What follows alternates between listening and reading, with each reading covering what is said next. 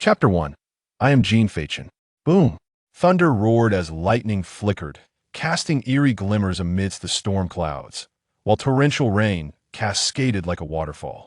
The swirling winds whipped up fine sand and stones, causing them to dance erratically, and the wildflowers and weeds by the roadside nearly touched the ground. In the dimly lit sky, amidst the torrential downpour at the second high school of Jinling City, Xia, a chilling scene unfolded. It was June 10th, an afternoon drenched in rain. Despite the deluge, the playground was teeming with thousands of students, their eyes trembling in shock as they beheld the horrific spectacle before them. Someone has been killed. The young master of the Zhao family has died, just like that. Is this for real? Has he lost his mind? In front of so many witnesses, he dares to commit murder. Don't forget, this is the death pool. Everyone has signed their death warrants. But even so, boom. A flash of lightning illuminated the scene. At the center of the dense crowd stood an arena made from an unknown material, its edge marked by a dark monument inscribed with the bloody words "Death Pool." However, what truly captivated the throngs of students was the figure above. Rainwater washed away the crimson blood, revealing a lifeless male body sprawled across the platform, his face frozen in terror. Beside the corpse stood a young man, upright and poised, deftly flipping a silver card with agile fingers. Unfazed by the multitude of astonished gazes and the cacophony of whispers below, the youth appeared completely indifferent, his expression serene as if awaiting someone. Boom! Suddenly, a beam of light descended from the heavens, and a voice thundered. "Do you realize whom you have killed?" "The son of the Zhao family, Zhao Ming," the young man replied calmly. "Which family do you belong to? What is your name, to act so brazenly?" "An unknown nobody," the young man smiled and recited. "A gentle breeze stirs the medicine stand. The sun shines upon the tea cloth. My intrigue has yet to wane, as dusk descends on the eastern city." Pausing for a moment, he slightly bowed to the newcomer and said indifferently, "I am Jin Feichen." One day prior, on a scorching June day, the sun blazed in the midday sky, the wind still as the white clouds floated by dot on the asphalt road. The searing light and gentle breeze filtered through the verdant shade of ancient trees, rustling softly. Outside, cicadas serenaded the summer with their songs in Xia, 10 Rivers Province, Jinling City. Within an aging apartment building, the chaotic clattering of a keyboard echoed in the dim room, accompanied by the dramatic shouts emanating from the computer. "Jester, hey, why aren't you playing?" "Yeah, right, take him down, that's itness." "Dude, what's with you ding ding ding?" The abrupt ringing of a phone shattered the seemingly tense atmosphere. The boy leaned back in his chair and lowered the game's volume, the clamor gradually fading away. "Hello, Jin Feichen, where are you? Didn't we agree yesterday to go up the mountain to burn incense and pray for an incredible divine item awakening tomorrow? Why didn't you show up?" "I've already done that." "Huh. Electronic incense." The wheelchair turned a full circle, a ray of sunlight streaming through the curtain, illuminating Jin Feichen. The youth languidly reclined in his chair, idly toying with a silver blank card. His complexion was as radiant as jade, with a high nose and deep-set eyes reminiscent of a secluded spring beneath the moonlight. His slightly curled ink-black hair fell gracefully over his forehead, and a hint of a smile graced his lips, rendering him almost strikingly handsome. "You truly are a remarkable figure. You may not be aware, but due to that incident, Zhao Ming has already declared his intent to challenge you in the dead pool after tomorrow's awakening." "Did I ask that so?" Jin Feichen glanced at the card in his hand and suddenly smiled. "What a sorrowful predicament that is. How can you still find humor in this? You should quickly burn some incense and pray for a high-level combat artifact to awaken. Zhao Ming has already broken through the Ming realm with the aid of his family's resources. If you don't act swiftly, even the King of Hell will be roused." "The dead pool. If I refuse, will it have significant repercussions?" Historically, all newly awakened individuals engage in PK there. Most who receive an invitation do not decline. Refusing would be a source of embarrassment." "Are you contemplating a refusal?" The voice on the other end of the line sounded puzzled at Jin Feichen's inquiry. "What if?" Jin Feichen paused, observing the game interface on his computer that persistently marked his signal. Suddenly he spoke. "If I were to eliminate Zhao Ming today, would that resolve all these troubles for tomorrow?" "Hey, what did you just say?" After a moment's silence, the voice on the phone quivered slightly, betraying a sense of panic. Haha, Jin Feichen erupted into laughter. I was merely jesting. You didn't take me seriously, did you? Ha ha ha. You nearly scare me to death. You've been reading too many novels, haven't you? You really made my heart race. The other party exhaled in relief, letting out an awkward chuckle. All right, go ahead and burn your incense. I have matters to attend to. So this will be our parting. Without heeding the protest from the other end, Jin Feichen hung up the phone. It has been 18 years. Jin Feichen kicked off the wall, utilizing the caster wheels beneath his chair to lean back. Slumped languidly in his seat, he deftly flipped the silver car between his fingers, staring vacantly at the ceiling, lost in memories that felt like a dream. In technical terms, he was a traveler, having journeyed from the Earth of yore to this equally azure planet, which was several times larger than Earth and teeming with a population, akin to countless stars. Here, familiar technological civilizations coexisted with strange artifacts of fate. A millennium ago, dimensional rifts opened and alien races invaded, unleashing monstrous beasts upon the world. They swept across the globe with the force of a mountain pressing down on an egg. Technology was no longer omnipotent, and the harmony of heaven and earth was no longer the ultimate Pandora's box. In the final moments, it seemed the heavens had not yet tired of this war of sorcery. They bestowed spiritual energy and descended the artifacts of fate. These artifacts, embedded within each individual, govern their vital organs and countless meridians. They are powerful, sacred, and profoundly mysterious. Humanity managed to contend against these forces until the present day. The old era has passed, and a new age has dawned. Humanity has battled against alien races and monstrous beasts for a millennium, with countless nations becoming relics of a bygone era. Some nations have emerged from adversity, establishing a new era and redefining the rules, thus inscribing their own history in this world. Every individual awakens their unique celestial artifact through a ritual on the 18th natural year following their birth. Through generations of evolution, the Great Xia has designated this day as June 10th each year, coinciding with the ancient examination period of time when talents soar and the fates of many are dramatically altered as countless stories of success and failure unfold annually. The outcome of this awakening signifies one's future in a mere span of seconds. It can render a lifetime of effort futile or elevate a slothful individual to prominence. Chapter 2. The Supreme Martial Will of Destiny.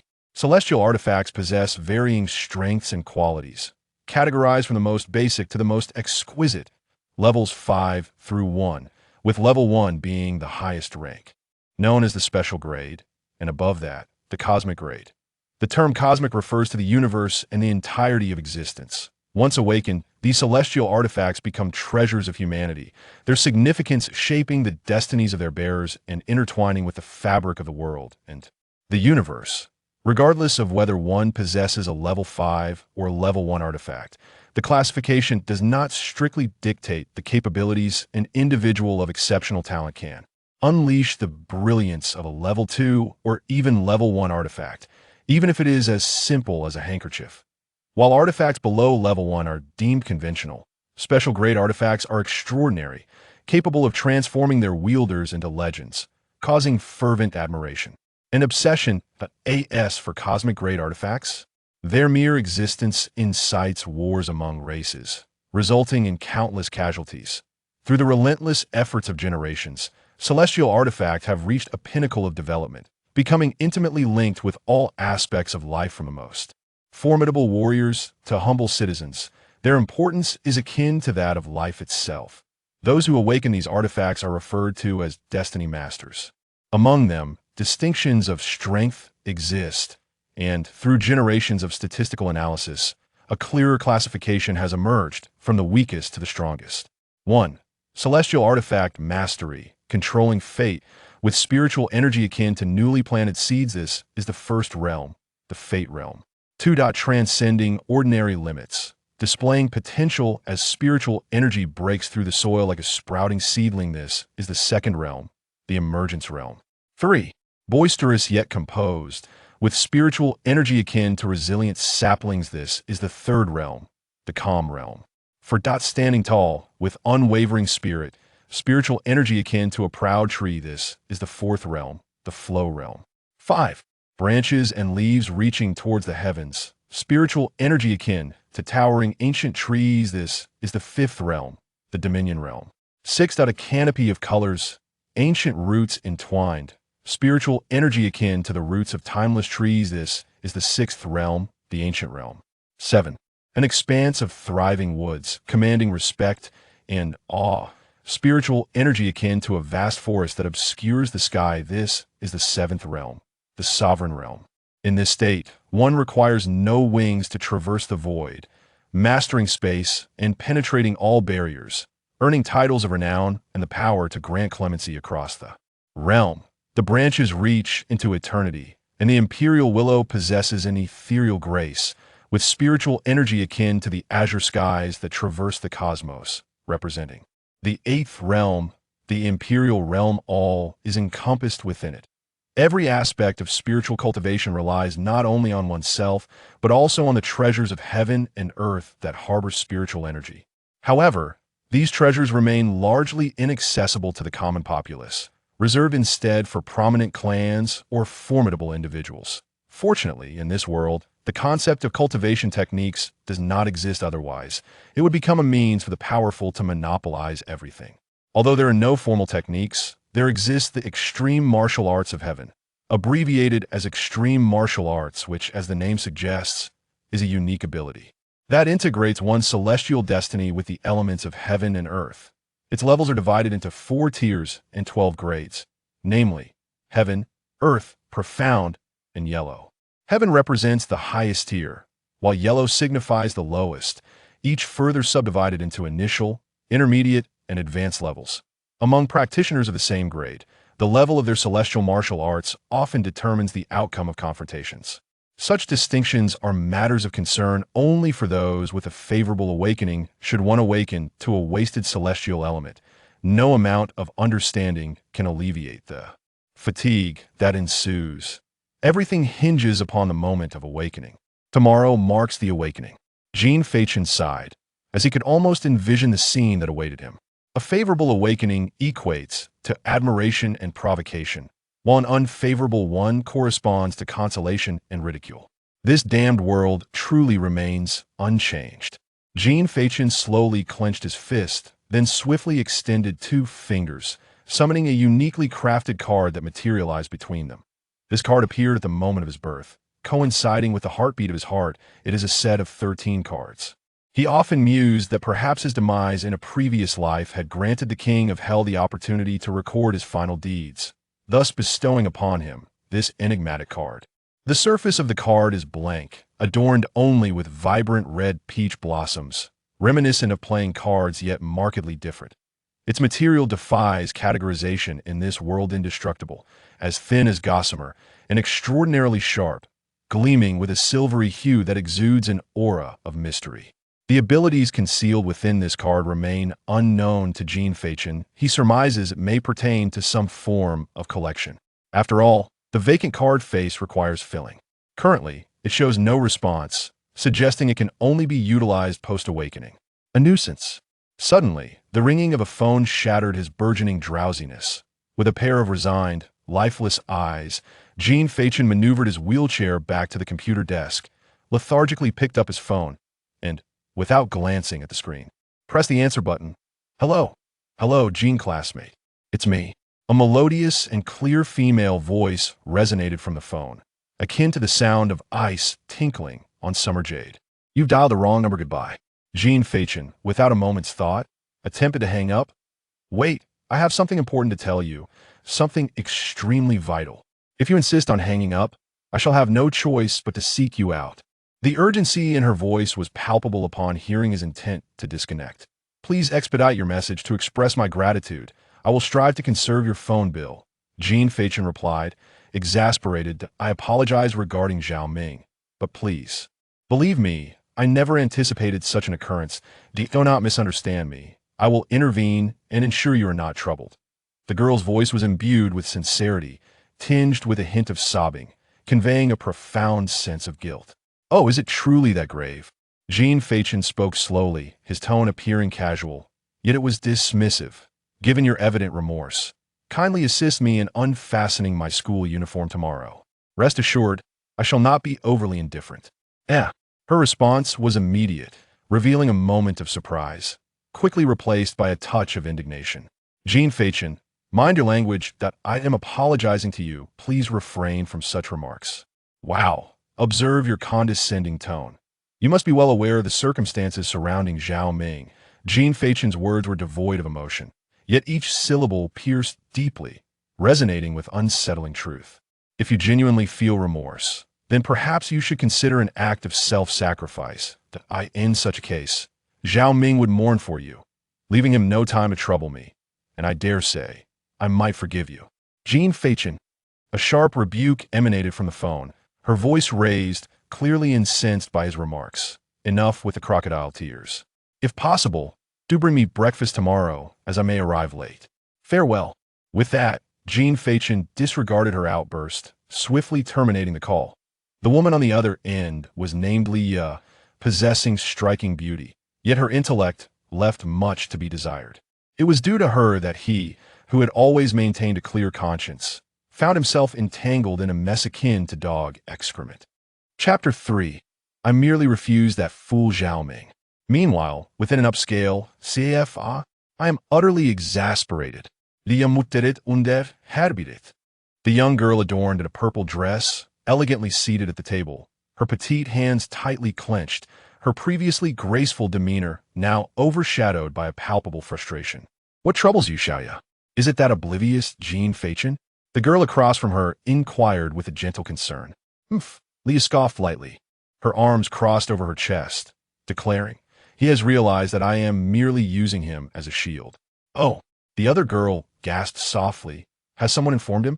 Leah shot her an icy glance, retorting, you cannot genuinely believe he is as simple-minded as he appears. Though he often sports a sleep-deprived expression, he is, in fact, quite astute and has swiftly discerned the situation. You know him so well, The girl suddenly covered her mouth in astonishment, staring at Leah. You do not truly harbor feelings for Jin Feichen, do you? How could that be? Leah rejected the notion without a moment's hesitation. Who am I? Leah? What is he? Merely an orphan. Were it not for his slight cleverness and Zhao Ming's disdain for him. Do you think I would use him as a shield? Leah paused, her irritation resurfacing as she continued. Zhao Ming is truly insufferable, insisting on confessing his feelings before his awakening. Should I accept or decline? If I agree, and he awakens as a useless celestial being, what then? Yet, if I outright refuse, and he turns out to be a remarkable celestial being, what will happen? That foolish boy is driving me mad. The Zhao Ming she spoke of is the young master from the Zhao family of Jinling, a family that holds undeniable status in the city. Although Li Ya's family is regarded as a formidable entity among commoners, in the eyes of the Zhao family, they remain insignificant. Everything hinges on tomorrow's awakening. The following morning, June 10th, the day of awakening in the Great Xia, at Jinling City's second high school, Class 3-1, a man clad in the standard teacher's attire, adorned with gold-rimmed glasses, stood at the podium. His name is Hu Zhu, the homeroom teacher of this class, earnestly addressing the students about the essential matters regarding the awakening. Students, I have reiterated the key points of the awakening numerous times. I trust you are already weary of hearing them. Thus, let us discuss other matters. The teacher adjusted his glasses, perched upon his nose, leaning casually against the desk, smiling with ease, and spoke in the most unassuming tone. After today, perhaps we shall never meet again, or perhaps we shall cross paths once more. You may linger in each other's memories for a long time, or you may fade from one another's thoughts swiftly. Your journey officially begins today, and I hope you understand that awakening does not truly determine the course of one's life. Should the outcome be less than satisfactory, do not despair. Your life stretches before you. Awakening is merely a necessary path. No one achieves everything through awakening, nor does anyone lose everything because of it. Once you traverse this path, you will have already accomplished something remarkable. Finally, I wish for each of you to fulfill your aspirations. As the final words hung in the air, before the students could begin their applause and tears, an untimely knock echoed through the room. Knock, knock. My sincerest apologies for the interruption, though it has already occurred. Instantly, a multitude of curious gazes turned towards the classroom entrance. There stood Jin Feichen, bleary-eyed and sporting his signature deadpan expression, yawning nonchalantly. "Ah, you've arrived," the teacher remarked, seemingly unfazed, greeting Jean with no hint of irritation. "What a pity you missed my all-night rehearsed speech. I nearly wept for my own words." Jean scratched his head, his face betraying no emotion as he ambled into the classroom, making his way to a seat by the window, while retorting, "Don't be disappointed. I heard you. By the way, your speech is outdated, suitable for students of a bygone era, not for the present. The quality of awakening merely reflects one's humanity. Do not trivialize it." "Oh, by the way," Jean paused momentarily before rising again from his seat. Amidst the bewildered stares of his classmates, he approached Leah, tapping on her desk with a finger. Leah looked momentarily stunned. "What is it?" "Breakfast," Jean declared nonchalantly. "Didn't I mention it last night in bed?" The classroom erupted in chaos at his words. "Last night? In bed? What on earth? Is this something I can hear for free? No way. Goddess Leah actually." It was well known that Leah had once confessed her fondness for Jin Feichen, but this development was startlingly swift. They were merely getting to know each other, not engaging in such intimate matters. The crowd was akin to a powder keg, with witty remarks bursting forth. The reason no teacher intervened was that they, too, were eagerly consuming the spectacle. Amidst the revelry, however, there lay sorrow. In the front row, Zhao Ming, with his slicked back hair, glared at Jin Feichen with bloodshot eyes, as if he wished to peel him apart. The sound of his clenched fists echoed ominously, and his trembling shoulders betrayed the tumult within him. Bang! As the focal point of the commotion, Leah's cheeks flushed crimson as she slammed her hands on the desk and exclaimed, "Jin Feichen, what nonsense are you spouting?" How curious it was, for the one who first uttered such nonsense was indeed her. With an expression of innocence, Jin Feichen questioned, "Is it not true that you found Zhao Ming lacking and turned to me instead, claiming to bring him gourmet breakfasts? Truly, once you are satiated, you forget those who fed you." As he spoke, Jin Feichen lowered his head, consumed by melancholy. The revelation stirred a commotion among the onlookers. "Jin Feichen, silence yourself. Dare to speak such nonsense again, and you shall see." Leah, nearly losing her composure, glared at the crowd, their eyes gleaming with intrigue. "Oh, dare?" Jin Feichen chuckled shyly. "Is it to be like last night? In this public setting, aren't you the least bit embarrassed? Be quiet. If you utter another word, I shall end you. Do you no longer harbor affection for me? Why then, threaten my life? Who would ever care for a useless waste like you? I merely used you to fend off Zhao Ming." Leah shouted, her reason evaporating in a fit of fury. "Unbelievable." Jin Feichen pointed dramatically at Leah. "So you were deceiving me all along. What a heart-wrenching tale indeed." With that, his smile vanished in an instant, replaced by a stony expression as he turned away without a backward glance. "Thank you for the breakfast, though eating so early might upset one's stomach. It quenches my thirst quite well." At this moment, Leah belatedly realized her blunder. The unforeseen turn of events rendered her speechless, leaving her frozen in place. As she surveyed the crowd, their expressions reflecting sudden understanding, and glanced at Zhao Ming's icy gaze, her once clenched fists relaxed unbeknownst to her, trembling involuntarily. Her complexion paled, body stiffened, and words failed her. Ding dong, ding dong. At that moment, the classroom intercom crackled to life. "Class 3, please pay attention. Under the guidance of your homeroom teacher, proceed in an orderly manner to the awakening room. Class 3, please pay attention. Under the guidance of your homeroom teacher, proceed in an orderly manner to the awakening room. Class 3, please pay attention. Under the guidance of your homeroom teacher, proceed in an orderly manner to the awakening room." Chapter 4. The Secondary Command of the Celestial Beings. The final gunfire. With a resounding clap, teacher who, dissatisfied after consuming a rather bland melon, exclaimed, "Ladies and gentlemen, the time has come. Please, one row at a time, quietly follow me." The news of awakening swiftly dissipated the students' desire for idle gossip, and one by one, they rose from their seats, filled with both excitement and trepidation, lining up orderly to exit the classroom. Leah, thus spared from a predicament, breathed heavily as if rescued from drowning, striving to alleviate the suffocating sensation she had just experienced. Gritting her teeth, she followed the cue with a fierce glare, lost in her own thoughts. Xiao-Qi, you organize the line. I will check the back, teacher Hu casually remarked, placing a hand on the shoulder of the leading student before striding towards the end of the line. With the classroom now empty, only Jin Feichen remained, leaning against the windowsill with a cigarette in hand. Got one lit, brother, teacher Hu said, expertly retrieving a pack of cigarettes from Jin Feichen's desk, lighting one for himself, and joining him to exhale clouds of smoke. It doesn't reflect well on a teacher to smoke with students, Jin Feichen remarked lazily, resting one arm on the windowsill. Casting a sidelong glance at teacher Hu. Not a problem. The principal is my uncle. If there are people, we simply proceed, Hu casually waved his hand, unfazed. Jin Feichen chuckled lightly, choosing not to respond further. What's this? Aren't you going to awaken? Hu cast a sideways glance at Jin Feichen.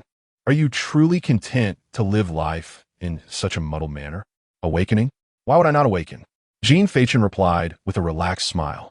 If it's to awaken a mouse or something, perhaps my gaming skills could improve. Hu was taken aback. Is this your ambition? Where's your spirit? Your aspirations? Jin Feichen exhaled the last puff of smoke, flicking the cigarette but out the window, and walked towards the door. Perhaps I've lost that youthful vigor. His voice faded. His figure vanished, leaving Hu alone, immersed in the ethereal blue smoke. Shouldn't life be as splendid as summer flowers? In the awakening room, the vast space was filled with all 22 classes of the senior year, standing in an orderly line according to their class sequence. Their expressions varied, but the underlying tension was palpable. I'm so nervous. I wonder what I will awaken, one student fretted. What's there to be nervous about? It's either a blessing or a curse. If it's a curse, one cannot escape it. I'm not worried. Whatever comes will come. Are you really this calm? Absolutely. Then why are your hands shaking? It's just the excitement. Buzz. The piercing sound of a loudspeaker erupted, silencing the students as they turned their gaze towards the podium. The principal of Jinling City's second high school stood confidently before them, his eyes filled with hope. Addressing the sea of eager young faces, clearing his throat, he proclaimed with fervor, without further ado, let us commence. As the words fell, 12 imposing male and female soldiers, clad in military uniforms, emerged from the side door of the high platform, forming 4 groups of 3 and standing before the audience. They were the professionals dispatched by the state to oversee the awakening ceremony, devoid of any malicious intent or interference from powerful families. Their sole purpose was to ensure fairness, impartiality, and transparency, also known as the awakening officers. On June 10th, 2025, at 8:01 a.m., I hereby declare the commencement of the awakening ceremony at Jinling Second High School. Come, Class 2, gather here. As the ceremony officially began, the class teachers began organizing their students to approach the awakening officers on stage. Only the members of Class 1 remained standing there, bewildered. Where on earth is that little rascal Hu Zhu? At such a critical moment as the awakening, where could he have wandered off to? Noticing the delay in the line, the principal rushed over, exclaiming in frustration. Before any student could respond, a figure appeared, executing a dramatic drift augmented by nitrous acceleration, landing at the spot where he was expected. Here comes Hu Zhu. Though tardy, Hu Zhu, panting, raised a hand and smiled at the principal. I'll tell you this. Today is the day of awakening. If you dare to let me down, I'll have your head. The principal, casting a glance at the waiting awakening officers, seized Hu Zhu by the ear and whispered angrily. All right, I'll handle it. You can rest assured. Hu Zhu, with a casual flick of his bangs, gestured and approached the awakening officers. Children, follow me. Upon reaching the awakening officers, Hu Zhu finally adopted a serious demeanor, extending a hand and saying, Hello, I will be relying on you. Greetings. The lead awakening officer shook his hand, his tone upright and resolute. Following this, he raised 2 fingers and swiftly inscribed a complex and obscure character in the air. The character glowed, embedding itself into the ground, and the intricate formation suddenly illuminated. Subsequently, with a grand gesture, a red orb abruptly emerged from the ground array. The 2 accompanying awakening officers stepped back simultaneously, hands clasped behind their backs, their sharp gazes scanning the surroundings intently. Hu Zhu took a step back and addressed the row of tense students, saying in a loud voice, Zhao Ming, Step forward for awakening. Summoned, Zhao Ming strode forward with an air of arrogance, relishing the attention of those around him. It's Zhao Ming, the scion of the Zhao family. I've heard he has already broken through to the Ming realm with the aid of his family. Don't be so cocky. My father is already working hard. I heard Zhao Ming is intent on challenging Jin Feichen to the death pool. Is that true? Yes. But wasn't he it because Leah expressed her affection for Jin Feichen that Zhao Ming took such action? Now that the misunderstanding is resolved, it shouldn't happen, right? I wouldn't be so sure. Zhao Ming is petty and vengeful. Given what Jin Feichen said today, it's unlikely Zhao Ming will let him off the hook. Who knows? In any case, it has nothing to do with us. As they were engaged in discussion, Zhao Ming ahead had already grasped the blood column, and the energy of the formation suddenly surged. A tempestuous force erupted from his hand. With a resounding pop, the blood orb exploded, sending countless crimson threads cascading from either side of his fist, which swiftly coalesced. A blood-red spear materialized.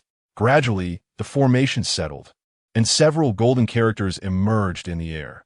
Level 2, Last Breath Spear. Zhao Ming. Level 2, Celestial Artifact. Last Breath Spear. Upon hearing the words of the awakened, Zhao Ming let out a sigh of relief and smiled broadly, raising the spear high above his head, reminiscent of a peacock displaying its plumage. I am Zhao Ming. Should any institution wish to recruit me, please contact the Zhao family of Jinling. At the rear of the team, the onlooking classmates could not help but engage in animated discussions. Wow, what a spectacular start. Coming in with a level 2, and it's a spear. Impressive. Wait, this guy is ridiculous. What is the point of flaunting a level 2? Who would recruit someone at that level? Is he aiming for a vocational school? You must be joking. Pay attention. This is a spear, the king of weapons. There are numerous martial arts suited for spears, especially considering it's a level 2 artifact. Talk about a stroke of luck. ISNT this meant for resurrection. Universally applicable. Chapter 5. The Universal Final Garden. Next, Jin Feichen stepped forward to awaken. Jin Feichen, a level 5 Fate officer, wielded an ordinary pair of shoes. Wang Kuan, a level 4 Fate officer, brandished a common sickle. Zhang Su, also a level 4 Fate officer, held an ordinary pair of scissors. Jiang Kai, a level 3 Fate officer, possessed a pink hairdryer. As time inexorably passed, the ranks of Class 3 gradually dwindled to just a few. Hu Zhu, observing the dejected girl at the forefront, called out. Leah stepped forward to awaken. Buzz, Leah, a level 1 Fate officer, revealed a gilded fan. Wow, my goodness, she attained level 1. It's actually Leah. Just moments ago, we were discussing how she offended Zhao Ming and surely faced dire consequences, yet now she awakens with a level 1 artifact. The Zhao family's influence is rendered ineffective. Leah has soared to great heights. I feel a twinge of sympathy for Jin Feichen.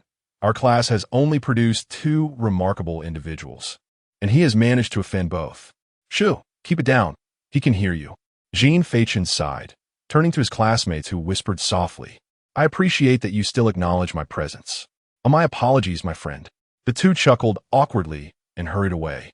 He turned back helplessly, his gaze barely halfway around. When he noticed Leah standing in an open space not far from him, her eyes fixed intently upon him. Ignoring her, Jin Feichen took a step forward. Next, Jin Feichen stepped forward to awaken.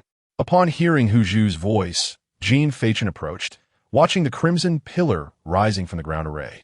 He slowly extended a hand to grasp it. Close your eyes, relax, and heed the essence of all things. The voice of the awakening officer spoke softly. Meanwhile, the teaching director, standing not far off, exclaimed softly, Isn't that Jin Feichen? He actually showed up on time for his awakening today. Do you know this child? Inquired the principal, hands clasped behind his back, following the director's gaze with curiosity. He's from Hu Zhu's class. The director replied with a smile, nodding towards Hu Zhu. He often mentions him, so we become acquainted. The principal raised an eyebrow, intrigued.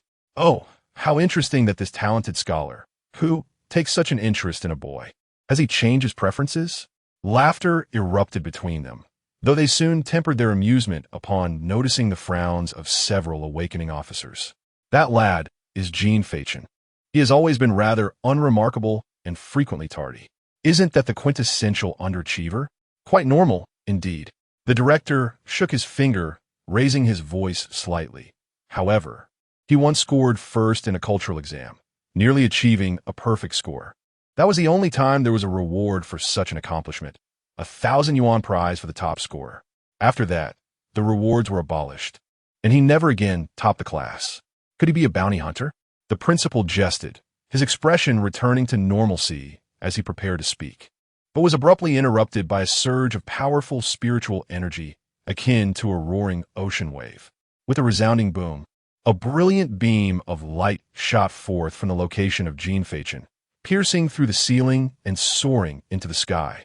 The vast spiritual force expanded outward in layers, enveloping the entire awakening chamber in a golden sea, an awe-inspiring spectacle that left the students, who had never witnessed such a breathtaking scene, stepping back in astonishment.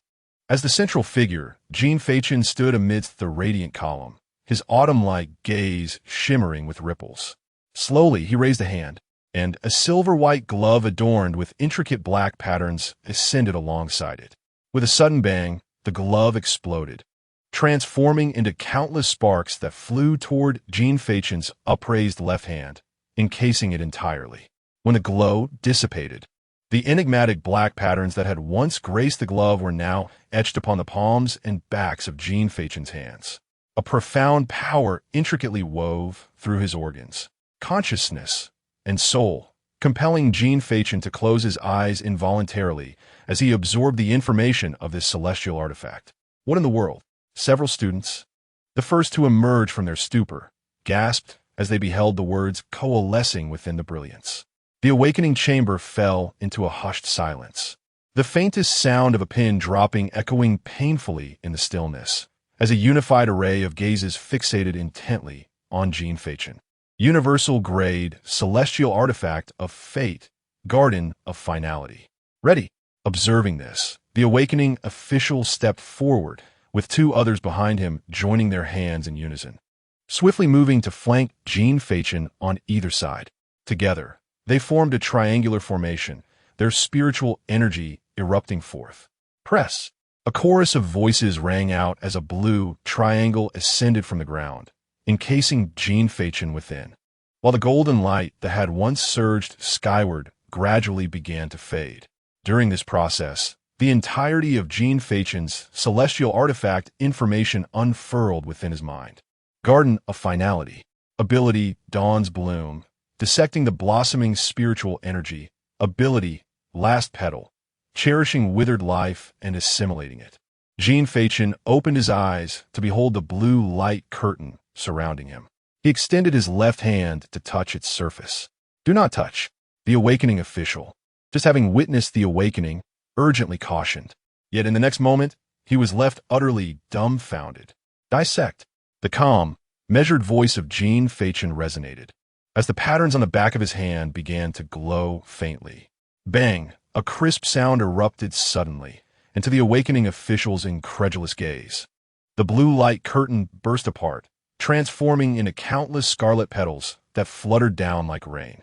Jin Feichen raised a hand, the petals swaying in response, and with a flourish, an innumerable array of petals coalesced into a shimmering red diamond, swirling gracefully around him. He resembles an elegant dancer, concluding his most enchanting performance with a most resplendent of poses. This ability, I find it delightful. Director of Teaching, Principal. There's a call from the Ministry of Education. Principal, let it ring for a while. Director of Teaching. It appears to be quite urgent. Principal, it's of no concern. I am not in a hurry.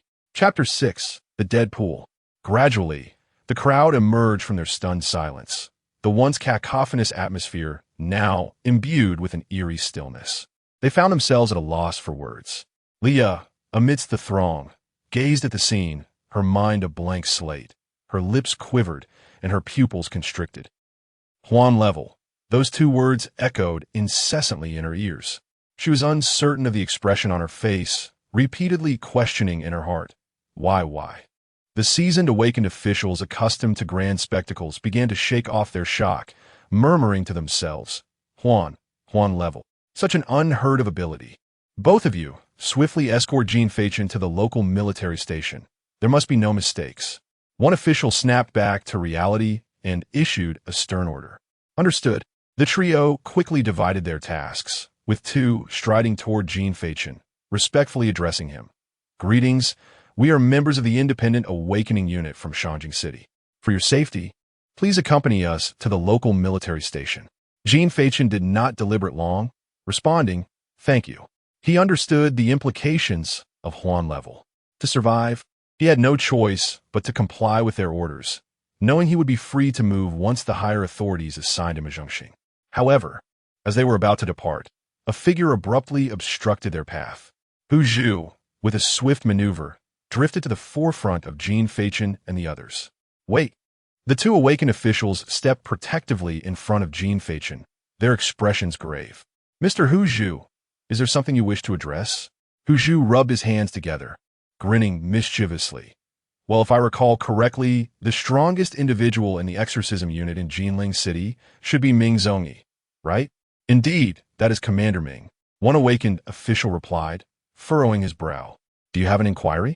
"Ah, here's the thing," Hu Zhu said, adjusting his attire with a flourish.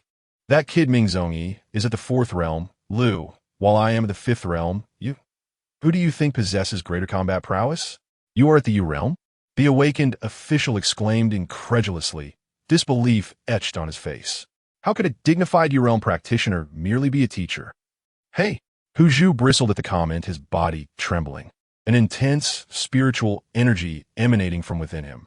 Simultaneously, wings that resembled a multitude of sword blades materialized behind him. He lifted off the ground, hovering in midair, pointing at the bewildered awakened official and tauntingly exclaiming, "Are you stunned, my brother?"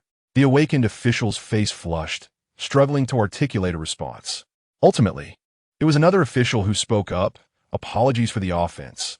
Please bear with us. While you are indeed at the Yu realm, your identity and background remain unclear.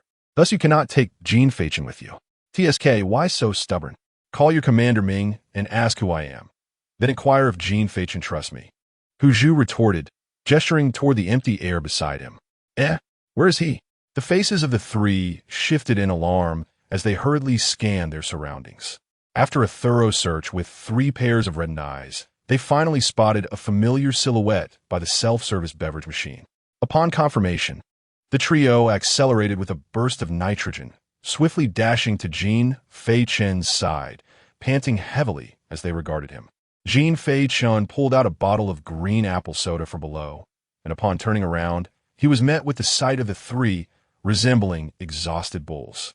With an air of composure, he blinked at them, implying that despite their expectant gazes, he had no funds to buy them anything. "I appreciate your concern." Hu Zhu gritted through clenched teeth, then turned to the 2 awakened officials beside him, asking, "Do you believe them when they say they trust me?" "Not a chance." "Huh." The grin that had begun to form on Hu Zhu's face quickly vanished. "I've known you for 3 years, and you still don't trust me. What does that make these 3 years? Consider it your misfortune." Jin Feichen sipped his beverage, relishing the moment. "Damn it, I can't rely on you." Hu Zhu, feeling unlucky, promptly retrieved his phone from his pocket and dialed a number. After 2 seconds of ringing, he handed the phone to an awakened official. "Young comrade, have a word with your superior." The official paused, took the call, and hurried off to a corner, leaving one person to watch Jin Feichen. Bored, Jin Feichen sat idly, producing a silvery card from nowhere, and began to twirl it to pass the time. Approximately 2 minutes later, the official returned in a rush, immediately bowing at a 90-degree angle. "Mr. Hu, I sincerely apologize for any offense caused earlier. I have received instructions from higher-ups to place Jin Feichen under your care. Zhongxing will arrive tomorrow. During this period, we entrust him to you." Hu Zhu, the Dragon King, smiled broadly and waved his hand dismissively. "It's a trivial matter. We are all on the same side. You may attend to your duties. There's no need to worry about this." Feeling the intense gazes of the surrounding students, Hu Zhu experienced an indescribable thrill within, akin to the legendary act of concealing one's strength while striking back, relishing the moment of triumph. "Let us go, young brother." Hu Zhu raised an eyebrow at Jin Feichen. "Where to?" "To dine. My treat." Let's go. The two quickly came to an agreement, rising in unison and making their way towards the exit. Jin Feichen, are you brave enough to join me at the death pool? Just as they reached the door, an out-of-place shout erupted. Jin Feichen halted, unperturbed, and turned to Hu Zhu, inquiring, "What if the Zhao family intends to kill me?" Hu Zhu squinted, smiling knowingly. "In Jinling, the Zhao family shall cease to exist." "Good." Jin Feichen raised an eyebrow, turning away while waving his hand. "Here's your chance. Keep up." With that, the two stepped into the light, exiting the awakening chamber. In an instant, all eyes turned to Zhao Ming, murmurs of speculation filling the air. "Here comes the spectacle.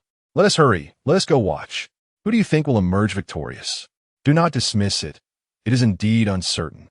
Zhao Ming has been indulging in substances from a young age, and now he has reached the fourth stage of the fate realm.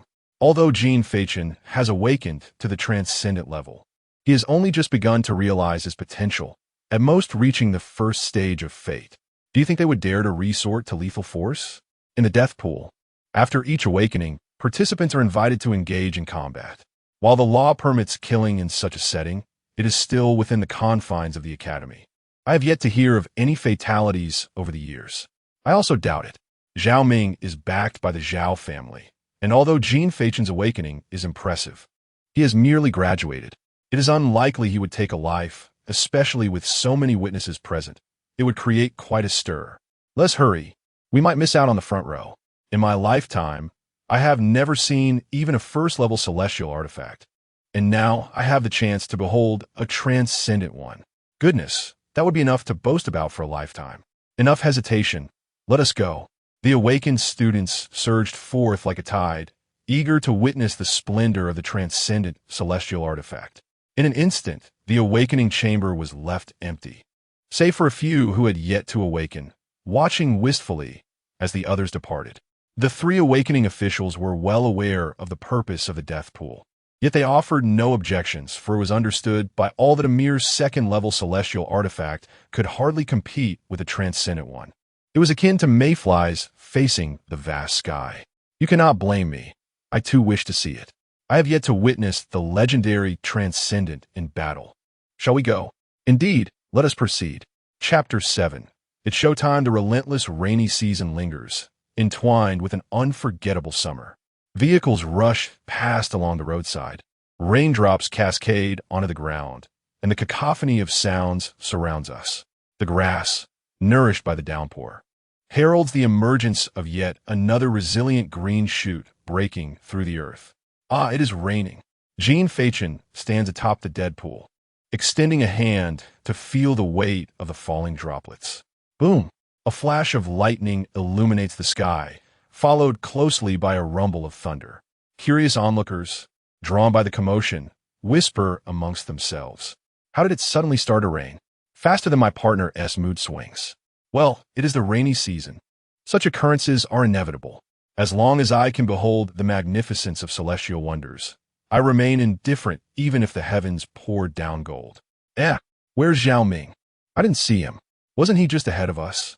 Where could he have vanished to? Over there. Quick, look what he has holding. A path clears as the crowd steps back, revealing Zhao Ming, striding confidently with 2 pieces of earth-tone paper in hand. His gaze unwavering as he locks eyes with Jin Feichen. Dare to sign? He challenges, tossing one of the papers into the air, adding, "This earth-toned paper represents the life and death contract. Anyone who steps into the dead pool may apply. If both parties willingly sign, the contract becomes effective. With no regard for the law, the fates intertwined and recognized by the Great Xia." Jin Feichen catches the life and death contract steadily. Upon reading its contents, a smile escapes him. He places a hand atop it and then tosses it back. Thank you. Thank you? Zhao Ming is momentarily taken aback by the unexpected gratitude, then smirks, "Indeed, you ought to thank me, for soon I shall be sending you to meet your long-lost parents." With a grand gesture, he stamps his hand on the other life and death contract. Instantly, the 2 pieces of earth-toned paper emit a faint glow, floating gently above the dead pool, swaying softly. This signifies that the contract has come into effect. Their lives above the dead pool are no longer shielded by the law, but depend solely on themselves. It has begun. It has begun. The crowd buzzes with excitement. They signed a life-and-death contract just like that. I didn't even have time to consider the risks. Among the spectators, Leah stands out, her gaze penetrating as she observes the two on stage. The rain-soaked strands of hair cling to her cheeks, adding a touch of beauty, while the droplets fall steadily. Yet her heart is anything but tranquil. In the back, Hu Zhu has inexplicably procured a chair, comfortably crossing his legs and watching the scene unfold with amusement. Surprisingly, the rain seems to avoid him, as if drawn by an unseen force, leaving his attire untouched despite the downpour. A gunshot rings out over the dead pool as Zhao Ming summons a celestial object, skillfully twirling his firearm while circling Jin Feichen. You truly astonish me. What do you mean by that? Is it because I am taller than you? Jin Feichen maintains his languid demeanor, responding with a nonchalant air, as if still in the grasp of slumber, remaining unfazed by Zhao Ming's movements. The celestial level, truly an extraordinary phenomenon. However, it seems this must come to an end. Zhao Ming remarked with a sudden smile, laced with sarcasm. Perhaps you should express gratitude for your fleeting fortune, allowing you to awaken to this celestial level before your demise. No, my gratitude lies with the compulsory education system. Otherwise, at this moment, I would undoubtedly be engaged in a fierce battle in the canyon, Jin Feichen retorted. He paused, then continued, however, it is rather surprising that even after I awakened to the celestial level, you still invited me to the death pool. Are you not aware of my significance in this world? Whoosh! As Zhao Ming approached Jin Feichen from behind, he suddenly thrust a spear forward, aiming directly at the latter's head. Without turning, Jin Feichen effortlessly evaded the attack, then swiftly pivoted, gripping the spear. Hey, I was inquiring about something. Your behavior is quite impolite. Humph. All I desire is to shatter you before countless gazes, Zhao Ming declared, stepping forward as the fourth transformation of his life realm erupted, his spiritual energy surging through the ground beneath him, exploding violently beneath Jin Feichen's feet. Then, compelling those who wish to protect you to violate the rules to save you. I intend to subject the awakened celestial level you to the greatest ridicule. Bang! The earth erupted, and Jin Feichen, propelled by the force, spun midair before landing gracefully. I see, he mused, his previously languid expression vanishing, replaced by a subtle smile. You are not without cleverness. This method allows you to retreat unscathed, while simultaneously tarnishing my reputation. Should this matter come to light, your Zhao family would be thrust into the spotlight, leaving me unable to rely on my influence against you. On the contrary, I would be compelled to protect you, for if any misfortune befell you, all would deem me vindictive and unscrupulous. An admirable plan. However, why do you presume I am necessarily weaker than you? Jin Feichen suddenly raised his left hand, revealing a dark pattern that had quietly emerged. He leisurely made a snapping motion with his fingers and declared, Do you know the name of this fateful artifact I possess? It is called the Garden of Finality, yet I prefer to call it the Magic Hand. Do you know why? Zhao Ming, observing the unfolding events, heightened his vigilance and raised his spear defensively. What nonsense are you spouting?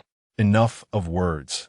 Action speaks louder. Jin Feichen laughed heartily, then began to rub his fingertips together. It's showtime. Snap. Bang. A crisp sound resonated, and under Zhao Ming's bewildered gaze, the spear in his hand suddenly exploded, transforming into a sea of blossoms that enveloped him. Before he could react, a profound sense of dissonance surged within him, compelling him to evade without hesitation. Swish! In the very next moment, a glimmering silver card, radiating a chilling brilliance, surged through the floral haze, slicing past his throat. The spear had transformed into petals. This ability was demonstrated by Jin Feichen in the awakening chamber, but when did he? Zhao Ming's voice faltered as the scene of Jin Feichen, wielding his long spear and expressing his grievances, flashed before his eyes. It had already begun then. How infuriating! Fortunately, Jin Feichen's power was not damaged, merely transformed into petals. Otherwise, he would have inevitably suffered a backlash from the celestial forces. Zhao Ming expended his spiritual energy and once again summoned the celestial entity. Brandishing his long spear, preparing to shatter all the petals with the force of his spiritual shockwave. However, at that moment, he sensed a subtle shift. Wait, the sound of raindrops had vanished. Whoosh! The spear swept back, forcing Jin Feichen behind Zhao Ming to retreat from the strike. Remarkable, he thought. How keen my senses have become, capable of perceiving the movement of raindrops. Jin Feichen caught the card that had flown back, exclaiming in admiration, though his tone bore a teasing inflection that was rather displeasing. I have already reached the 4th transformation of the Destiny Realm. Do you think I am akin to you? Zhao Ming noticed the astonished gazes of those below the stage, instantly feeling a surge of confidence, his posture straightening further. Indeed, it was different. Unexpectedly, Jin Feichen nodded in agreement, a sly smile appearing on his face. After all, I am at the 6th transformation. In the next moment, he no longer concealed his cultivation. The overwhelming aura of the 6th transformation of the Destiny Realm surged forth from his being like a tidal wave. In an instant, the entire world seemed to be muted, engulfed in a profound silence. Chapter 8. The Moment of Magic 6. 6 transformations. What is this? How can it be possible? Is it a fabrication? Is he not an orphan? You wretched orphan, feasting at your home. You speak of orphans as if they were your kin. Are you not foolish?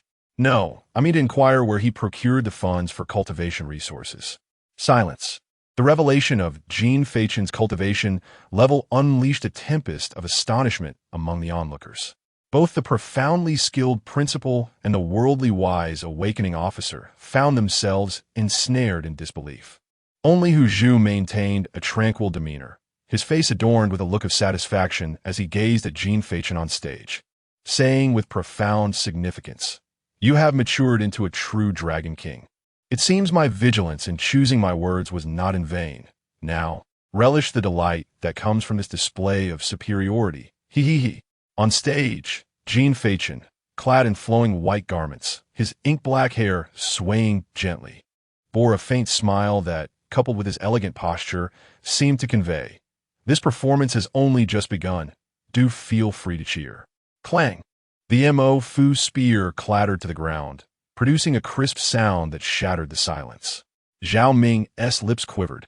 The sudden turn of events left him rooted in place, his mind a blank canvas, struggling to grasp the reality before him, his eyes wide with terror, nearly solidifying into disbelief. How can this be possible? Truly, if you hadn't mentioned it, I might have forgotten that I am at the 6th transformation of fate. Jin Feichen deftly flipped a card, speaking nonchalantly, nearly deceiving myself. How can you possibly be at the 6th transformation? How can this be? How can it be? Zhao Ming's voice cracked as he nearly spiraled into despair.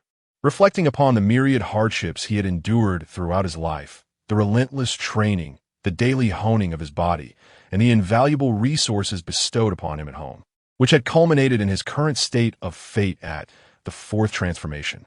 But why? Why can an orphan, one who knows nothing but languid slumber, rise to the 6th transformation? Why? By what right? Listening to Zhao Ming's deafening outcry, Jin Feichen's expression shifted. Is he truly so fragile as to crumble under pressure? The onlookers, equally intrigued by Zhao Ming's inquiries, understood that awakening a celestial artifact could only yield a meager amount of spiritual energy, scarcely enough to achieve a single transformation, let alone propel an utterly devoid of spiritual power individual to the 6th transformation. Such a notion was preposterous. Upon hearing Jin Feichen's response, Zhao Ming ceased his questioning, staggering slightly as he grasped the Mo Fu spear once more. You are not the only one with a trump card. Suddenly, Zhao Ming's scarlet eyes turned fierce. Gripping the long spear, his arms straining with visible veins, he took a forceful step forward. Wisps of pale, yellow, spiritual energy coiled around him and the spear, followed by a thunderous shout, "Shadow Strike!" In an instant, the spear surged forth like a dragon. He moved, yet it seemed as though he did not. A faint yellow apparition erupted from Zhao Ming's form, maintaining the posture of a gunman for a fleeting moment before dashing forth. This scene was so abrupt that no one had time to react. By the time they regained their senses, the ethereal yellow figure had already swept past Jin Feichen. The supreme martial art of Feng Tian? A high-level yellow-tier martial technique, the shadow gun. Zhao Ming had actually mastered a martial technique. No, look at Jin Feichen's chest. As the crowd turned towards the sound, their pupils dilated in horror. A gaping wound had been opened in his chest. Even the principal, who had approached from a distance, was taken aback. Just as he prepared to intervene, his body suddenly froze. Gazing at Jin Feichen's crimson chest, he squinted. Observing closely, it was a petal. Once again, a shocking scene unfolded on stage. Boom! The familiar sound of an explosion resonated. Jin Feichen had exploded. Like the initial long spear, he transformed into a sea of flowers. As everyone was left bewildered, a leisurely voice emerged from among the petals. I said, compared to the final sequence garden, I prefer to call it the magic hand. The petals formed a vortex, and Jin Feichen's unscathed figure gradually emerged from within, arms outstretched. His beautiful eyes twinkling with mirth, as though he were the performer of a grand illusion. Zhao Ming, having suffered another blow, was now teetering on the brink of despair. He summoned all his strength to hurl the long spear, which shot forth like an arrow, piercing Jin Feichen once again. Yet all that remained in his chest were mere petals. What on earth is this? Zhao Ming shouted in a frenzy, feeling as if everything before him were a mere illusion. Zhao Ming. Suddenly, Jin Feichen appeared behind him, softly calling his name. Zhao Ming whipped around. But before he could speak, Jin Feichen acted first. He raised one hand, and two fingers swiftly extended, revealing a card adorned with mysterious patterns that quietly materialized between them. In the next moment, he gently uttered, "Magic moment." The card illuminated, and a familiar faint yellow silhouette burst forth, its gunlight piercing through all. With a splatter, Zhao Ming expelled a mouthful of blood, incredulously staring at the yellow figure and the familiar long spear before him. This is the shadow gun. How could you possibly? This must be an illusion. This was precisely the technique he had just executed. Even his shadow was his. The faint yellow spiritual energy gradually dissipated as Jin Feichen, one hand in his pocket and the other manipulating the card, walked leisurely towards the kneeling Zhao Ming. True and false, reality and illusion. Is this not the essence of magic? How? How did you accomplish this? The shadow gun is a secret technique of the Zhao family. It is impossible for you. His voice abruptly ceased as Jin Feichen brushed past him. The card in his hand, stained with blood, dripping steadily to the ground. Zhao Ming caressed the crimson mark upon his throat, ultimately succumbing to his fate with a lingering sense of regret. He had a multitude of words trapped within, yet silence enveloped him. This confrontation concluded in an utterly unexpected manner. You have squandered an abundance of my time. My skills have reached a commendable level of proficiency. Farewell, witness to my magic. Jin Feichen approached the precipice of the death pool, quietly yielding to the cleansing embrace of the rain. Time passed unmeasured until the pool of Zhao Ming's blood spread, awakening the audience to the grim realization that a life had been extinguished. Chapter 9, It No Longer Matters. Thunder rumbled. Rain and mist swirled, and lightning flickered frequently, as thunder roamed through the ominous clouds, roaring. A fierce wind howled, accompanied by flashes of lightning and claps of thunder, while nameless birds floundered in the tempest. At the second high school of Jinling City, the following day, blood was washed away by the rain, and the atmosphere felt suffocating. Death? Is it truly death? It must be a deception. Jin Feichen has taken a life. No, surely it cannot be. So was it merely a verbal dispute? Amidst the crowd, Leah's exquisite eyes, reminiscent of autumn waters, stared blankly at the scene, her entire being feeling as though it had been ruthlessly ravaged by a frigid northern wind, causing her to shiver uncontrollably. She could not comprehend how matters had escalated to this point. Were they not merely embroiled in some petty conflict? Why could Jin Feichen so decisively and cleanly take Zhao Ming's life? They had been classmates for 3 years, after all. Why? Ultimately, the discord between Jin Feichen and Zhao Ming had been instigated by Leah. Did that imply that she too would? Countless conjectures burrowed into Leah's mind, and the seed named fear was deeply sown within her heart, rapidly growing with Zhao Ming's blood as its nourishment. Leah's feet moved restlessly, retreating further and further, her gaze fixed on the open school gate behind her. Her pace quickened, and soon she was running. The diabolical smile of Jin Feichen flashed repeatedly in her mind, accompanied by the bloodstains on Zhao Ming's neck. For reasons unknown, Zhao Ming's face began to flicker in her thoughts. Perhaps it was the oppressive weather and the frequent flashes of lightning. Finally, as the lightning illuminated the earth once more, that face transformed into her own at that moment. The tree, named Fear, surged violently, breaking through the barrier of reason in an instant. The murderer is destined to kill. Thunder roared. The rain continued to fall at the death pool. Jin Feichen counted down the time, awaiting the arrival of Zhao Ming's family. How dull, dripping wet. Jin Feichen gazed at the incessant rain, sighing inwardly. Why does this weather not grace my home when I am indoors? What a pity to squander such splendid gaming time on murder. Thunder roared. Suddenly, a clap of thunder startled the air, and a radiant light surged from the heavens above. Bang! The light struck the earth, revealing the current head of the Zhao family, Zhao Ming's father, Zhao Fuyun, dressed in an exquisite suit, his hair meticulously styled. Zhao Fuyun's fists trembled slightly, betraying his effort to suppress his rage. My son, it was you who killed him. Gazing at Zhao Ming's lifeless body, Zhao Fuyun uttered through gritted teeth. He committed suicide by crashing into my cart. Do not wrongfully accuse me. Jin Feichen blinked, nonchalantly spinning his tail. Do you know whom you have killed? The heir of the Zhao family, Zhao Ming. Observing Jin Feichen's aloof demeanor, Zhao Fuyun felt a sinking sensation in his heart, an ominous premonition rising within him. Could it be someone from another provincial family? Whence do you hail, and what is your name, that you exhibit such audacity? He inquired with a cold voice. Wary of the response. I am but an anonymous individual, the youth replied with a smile, suddenly reciting. The gentle breeze caresses the herbal table. The sun shines upon the tea cloth. My muse remains unquenched as dusk descends upon the eastern city. Pausing, he slightly bowed to the newcomer and said nonchalantly, I am Jin Feichen. Jin Feichen? Zhao Fuyun's mind raced, but despite his efforts, he could not recall any family bearing the surname Jin. Cease your ponderings. I truly am merely a common man with a fondness for yellow braised chicken, lacking any emperor lineage, Jin Feichen noted, perceiving Zhao Fuyun's concerns. At these words, Zhao Fuyun's expression darkened.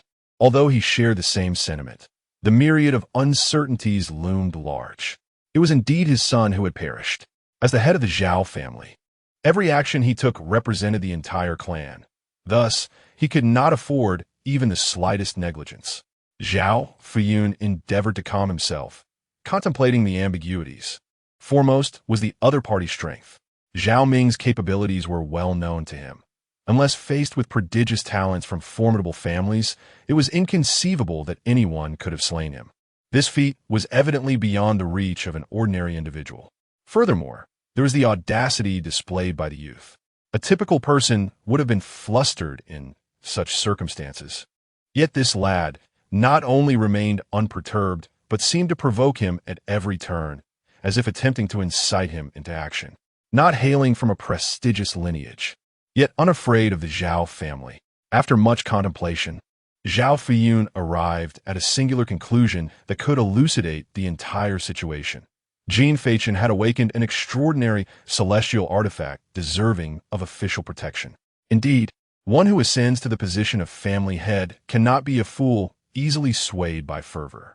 Observing Zhao Fuyun regain his composure, Jin Feichen inferred that the other might have pieced together the truth. Boring. I have been preoccupied today. Thus, I paid no heed to the awakening ceremony of the celestial artifact. If I am not mistaken, you must be of the exceptional class. Zhao Fuyun spoke in a chilling tone. Who knows? I am quite the sensation at present. Perhaps you should inquire further, Jin Feichen remarked, tugging at his damp attire before turning to leave. Farewell. Seeing this, Zhao Fuyun instinctively moved to intercept him. Even if Jin Feichen had awakened to an exceptional grade and was under official protection, he could not idly allow the murderer of his son to escape unscathed. The Zhao family was not a mere soft target. Yet, just as he lifted a foot, a slender hand suddenly rested upon his shoulder like a specter. This child possesses a rather troublesome disposition, would you not agree? Hu Zhu, having appeared behind Zhao Fuyun, draped an arm around his shoulder with a cheerful grin. "When did you arrive?" Zhao Fuyun stood frozen as if struck by lightning, his pupils constricting abruptly. He gazed at the familiar, yet strange man beside him.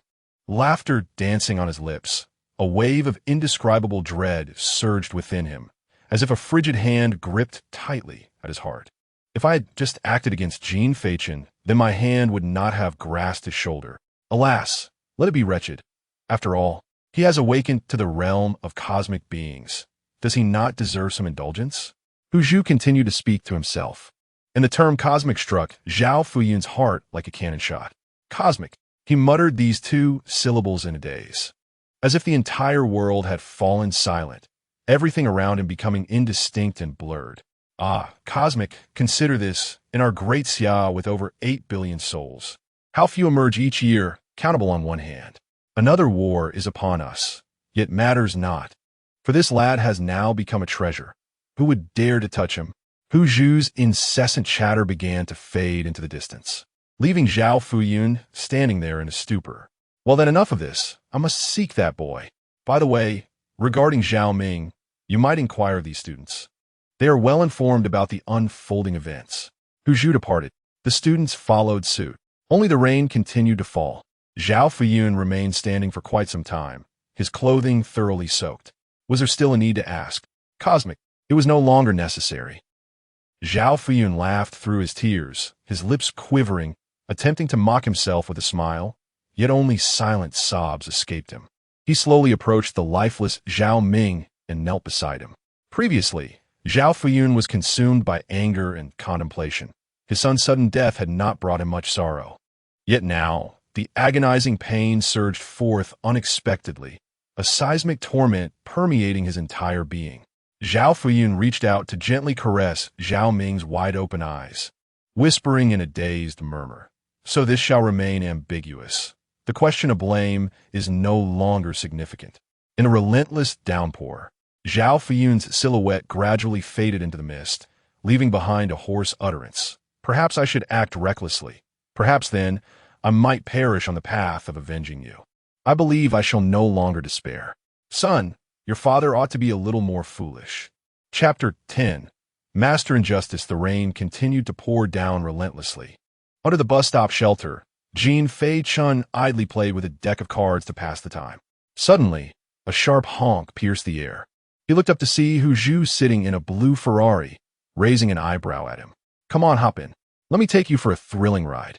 Inside the car, Jin Feichen observed the dazzling Ferrari logo on the steering wheel held by Hu Zhu and jested. "I think you should change your parents' group chat to a shareholders group." "What nonsense is that? There's still 32 years left on the car loan. How could I be a shareholder?" 32 years. Jin Feichen fell silent, the weight of the statement ringing in his ears. Hu Zhu shot him an exasperated glance. "Don't say anything useless. Just tell me, am I handsome or not?" He was quite handsome, but unfortunately, Jin Feichen left his sentence hanging, leaving Hu Zhu with endless speculation. "Come on, enough about me. Let's talk about you." Hu Zhu, frustrated with Jin Feichen's nonchalance, abandoned the pretense and shifted to serious matters. "Are you asking me why I killed Zhao Ming?" Leaning against the car window, Jin Feichen gazed at the flowing raindrops. "Clever of you. So enlighten me." Without hesitation, Jin Feichen calmly stated, 6 reasons. 1. I've never killed anyone and wanted to try. 2. He had already developed murderous intent towards me. 3. Although he claimed he wouldn't kill me, but merely wished to defeat and ruin me. That reason alone was sufficient to justify his demise. 4. To set an example. My awakening as a celestial being signifies that countless fools will come to provoke and challenge me. I despise trouble, so it's better to eliminate it once and for all. 5. Killing him would aid in tarnishing my reputation, which I need. 6. Actually, there is nothing else. But I like the number 6, so I included it. Hu Zhu maintained a stoic expression through the first 4 points, but upon hearing the 5th, he appeared confused. Tarnishing your own reputation? Am I getting old and failing to keep pace with your youthful mindset? Can you explain why? Not much to it. I just want a bit more freedom, Jin Feichen replied, slightly lowering the car window. He lit a cigarette, shifted into a comfortable position, and continued. Look at the current celestial beings still alive, which one isn't a perfect little flower. Their personas would seem utterly fabricated even on television. Once you awaken as a celestial being, you must constantly maintain a flawless hero persona in public. Otherwise, you will face relentless criticism from those keyboard warriors online who pounce on even the slightest imperfection. I'd rather start off as a complete wreck, so I wouldn't have to worry about my reputation collapsing.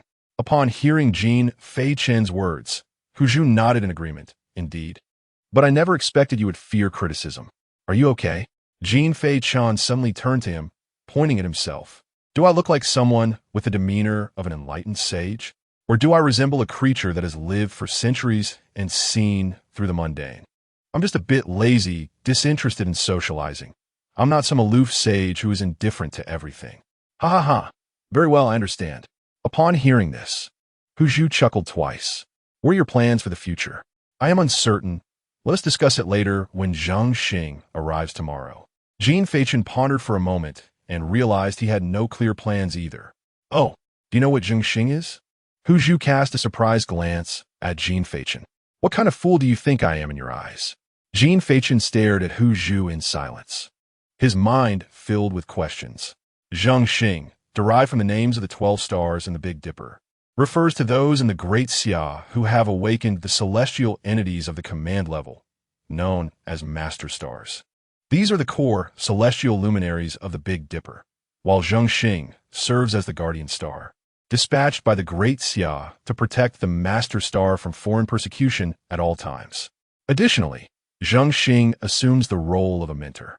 This privilege is bestowed only upon absolute geniuses. Even those of the special grade can do nothing but envy it.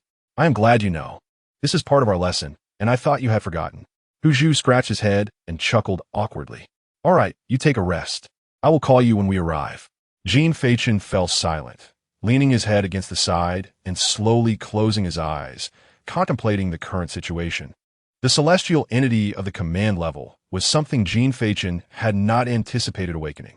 He had expected it to likely be one of the 3 levels, secondary, special, or even higher. His confidence stemmed from his physical condition. Typically, one cannot cultivate before awakening a celestial entity and must rely on external forces for enhancing their inner spiritual energy, usually through consuming medicinal herbs or nutritious food. However, Jin Feichen was different. Perhaps due to his transmigration, he could sense the spiritual energy of the world after his 17th year of life. Consequently, he had trained for an additional year compared to ordinary individuals. But the lack of spiritual energy in his environment resulted in him only reaching the 6th transformation of the Fate Realm after a year. This is precisely why Jin Feichen was confident in awakening a celestial entity of secondary level or above. Nevertheless, the celestial entity of the command level brought him genuine surprise. The first ability, Dawn's Bloom. Simple yet powerful, it allows him to disassemble all non-living entities to which his spiritual energy is attached into blooming petals. Although it pertains to non-biological entities, he can also disassemble himself, significantly enhancing his evasion and defensive capabilities. When facing attacks, he can transform into petals to avoid them and can reconstitute himself from any remaining petals, albeit with some consumption of spiritual energy. It is nearly a divine skill. The second ability, the final petal. This ability enables him to disassemble lives he has personally sent to their end, yielding a core petal that harbors a portion of the deceased's spiritual energy. What Jin Feichen must do is consume this petal to gain that fragment of ability. It is akin to a cultivation cheat. The third ability, the Eternal Garden. Chapter 11. The Sword, not the foolishness with abilities still shrouded in mystery and detection rendered futile. Perhaps it was merely due to Jin Feichen's current lack of cultivation that he could not fully harness his potential. Yet, even the first 2 skills were sufficiently formidable. One was a fully developed defensive point, and the other a fully cultivated training point. The only deficiency lay in offensive capabilities. This gap, however, was perfectly filled by the enigmatic card. As the celestial artifact awakened, all within him fell under its dominion, allowing him to formally redirect his spiritual energy. The powers of the mysterious card were at last unveiled, imprinting.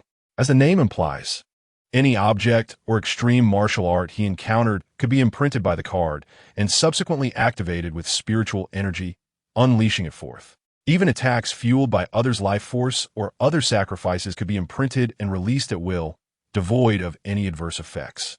Moreover, the card's releases were not limited by frequency. In other words, regardless of the nature of the ability, as long as spiritual energy was summoned, it could be unleashed limitlessly, defying all logic. Each card could imprint one extreme martial art, yet an imprinted card could be erased and re-imprinted with other items or extreme arts, making it exceedingly convenient. Regarding this mysterious ability, Hu Zhu did not voice any inquiries. Whether he believed it to be a trait of celestial artifacts of the universal level or held a different opinion. Ultimately, it mattered little. What was of significance was that Jin Feichen was the possessor of a celestial artifact of universal rank, a prodigy that appeared once in a billion, privileged in a world dominated by martial prowess. If a universal prodigy were to endure the same treatment as a fifth-level individual, facing skepticism and injustice, then the notion of privilege would be rendered utterly meaningless. After indulging in a bounteous meal, Jin Feichen and Hu Zhu drove to Hu Zhu's residence. Given that Jin Feichen resided in an aged apartment complex teeming with people and distractions, it was prudent to spend the night at Hu Zhu's home to avert any unnecessary troubles. The rainy season, akin to a child's countenance, changed with capriciousness just moments ago. The sky had shifted from cloudy to clear, and the oppressive dark clouds receded like a retreating tide. A splendid rainbow, resembling a beautiful satin ribbon, traversed the heavens. Suspended amidst the clouds, the sky transformed into a deep azure, like a resplendent sapphire, and the air was imbued with the refreshing scent that followed the rain, invigorating the spirit. At 2:40 p.m. on June 10th, a deep blue Ferrari entered the grounds of a 3-story villa on the outskirts of the city. "We've arrived. Step out, will you? What are you pondering?" Hu Zhu unbuckled his seatbelt and called out to the still motionless Jin Feichen. "I was contemplating just how many yuanzi you've amassed during your years as a teacher," Jin Feichen replied, exiting the vehicle and leaning against the door, surveying the luxurious villa before him, exclaiming, "Preposterous. Hey, what the hell do you mean? I'm in the Imperial realm, you know? Quite impressive indeed." Observing Jin Feichen's expression of despair as if the world were doomed, Hu Zhu's irritation flared, and he shouted back, "I understand, I truly do. Rest assured, I won't breathe a word of it." Jin Feichen selectively disregarded Hu Zhu's words, tapping his chest, portraying an expression of unspoken sentiments. Hu Zhu sighed, gesturing for Jin Feichen to follow him indoors. The latter remained still, stating, "Wait a moment, I am pondering something with my still functioning mind." "What is it?" Hu Zhu paused, retracting his foot just before stepping onto the stairs. Leaning against the car door, Jin Feichen crossed his arms and stroked his chin, speaking almost to himself. "Did you notice Leah when I was at the dead pool today? She appeared quite flustered, her expression one of terror, likely a consequence of my actions against Zhao Ming." "So?" Hu Zhu tilted his head. "Does that diminish her chances?" "The conflict between Zhao Ming and me is predominantly attributed to Leah. To her, my motive for killing Zhao Ming might seem like an act of vengeance, and she could very well fear retaliation for being the instigator." Jin Feichen paused, gazing at the azure sky, continuing, "When faced with someone vastly more powerful intent on one's demise, anyone would succumb to extreme panic, a state in which rationality is easily lost, often leading to rash actions." And then, Hu Zhu seemed to grasp a potential implication, his brow furrowing. "Rashness manifests in various forms, such as suicide, self-harm, destruction, or murder. The first two can be dismissed. Leah has just awakened her level 1 celestial power and has a promising future ahead, unwilling to inflict harm upon herself. As for destruction, it is merely temporary. She is astute enough to avoid such self-sabotage. That leaves murder. To kill you," Jin Feichen replied, "a murderer will inevitably be hunted. To her, I am merely a demon intent on her destruction. Is it not reasonable for her to seek my life? From an archaic perspective, this could be seen as justifiable self-defense, protected by law. However, should she resort to excessive force, she shall bear the consequences." Hu Zhu remarked, "So, you imply she wishes to kill you?" "Perhaps," Jin Feichen mused, I am somewhat narcissistic, a delusional youth prone to fanciful thoughts. She might not even regard me. He smiled faintly, though the tone held no jest. The rationale and motive are sufficient, yet the means to commit murder are lacking. She is hopeless in that regard. Hu Zhu shook his head. Those who can slay tigers are never mere rabbits. To employ another's hand, to use a borrowed blade?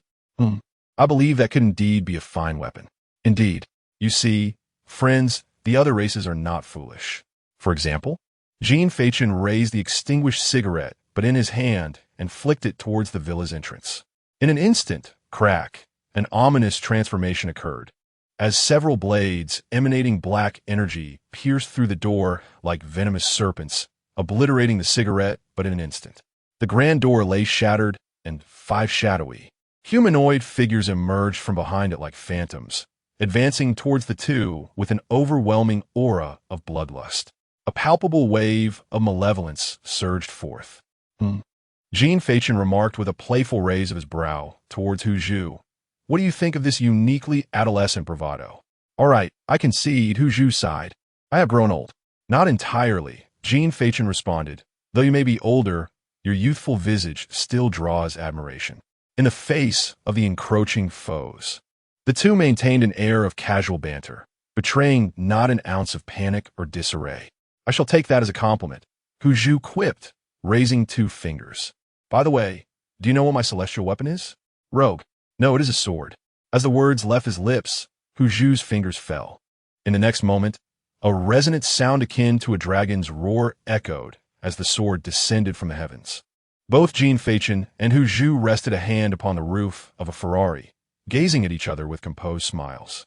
Beside them, the very air crackled with sword energy, blood splattering like ink, and the sword's cry resounded as if the fabric of space itself was being rewritten, reversing the flow of reality. Chapter 12. Let us speak from the heart, dear lady. Half a minute later, as Hu Zhu's large hand clasped, the world fell into a tranquil silence.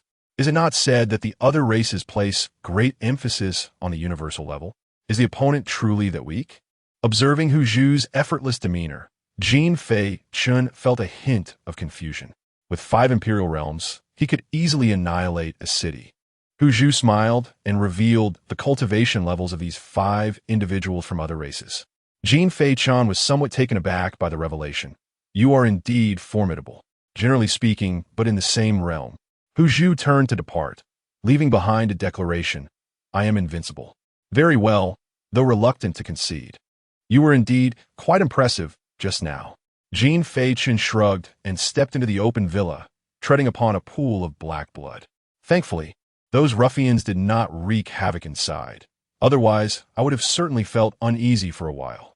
Observing the hall, which remained intact, Hu Zhu exhaled in relief. Perhaps they could comprehend the struggles of the working class. Jin Feichen approached the refrigerator and, upon spotting a bottle of green apple soda, revealed a contented smile. Hu Zhu sauntered over, popped open a can of beer, and took a hearty swig. How refreshing. Indeed, this is what a man ought to drink. The two of them languidly sank into the sofa, synchronously sipping their beverages, both letting out a satisfied ah in unison. Hu Zhu tilted his head back, looking at Jin Feichen, and inquired, By the way, how do you plan to deal with this matter? Leah, you mean?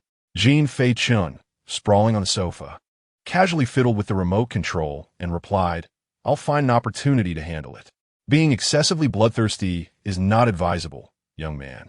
Then you should marry her to keep an eye on her. That would put my mind at ease. When will you kill her? Currently, there is certainly no opportunity. Her ability to contact other races indicates she possesses some means. She wouldn't leave any incriminating evidence against herself. Let's wait and see when she ventures into the wilderness. It's so chaotic there that some might just perish along the way, who knows? Have you forgotten? She has awakened a level of destiny material. Jin Feichen chuckled dryly, switched on the television, and glanced back, saying, Have you also forgotten? I am of the universal level. Beep. The television flickered to life, and the host's voice followed suit. Greetings, dear audience. Today is June 10th, known colloquially as Awakening Day. At our Jinling City 2nd Destiny High School, a possessor of a universal level destiny material has emerged. This will be a significant event for the entire world. As the saying goes, a higher official can suppress the lesser.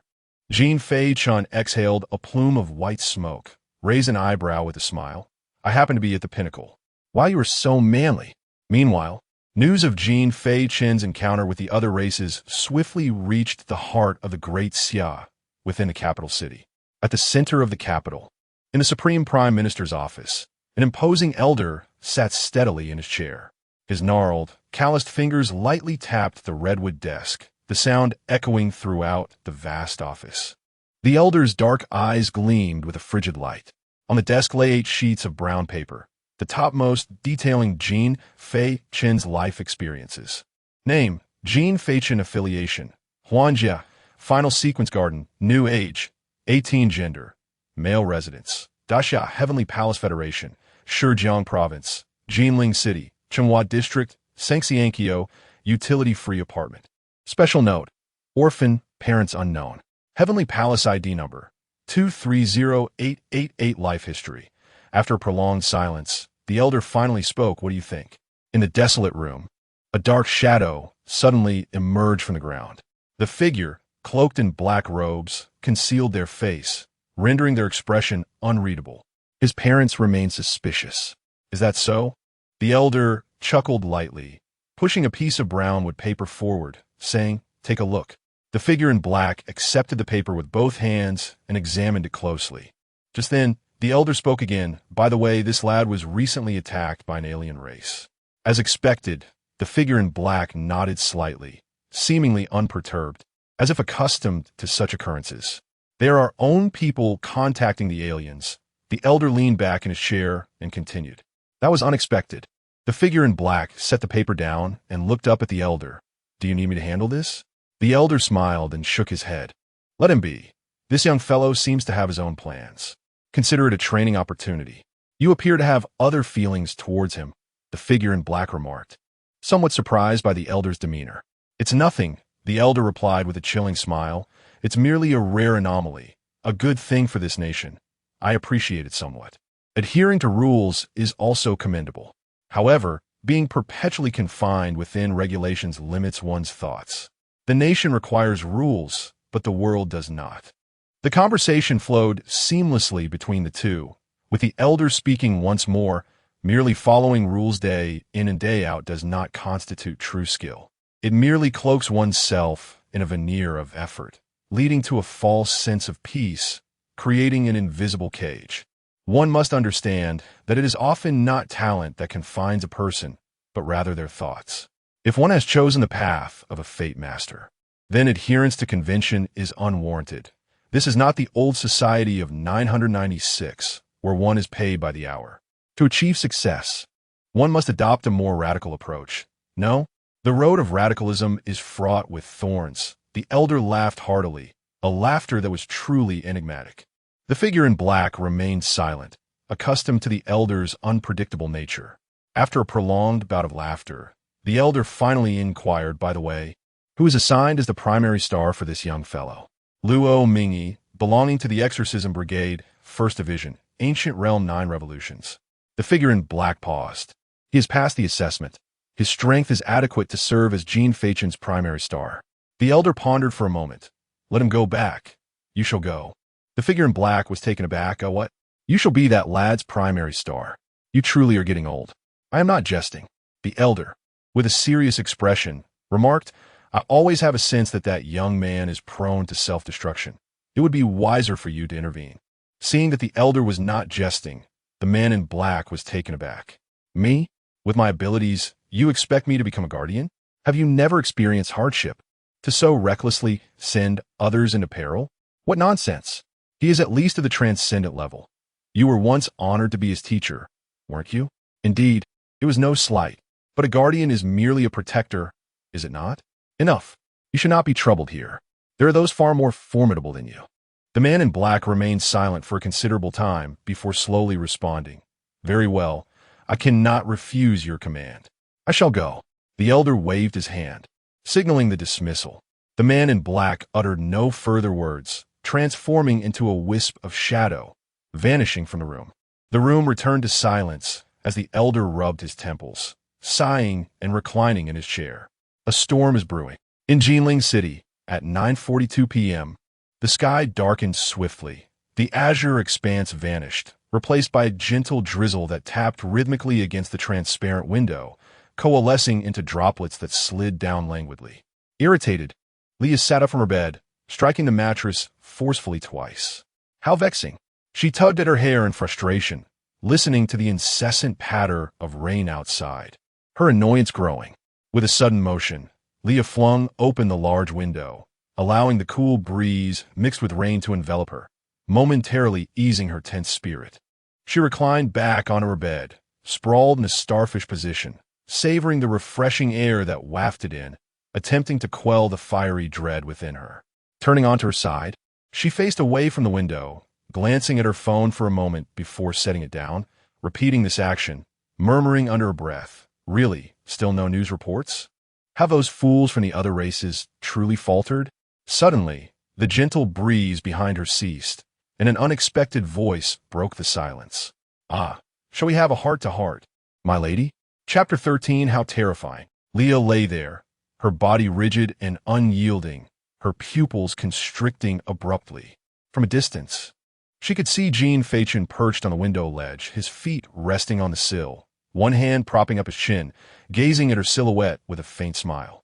Meanwhile, Leah remained in a side-lying position, her back turned to Jin Feichen. Suddenly, a brilliant flash of lightning illuminated the room, casting a stark white light that revealed Leah's incredulous and terrified expression. Jin Feichen. Leah whipped her head around, her trembling pupils locking onto the familiar, yet strange visage of her classmate from 3 years past. "Could you enlighten me on how you established contact with the otherworldly? I find myself quite intrigued," Jin Feichen remarked, a grin spreading across his face. Leah swallowed hard, her throat quaking with trepidation. I must warn you, my parents are right next door. If you dare to use your spiritual power, they will undoubtedly sense it." "You won't what?" Jin Feichen suddenly leaned closer, curiously blinking. A teasing smile danced upon his lips, the distance between their faces negligible. Leah's eyes widened. She could discern every detail on Jin Feichen's face, even feel the warmth of his breath brushing against her cheek. This proximity quickened her heartbeat, causing a rush of blood to surge to her head, muddling her thoughts. In that moment, Leah was struck by a vivid recollection of Zhao Ming's tragic demise, the horrifying images replaying in her mind like a relentless film. The fear and panic that she had managed to suppress surged back, shattering the calm she had just established. Her complexion turned ghastly pale, her lips quivered slightly, and her fists clenched tightly, her nails digging into her palms. Ultimately, unable to endure the turmoil within, she shut her eyes tightly and let out a piercing, desperate scream. This cry erupted from the depths of her soul, brimming with unending dread and sorrow. Almost instantaneously, the door to the room burst open with a loud bang, and her parents rushed in, enveloping the screaming Leah in their arms. It's all right, Xiaoya. Mommy and Daddy are here. Don't be afraid. Just tell us what happened." Her mother comforted her tightly.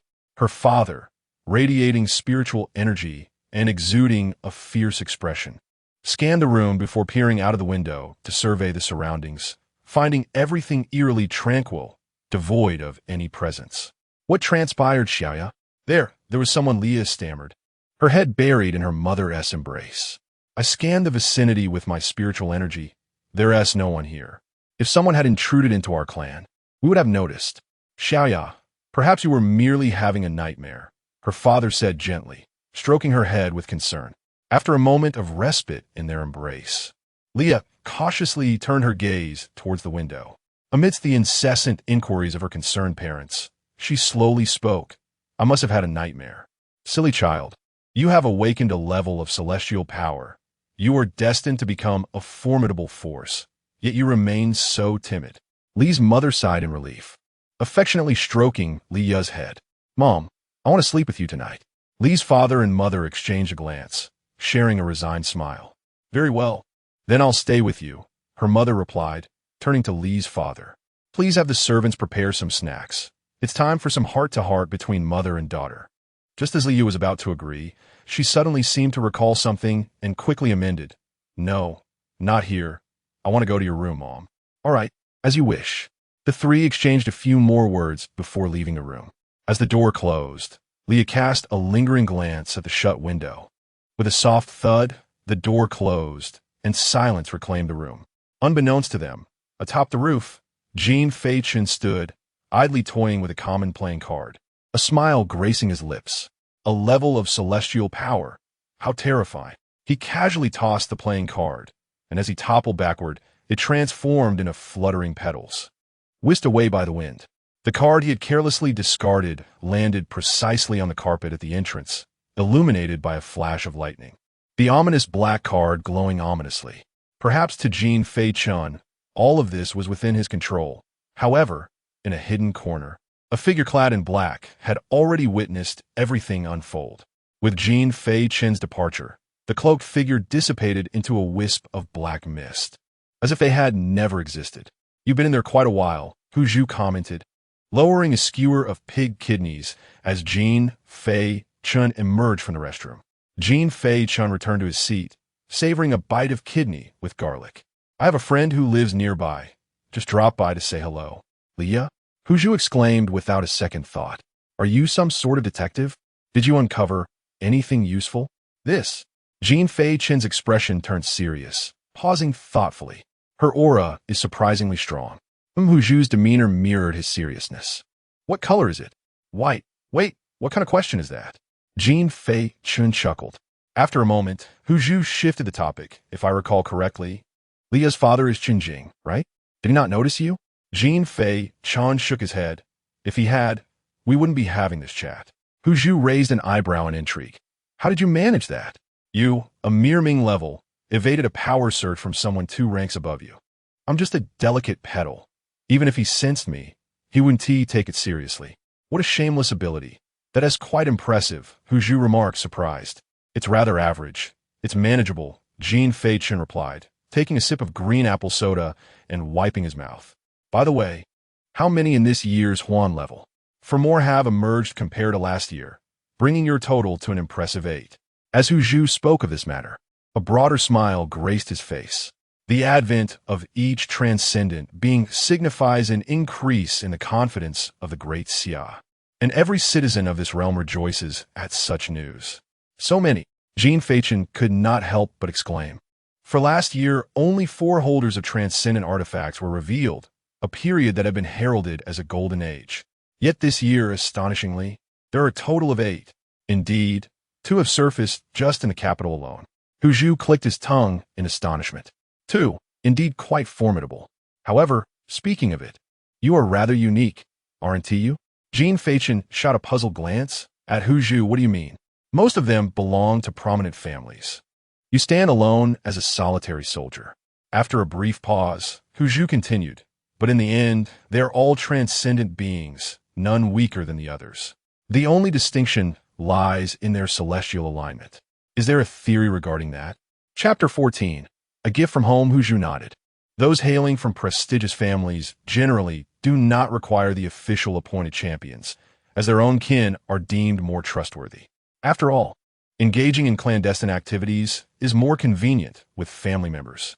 However, do not misconstrue this as a significant disparity in strength. They are fundamentally ancient realm warriors, typically around the 5th transition. Furthermore, should conflicts arise between prodigies of the same tier, family involvement is strictly prohibited.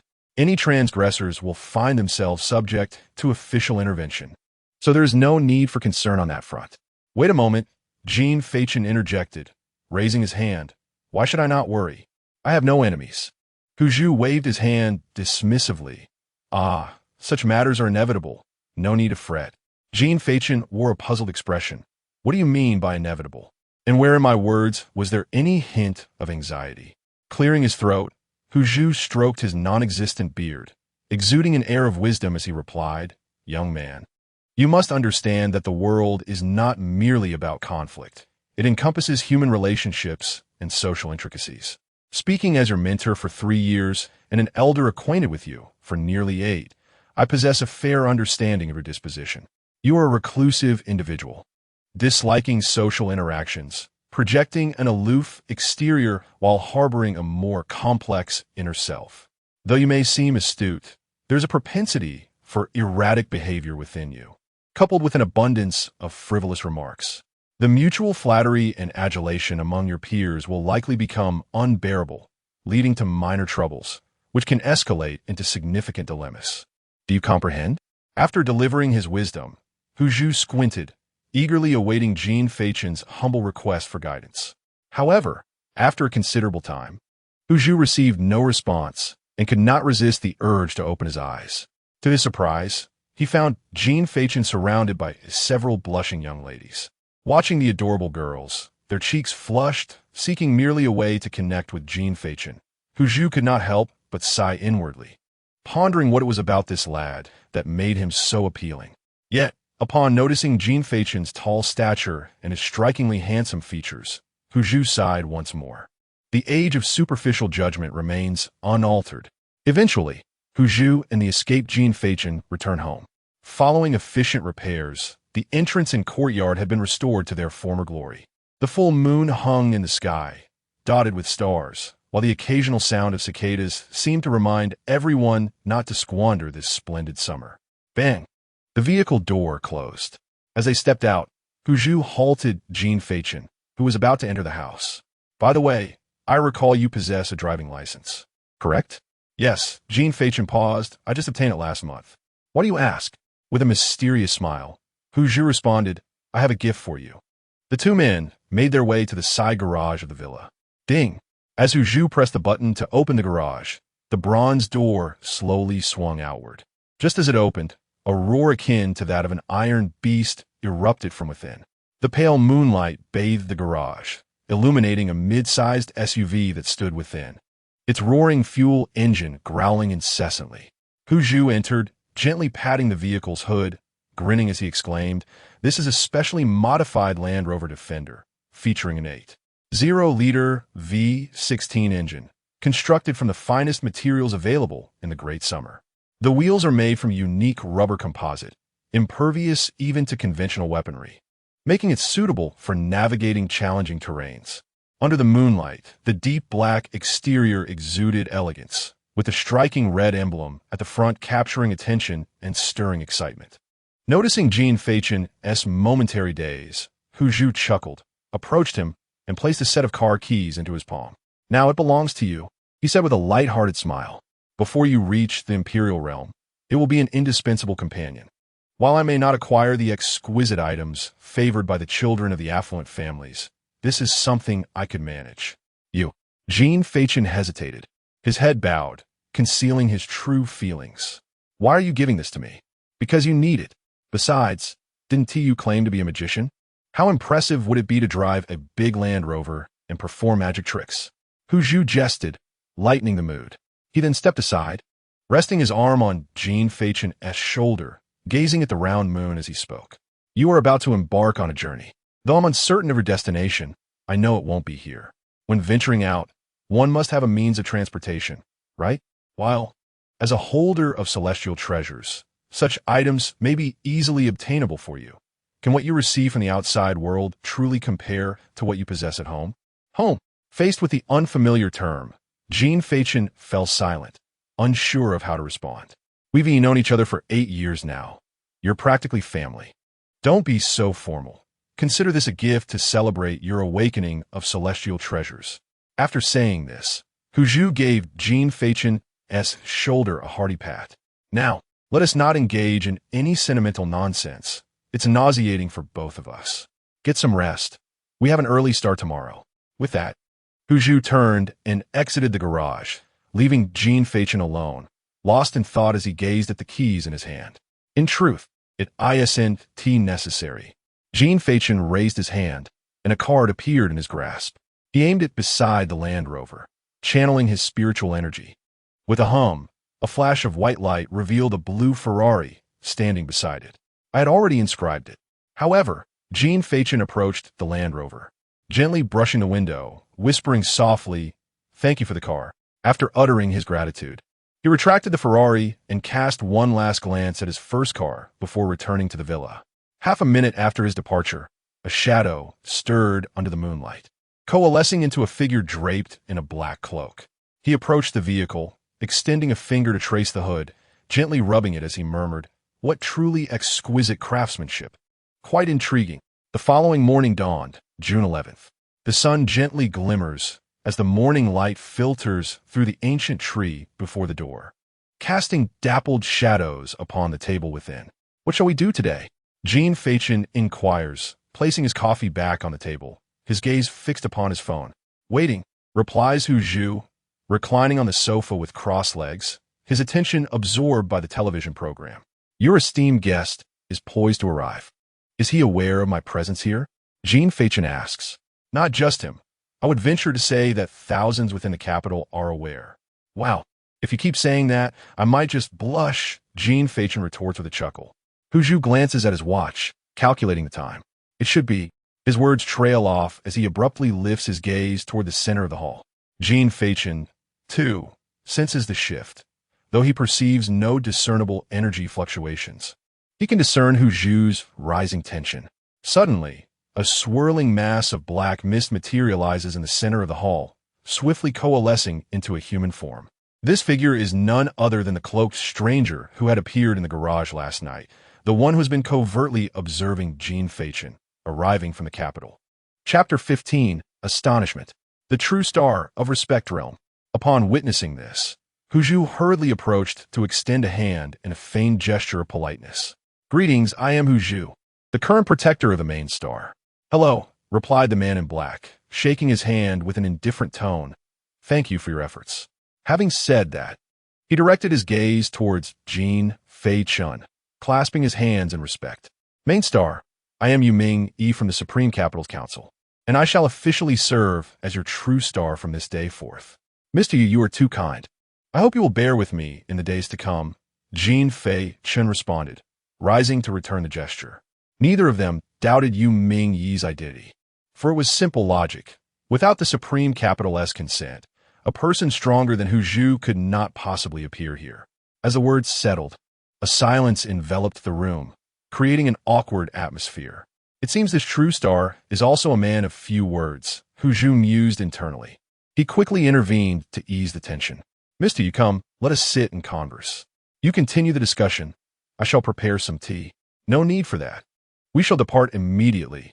Yu Ming Yi waved his hand dismissively. "Immediately? Where to?" Hu Zhu was taken aback. "To the Supreme Capital, Tian Su Academy." Yu Ming Yi replied coldly. "The other academies had already dispatched representatives here yesterday, but I intercepted them. My recommendation is for the main star to proceed to Tian Su Academy. Of course, should the main star have other objectives, alternatives are available. Any academy or institution in the Great Xia may be considered." With that, Yu Ming Yi turned to the person in question, Jin Feichen. The latter merely waved his hand casually, responding, "I am open to anything, whatever you deem appropriate." Such a nonchalant attitude did not stem from Jin Feichen's irresponsibility, but rather from his complete faith in the recommendation of the true star. In other words, he trusted in the value of his own potential. Just as a fine steed requires a discerning master, he understood that the best guidance was essential for his growth. Each true star possessed the strength to move mountains and fill seas. They were undoubtedly proficient in instructing novices. Thus, Jin Feichen could fully rely on the judgment of a true star, whose insights would surely surpass his own. Upon hearing Jin Feichen's response, the man in black nodded. "Then it is settled at Tian Su Academy. It is one of the 8 great academies of the Great Xia, worthy of your stature, and it offers abundant resources for cultivation as well as advanced martial techniques. Are there any necessities you require?" "No need to bring daily items. I have made arrangements at the academy, and everything is prepared. If all is in order, I shall take you directly across the void." At this pronouncement, the room fell into a profound silence. Hu Zhu was utterly astonished, unable to believe what he had just heard. He rubbed his ears, questioning if he had misheard. After a lengthy pause, he stammered, You just said, cross the void?" His voice was filled with astonishment and confusion, as if he could hardly accept this reality. After all, for most, the notion of crossing the void was nothing short of fantastical. Such feats were reserved for those of the Respect Realm. "What is it? Is it not quicker this way?" Under the luminous moonlight, Yu Mingyi felt a tinge of confusion. "What? You?" Are you a Respect Realm expert? Hu Zhu exclaimed, unable to contain his astonishment as he gazed incredulously at Yu Mingyi, who appeared utterly unfazed. Jin Feichen mirrored this sentiment, his expression betraying his disbelief. Indeed, after receiving further confirmation, Hu Zhu began to question the very fabric of reality. When did the Respect Realm become so commonplace? Surely, your worth is not less than that of a mere celestial tier. How could you possibly be here as a regular star? The Respect Realm, the pinnacle of which is the Emperor. Such powerful beings are as elusive as dragons, rarely seen even by the mayors of regions, let alone an ordinary person. How could one possibly come to serve as a regular star? Has the Great Xia secretly reached a point where Respect Realm experts abound? Countless speculations flitted through Hu Zhu's mind. Meanwhile, Jin Feichen's brain worked furiously. Logically, every Respect Realm expert was of paramount importance, either engaged in clandestine missions or exploring hidden realms, leaving them with little time to assume the role of a regular star. However, if one were to consider the more leisurely Respect Realm experts, they would likely be found in the Prime Minister's office in the capital, tasked with protecting a certain individual. The one just mentioned seemed to originate from the Prime Minister's office. Could this be an arrangement from that individual? But how could he possess such influence to have a dignified Respect Realm expert serve as a regular star? Could it be due to some magical prowess? No, it appeared to be a genuine possibility. Yu Mingyi observed the perplexity of the two, one scratching his head in confusion, the other stroking his chin in contemplation, and sighed, beginning to weave the flimsy lie he had long prepared. After an excruciating 5 minutes of deceit, silence enveloped the trio. What an atrocious fabrication. Jin Feichen and Hu Zhu exchanged glances, both discerning that Yu Mingyi was reluctant to divulge further details, thus refraining from pressing the matter. As the two fell silent, Yu Mingyi secretly mused. Although many years had passed without social interaction, he had not become entirely disconnected from society. People still believed his lies, which was rather reassuring. Thus concluded their self-counseling, and they returned to the matter at hand. When asked if there was anything that needed to be brought along, Jin Feichen scratched his head, pondering for a moment, only to realize he had nothing but his own life to offer. Can we bring a vehicle? Before Yu Mingyi could respond, Hu Zhu interjected, Hey, Jin Feichen, the one called the Land Rover Defender 8.0 V16 cold reaction turbocharged, red label, is the only one of its kind in all of Great Xia. Don't downplay it. All right, Jin Feichen reassured him as one would comfort a child before turning to Yu Mingyi. So, can we take it? No problem. Yu Mingyi replied with a mechanical indifference. Good, then there's nothing more to discuss. Let us depart. The three arrived at the garage, where Yu Mingyi stood at a distance while Hu Zhu and Jin Feichen engaged in the customary farewells. A few minutes later, Mr. Yu, all set, Jin Feichen called out, prompting Yu Mingyi to approach. Shall we set off?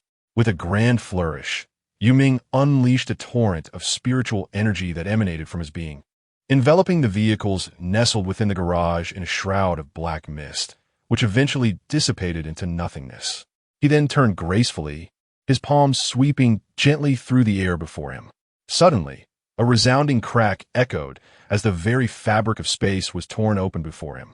A lightning-like fissure gaped wide, revealing an expanse of nothingness that resembled an endless abyss, subtly radiating a terrifying pressure of spiritual energy. So, this is a rift in space. Let us proceed.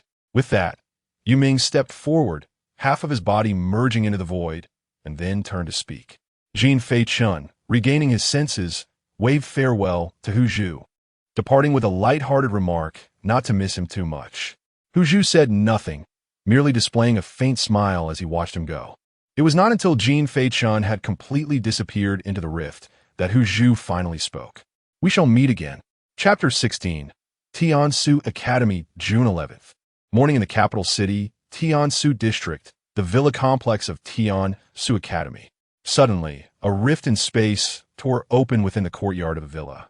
Yu Mingyi stepped through, accompanied by the bewildered Jin Feichen. With a snap of Yu Mingyi's fingers, Jin Feichen snapped out of his stupor. He quickly surveyed his surroundings and, upon witnessing the dramatically different courtyard, exclaimed in astonishment, This is Tiansu Academy. one of the 8 academies of the Great Xia. Yu Mingyi gestured towards the villa behind him, stating, "This shall be your residence from now on. The amenities are fully equipped, requiring no preparation on your part. Truly luxurious."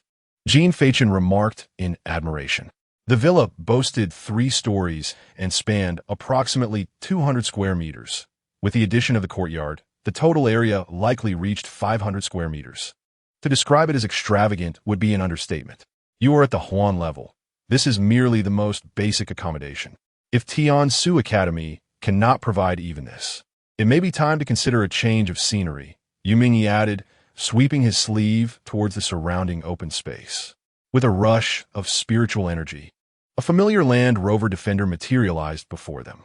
Your residence is equipped with a smart assistant. Should you have any inquiries while at the academy, feel free to ask. Yu Mingyi informed him, "I am Zhengxing, and unless you find yourself in peril or are struggling with your cultivation, I shall remain hidden. However, rest assured, I'm always present.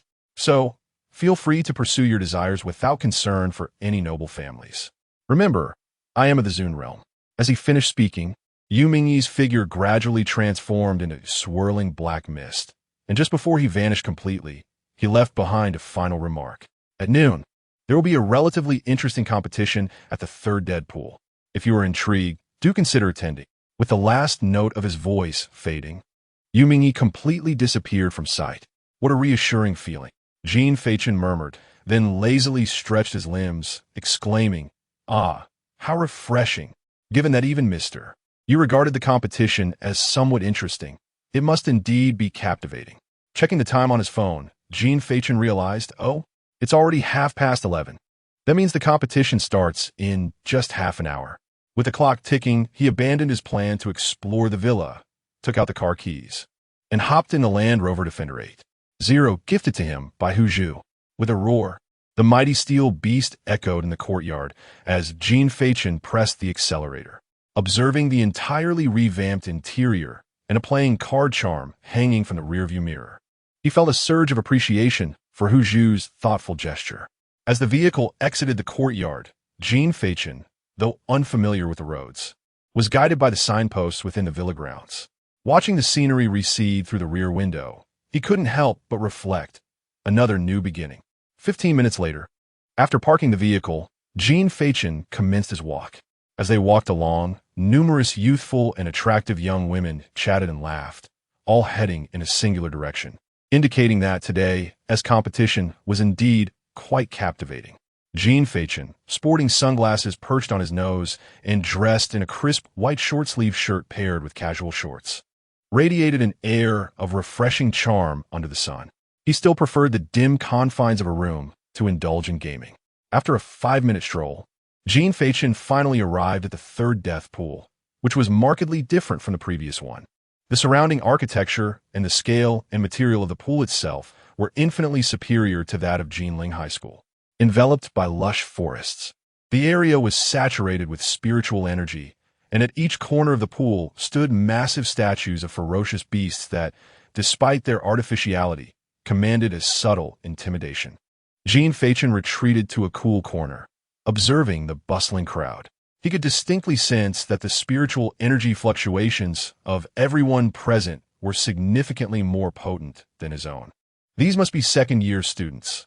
Indeed, those who gained admission to the Tiankai Academy were no ordinary individuals, he mused, while he contemplated a series of footsteps approach from behind.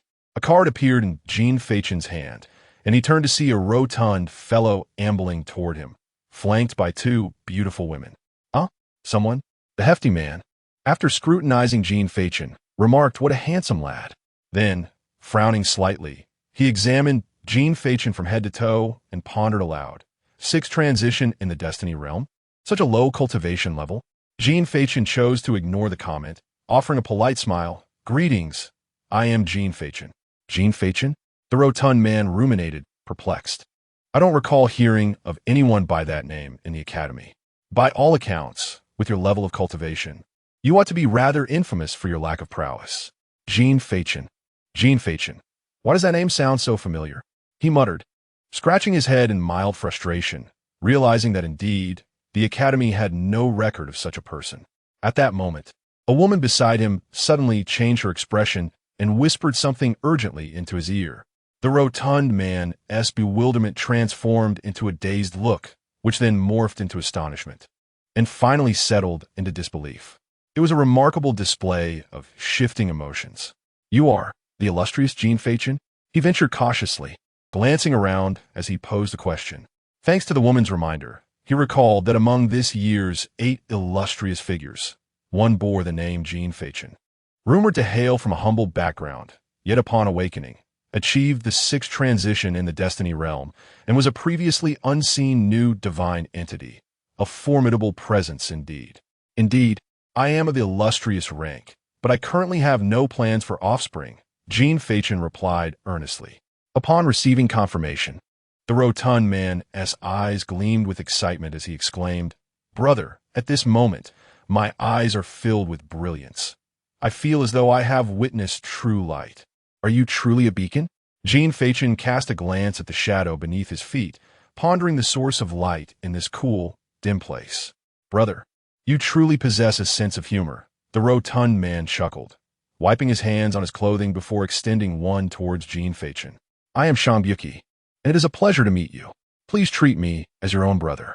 "What a splendid name," Jin Feichen replied with a smile as he shook his hand. "It evokes a certain melody." Shangbyuki burst into laughter, not entirely grasping the meaning, yet he felt it was appropriate to laugh nonetheless. "Have you also come to witness the contest between Wang Bai and Lian Yulo?" Jin Feichen waved his hand dismissively. "Just call me by my full name. I am uncertain of the details, as I have only just arrived, seeking merely to join the festivities." Just as the plump man was about to respond, a thunderous roar of cheers erupted around them. Chapter 17. The Balance Among Academy's Young Master Lian. Young Master Lian. The thunderous cheers resonated from all directions. 2 young men strode forward with heads held high on either side of the dead pool. Who might these individuals be? Jin Feichen leaned against the wall in the shade, gazing at the 2 prominent figures in the distance with curiosity. Upon hearing the inquiry, Shangbyuki quickly stepped forward, forcing a smile as he replied, "Brother Chun, these 2 are renowned sophomores within the academy." He first pointed to the figure on the left. "This one is Lian Yulo, hailing from the Lian family in Jiangnan. Possessing the exceptional artifact Linhua Bao, he also secured 2nd place in the previous freshman competition, currently at the Zhan realm, 9 transformation. Quite formidable indeed." Afterward, Shangbyuki indicated the other individual, saying, "This one is Wang Bai, who comes from an ordinary merchant family, lacking any significant background. He wields the exceptional artifact Shihua blade and ranked 3rd in the last freshman competition. Also at the Zhan realm, 9th transformation. His strength is quite alarming, though he possesses a rather simplistic mindset. He has always looked down upon Lian Yulo, which often leads to their confrontations, an occurrence that has become quite routine. However, given their notoriety, the spectators are always eager to watch, consistently drawing large crowds. Lian Yulo bore a face that exuded the charm of a refined gentleman, smiling graciously as he returned the polite gestures of the cheering crowd. In stark contrast, Wang Bai had a robust physique, resembling a fierce tiger, with a countenance that might frighten a child. Such exceptional artifacts, how terrifying indeed, Jin Feichen murmured unconsciously. "That remark should not escape your lips," Shangbyuki retorted, then explained, "After all, this is the Tiansong Academy. Out of over 8 billion people in the Great Xia, 1/8 of all exceptional talents are gathered here. Only in these 8 prestigious academies can one witness such talents. They're virtually unseen elsewhere."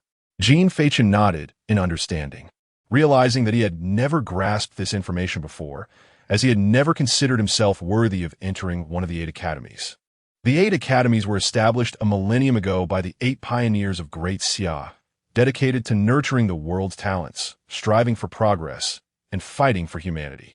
They represent a sacred sanctuary in the hearts of every citizen of Great Xia, nearly monopolizing all the genius within the realm. "By the way, Brother Chun, why did you arrive so early? Shouldn't the freshmen begin their studies in August?" Well, Jin Feichen replied, "I have an innate love for learning and wish to immerse myself in this ambience sooner." Upon hearing this, Shangbyuki couldn't help but give a thumbs up. truly deserving of being a wielder of a transcendent artifact. With such an attitude, you are destined to become the champion of the next freshman competition. How could that be? There are other transcendent talents as well. Jin Feichen waved his hand, smiling and shaking his head. None but you. Your presence in the academy signifies that others of your caliber cannot attend. Such is the necessity to maintain balance among the 8 academies.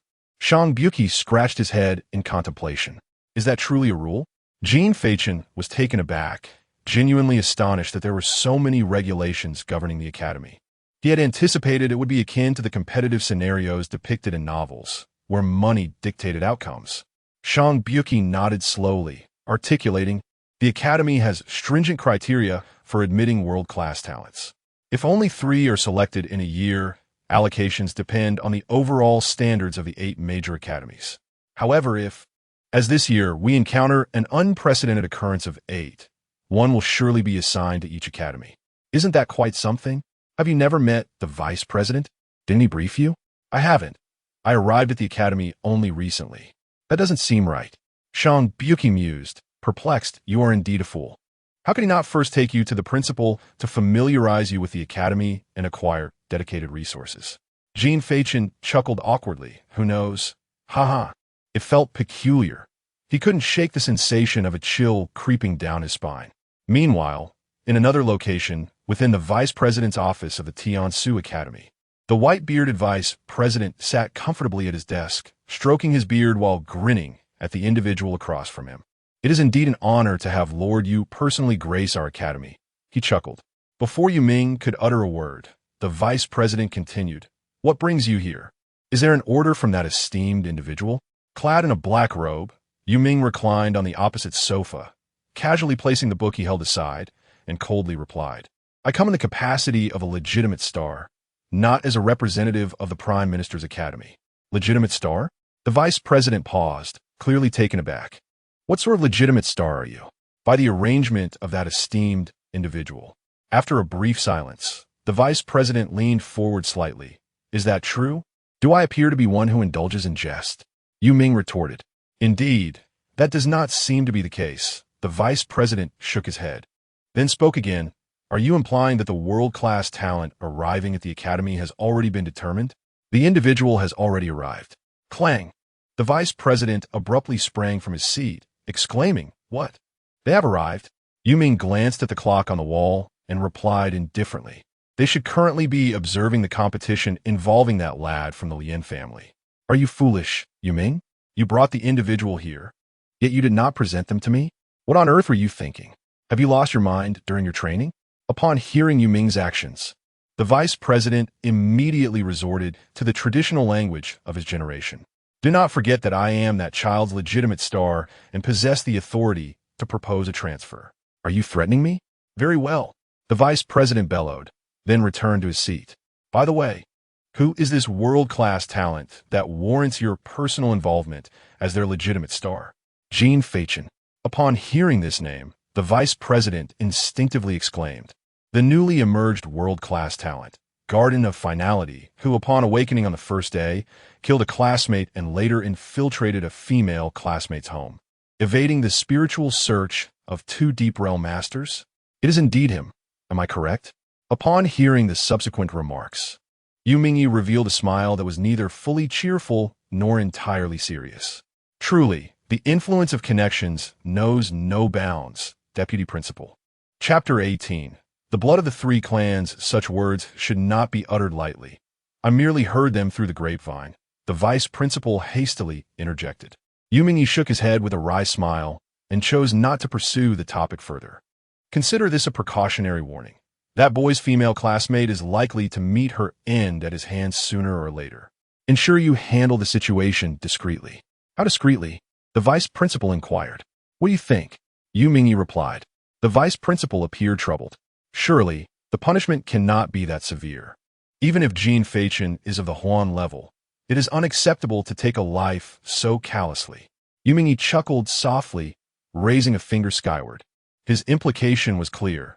The girl had committed an unforgivable offense, and the consequences for the 3 clans were indeed lenient. You understand the nature of her crime? He added. The vice principal was momentarily taken aback, but his expression swiftly morphed into one of grave concern. If that is the case, then the blood of the 3 clans is indeed insufficient. I shall take responsibility for this matter. All of this must await the boy's own actions, Yu Mingyi cautioned. The vice principal nodded, refraining from further objection. He mentally reviewed all the information regarding Jin Feichen and spoke slowly. He lacks familial support, yet has achieved the 6th transformation in the Fate realm shortly after awakening, indicating that he possesses some secrets. Yu Mingyi drummed his fingers against his thigh, the terrifying spiritual energy of the Respect realm beginning to leak outward ominously.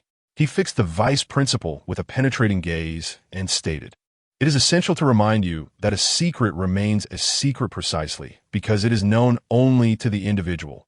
Do you understand? Do not forget. That boy is true star is mine." The oppressive atmosphere in the room intensified as the malevolent spiritual energy surged, causing fissures to manifest in the surrounding space. The entire building seemed to tremble slightly. Realizing his misstep, the vice principal quickly waved his hands in denial. "What nonsense are you speaking? I am, after all, the esteemed vice principal of Tian Su Academy. Do you think I would covet a child's secrets? Besides, he is of the Huan level. Even if I had 10 times the courage, I would not dare entertain such thoughts." At these words, the oppressive energy gradually dissipated, and the vice principal sighed with relief. Internally chastising himself, this rascal truly is protective of his own. His cultivation had evidently advanced significantly, and this aura was indeed formidable. Wiping the cold sweat from his brow, the vice principal forced a smile. "So, according to your perspective, do you already have plans for him?" "Not plans, merely suggestions. No one at the Huan level can be directed." "Ah, yes, suggestions. Why don't you share your thoughts?" Such a stubborn individual. The vice principal cursed inwardly. In response to the inquiry, Yu Mingyi laid out his vision for what he deemed the perfect development plan. With 2 months remaining until the new student competition, I intend for Jin Feichen to first acquire the spiritual gold bestowed by the Academy and learn a suitable martial art from the Feng Tianji system. "Yes, that seems reasonable." The vice principal nodded in agreement. "And then, to the great wilderness, to enhance his practical combat skills." "For how long?" "Until the start of the semester." The vice principal was momentarily taken aback. "But my friend, a week of cultivation is the utmost limit. You intend for Jin Feichen to remain in the great wilderness for over 40 days? Typically, the vast wilderness is a realm one can only enter during a transcendent phase. However, given his status as a celestial level practitioner, it is not entirely unreasonable for him to venture forth in advance to acclimate. Yet, to permit such an extended stay upon his arrival, what are you thinking?" The deputy principal gazed at Yu Mingyi, his irritation transforming into a sardonic smile. Training amidst the myriad dangers of the wilderness is essential for transcending one's limits. Only through such trials can one swiftly enhance their prowess, secure the top position in the upcoming new life competition, and earn rewards that would establish their reputation. Yu Mingyi spoke with utmost seriousness, oblivious to the expression across from him. Enough. The deputy principal could no longer endure the monologue and interjected with a grave countenance, unwavering and resolute. "No, I cannot agree. Jin Feichen is merely at the life stage. He is yet to grasp the fundamentals of release. It is far too perilous. The individual he defeated in the death pool illustrates that Jin Feichen is unlike his peers. His mental fortitude and combat talent are exceedingly rare. Coupled with his celestial abilities, there is no need for him to encounter such risks to easily achieve success in the new life competition." Upon hearing the deputy principal's lengthy discourse, Yu Mingyi remained unfazed, merely extending a finger skyward, signaling his conviction. Impressive. The deputy principal's expression shifted rapidly, ultimately settling into profound bewilderment. "If you are so methodical, why allow Jin Feichen to enter the academy at all? You might as well mentor him as a solitary practitioner. After all, you possess an abundance of resources. Why not utilize them?" Yu Mingyi answered candidly, "Because they are valuable. Remarkable. Truly remarkable. My heavens, you must be a genius, Yu Mingyi. Are you mocking me?" The deputy principal, at this juncture, found himself at a loss for words, simply raising both thumbs in admiration. That's good to know. Yu Mingyi glanced at the time, approached the deputy principal, and naturally extended a hand. The resources? What? The cultivation resources for Jin Feichen. The deputy principal was initially taken aback, then erupted into laughter, as if he had lost his senses. Goodness, this is too much. The resources. Yu Mingyi selectively chose to ignore the outburst and reiterated. What if I refuse? I shall bring this place down. Fine, fine. Yu Mingyi received a ring, inspected its contents, and once again extended his hand. Next month's resources. Next month's? Even at the celestial level, there must be limits.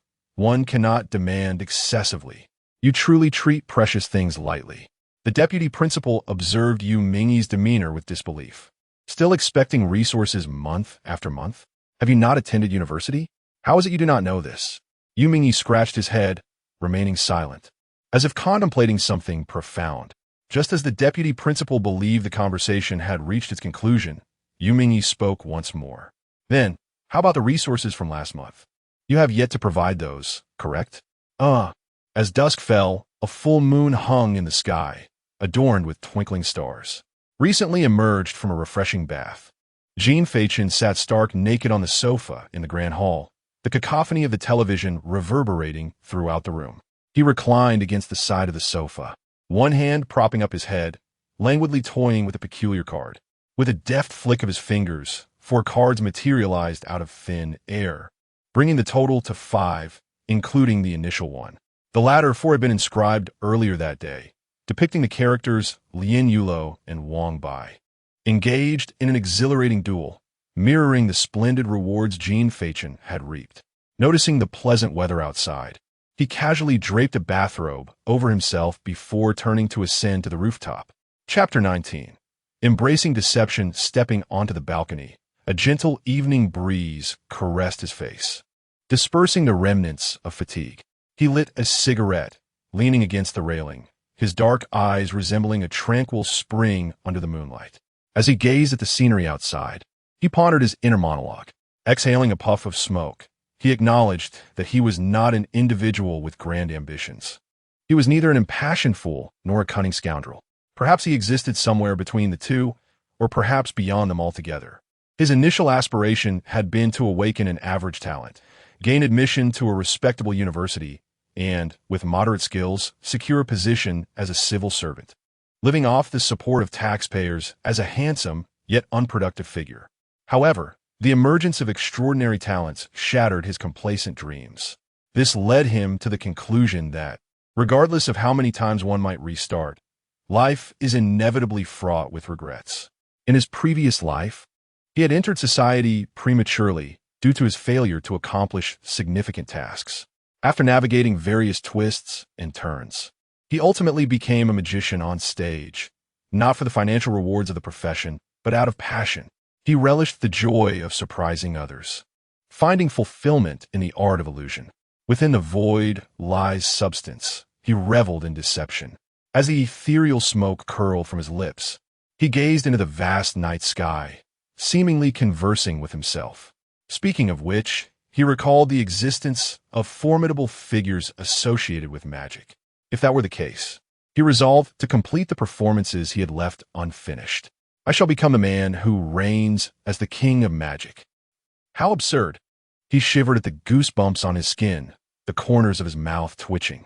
Indeed, such words are not meant for the faint-hearted, at least not for him. Suddenly, a swirling mass of black mist materialized before him in the air, coalescing into the figure of Yu Mingyi. Good evening, Mr. Yu, Jin Feichen greeted with a smile. What brings you here at such a late hour? Yu Mingyi flipped his palm, revealing 3 rings. These are your cultivation resources. I believe you have gathered considerable information today. In 2 months, the Academy will host a competition for new students. During this time, I hope you can advance to the Zhan realm. With that, he used his spiritual power to levitate the rings before Jin Feichen. Jin Feichen accepted them, examining the unusual rings, and inquired, You have already made arrangements, I presume? It is merely a suggestion. The decision rests with you, Yu Mingyi reminded him. Do tell, Jin Feichen urged. You will spend 1 week absorbing spirit gold, alongside studying a technique from the martial pavilion, the Feng Tianji Wu. After that, depart for the great wilderness, returning to the academy just before the competition begins. Yu Mingyi succinctly outlined, leaving no room for superfluous words. Jin Feichen pondered for a moment before nodding in agreement. Very well. Then, as if recalling something, he spoke again. Could you assist me in locating someone? Who? Leah from the Li family in Jinjiang province, Jinling City. Tonight or tomorrow morning. Without questioning the reason, Yu Mingyi simply inquired about the timing. Tomorrow, Jin Feichen replied. Too much extraneous information tonight would disrupt my sleep. Jin Feichen smiled faintly and spoke calmly. Very well. At 7 tomorrow, all recent information regarding Leah will be placed on your table. With that settled, good night. He waved his hand with a smile and turned to leave. Yu Mingyi transformed into a dark mist and vanished. Their conversation was remarkably succinct, devoid of any unnecessary embellishments or idle chatter, swift enough to evoke a sense of humility. The following day, June 12th, at 7:08, Jin Feichen, clad in casual home attire, sat on the sofa, setting his coffee back on the table. He couldn't help but chuckle at the thick stack of documents concerning Leah in his hand. The details were indeed meticulous, even noting the exact times she used the restroom. Upon reading that Leah had left her home early on the second day after her awakening to attend the academy, the weariness in Jin Feichen's eyes dissipated, and he couldn't help but laugh. It appeared that his little intimidation had proven effective. She had already concluded that her parents, entrenched in a state, could not protect her, prompting her to hastily seek refuge in a school teeming with expertise. How clever and endearing, indeed. However, it was a pity that intelligence could lead to one's own downfall. The academy that Leah attended was named Tianpu Academy, which, while not one of the 8 prestigious institutions, was nonetheless a first-rate academy in Daxia. After quickly perusing the documents, Jin Feichen casually tossed them into a nearby shredder and then stood up to change his clothes. Once prepared, he intended to head to the Martial Pavilion to study the phone Tianji Wu. As he approached his vehicle, he paused and suddenly called out, "Mr. Yu." In the next moment, a cold voice echoed in his ear, "I am here." Jin Feichen smiled as he continued, "Please help facilitate this. I believe it is essential for Tianpu Academy to send students to the great wilderness for some practical training, especially those who are newly enrolled and somewhat naive. This would enhance their cultivation, would it not? What time frame are you considering? Perhaps a week from now, with the location chosen nearby. I will engage in some exchanges to foster camaraderie between the academies," Jin Feichen said, squinting slightly under the warm sunlight filtering through his sunglasses, as if he had already contemplated this. "Understood. Consider it done." "Thank you," Jin Feichen replied, before settling into his car and driving toward the Martial Pavilion. As he journeyed, he reflected on the affairs he was now capable of managing, and for some reason, a wry smile crept across his face. It was indeed a lamentable world, where a vast web of power was perpetually woven wherever people congregated. Jin Feichen turned the steering wheel, and as sunlight poured into the car, his jade-like visage bore a faint smile as he mused, born out of sync with the times, akin to a soaring crane. How tragic, how tragic. Arriving at the Martial Pavilion, Jin Feichen parked his car amidst the throng of young people coming and going. He gazed at the grand structure before him and smiled. The entrance displayed the calligraphic characters Martial Pavilion in an elegant flourish, and while the building boasted 4 expansive floors, its footprint was remarkably vast. This was indeed a treasure of the academy, housing countless invaluable texts on Feng Tianji Wu, with nearly a millennium of history. The Martial Pavilion of Tian Su Academy undoubtedly contains some of the most comprehensive resources in the world. Countless weapons and tools abound, each capable of being matched with its own unique martial arts. From the humble yellow tier to the advanced earth tier, a myriad of treasures is cataloged, albeit modest in size. However, upon reflection, it seems that the item in my possession resembles a glove, specifically one named Garden of the Final Sequence, rather incongruous in nature. Murmuring this thought, I, Jin Feichen, stepped forward. Yet, misfortune struck. Before I could cross the threshold, I was halted. "Please present your student ID." 2 robust, middle-aged men stood before me, their expressions impassive, their gaze penetrating as if seeking to unveil my very essence. I felt a shiver under their scrutiny, and it dawned on me that I lacked a student ID, rendering me akin to an undocumented individual within this institution. Rubbing the back of my head in confusion, I pondered how to articulate my predicament. Should I admit that I had just arrived as a newcomer and had yet to obtain my student ID? Would that invite mockery? We do not belittle any citizen. Please present your student ID, or entry will be denied, they replied with unwavering firmness, their demeanor as steadfast as ancient pines. Gentlemen, please hold on a moment while I seek assistance. Chapter 20. Flight Class Fontion Extreme Martial Arts. Having spoken, Jin Feichen stepped aside, opting to summon Yu Mingyi in a secluded area to avoid unnecessary complications. To conjure a formidable figure cloaked in black mist before the eyes of two guards would be tantamount to inviting invisible trouble upon himself. The ensuing spectacle would undoubtedly attract a throng of seniors, exclaiming in awe, "Wow, it's a transcendent level," or "Incredible, Azun realm expert." Such ostentation, reminiscent of a dragon king, was something Jin Feichen found rather distasteful.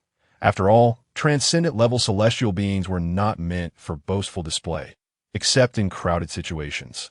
Moreover, given the dramatic entrance effect associated with Yu Mingyi, any rational observer would assume an invasion by foreign beings.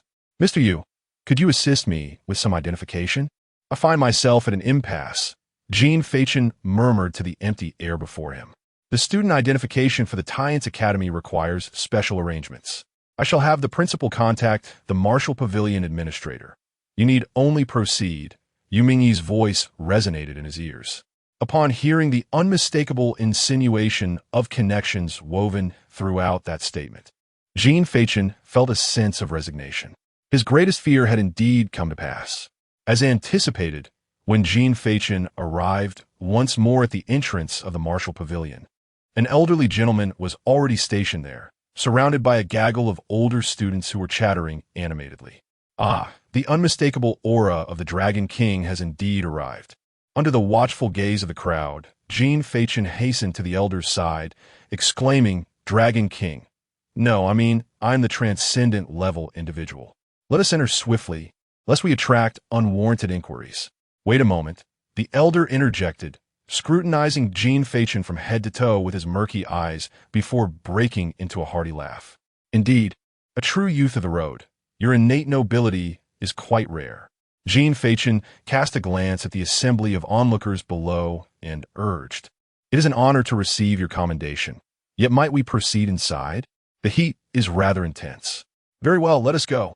The elder led Jin Feichen into the Martial Pavilion, and as they passed by the two guards, he cheerfully remarked, "This young man is Jin Feichen, our Academy's transcendent-level student for this year. His identification is yet to be processed, so I shall escort him in." At this declaration, an uproar erupted among the onlookers, with some individuals already reaching for their phones to capture the moment. I enjoy surprising others, but not in this manner. As the two figures of Jin Feichen and the elder vanished into the depths of the Martial Pavilion, the cacophony of discussions ignited. Is this truly the transcendent-level student? He appears rather frail, not particularly formidable. Mind your words. Every genius possesses their own peculiarities. Be cautious lest he overhear, and you find yourself in a compromising situation tonight. The Taisher clan and the Wang family from the capital both produced transcendent-level individuals, yet neither had joined the prestigious Science Academy located in the capital. Jin Feichen, however, had quietly made his appearance here. If one were to claim he lacked powerful backing, I would find it implausible. Moreover, that backing must indeed be extraordinarily formidable. But I have heard he is an orphan? If you have heard such, do you truly believe it to be credible? That is a valid point. Why not venture a test? Whether the outcome is favorable or not, will it be beneficial to you? I advise you to refrain from such fruitless pondering. The individuals here are far from foolish. Given that Jin Feichen has made his appearance in the Wu Pavilion today, it implies he arrived at the Academy yesterday. The Academy is rife with influential figures, undoubtedly already aware of this matter, yet no whispers have emerged, indicating their desire to avoid offending him. The best course of action is to observe and await developments. The truth will soon be revealed in the upcoming freshman competition. There is no need to entangle oneself within the fray. Merely 2 months remain, and soon enough, the second-year contender will undoubtedly grow impatient. Inside the Wu Pavilion, As Jin Feichen crossed the threshold, he felt as though a mysterious force had transported him to another realm. The interior left him profoundly astonished.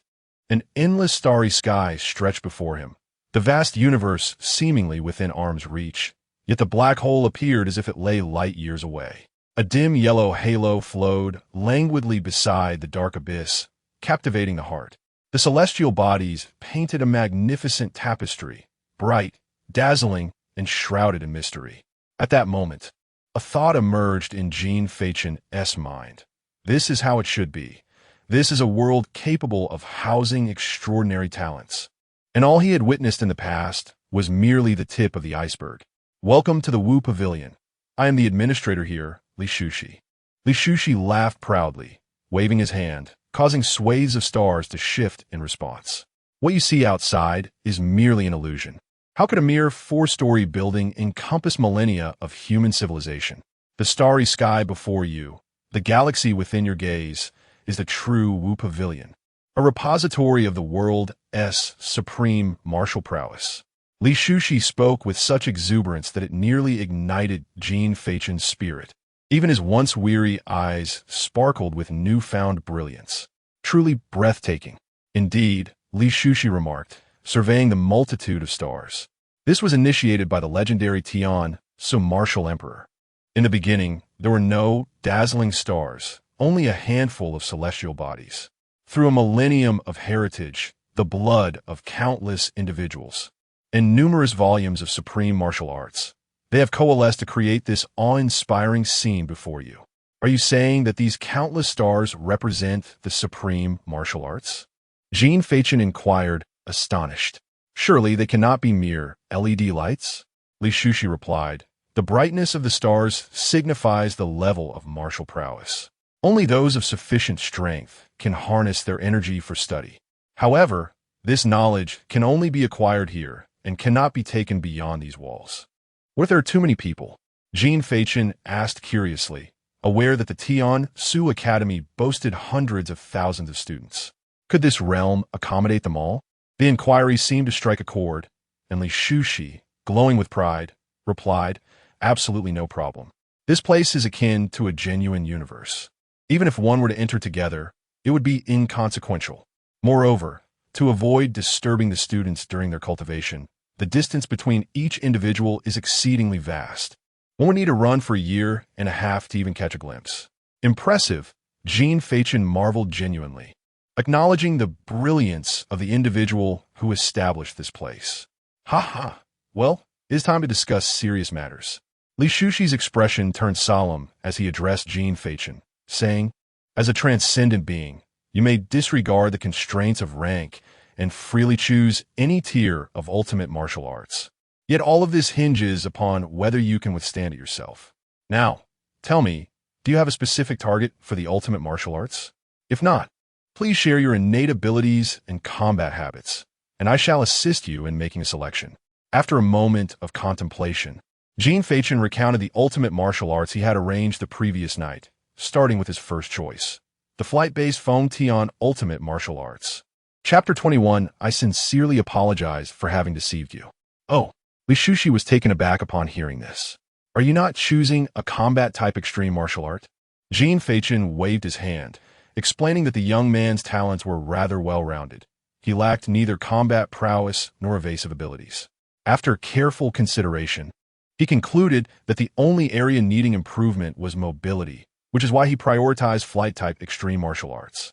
Li Shushi stroked his beard thoughtfully and said, my request may be somewhat presumptuous, but would you allow me a glimpse of your celestial artifact? He paused briefly before continuing, rest assured, what I see shall remain confidential. Of course, Jin Feichen replied without hesitation, recognizing that such matters would eventually come to light.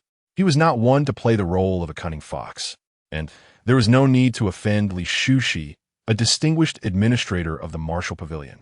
Even though Li Shushi was merely at the Huanyuan level, refusing him would not lead to any repercussions, yet it seemed unnecessary. Having finished speaking, Jin Feichen redirected his spiritual energy. As a faint glow emanated from his left hand, a black pattern materialized upon the back and palm of his hand. Senior Li, this is my celestial artifact, the final sequence garden. Observing the mark on Jin Feichen's hand, Li Shushi scratched his head. Is this an artifact? Your point of focus is quite peculiar. Suppressing a chuckle, Jin Feichen elaborated, originally, it was a glove, but upon awakening, it transformed into light and entered my hand, resulting in this form. He then succinctly explained its abilities, of course, with modifications and reductions, including the capabilities of card engravings. Your abilities seem rather unrelated to the final sequence garden. Indeed, I actually feel it could be aptly renamed as Magic Hand. What do you think? Well, that does seem fitting. However, can this item be renamed so casually? With that, Li Shushi contemplated Jin Feichen's entire set of abilities and remarked, typically, the first extreme martial art learned by anyone is of the offensive variety, as this is essential for self-defense. The martial arts learned tend to become increasingly adept over time, profoundly influencing one's cultivation journey. As a Huan Yuan level, it would be quite grievous if you were to learn something disorganized. Then, after a moment of consideration, he proposed, how about this? Use all your offensive techniques to attack me. If you reach the standard of a typical extreme martial art, we could discuss further. If not, I shall have to consult the vice principal to make a determination. How's that sound? Jin Feichen nodded in agreement, feeling confident in the extreme martial arts of Lin Yulo and Wang Bai. Very well, let us commence. Jin Feichen took a step back, the pattern in his hand glowing faintly. Senior, I won't say much, just be cautious, as I don't believe myself to be particularly formidable. Ha ha ha, you young rascal. Before Li Shushi could finish his sentence, Jin Feichen's form suddenly transformed into a swiftly flowing sea of blossoms, enveloping him entirely. Li Shushi had always maintained a playful demeanor as he surveyed the sea of flowers around him. He chuckled, remarking on their unexpected beauty. Suddenly, a leg materialized before him, descending with a swift kick. Reacting like lightning, Li Shushi reached out and grasped it, but as soon as he caught the ankle, it transformed into petals and vanished. Just at that moment, a figure named Jin Feichen appeared behind him, launching a punch that Li Shushi effortlessly deflected, only for it to dissipate into petals once more. This cycle repeated, with legs and fists occasionally appearing around him. Though feeble, they came in relentless succession, making it impossible to halt. Youngster, if that's all you've got. It won't suffice, he remarked, blocking the attacks as he spoke. Meanwhile, amidst the swirling petals behind him, a slender hand coalesced, its fingers twitching. A special silver card materialized once again. The performance had only just begun. Bang!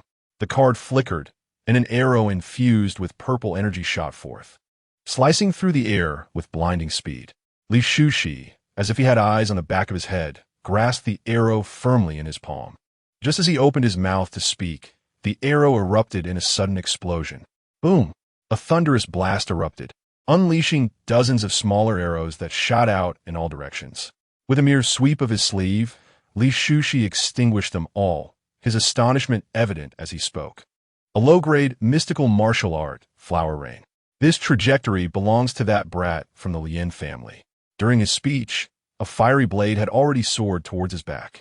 Now, this is the main attack. Li Shushi's energy surged, causing the long knife to vanish into ashes. He continued, a low-grade mystical martial art, Flame Blade, Flowing Stream. Wang Bai's technique. Impressive insight, Senior. Jin Feichen emerged from the flower sea, clasping his hands and smiling lightly.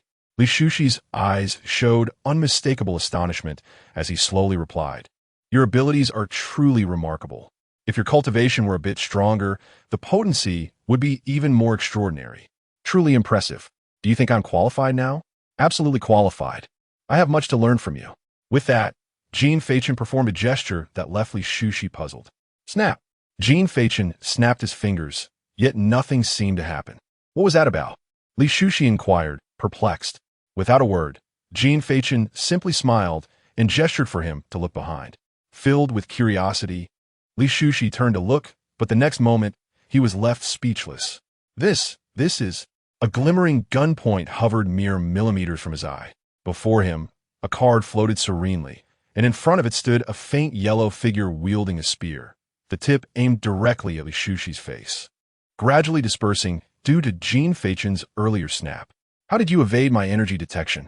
Li Shushi stood frozen, staring in disbelief. It has always been there.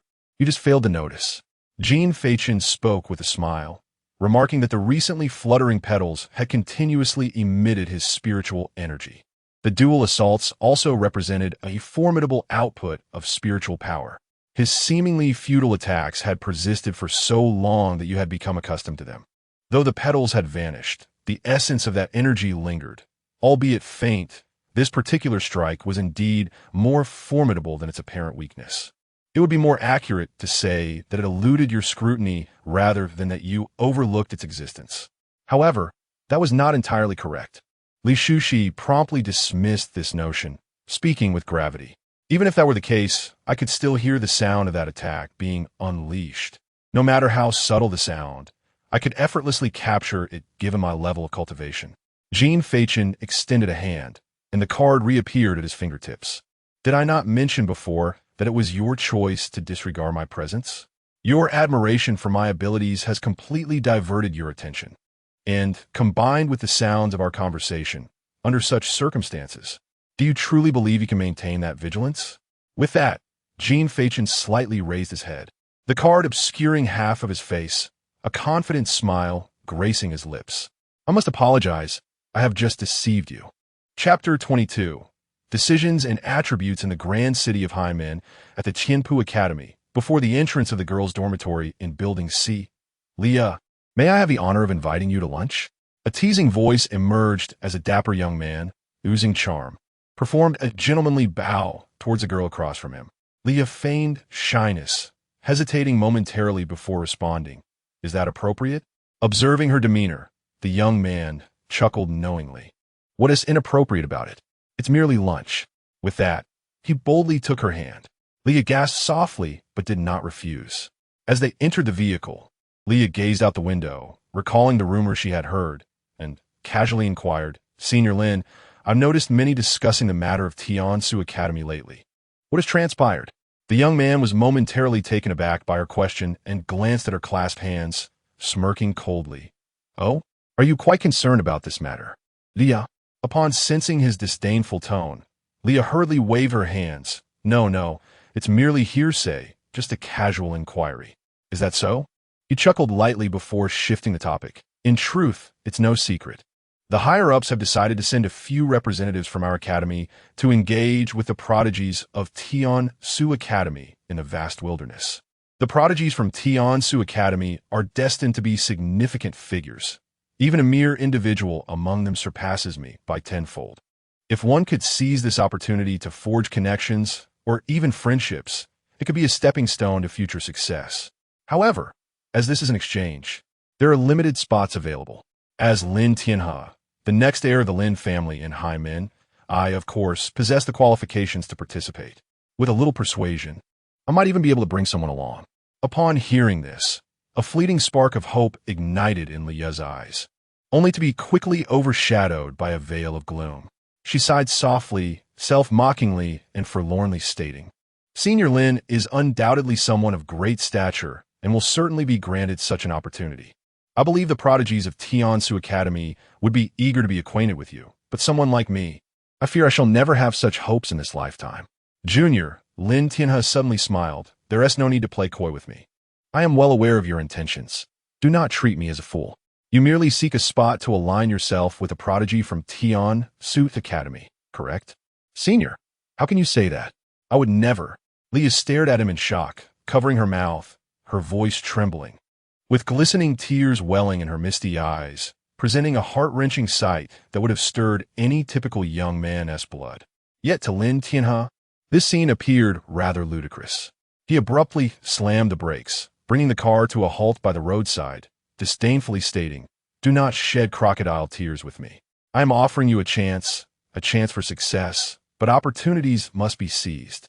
With that, his rough hand rested upon Leah's delicate thigh, wandering indiscriminately. Everything requires a price. Do you understand? Certainly. Should you choose to decline, I shall not protest.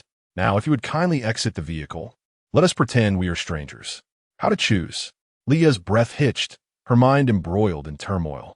On one hand, lay her promising future, while on the other loomed the terror from the Huan Yuan level.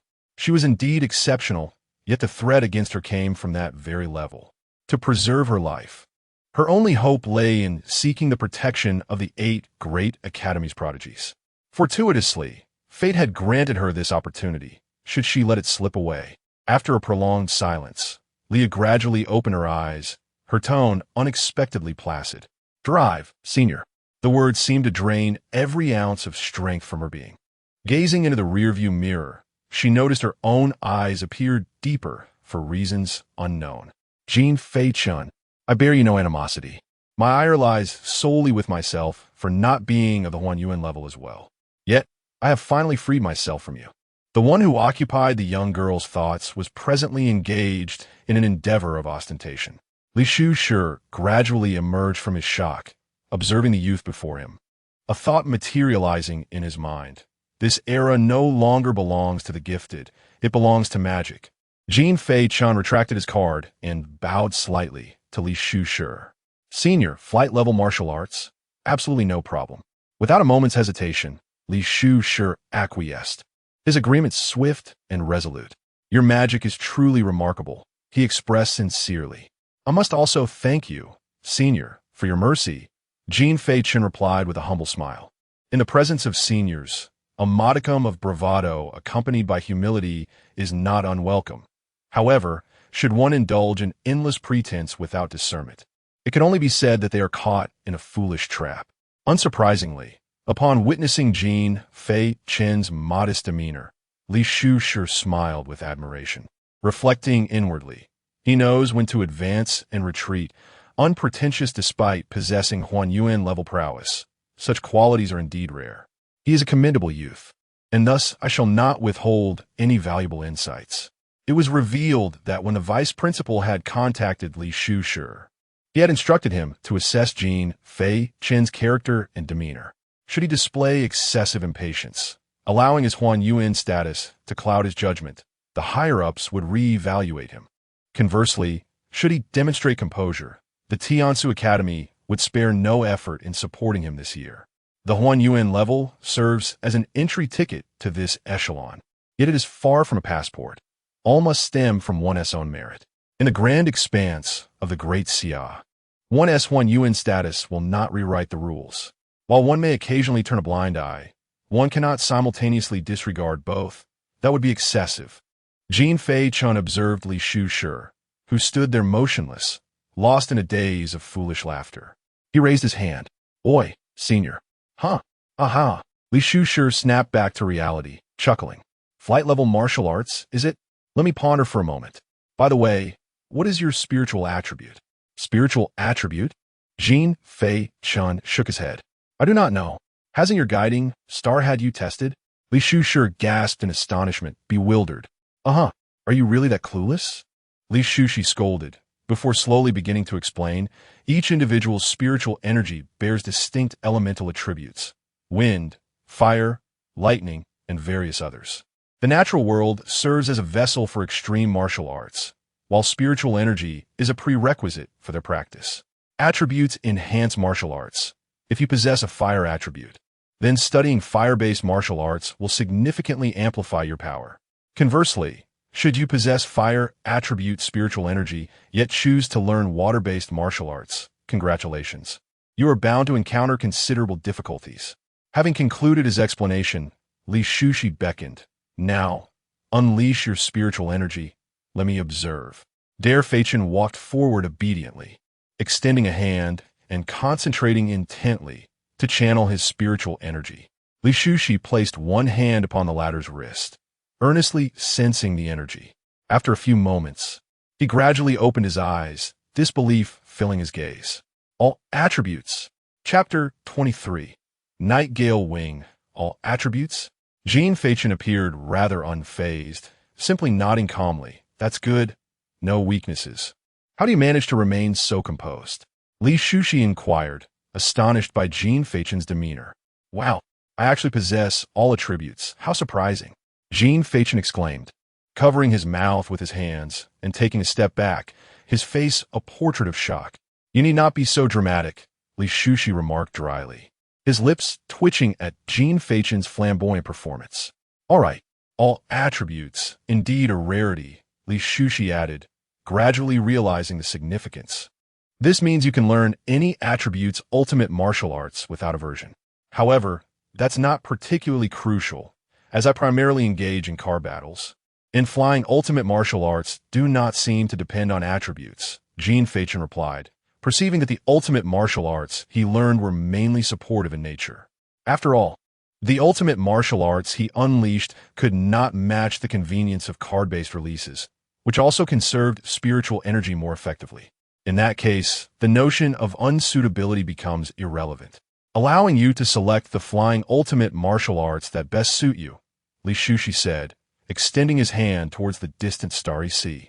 With a hum, several stars radiated their light, forming a string that approached and finally settled before the two. Flying ultimate martial arts are not like others. They're consumable celestial martial arts, the rarest among all types. Within the entire academy, only 2 Flow Realm Fate Masters have had the fortune to learn them, and now you are the third. With a grand gesture, Li Shushi caused the starlight to dissipate, revealing 3 scrolls. The flying celestial ultimate martial arts are crafted from the wings and souls of airborne mythical beasts, making them exceedingly difficult to produce and prone to backlash, often resulting in perilous outcomes. The scrolls created from them can be used for learning, as activating them will invoke the soul of the mythical beast within, leading to its dissipation regardless of success. Thus, the high danger involved in their creation and the single-use nature render flying ultimate martial arts incredibly precious, with each scroll being priceless and hard to procure. As you can see, even the Tian Su Academy possesses only these 3 flying celestial ultimate martial arts. Li Shushi turned to introduce the 3 scrolls, stating now, "Let me elucidate the differences among these 3, and you may choose your preference. I will assist you in selecting one, and we shall finalize our discussion thereafter." "Thank you, esteemed elder," Jin Feichen replied, his eyes gleaming with joy as he regarded the 3 resplendent scrolls.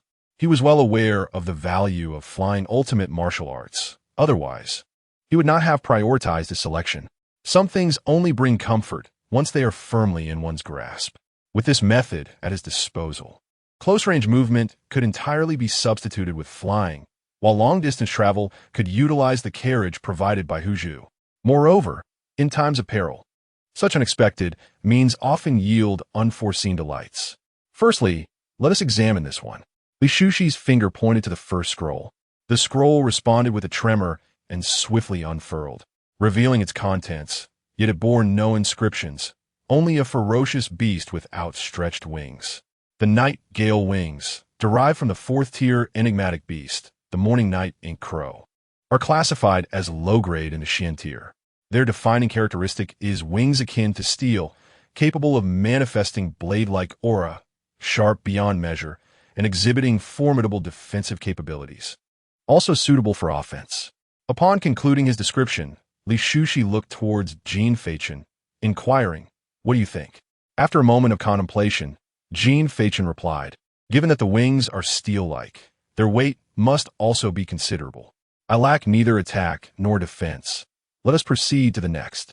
"Astute," Li Shushi remarked with a smile at his response, and then pointed to the second scroll, introducing it, the Moon Bat Wings, sourced from the 4th-tier enigmatic beast, the Moon Shadow Bat, also classified as low-grade in the Xian tier. Their unique feature is an increase in speed under the cover of night, along with a significant enhancement in auditory perception in dark environments. "What say you?" Jin Feichen casually waved his hand, indicating next. "You child, are you merely choosing vegetables?" "You offer no critique," Li Shushi observed, his lips curling in mild irritation at Jin Feichen's nonchalant demeanor.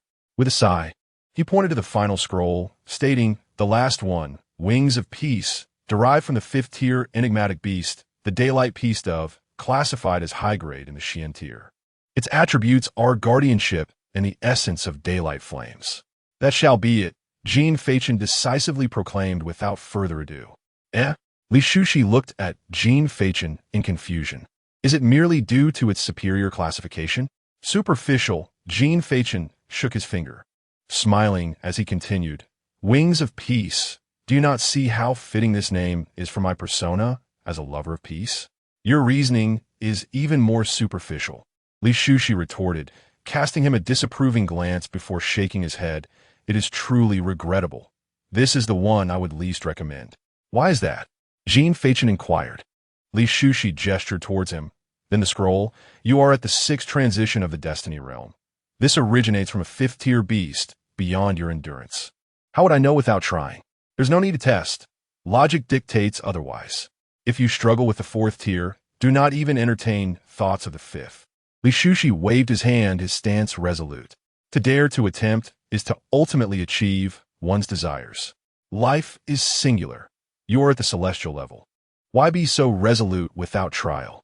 Logic prevails, and thus it shall remain.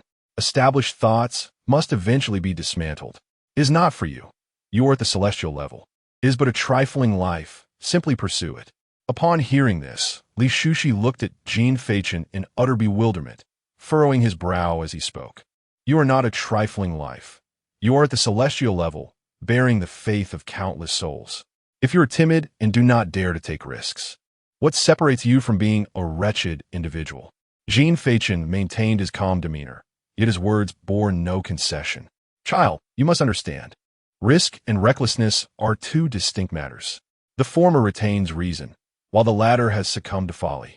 An elder ought to recognize that life is not merely about adhering to routine. To follow reason is to be truly rational. With his hands clasped behind his back, Jin Feichen stepped forward, maintaining a composed demeanor as he met Li Shushi's gaze. He calmly articulated, life ought to be replete with surprises. Since I cannot lead an ordinary existence, I must strive to live splendidly. The essence of magic lies in the delight it brings. Yet this presupposes that one must first astonish oneself.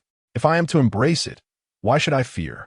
Life is brimming with wonder, and at this moment, I have glimpsed splendor, which should not be relinquished. As for danger, I wish to convey that I have traversed this path, and my heart swells with fervor. What is there to fear?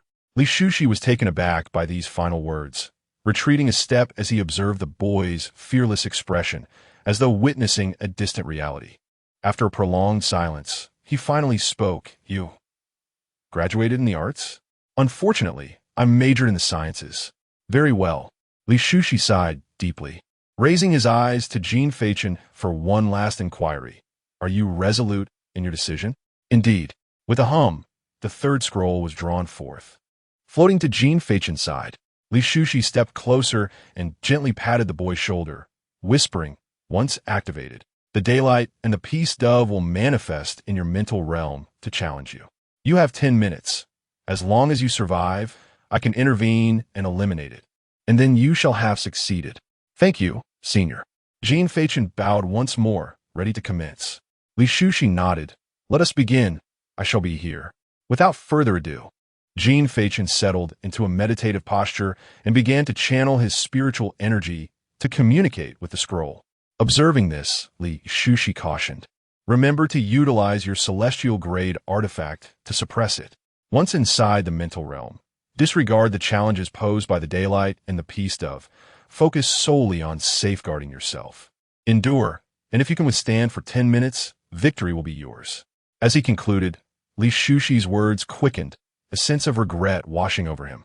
By the time he grasped the need to intervene, it was already too late. With a hum, the scroll erupted in a dazzling radiance, a brilliant stream of light piercing into Jin Feichen's consciousness. Daylight enveloped all, an immense shadowy wing unfurling, white flames consuming the sky, an overwhelming pressure descending. Jin Feichen opened his eyes, beholding the colossal, uncanny beast before him. One hand rested behind him while the other glided gracefully in front. 7 blank silver cards materialized, swirling in the air. Gazing at the eerie creature, Jin Feichen smiled faintly. Now, commence your challenge. I shall respond to each in turn. Chapter 24. You shall not harm Z. A tempest of white flames raged above, forming a suspended sea of fire. A colossal beast, adorned with wings that seemed to cloak the stars, stood tall and proud. The creature, known as Daylight and Peace Dove, was entirely snow white. with a plume of white fire flickering atop its head. Most striking, however, were the wings behind it. At first glance, they appeared to be two tongues of burning flame. Yet upon closer inspection, one could discern the individual feathers, resplendent and majestic. An ear-piercing roar suddenly erupted. Daylight and Peace Dove gazed down upon the diminutive humans below and let out a piercing screech. Jin Feichen, with a beaming smile, faced the formidable beast, unfazed by its overwhelming power, as if victory were assured. 7 silver blank cards whirled before him, his greatest source of confidence. With a resounding roar, Daylight and Peace Dove unleashed a torrent of white flames from its massive maw. The flames surged forth, and the first card before Jin Feichen vanished in a flash of white light, only to reappear in his hand. Although my spiritual power is still weak and pales in comparison to yours, I can certainly hold you off for 10 minutes, Jin Feichen declared, his fingers subtly moving as a mysterious card faced the incoming inferno. In an instant, he directed his spiritual energy, causing the card to radiate brilliance. A flash of white light revealed a white flame tongue that emerged in midair, racing toward the oncoming firestorm. A thunderous explosion ensued as the two flames collided, producing a sharp sound that echoed within the enclosed space. Daylight and Peace Dove watched in bewilderment, its eyes gleaming with perplexity as it shook its head and uttered words. "Are we of the same kin?" Jin Feichen felt a chill run down his spine, realizing the truth of its words. The 5th-tier beast corresponded to a 5th realm control level expert, possessing intelligence akin to that of a human. However, the Daylight and Peace Dove had been dead for many years. The fact that its lingering spirit could still speak was indeed astonishing. Yet, judging by the question it posed, its intellect appeared to have waned somewhat. In response to the inquiry of kinship, Jin Feichen smiled and replied, "It's me, Ingzi. Don't you recognize me?" "Ingzi?" The Peace Dove paused, its large eyes filled with confusion. "How could I not know?" Jin Feichen frowned at its words, feigning irritation. "Oh, you little rascal. I used to carry you when you were a child. Have you forgotten?" At this revelation, the Peace Dove was utterly bewildered. "Huh?" Jin Feichen remained unhurried. After all, delaying time worked to his advantage. It was akin to playing with a fool. "Do you truly not remember? I am your Uncle Ingzi. I recall when you were young, short in stature and not very bright. I even took you bird hunting. But you are human." The Peace Dove finally posed a pertinent question, its large head filled with thoughts. "Ah." Well, Jin Feichen scratched his head and, after a moment's contemplation, raised an eyebrow and smiled. "It's just that I've lost some weight over the past 2 years. The change is a bit significant, but it's nothing to worry about." "From a dove to a human?" The Peace Dove looked at him with evident skepticism, its gaze growing increasingly perilous. With a thud, Jin Feichen stamped his foot in anger, startling the Peace Dove into a shiver. "Child, do you not believe me?" Jin Feichen, a mixture of sorrow and indignation etched on his face, beckoned the Peace Dove over. "Come here. Let me explain. You will understand." Observing the seemingly feeble Jin Feichen, the Peace Dove felt no suspicion and obediently approached, lying down earnestly to listen. Jin Feichen nodded in satisfaction and, without hesitation, sat beside the Peace Dove, speaking solemnly. "To comprehend my transformation, you must first grasp the principle of leverage. And to understand leverage, you must be acquainted with the game of solitaire." With a flick of his wrist, a standard deck of playing cards appeared in his hand. He laid the cards out one by one, embarking on the tedious yet protracted game of solitaire. Unbeknownst to them, events were unfolding towards an unforeseen conclusion outside. Li Shushi paced anxiously, stealing glances at Jin Feichen and exhaling a deep sigh. Alas, he was too reckless. He was swayed by a few motivational words and foolishly agreed. What a grave mistake. Li Shushi lamented, striking his palm in frustration. Time ticked away in his mind, each second a tormenting agony, and he desperately wished for time to accelerate. If a universal level were to perish because of this, enduring 1,000 cuts would seem merciful, even descending to hell.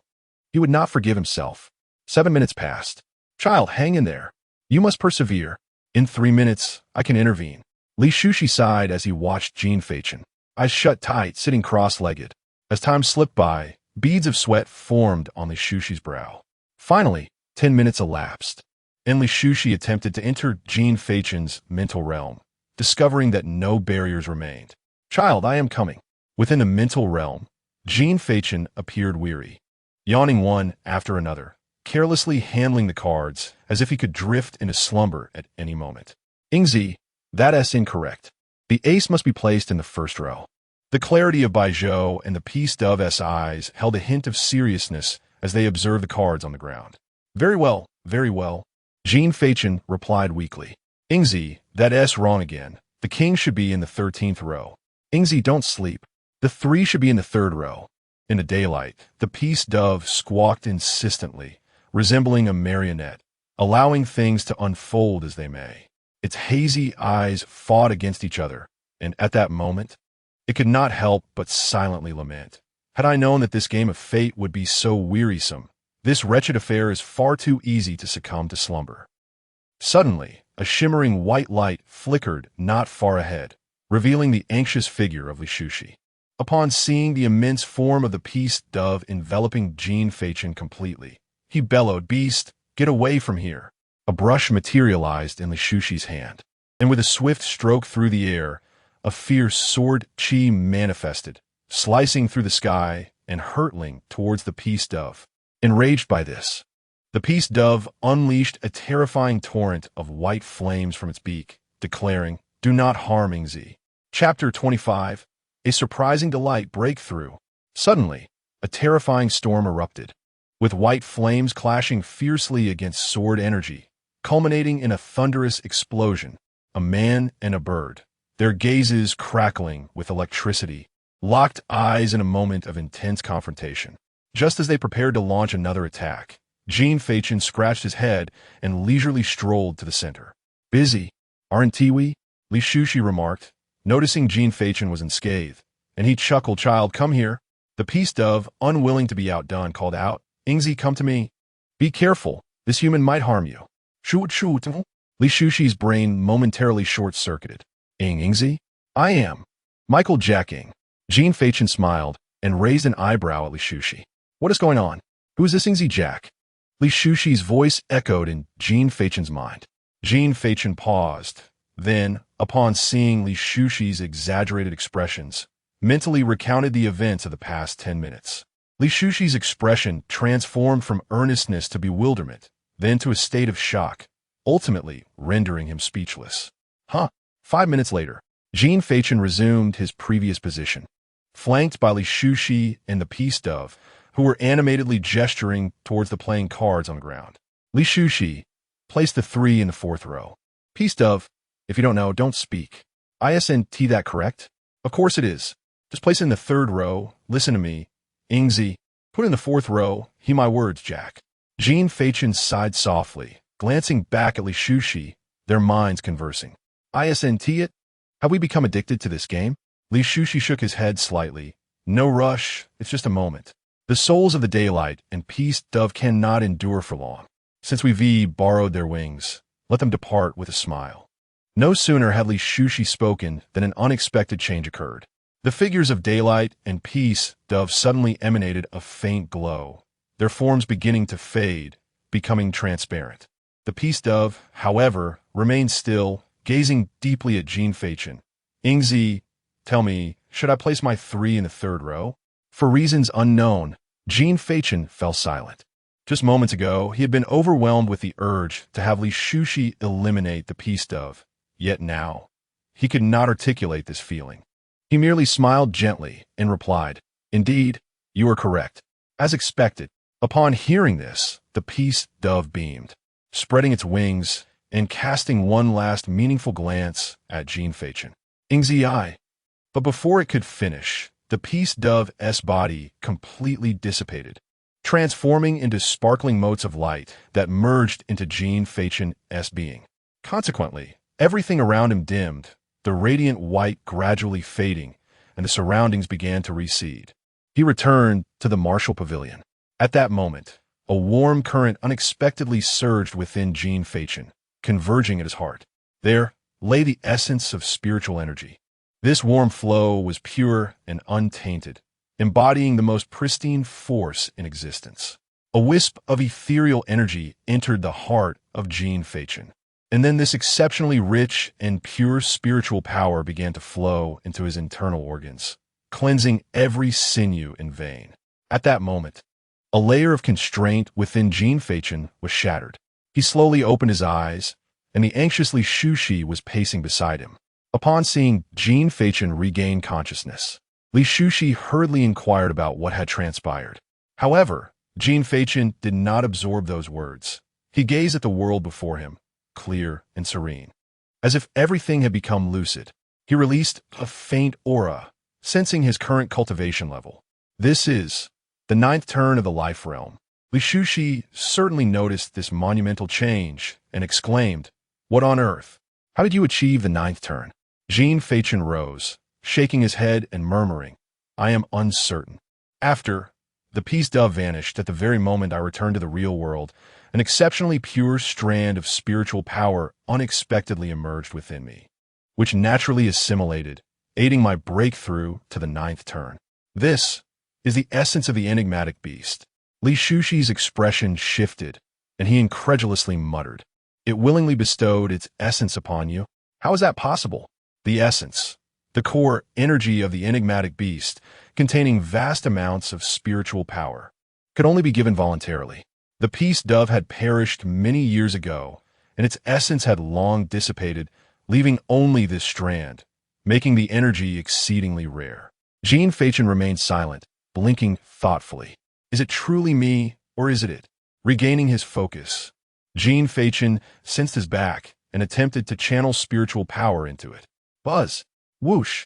A burst of white flame suddenly ignited behind Jin Feichen.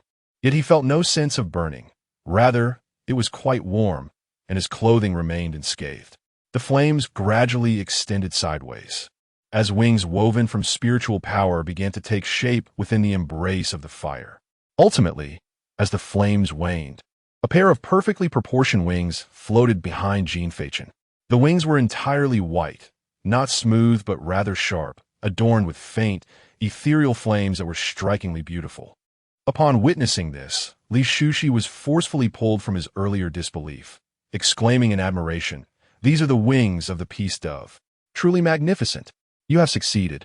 Although it was perilous, you not only acquired these wings, but also broke through 3 levels. How enviable. It is merely luck." Jin Feichen replied as he controlled the wings and gently ascended. After a brief period of acclimatization, he was able to maneuver with agility, soaring swiftly, leaving a trail of ethereal flames in his wake. Undeniably, it was quite impressive. After flying for a while, Jin Feichen returned to his original position and retracted his wings. Everything was well, though it had drained much of his spiritual energy. Given his cultivation level, he feared he could not fly for long. "I can feel it," Jin Feichen remarked after surveying the surroundings. Naturally, flight is a capability reserved for the control realm. For someone at the mere life realm to possess, it requires a cost. One cannot expect to have it all, Li Shushi stated. "By the way, are you aware of the characteristics within those wings?" "I am." Jin Feichen nodded and remarked, "The guardian and the flame. The former can shield me from a singular blow.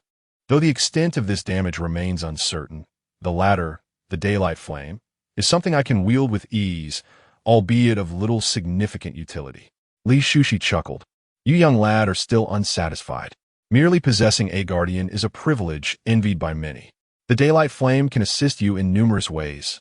Learn to be content. You are currently at the pinnacle of the life realm in the world.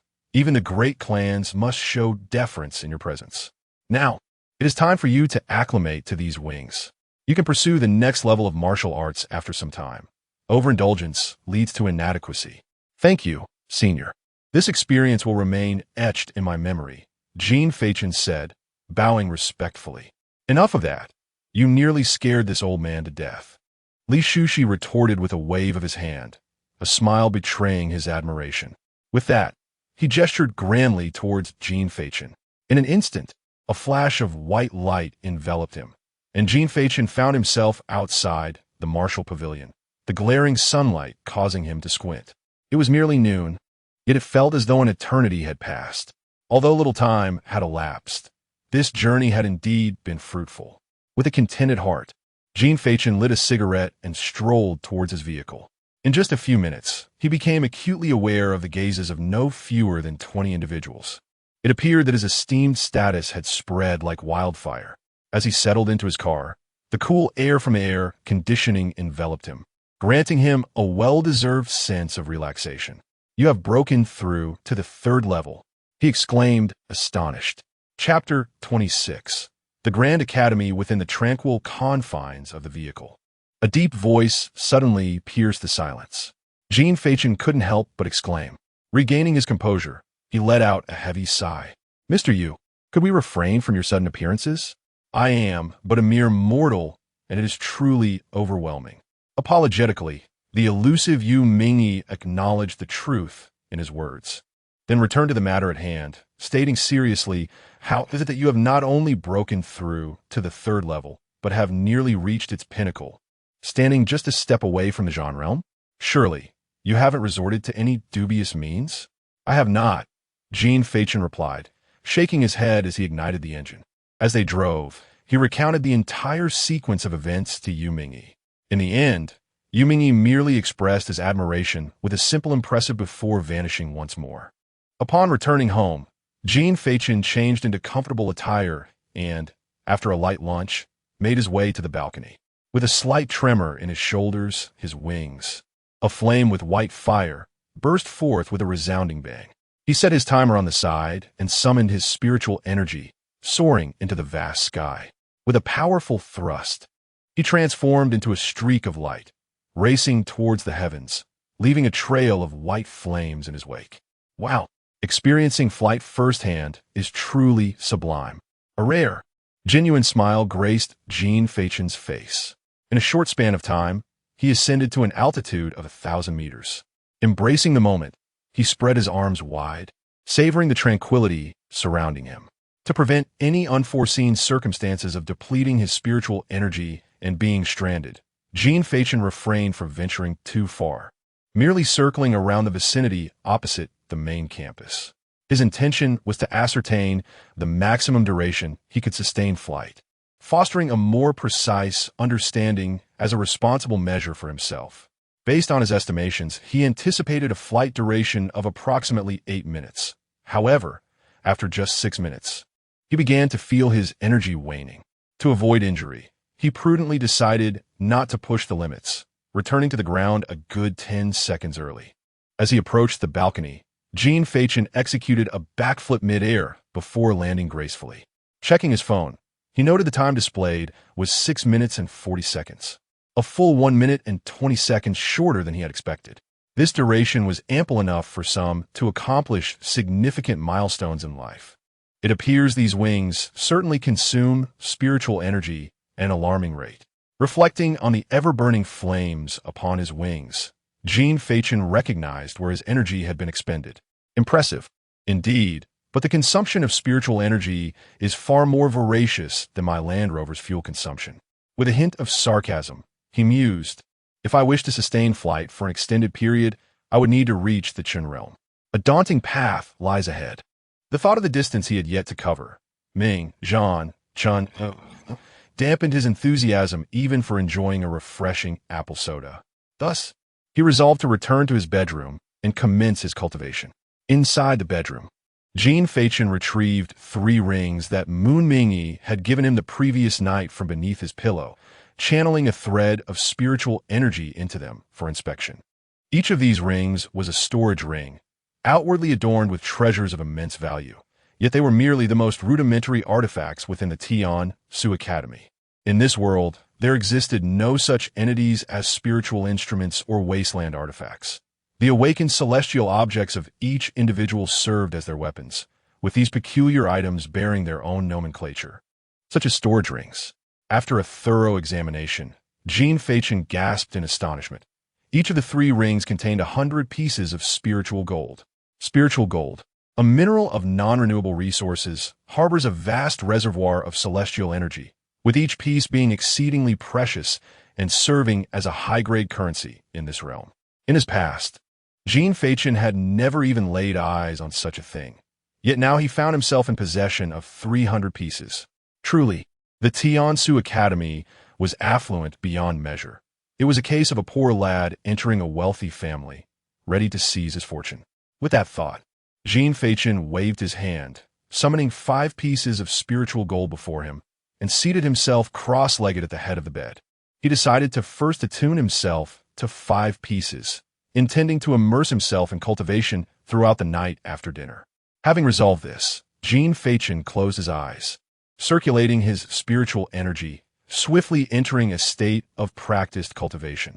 Gradually, as his breath became steady, a faint aura of spiritual energy emanated from his being, drawing the 5 pieces of spiritual gold into a gentle levitation, ultimately suspending them in mid-air.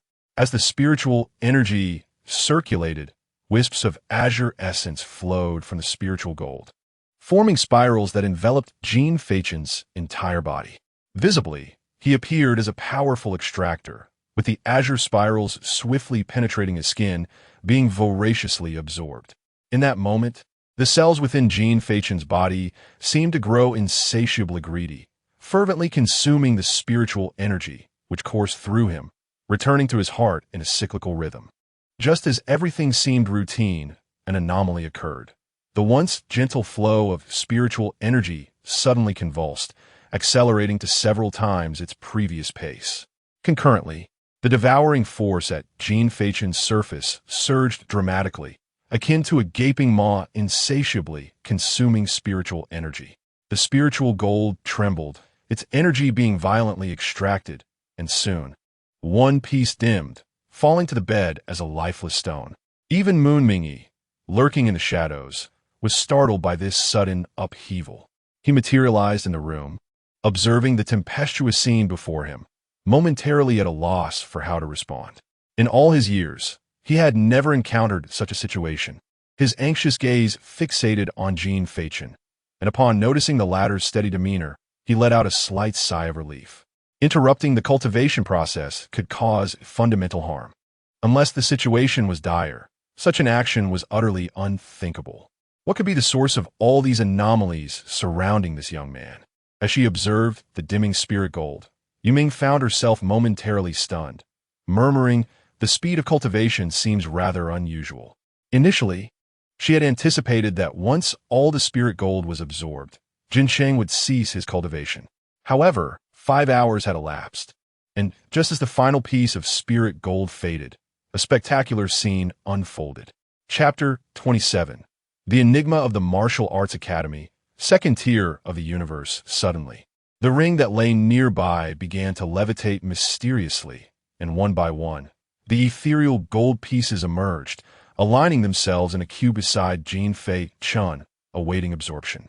As Yuming contemplated retrieving the remaining ethereal gold, he hesitated, fearing it might disrupt Jin Feichen's process. Thus, he lingered in indecision until nightfall. 3 hours later, at 9:40 p.m. on June 12th, with the dimming of the 7th piece, a gentle breeze emanated from within Jin Feichen. Simultaneously, his body underwent a transformation. A faint gray-white aura suddenly enveloped him, replacing the previous azure hue, wrapping around his exterior. The ethereal energy, previously elusive and scattered, now conformed obediently, as if a gossamer veil had draped over Jin Feichen.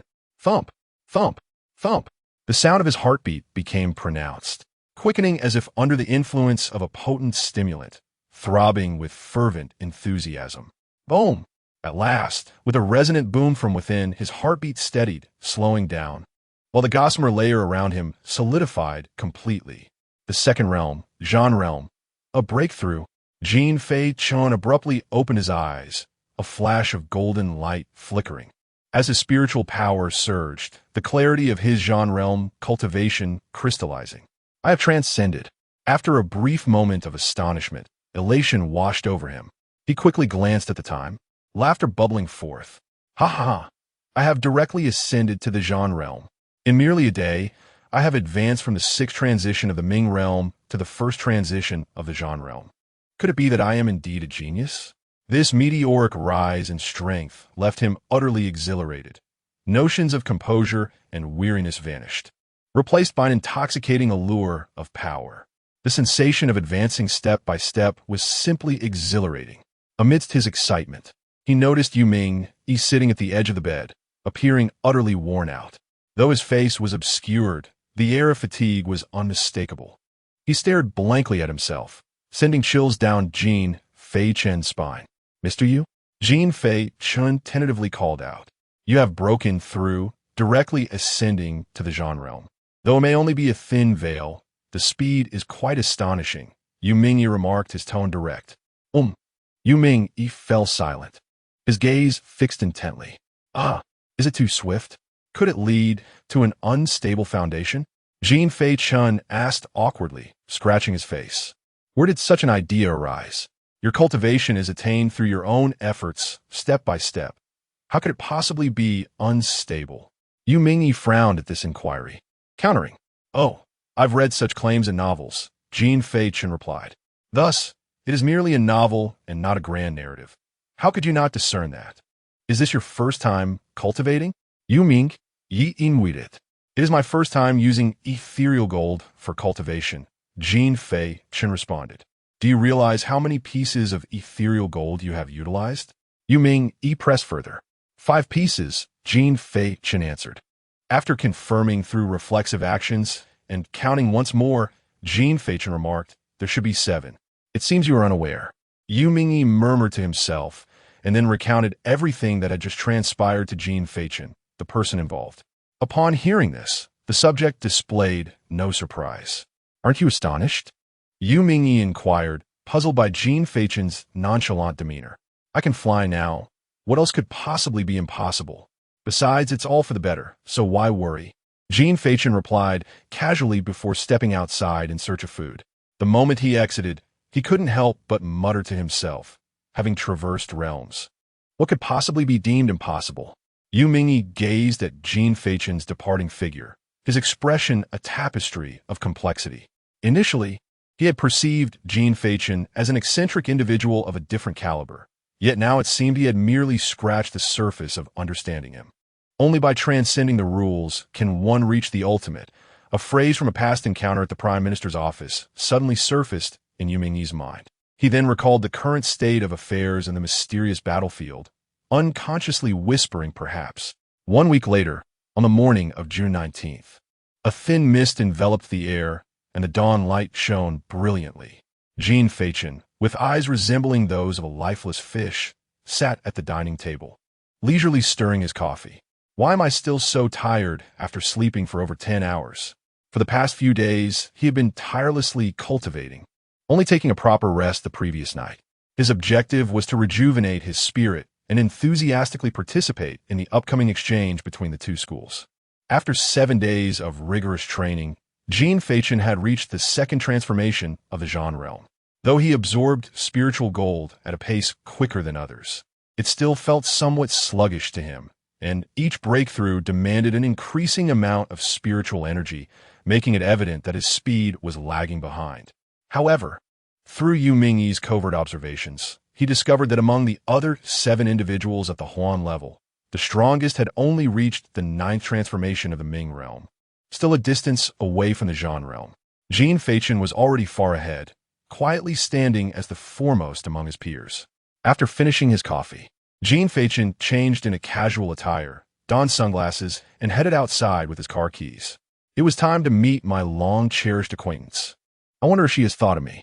In Longcheng, at one of the 8 academies, Fengshu Academy, a silver-haired youth sat cross-legged on the rooftop, the hazy morning sun casting a mysterious aura around him.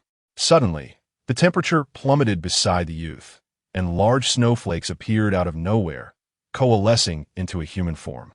As the snowflakes dissipated, an elderly man with grizzled hair stood beside the youth.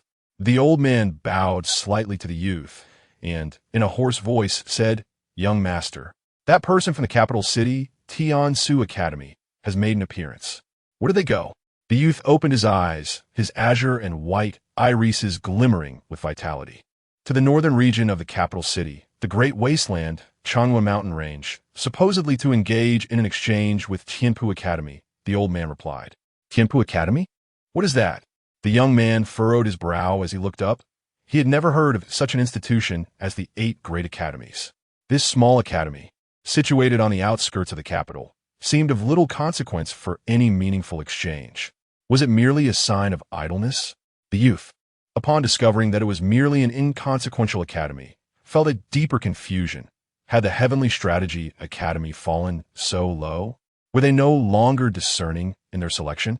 According to the intelligence he had gleaned, the supposed exchange was a ruse orchestrated by Jin Feichen, seemingly with the ulterior motive of assassination. The old man, harboring doubts, found himself unable to verify the accuracy of the information. Despite his utmost efforts, a certain force seemed to obstruct his inquiries, leaving him only able to uncover these fragments. Intriguing, indeed. Rising to his feet, the young man seized the staff marked with mystical runes of lightning and propped it upon his shoulder. He glanced back at the elder, raising an eyebrow, and declared, "Let us join the fray." "Very well," the elder acquiesced, waving his hand as the wind and snow enveloped them, whisking them away as they vanished from sight. Meanwhile, on the rooftop they had vacated, a delicate card glimmered beneath the sun's rays. The left side of the card bore the young man's photograph, his white hair styled into two buns, bangs brushing his brow, with strands cascading down to his neck. A unique mark graced the corner of his eye, and a confident smile played upon his lips. Most strikingly, inscribed in the upper left corner of the photograph was a single character, Huan. Beside the image was a detailed introduction of the youth. Dragon City Feng Shu Martial Academy, student ID, student number, 002 name, by Gigi gender. Male. This certifies that the aforementioned student is enrolled at our institution. All locations must accord passage to this student. Note, either he will come to us, or we shall send someone to him. Chapter 28, Student ID or Pass. Meanwhile, at the garrison point of the Changyuan mountain range, Jin Feichen parked the vehicle and proceeded towards the forward post with Shang Buki, who had yet to awaken fully. The reason for Shang Buki's presence was simple. Upon spotting Jin Feichen's striking vehicle, he had dramatically thrown himself onto the road, insisting on accompanying him. Jin Feichen, indifferent to the antics, obliged him. The garrison point serves as a crucial outpost for guarding the mountain's borders, ever vigilant against the cunning beasts that inhabit the forests and threaten to invade the city.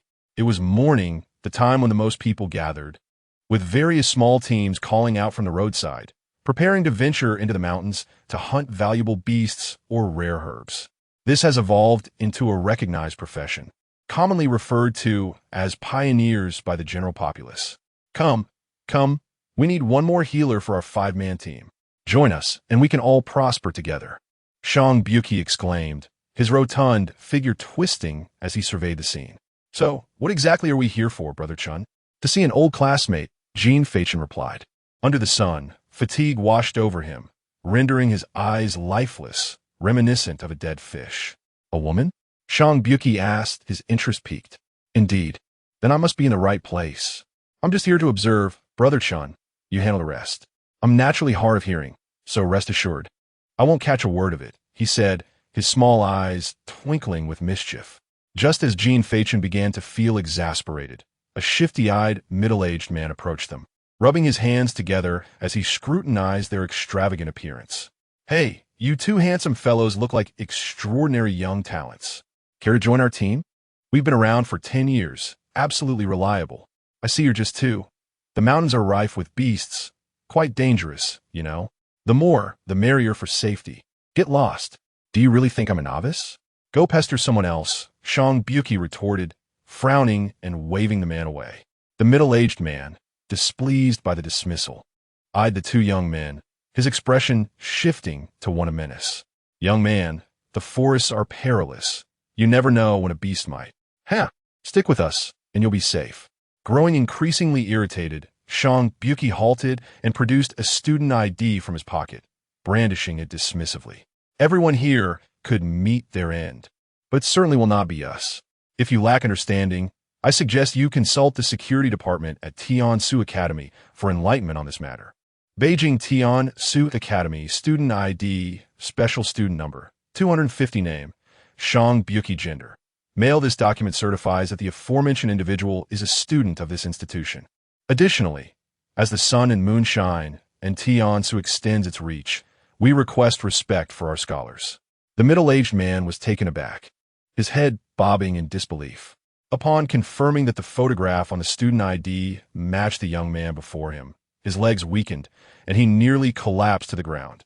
Paid no heed, merely letting out a grunt before pulling the drowsy Jin Feichen towards their encampment, leaving a group of onlookers to incessantly discuss the middle-aged man. The man exhaled a sigh of relief as he watched their retreating figures. Staggering to his feet, he muttered a curse under his breath. But just as he was about to turn away, someone clapped him on the shoulder from behind. "Greetings, I am a member of the security department of Tiansong Academy. I currently have reasonable suspicion that you may pose a threat to our students. You are required to accompany me and your group for an investigation. Let us proceed." "Aye. This is a notification. You have no right to protest. Please follow me now." The man's complexion turned ashen as he was dragged away, offering no resistance. And those accompanying him followed suit, each of them obediently keeping pace, devoid of any dissenting spirit. The bystanders, onlookers to this scene, appeared unfazed, as if they had long grown accustomed to such occurrences. This was the security department of Tiansong Academy, a profoundly enigmatic entity. Rumors abound, yet wherever humanity dwells, their presence is felt. At any time and in any place, members of the security department remain ever vigilant, prepared to safeguard their charges. Of course, while these are mere rumors, the reputation of the Tiansong Academy Security Department is already renowned far and wide. They publicly declare that their academy comprises scholarly weaklings who are easily victimized, hence the establishment of the security department. Meanwhile, Jin Feichen and his companion had already entered the Chanyuan mountain range, facilitated by their student identification. After a 10-minute trek, they gradually delved deeper into the mountains, where a thick mist had unexpectedly enveloped the surroundings. The scenery became obscured, and while it should have been tranquil, the mountains were anything but. From both afar and nearby, eerie beasts roared, their voices reverberating like thunder, while the willows swayed and delicate branches drifted downwards. The peaks undulated, presenting a breathtaking panorama of verdant hills and valleys. Experiencing such a scene for the first time, Jin Feichen's drowsiness dissipated, replaced by a keen interest as he surveyed his surroundings. In stark contrast, maintained a vigilant demeanor, scanning the area with sudden glances forward and backward, muttering, "This cursed place, no matter how many times I come, it always gives me the creeps. I feel fine." Such scenery is unattainable in the city for a lifetime. "The mist is a bit dense, limiting visibility," Jin Feichen remarked, clad in a lightweight sweatshirt and casual shorts, his hands tucked into his pockets, exuding the air of a dapper university student on an outing. "Dusty brother, where are you meeting that female classmate? Let us not wander aimlessly," urged, his beady eyes scanning their surroundings, circling Jin Feichen like a slightly overindulged bodyguard. "At the Crescent Moon platform. We shall arrive in a few minutes. I have studied the general route here in advance," Jin Feichen replied, navigating according to the mental map he had formed, but kept fidgeting in front of him. "Could you please stop moving around? Are you trying to lose weight?" "I'm not doing this to protect Chunge for no reason. As a master of the Zhan realm, 6 transformation, it is only natural for me to safeguard Chunge, who is at the 2nd transformation of the Zhan realm. Although you may be an external aid, I must still adhere to the established protocols."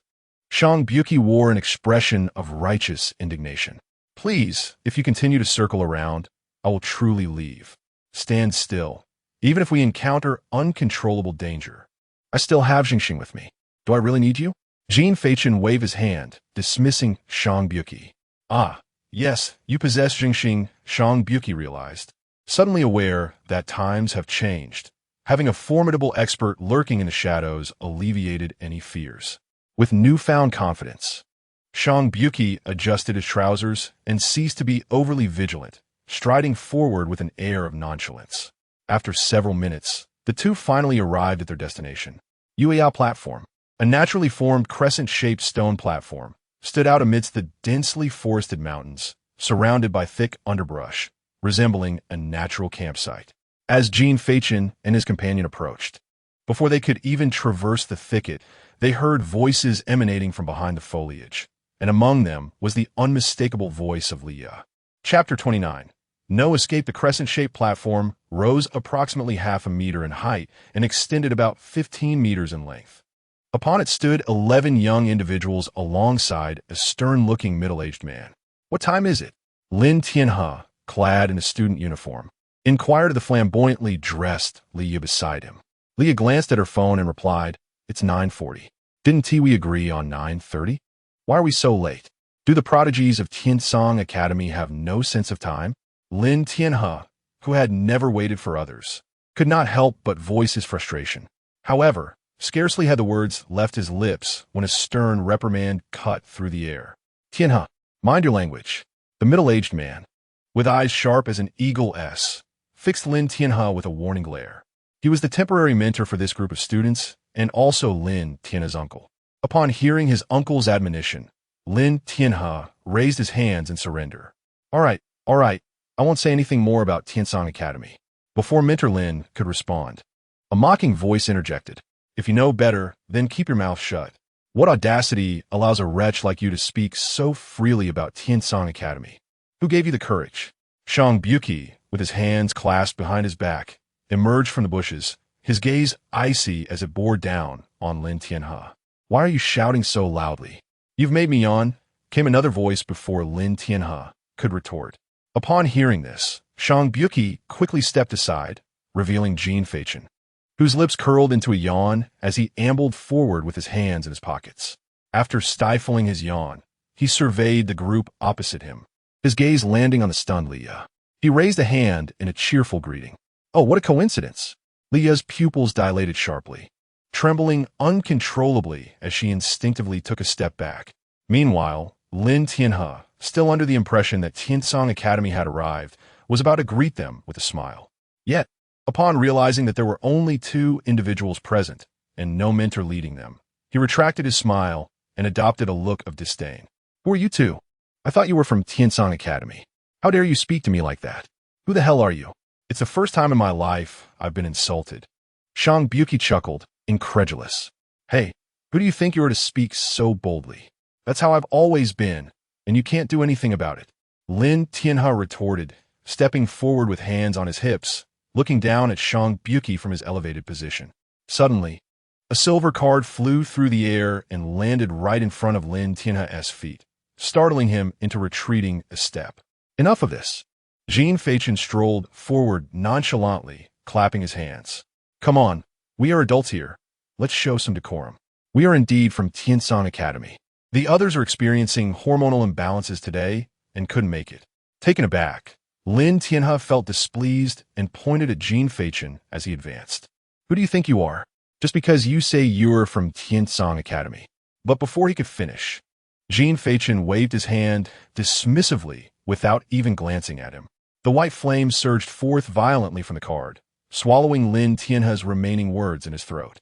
The strands of hair on his forehead and his brows were instantly consumed by the fire, causing him to panic and retreat uncontrollably, ultimately losing his footing and tumbling off the stone platform. The onlookers dispersed as the uninvited were ushered away. As Lin Tianhe's uncle and the mentor of this group, he seemed to have anticipated this turn of events, silently turning to leave. "Hey, what are you doing? Who are you? How dare you attack our senior? Just so you know, we are from Tianpu Academy. Do you really think you can harm us?" Several students, oblivious to their mentor's departure, began to vociferously condemn Jin Feichen, revealing their affiliations. Jin Feichen remained silent, merely glancing back at the astonished Shang Buki. "Come, your time has come. Clear the area." Awakened from his stupor by the call, Shang Buki snapped back to reality, signaling an okay with his hand before leaping up with his hefty frame, crashing down onto the stone platform with a resounding thud. "Come on, men, leave the women. Oh no, all men clear out. Make way, and you beautiful lady. Don't leave just yet. You still have work to do." Shang Buki, resembling a farmer herding chickens, shouted while pushing outward with both hands, his innate 6th-level prowess subtly revealing itself. Upon witnessing Shang Buki's strength, a few students suddenly felt uneasy, recalling that they had a mentor. However, after searching around, where on earth is our esteemed mentor? Shang Buki had no interest in their concerns, urging them to leave quickly if you don't go. I'll help you out. Exchanging glances, the students wasted no time in fleeing, their speed remarkable. At that moment, only 4 individuals remained, the intrigued Jin Feichen, the hurting Shang Buki, the fear-stricken Li Ye, and Lin Tianhe, who had just risen to flee after hitting the ground. Seeing Lin Tianhe attempting to escape, Shang Buki swiftly pursued him, grabbing him by the collar and delivering a swift slap. Come, let us talk aside. Make room. Shang Buki covered Lin Tianhe's tear-streaked mouth, dragging him towards the grove, the latter struggling in vain against the overwhelming force exerted by Shang Buki, powerless to resist as he was pulled into the woods. With the crowd dispersed, silence enveloped the scene. Jin Feichen jumped onto the stone platform, gazing at Li Ye, who stood there in silence, tears streaming down her face. He gently inquired, "Why don't you run? Is it because you can't bear to leave?" Li Ye gritted her teeth, her eyes reddening. Fists clenched tightly as she trembled uncontrollably. "You orchestrated such an elaborate trap to bring me here. With my abilities, escape is impossible." In that moment, she comprehended everything. There was no luck involved, no genuine meeting. This was merely a ploy devised by Jin Feichen to lure her out. How foolish she had been to believe she could simply evade him. Little did she know, all of this was merely what Jin Feichen wished to witness. Li Ye had never imagined that Jin Feichen would be the one to enter the Huanjing assembly of the Tiansu Academy. According to her investigations, only 2 individuals of Huanjing level had awakened within the capital, both hailing from immensely powerful families. It seemed utterly impossible for someone of Jin Feichen's humble origins to secure a place in the Tiansu Academy. Thus, she had chosen to enroll in the Tianpu Academy, solely to eliminate any possibility of encountering Jin Feichen. Yet now, she realized she was mistaken. She could not pinpoint where she had gone wrong, but she was certain that she had erred. Chapter 30 Farewell. My Lady Tick-Tock, crystal tears splattered upon the pitch-black platform. Li Ye, unable to contain her sorrow, wept openly, her eyes brimming with a myriad of emotions: defiance, regret, resentment, and above all, despair. "Hey, don't cry. I'm still waiting for you to engage in a splendid duel with me," Jin Feichen remarked, devoid of any compassion. His tone flat. "What do you intend to do next? Your Zhenxing should be nearby, I presume?" Though her tears continued to flow, Li Ye's gaze hardened, and she proclaimed with conviction, "I, Li Ye, shall bear the consequences of my own actions. My parents are unaware of my deeds, so I kindly ask you to spare them." Jin Feichen chuckled at her words, intrigued. "Oh, are you planning to confess? There's no need to continue this charade." Li Ye replied, "Such a grand effort to eliminate me. Without the aid of Zhenxing, you would not have succeeded. I refuse to believe that an official would allow you to slaughter citizens so freely. Now that the matter of my contact with the alien race has been exposed, my life is already marked for death. As for who shall carry out the act, it matters not. It aligns perfectly with your desires." "Wow," Jin Feichen exclaimed, clapping in admiration. "How did I not notice before how astute you are? If that is the case, why engage in foolishness? It truly defies logic." A hint of derision flickered in Li Ye's eyes. "You, with your obstinate ignorance and lack of ambition, could never comprehend the actions of others. Your awakening to the Huan level is indeed a tragedy for this world." Jin Feichen stroked his chin, nodding in acknowledgement, and waved dismissively. "Continue. Truth be told, I don't harbor much disdain for you, or else I would have eliminated you long ago. To me, you are merely someone who cannot discern their own worth. A self-important waste. As the esteemed young lady of the Li family, why would I lower myself to trouble a mere trash like you? Your morbid demeanor, regardless of whom you face, is quite unappealing. In school, you are nothing but a foul nuisance. By what right do you act so superior? Nonetheless, it matters little. My upbringing forbids me from associating closely with trash." In the end, when Zhao Ming confessed to me, I pondered how to shift the blame. Just then, you appeared in my line of sight, and I thought, aren't you the one who claims to be oblivious to the rules of this world? Aren't you the one who fails to comprehend its social hierarchy? Allow me to enlighten you, to reveal the simultaneously nebulous and glaringly clear class system of this world. Yet, here you are, having awakened to the Huan level. Truly, the heavens are blind. Leah's chest heaved with emotion as she spoke, her agitation escalating until, at last, silent sobs racked her body. Through gritted teeth, she bitterly exclaimed, "How is it that someone like you has awakened to the realm of transcendence? What a farce! Why not me?" Upon hearing her words, Jin Feichen, calm and collected, replied with a serene smile, "Perhaps I have long sensed your disdain for me. You never truly regarded me as significant. This so-called hatred stems from my awakening to an extraordinary potential, while you remain tethered to the mundane. You feel imbalance, envy, and resentment. Proud swan, why must you equate another's achievements with your own losses? The concept of class disparity is but childish rhetoric, mired in your own insular world. How laughable. Indeed, you fail to pique my interest in the slightest. Why must you be so clever?" Jin Feichen sighed, unfazed by Li Ye's words. His lack of anger was not a display of magnanimity or compassion, but rather indifference. In this world, no butcher would be incensed by the cries of fish on the chopping block. More likely, he would find it amusing. Unbeknownst to him, a card had materialized in Jin Feichen's hand. He approached Leah, resting a hand on her shoulder, and spoke softly, "I am a kind-hearted individual, striving to grant you a swift demise. Is there anything else you wish to say?" Leah trembled, closing her eyes as tears cascaded down her cheeks. In a hoarse whisper, she replied, "There is much, perhaps a lifetime's worth to express, yet they have already drifted far from me. Farewell, my lady." With that, Leah collapsed. She lay upon the cold platform, the very spot she believed marked the beginning of everything, with the crimson stains on her fair skin stark against the pale backdrop. As consciousness slipped away, she hesitated to open her eyes, desiring to glimpse the world one last time.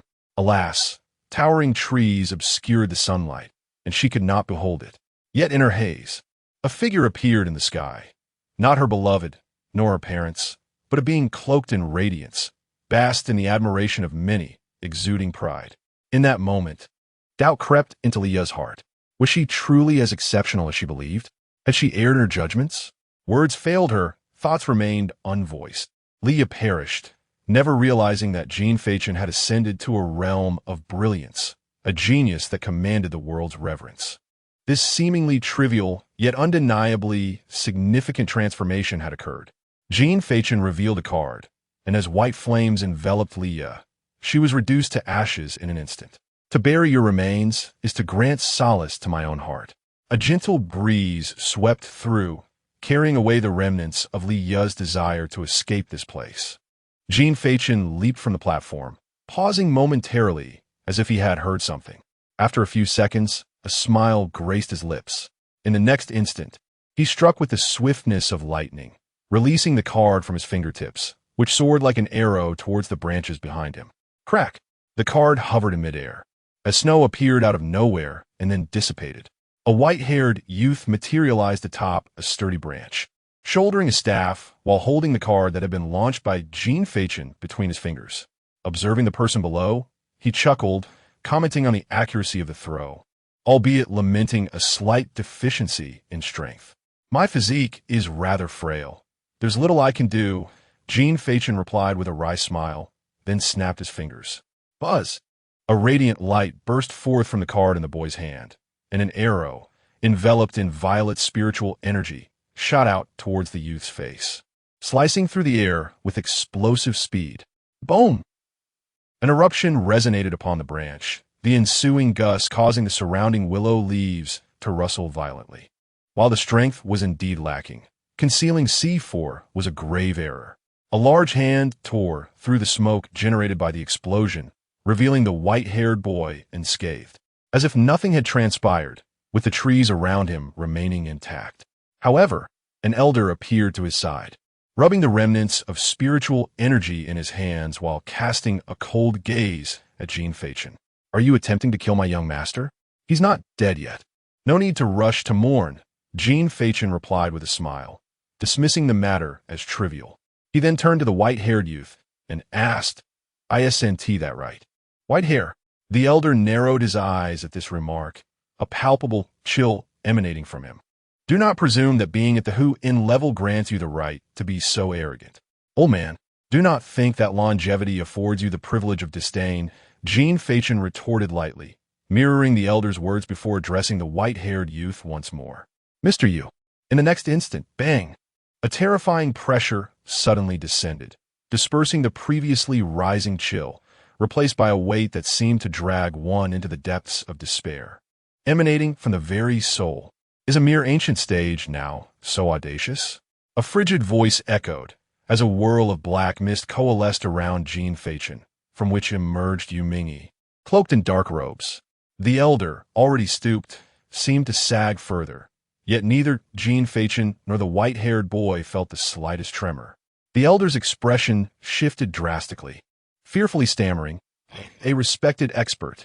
Let the children converse among themselves," Yu Mingyi declared, stepping forward to pierce through space, instantly appearing beside the elder. He grasped the elder's shoulder firmly, his tone ominous. "We have matters to discuss." As the words left his lips, the two were enveloped in black mist, vanishing from sight. "White hair, your grandfather has been captured," Jin Feichen called out, cupping his hands to form a trumpet shape as he alerted the bewildered youth. Snapping back to reality, the boy exclaimed, "Your grandfather has been taken, not mine. Puffed. That isn't my grandfather."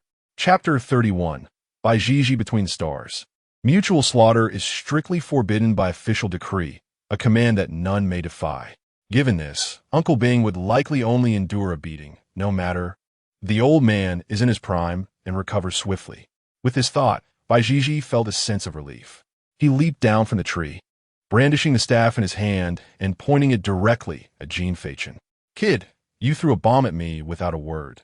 This demands an explanation. If I had a nuclear bomb, would I still throw a mere bomb?" Jin Feichen waved dismissively, as if shooing away a child. "Go on, go find your grandfather. You have no right to complain about being spied on. I told you, that is not my grandfather." Bai Gigi roared, then unleashed his Ming Realm's 9 transformations, charging forward with his staff. "Don't think just because you are at the Huan level, you are invincible. Today, I shall teach you how to respect those stronger than you." Jin Feichen took a step back, evading the long staff, and irritably remarked, "You are truly annoying. Aren't you an NPC? You just come up looking for trouble. Enough of your nonsense. Not only am I going to defeat you, but I will also take down the other 6 Huan-level fighters. Remember, from now on, you shall call me Brother Bai." With that, Bai Gigi swung his long staff, and a flurry of lightning arcs erupted from it, enveloping his entire being. Instantly, his speed increased several-fold, and his attacks became even more ferocious, launching relentless strikes. Yet, Bai Gigi seemed lost in the heat of battle, completely oblivious to Jin Feichen retreating while continuously tossing out cards. Once the cards were nearly ready, Jin Feichen spoke up. "I believe that is sufficient." As he retreated, a new card appeared in his hand. He tossed it into the air, and in that fleeting moment it erupted, transforming into a rod identical to the one in Bai Gigi's grasp. Gripping the iron rod tightly, he planted it on the ground, leveraging it to spin around and deliver a powerful kick. Upon seeing his own staff, Bai Gigi was momentarily dazed, forgetting even to defend himself, and was sent flying by a kick. Yet, this was not the end. As Jin Feichen landed, he swiftly hurled the long staff with great force, then stomped down hard, creating a resounding blast. In an instant, he caught up to the iron rod, grasping it tightly, and aimed it directly at Bai Gigi's astonished face. Bang! Bai Gigi's face contorted as he was violently propelled backward, crashing into a tree, dust and debris swirling around him, causing the tree to sway slightly. Suddenly, a burst of purple lightning erupted from the roots, wreaking havoc within the smoke. Bang! A beam of purple light pierced through the haze, erupting forward as Bai Gigi, staff in hand, lunged fiercely at Jin Feichen. Swish! In the next instant, to Bai Gigi's astonishment, Jin Feichen transformed into a sea of flowers, gliding effortlessly past him. Before he could comprehend, Jin Feichen, enveloped in purple lightning, silently reappeared behind him, ready to strike once more at Bai Gigi's temple. This time, however, Bai Gigi reacted with remarkable speed, swiftly turning to raise his staff in defense. "Don't underestimate me," Bai Gigi bellowed, only to be met with overwhelming force, sending him crashing into another tree. Jin Feichen, dragging a metal rod, approached the platform and sat down. Lighting a cigarette, he remarked. I didn't underestimate you. I simply perceive you as a fool. Damn it, Bai Jiji shouted furiously, charging forward, to which Jin Feichen merely snapped his fingers. Boom! A purple arrow shot forth from the trees behind him, sending Bai Jiji flying once more. Boom! What kind of joke is this? Boom! Covered in bruises and rags, Bai Jiji shook his bewildered head. This time, he refrained from attacking directly, instead choosing to wait patiently for the dust to settle. As the dust cleared, 5 silver cards emerged in his line of sight, each embedded in a tree, encircling him completely. My heavens, you finally noticed. Jin Feichen finished his cigarette, and, seeing that Bai Jiji had grasped the situation, he let out a sigh of relief. Fortunately, you're not completely foolish, otherwise. This Grand Xiao would be doomed. Bai Jiji remained dazed for a moment before suddenly exclaiming, I understand. You set this trap when you retreated at the beginning. You sly little man. That fool. Jin Feichen swore he had never uttered so many curses in his life as he had today, but he couldn't help it. Only such blunt and crude language could fully convey his feelings. In that moment, Jin Feichen found himself laughing in anger. And as he gazed at Bai Jiji's furious expression, he even felt a hint of affection for the boy's foolishness. Hey, let me ask you, can you discern my cultivation level? Bai Jiji paused, then scrutinized him closely, ultimately shaking his head. Good. Jin Feichen nodded. Now let me ask you, under what circumstances would one be unable to perceive the cultivation level of another? Bai Jiji pondered before responding, I know. When the other S level is higher than mine. No, that S nodded. Bai Jiji's foolish expression stiffened as he hesitated for a long while, then looked at Jin Feichen and tentatively asked, Are you at the Zhan realm? Clap, clap, clap. Jin Feichen, with a complex expression, applauded and said in an inexplicable tone, You actually figured it out? You're quite clever. How is that possible? You've actually reached the Zhan realm. Bai Jiji finally uttered in shock. Observing Bai Jiji back on track, Jin Feichen felt a surge of emotion. He felt as though he had salvaged a family, with elders above and young ones below. The sun in the middle seemed to have a direct connection from his intestines to his brain. Jin Feichen's eyes misted over. He felt magnificent, as if his few strikes had restored a tragic family to its original state. Truly a moment of inspiration for the Grand Xia. Hey, what kind of expression is that? Are you a pervert? Bai Jiji took a step back involuntarily, feeling a chill from Jin Feichen's deeply moved gaze. However, his retreat triggered the C4 card that Jin Feichen had set. Boom! The familiar sound of an explosion erupted, causing Jin Feichen's expression of emotion to falter. Child, you are invincible. He retrieved the card and lit a cigarette for the fate of a feeble-minded youth. Meanwhile, Bai Jiji, who was enduring excruciating pain and slowly rising, remained unaware that he had already left an indelible mark in Feichen's heart. Chapter 32. Universal Level. Heavenly Edict staff understanding that victory was utterly beyond her reach. Bai Jiji endured the excruciating pain and rose to her feet.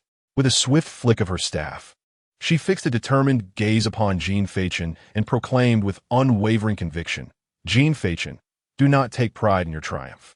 30 years in the East, 30 years in the West. Do not underestimate the youth in their poverty. Though I may be defeated today, it does not signify my eternal submission. We shall see how this unfolds. With that, Bai Jiji turned on her heel and departed, resolutely colliding with a tree behind her. Ouch! Embarrassed, she hastily retrieved her fallen staff and hurried away. White-haired one, do you not leave your name when you issue such threats? Jin Feichen called out with a glimmer of pity in his eyes. From behind the bushes, a resounding voice echoed at Fengshu Martial Academy. The possessor of the Universal Treasure Heavenly Edict staff is none other than Bai Jiji, the future strongest. Jin Feichen chuckled softly, amused by the naivety of the child. Extinguishing his cigarette, he turned to leave. However, after taking only a few steps, he halted, a look of confusion crossing his face as he murmured to himself, It feels as though I've forgotten something. At that moment, a voice called out from behind him. Tianyi, Tianyi. Upon hearing this, Jin Feichen finally recalled what he had overlooked. He turned to see Shang Buki approaching, clutching a golden-patterned paintbrush and waddling over with his rotund physique. Breathlessly, He leaned on his knees and exclaimed, Chungu, where's that stunning lady? I haven't seen her. She went home. What? She just left without saying a word? Shang Buki scratched his head, looking rather perplexed. Never mind me. Why did it take you so long? Jin Feichen noted the paintbrush in the latter's hand. Curiosity piqued. And what is that brush you have? Is it your treasure? Ah, yes. Ha ha ha. You've never seen it before, have you? Shang Buki chuckled, scratching his head again. This brush is my celestial treasure, a special grade incredible imagination brush. Its ability allows me to conjure images from thin air, transforming them into tangible objects for a limited time. Jin Feichen was taken aback by this revelation. That's quite impressive. Come, draw me an Emperor Realm warrior. Shang Buki's expression faltered. Well, just wait until I reach the Emperor Realm to give that a try. It might work. Jin Feichen, as if discovering a new amusement, pondered for a moment before suggesting. Then let us keep it simple. Draw me an aircraft carrier. I wish to experience what it feels like to be a naval deity. Shang Buki's face fell once more, and he replied, a sword is feasible, but a ship, that might be difficult. Also, Chungu, the sword of a sword deity isn't quite the same as a ship. That won't do then. How about drawing an airplane instead? A flying cup is manageable. But an airplane? Shang Buki blinked his eyes, shaking his head shyly. What do you usually conjure in battle? Seeing Shang Buki's hesitance, Jin Feichen inquired, perplexed. You can't possibly tell me you just conjure a bunch of flying cups to hurl at people's faces. Quickly shook his head, insisting. How could that be, Chungu? You underestimate me. Do not be deceived by my appearance. I fear not those of a higher realm, even 2 ranks above me. What then do you conjure in battle? Just some little explosive devices, he replied. Grenades? Close enough. As Jin Feichen intended to continue the conversation, a sudden voice from Yu Mingyi interrupted him. Be cautious. 6th tier Phantom Wolves are charging at full speed. Upon hearing this, Jin Feichen's expression turned serious, instantly becoming alert, while also reminding Shang Buki beside him. Phantom beasts are approaching. Stay sharp. What? Shang Buki exclaimed, quickly positioning himself in front of Jin Feichen. Chungu, I will protect you. You must flee. Do not worry about me. Are you out of your mind? They are only 2nd tier, not 8th tier. What are you trying to accomplish? Oh, as soon as Jin Feichen's words left his lips, the surrounding bushes suddenly rustled, and 6 massive, deep blue phantom wolves, fangs bared, emerged, encircling the 2 with uncanny precision. Chungu, leave it to me. Before Jin Feichen could respond, Shang Buki brandished his brush, beginning to sketch in the air. As the brush illuminated, vibrant colors materialized in the void, and a small, shell-like drawing appeared. In the next moment, the drawing solidified into a dark green mortar, which swiftly launched into the fray. Boom! The mortar struck the ground beneath a phantom wolf, exploding in a cloud of dense smoke. Yet Shang Buki did not pause. He bent low, drawing circles towards the direction of the wolves, his hand moving with astonishing speed, all the while chanting. I draw, draw, draw, draw, draw. Swish, swish, swish. 5 mortars soared forth, each detonating in a series of thunderous explosions. The enormous phantom wolves were left in disarray, their flesh scattered, while a few fortunate ones turned tail and fled without a backward glance. The sudden onslaught of the phantom beasts was thus unexpectedly quelled. After completing his task, Shang Buki tucked his brush into his waistband, dusted off his hands, and cheerfully declared, all done. His movements flowed seamlessly, devoid of any superfluous gestures. Jin Feichen, somewhat dazed, stared at Shang Buki and remarked, the small explosive devices you mentioned are mortars? Not quite, not quite. Their power is not that great. Shang Buki humbly waved his hand. Well then, you are indeed a mobile arsenal. At this rate, won't you soon be bringing me an East Wind 42? Not so simple. Jin Feichen smirked, his heart secretly acknowledging. Those who gain entry to the Tiansu Academy are truly no ordinary individuals. This seemingly unremarkable chubby fellow possesses such terrifying strength. It appears I must strive even harder. With such thoughts in mind, Jin Feichen glanced at the time and realized it was nearly noon. He addressed Shang Buki, saying, all right, it's getting late. You should head back now. Afterward, he handed the car keys to Shang Buki, saying, here are the keys. You may drive back directly. Shang Buki was taken aback. But what about you, Brother Chen? I'll remain here to cultivate, Jin Feichen replied. Really? You're so hard on yourself. You've already reached the Zhan realm, yet you won't grant yourself a holiday? Shang Buki exclaimed in astonishment. I'm still far from it. Well then, return and allow me to treat you to dinner. Thank you once again for your help. Jin Feichen said with a smile as he patted Shang Buki on the shoulder. Shang Buki did not press further. After all, Jin Feichen had the protection of Zhengxing, ensuring his safety. Staying behind would only be a distraction. All right then, Brother Chun, take care, he said. Rest assured, I will be cautious on my way back. The two parted ways, and Jin Feichen gazed into the empty space before him, asking Mr. Yu, shall we delve deeper? Indeed, there are too few strange beasts in the periphery, and as I was departing, I discovered a waterfall deep within. There are fluctuations of spiritual energy behind it, possibly concealing something of significance. You should investigate.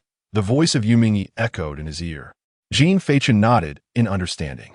Understood. With that, he stretched his shoulders. The playful demeanor he had just displayed vanished, replaced by a reassuring calmness. After preparing himself, Jin Feichen disappeared from view, like a wraith swiftly weaving through the dense jungle. This was merely the beginning. Chapter 33. Transforming into Baijiji. A day later, at 9 o'clock on the night of June 20th, amidst the tranquil woods, a spectral figure darted swiftly through the lush canopy of ancient trees.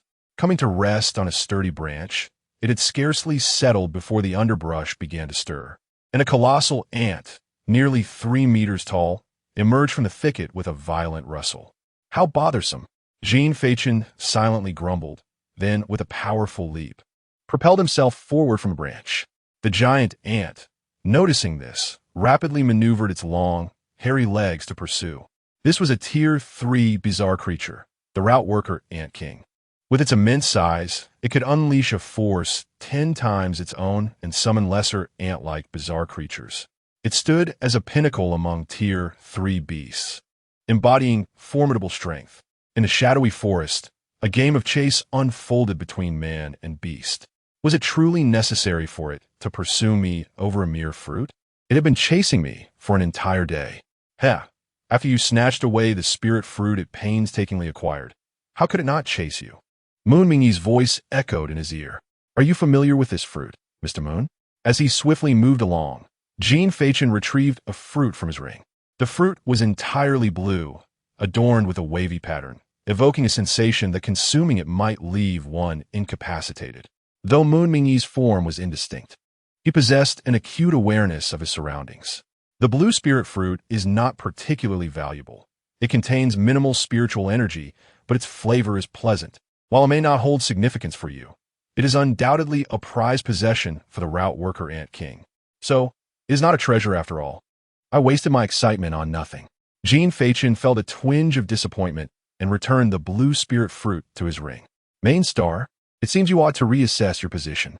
You lack for no resources for cultivation. Your purpose here is not to unearth treasures, but to enhance your combat abilities and diversify your fighting techniques, Moon Mingyi remarked. Currently, the priority is to hone your close combat skills. With your capabilities, you can easily overcome most adversaries. However, if you encounter a faster opponent, your vulnerabilities will become apparent. Remember, true strength bears no weaknesses. I need you to evolve into a genuine, multifaceted warrior. You may choose to engage in combat through magic rather than close-quarters fighting, yet you cannot afford to abandon it entirely. I trust you comprehend this principle. Jin Feichen nodded earnestly, having pondered this notion himself. Given his close combat skills, he would undoubtedly falter in unexpected situations, yet physical conditioning requires time to develop. You need not worry about that. I have procured a liquid for physical enhancement from the Academy.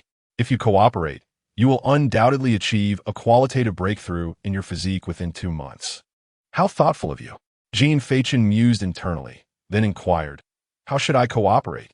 Please do tell. From now until we return to the Academy, strive to minimize your cognitive engagement in combat. Rely on brute force and push your limits. Moon Mingyi instructed as if he had long considered this plan. Huh? Wouldn't that make me akin to Baijiji? Surely, I would be met with defeat. Jin Feichen was taken aback, not expecting that Yu Mingyi would be so blunt and straightforward. This was inevitable. His combat thinking was exceedingly agile, coupled with his dazzling abilities. Until now, his battles have been remarkably smooth, with many encounters posing no real challenge, leaving him unscathed. If he could not adapt to dire circumstances, he would find himself helpless when truly confronting formidable foes in the future. Yu Mingyi thoughtfully analyzed the situation and made plans concerning Jin Feichen's future. All right, I understand. I will strive to emulate Bai Zhiji and aim to be a momentary fool. Jin Feichen nodded earnestly. Yu Mingyi's intention was clear. He wanted him to hold back somewhat, to engage in combat with perceived weaknesses, thereby refining them until they no longer rendered him vulnerable. Let us commence now. Commence what? Stop, turn around, and act. That is a third-tier challenge corresponding to the realm. Fear not. I am here. You will not perish. But I cannot escape injury, can I? Indeed. When your body is utterly depleted, I shall intervene. Very well. For a brighter future, to become the world's most elite magician, let us act. Jin Feichen leaped from the branch, grasping another branch ahead, utilizing the momentum to perform a mid-air turn. In an instant, he habitually surveyed his surroundings, swiftly assessing the terrain and devising a reasonable strategy. Yet, halfway through his thoughts, he shook his head. No, that would not do.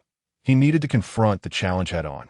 The visage of Bai Zhiji appeared in his mind, and Jin Feichen's sharp gaze gradually grew vacant.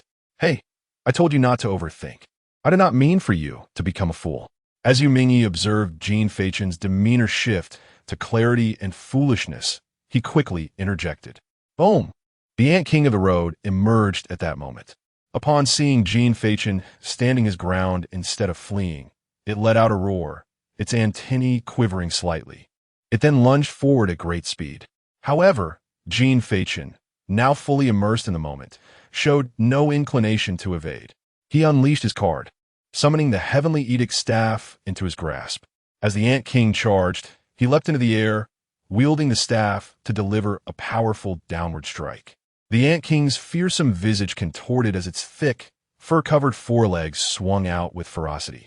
Just as the staff was about to collide with the forelegs, Jin Feichen's previously vacant gaze sharpened with intensity. Crackle!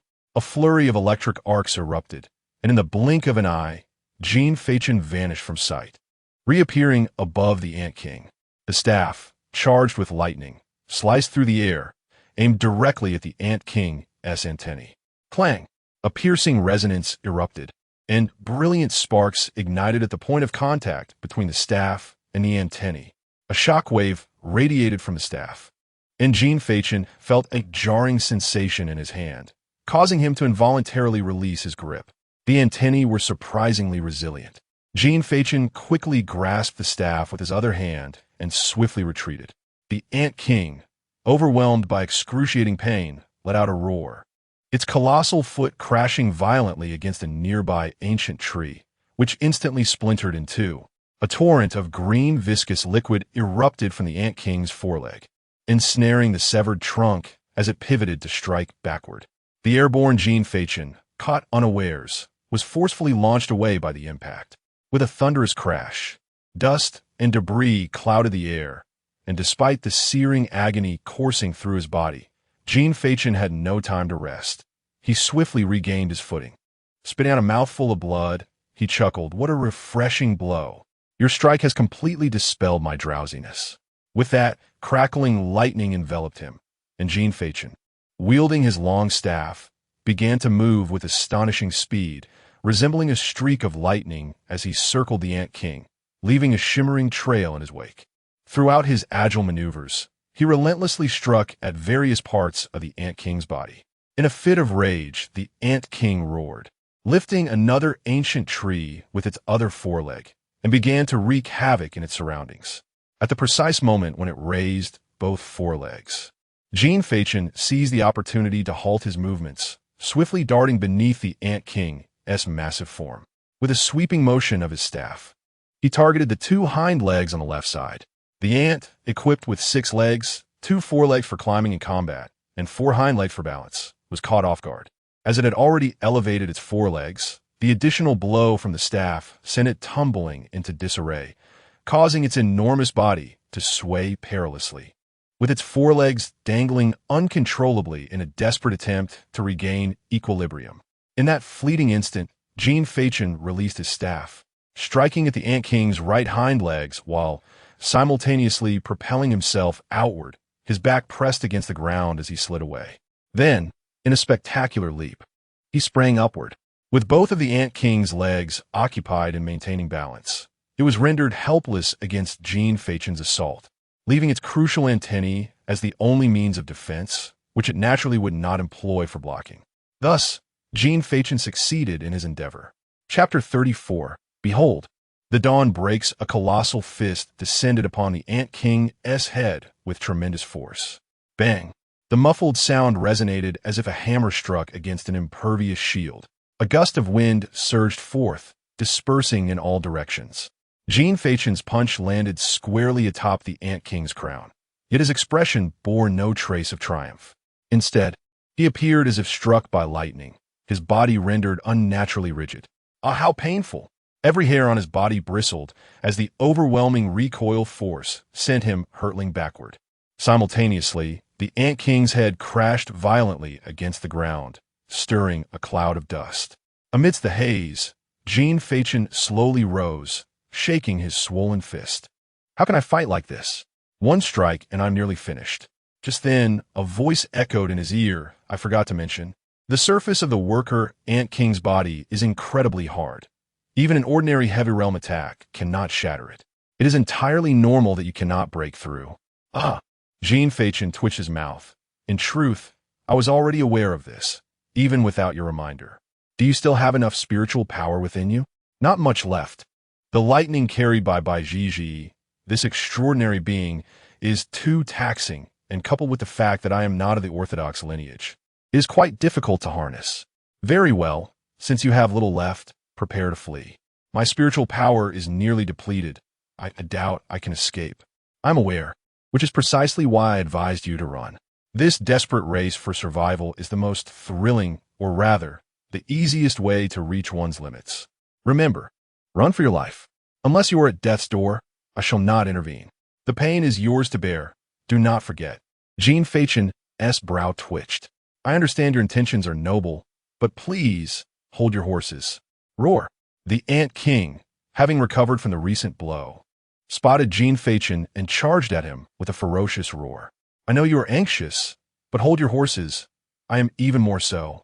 Without a moment's hesitation, Jin Feichen took off running, no longer the effortless figure he once was, weaving through the branches like a specter.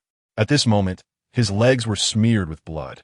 When he was flung backward, he fortuitously grazed against the sharp remnants of a broken ancient tree, causing him great pain. Jin Feichen sprinted ahead with all his might, while the enraged Ant King pursued relentlessly from behind. At this instant, had Jin Feichen foreseen this scene unfolding today, he would have never feigned illness in school and avoided that 800-meter run. Damn it, my aloof persona is utterly shattered. Roar.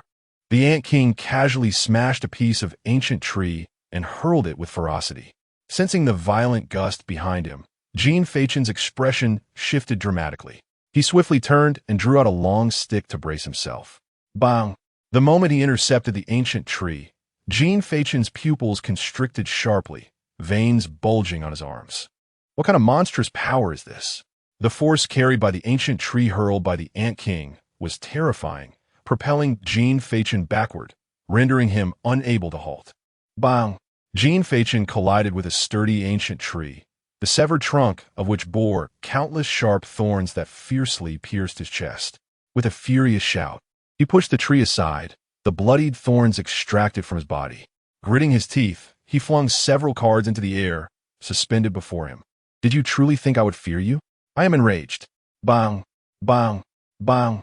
At that moment, the Ant King, brimming with its own fury, came charging forth. Upon seeing the Ant King's glimmering head illuminated by the moonlight, Jin Feichen quickly retracted his cards and fled. Enough of this anger.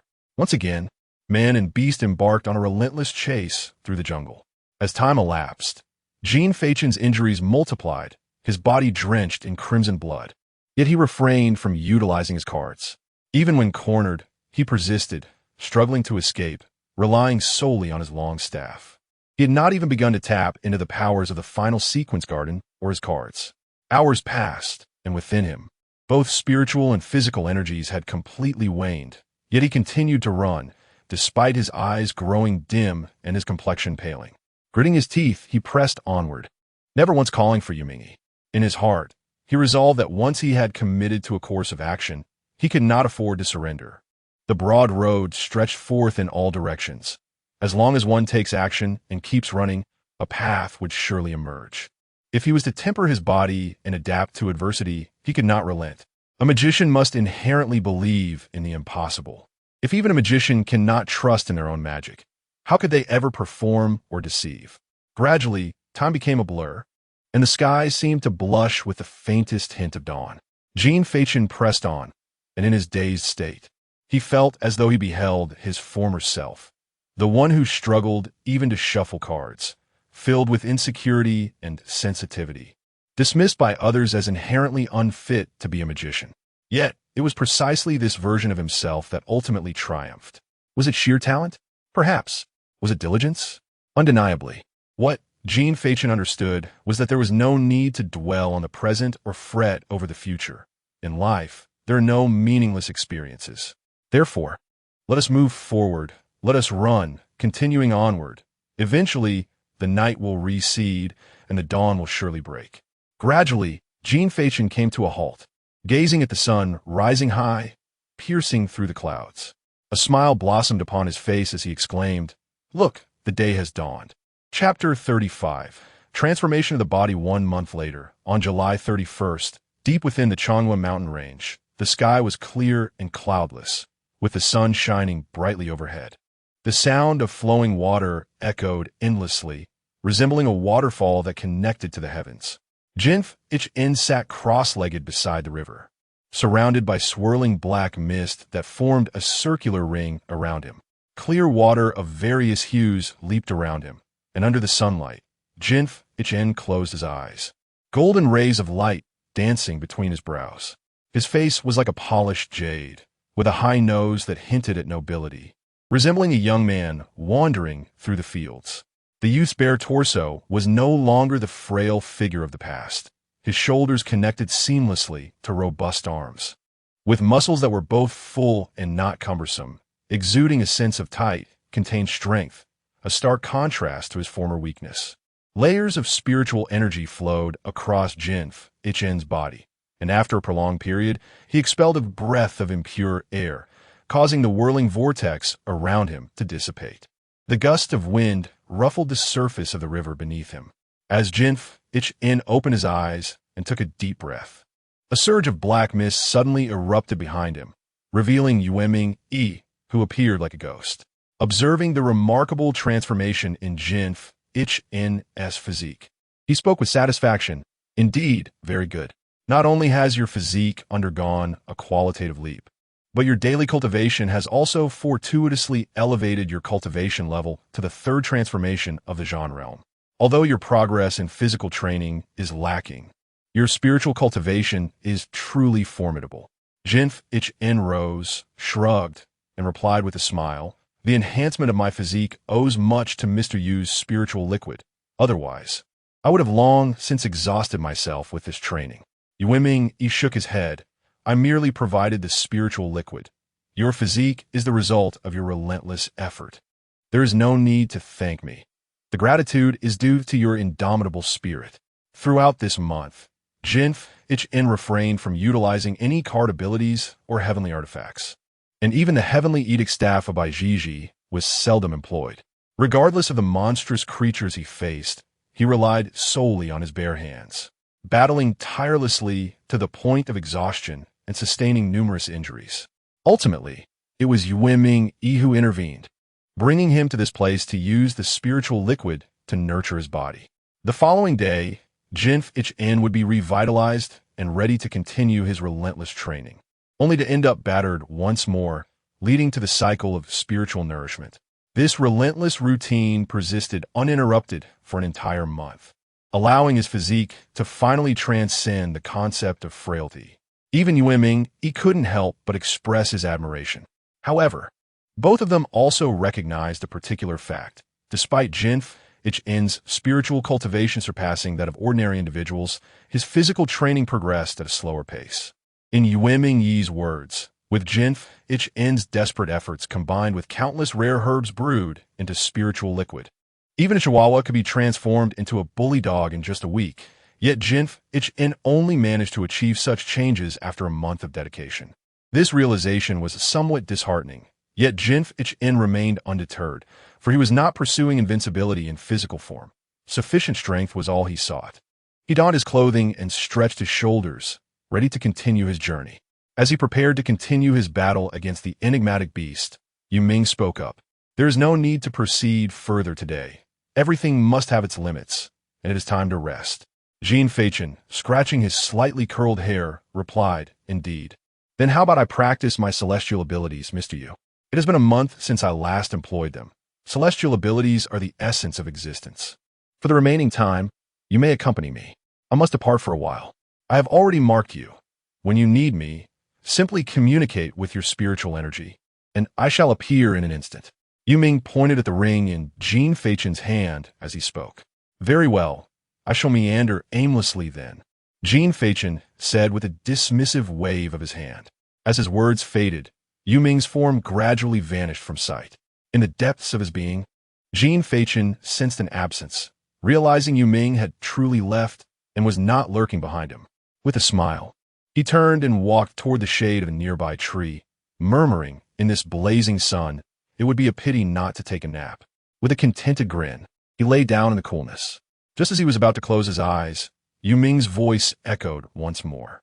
Oh, and before I leave, let me remind you, do not sleep the moment you see the sun. Young people should have a bit of vitality. Jin Feichen, in a fit of irritation, yanked up 2 blades of grass and tossed them aside. Then I shan't sleep. I'll rest at night. Once I ascend to the Emperor realm, I shall pluck the sun to use as my bedside lamp, and I will sleep every day.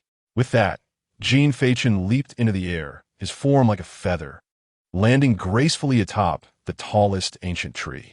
Gazing at the endless expanse of green, he found himself momentarily perplexed. Wandering aimlessly was no easy task, and he had no idea where to roam. Just then, a sudden surge of spiritual energy erupted from a distant grove, causing the ancient trees in the vicinity to sway subtly.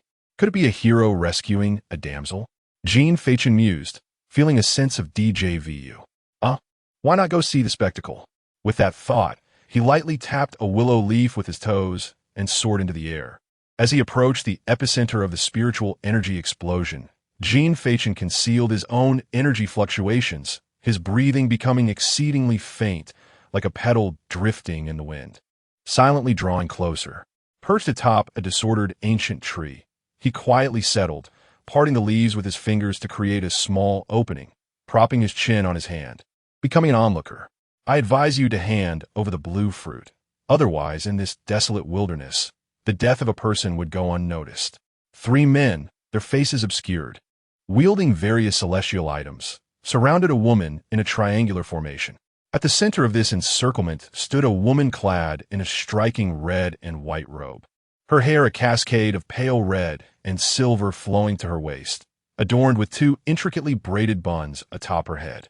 Behind her, 6 red blades of varying sizes are arranged, resembling a crescent moon intertwined, though not excessively curved. The lower blades feature 2 distinctive notches, adding to their aesthetic appeal, while the glimmering sharpness above is particularly unsettling. Goodness, it's the blade mistress, Feichen exclaimed inwardly. The resemblance is uncanny, from head to toe. She mirrors the character from the League of Legends, known as the Blade Mistress. Even her flying daggers are a flawless imitation. Below, the Blade Mistress chuckled softly, raising the blue fruit in her hand, and in a gentle tone, she inquired, Is this something you desire? With a smirk, she continued, If you are wise, surrender it to me at once, or else. The Blade Mistress smiled sweetly. Is it something like this? In the next moment, she tossed the fruit lightly into the air, and the blade behind her swiftly sliced through it, reducing it to pulp and scattering juice everywhere. A real spendthrift, she remarked. Chapter 36. The Taisher in blue, gazing upon the blue liquid slowly pooling on the ground. The three masked figures were initially taken aback, only to be consumed by fury soon after. You seek death. Without further ado, they charged forward, engaging in a lethal confrontation with astonishing skill. It was evident that their experience in merciless acts of violence had rendered them quite adept. The young girl remained unfazed, with a firm step on the ground. She retreated while simultaneously slicing her hand forward. The blades behind her responded, akin to a serpent linked in a chain, swirling and darting forth with ferocity. The clash of steel echoed, igniting brilliant sparks into the air. The masked assailants unleashed their full prowess, each at the 9th transformation of the life realm. Wielding the same third-tier celestial weapon, the Windbreaker Blade, a rather common artifact. In contrast, the girl's cultivation surpassed theirs by 1 tier, having attained the 2nd realm. The Dawn First transformation. As for her celestial weapon, it remained a mystery. Judging by her age, she seemed to be a student who had just awakened her celestial artifact this year. It had already reached the Dawn realm. Even a fleeting thought would reveal her identity to be far from ordinary. However, the 3 assailants, seeing no one beside her, recklessly decided to eliminate her. Concealed in the shadows and nearly dozing off, Jin Feichen observed this scene and muttered to himself, TSK, could she possibly be another celestial level? Why do they all flock to the Changhua Mountains for training when there are no woods near their own homes? Just as Jin Feichen pondered this, the battle below escalated to a fever pitch. The 3 masked figures simultaneously unleashed their spiritual energy, raising their great blades and leaping into the air to execute a devastating strike. Die, you vile woman! Moon surrounding slash. Such a trivial yellow-grade martial technique. The girl scoffed, her expression unperturbed. With a soft huff, she flicked her sleeve, positioning 2 fingers before her chest, and called out lightly, Cicada's intent. Assassination. Whoosh! The blades behind her split apart, emanating a crimson glow. As her voice fell, they transformed into a cascade of red light, shooting forth like meteors. The blades pierced through the air with such swiftness that the naked eye could scarcely follow.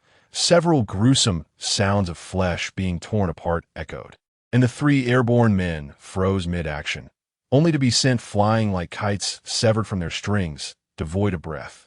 3 pools of blood materialized. They were dead. The girl's expression remained unchanged, as if she had long since grown accustomed to such matters. Having committed numerous evils, your demise serves as my act of justice. With that, her captivating gaze shifted towards a distant ancient tree.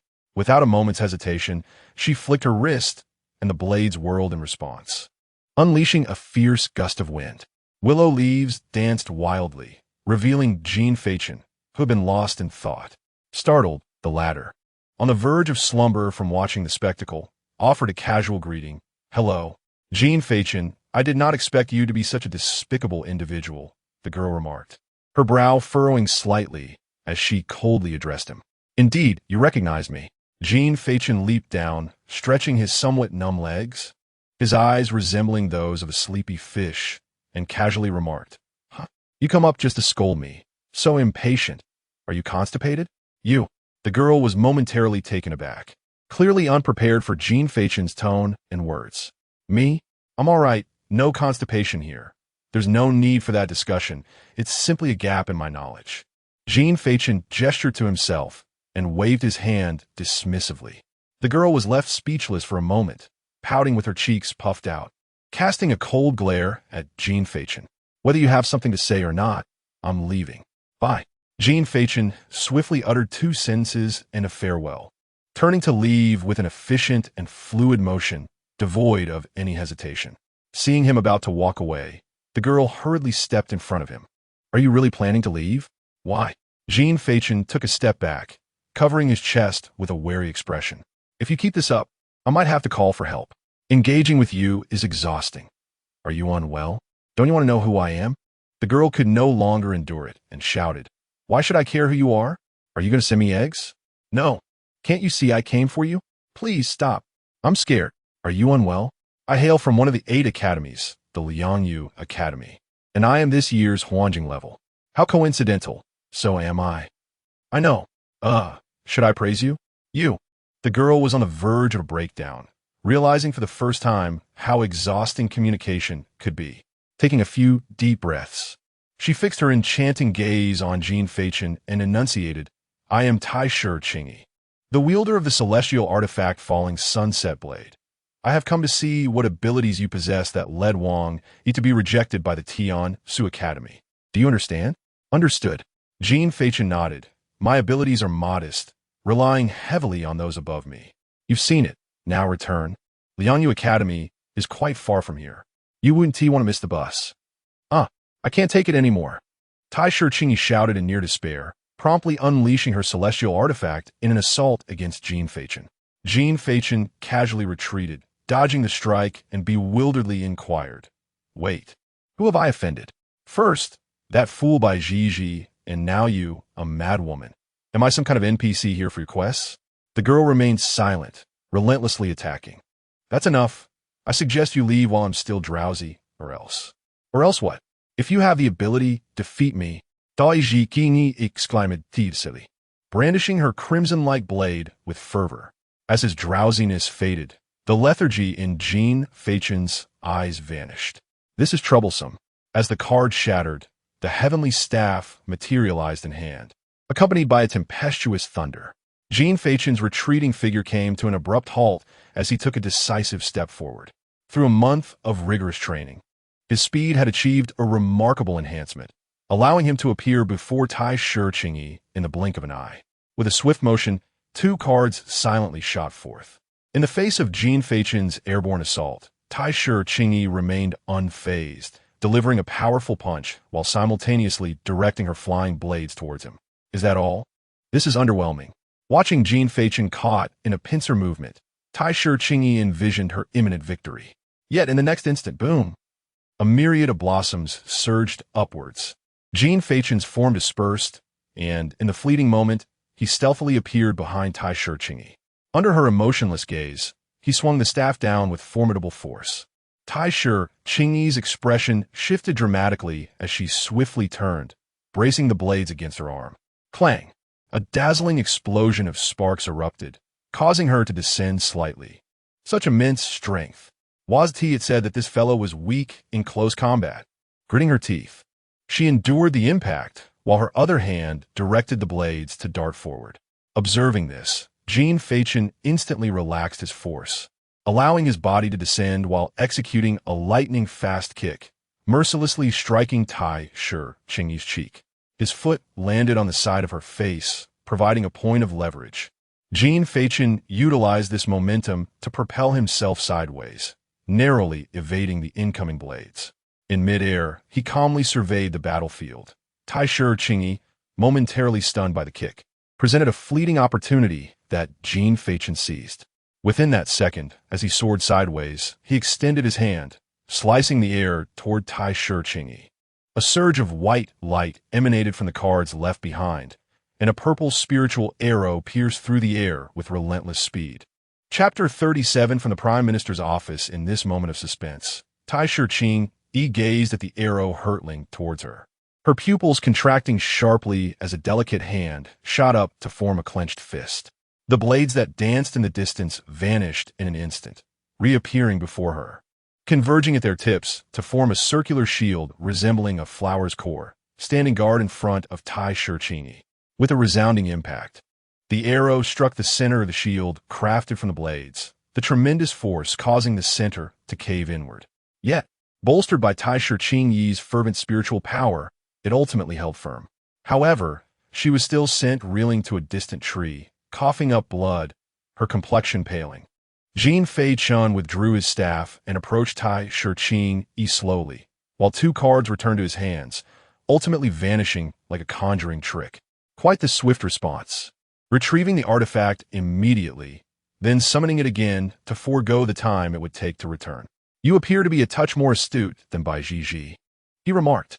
Tai Shi rose, clutching her stinging cheek, her gaze clear and unwavering, devoid of resentment or bitterness, entirely lacking the inclination to issue threats in defeat. You are formidable. My loss is not unjust, she acknowledged. I thought you might hold a grudge against me for that kick. Jin Feichen chuckled. In a battle, fists and feet are blind. Should you have bested me, it would only reflect my lack of skill. Besides, I initiated this confrontation. I have no grounds for grievances. He continued. Such a good child. There's hope for the future of the great Xia. Jin Feichen remarked with a hint of aged wisdom, then inquired, since I have emerged victorious, may I pose 2 questions? Tai Shi readily nodded. As long as I am aware, I shall disclose all. First, do all of you from a Huan level know of me, Jin Feichen, and wish to confront me? He queried. Having spoken, Jin Feichen seated himself in the shade, retrieving 2 green apples from his ring and tossing one to Tai Shi before biting into the other. The latter accepted the apple, dabbing it with a handkerchief as she replied, I cannot speak for others. My purpose here is primarily to discern what is remarkable about you. After all, Wang Yi, as a local awakened Huan level, had his application to Tian Su Academy rejected, yet you, with no background, were accepted. I was quite curious, and upon hearing that Bai Zhizhi had been defeated by you, I decided to come. Wang Yi, your partner? He himself has not come. You are quite diligent. Jin Feichen remarked, swiftly finishing the first apple and beginning on the second. Not at all. We are both from the capital. I hail from the Tai Shi clan, while he is from the Wang family. We have had frequent interactions since childhood, hence we often spar. I am well aware of his capabilities and was merely intrigued to see the one who defeated him without even revealing their face. Tai Shi stated, taking delicate bites of her apple, embodying grace and femininity in stark contrast to Jin Feichen's demeanor. How dreadfully mundane, he commented. Jin Feichen settled into a comfortable position, resting one hand behind his head while crossing his legs, then took out a 3rd apple and began to munch on it. So, are you implying that I may have offended Wang Yi? He remarked. Tai Shi fell silent for a moment. Indeed, after the incident, many had learned of it. His loss of face would certainly be attributed to you. Such a nuisance, and yet Bai Zhizhi is quite endearing. A tender smile reminiscent of a father appeared on Jin Feichen's face at the thought of Bai Zhizhi. Bai Zhizhi also hailed from a prominent family, and I had heard a bit about his character. Tai Shi said, he possesses an inherently kind nature, always defending the weak and never using his status to oppress others. Your altercation with him may seem trivial, yet Wang Yi is his complete antithesis. It is quite possible he will leverage his family's influence against you. Although the authorities strictly prohibit family involvement in conflicts at the Tianhuan level, such minor matters are often unavoidable. While it may not significantly affect you, it is rather unpleasant, akin to stepping in a pile of dog excrement. It may not impede your journey, but it certainly stinks. Jin Feichen interjected with a smile. While the truth may be coarse, there is no need for such crudeness. You lack a family, hence you must endure this unpleasantness. It is inescapable, not necessarily. Tai Shi looked at Jin Feichen with confusion. Are you perhaps a scion of a prominent family raised away from home? Nothing so melodramatic. Jin Feichen found a more comfortable position, closed his eyes, and said, my true name is Yu Mingyi of the Respect Realm, hailing from the Prime Minister's office. Upon hearing this, Tai Shi was momentarily taken aback. Then his expression shifted dramatically. Yu Mingyi, the unparalleled master ranked 2nd in the capital's Prime Minister's office? Roughly. Jin Feichen murmured drowsily, his voice gradually fading as he succumbed to a rhythmic breathing pattern. Tai Shi hastened towards him, eager to inquire further, only to find that Jin Feichen had already fallen asleep. How did he doze off so quickly? At that moment, an elderly voice resonated in her ear. It is time to depart. Further inquiries would be excessive. This young lad has entrusted you with a task. Convey this message to the Wang family scion. Tai Shi was momentarily stunned. Entrusted me? When did this occur? Well, he first offered you the apple.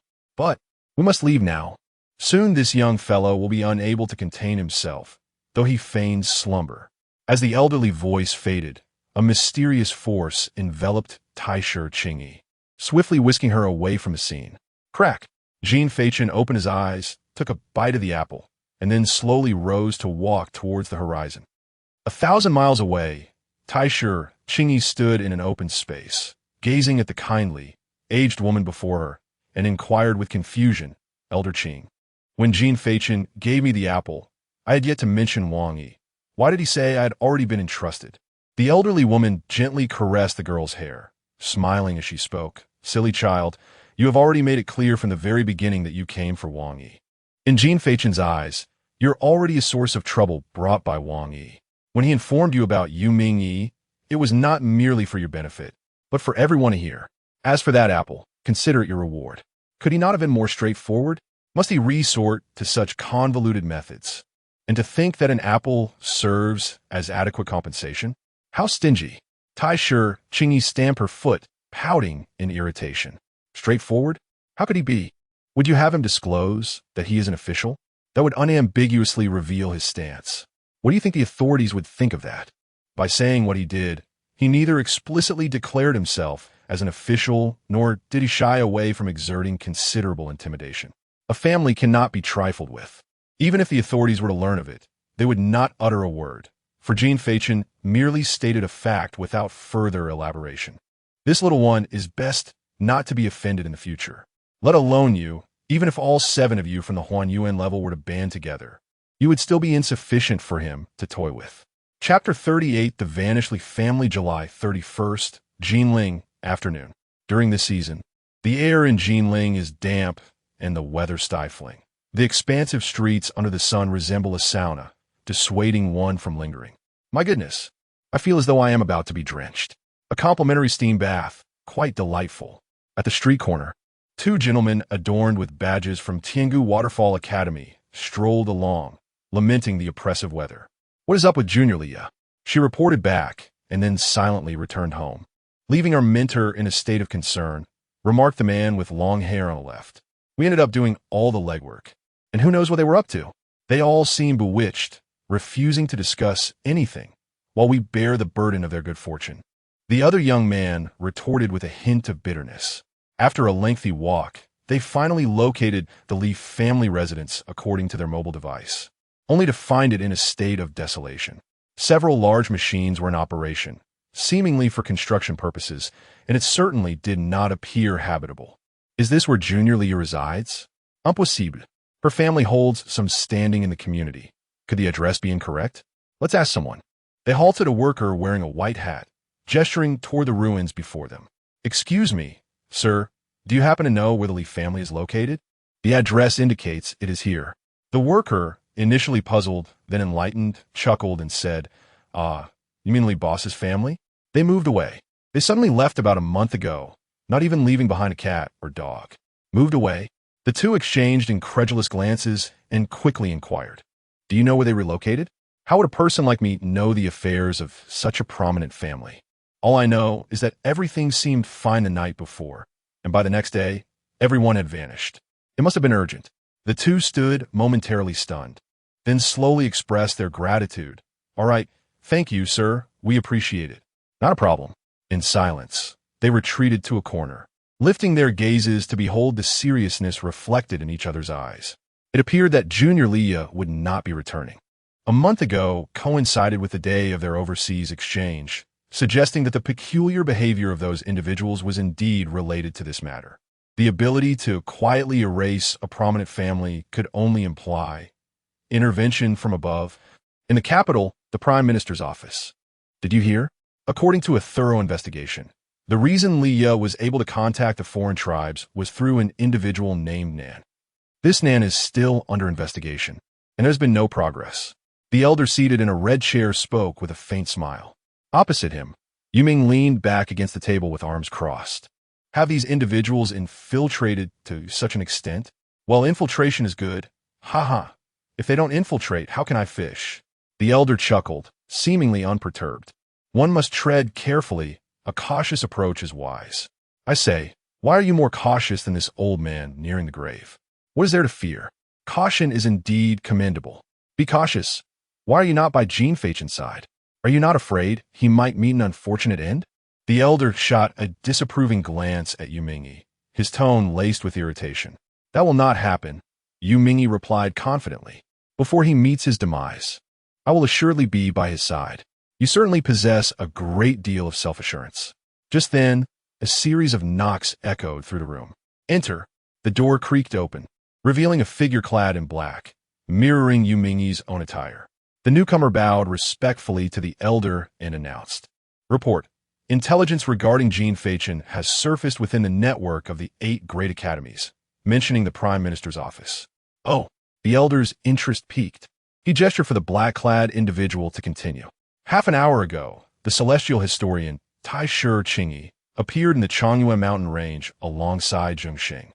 After approximately 3 minutes, the black-clad figure recounted the entire event in meticulous detail. Are you saying that the young lad concluded with the words "my Zheng Xing," referring to Yu Mingyi, of the Respect Realm, hailing from the Prime Minister's office? The elder inquired. Indeed, that was the precise wording, the black-clad figure affirmed with a nod. A bemused smile crept across the elder's face as he acknowledged this information, then waved the figure away. The black-clad individual saluted and exited, and as the door closed, the elder burst into laughter. "Ha ha, this lad possesses a remarkable way with words, neither taking a stance nor losing his might, reaping all the benefits for himself. Ha ha, truly amusing, akin to a seasoned trickster." The elder shook his head, chuckling. Meanwhile, Yu Mingyi remained silent, utterly bewildered, for he could not discern the meaning behind their conversation. Did Jin Feichen not merely speak the truth? What was the issue at hand? It is indeed a realm for the young, the elder mused, then turned to Yu Mingyi, gesturing for him to leave. Enough. The matters concerning the foreign tribes are still under investigation. You will be informed once there are updates. You may take your leave. Very well. Yu Mingyi nodded subtly, then turned to depart. Oh, wait. At that moment, the elder seemed to recall something, abruptly speaking once more. If you have no pressing matters, it would be prudent not to appear before Jin Feichen too often, nor to keep a close watch on him. Maintain a position where you can hear him call for you without being intrusive. Why? That child would not appreciate being constantly observed. Each individual has their own pursuits. You need only to be nearby, a grown man lingering too closely to another. Who could find comfort in that? Trust my advice.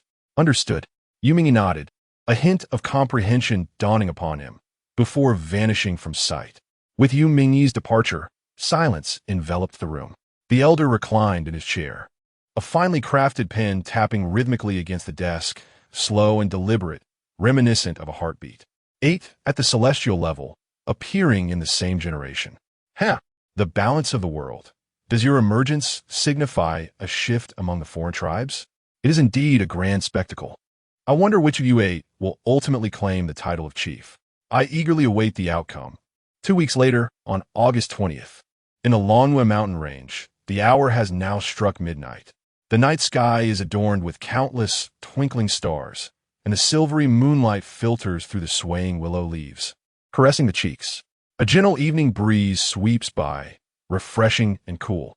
On an ancient tree, piled high with apple cores, Jin Feichen lies languidly, having slept the entire day away. Perhaps his legs have grown numb, for he turns over, yet continues to lie still. They say that the most perilous form of decadence is being awake to it, but no one ever mentioned how delightful it could be.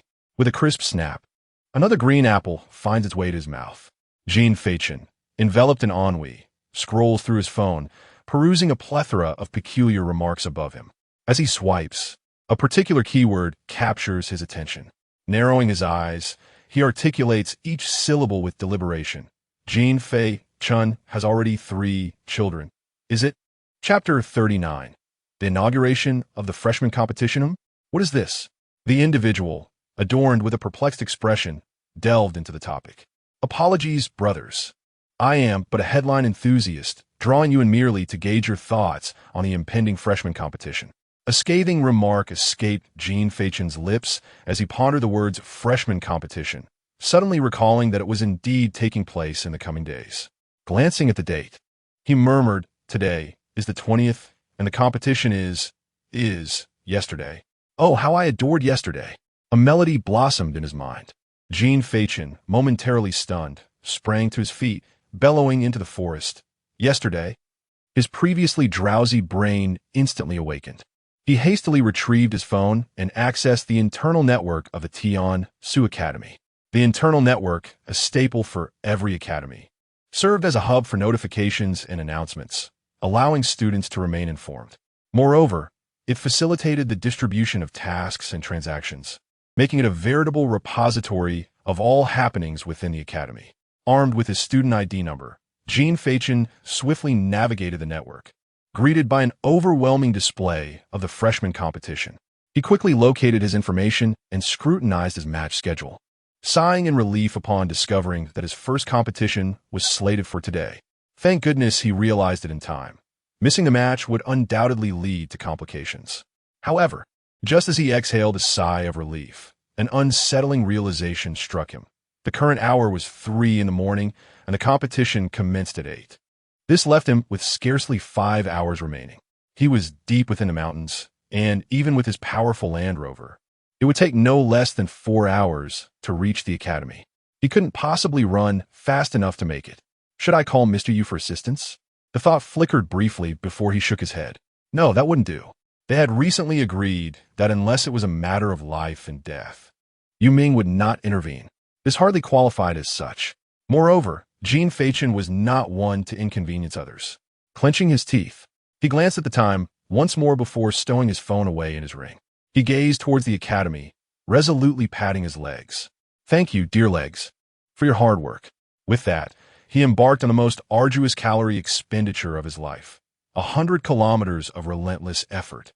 Time sped by, and at 7:50 a.m. on August 20th, the first arena of Tian-Su Academy was bustling. On the second day of the freshman competition, the event was spectacularly grand, drawing a crowd despite the early hour. In the vast arena of battle, a tiered seating arrangement encircles the space, already brimming with an abundance of spectators.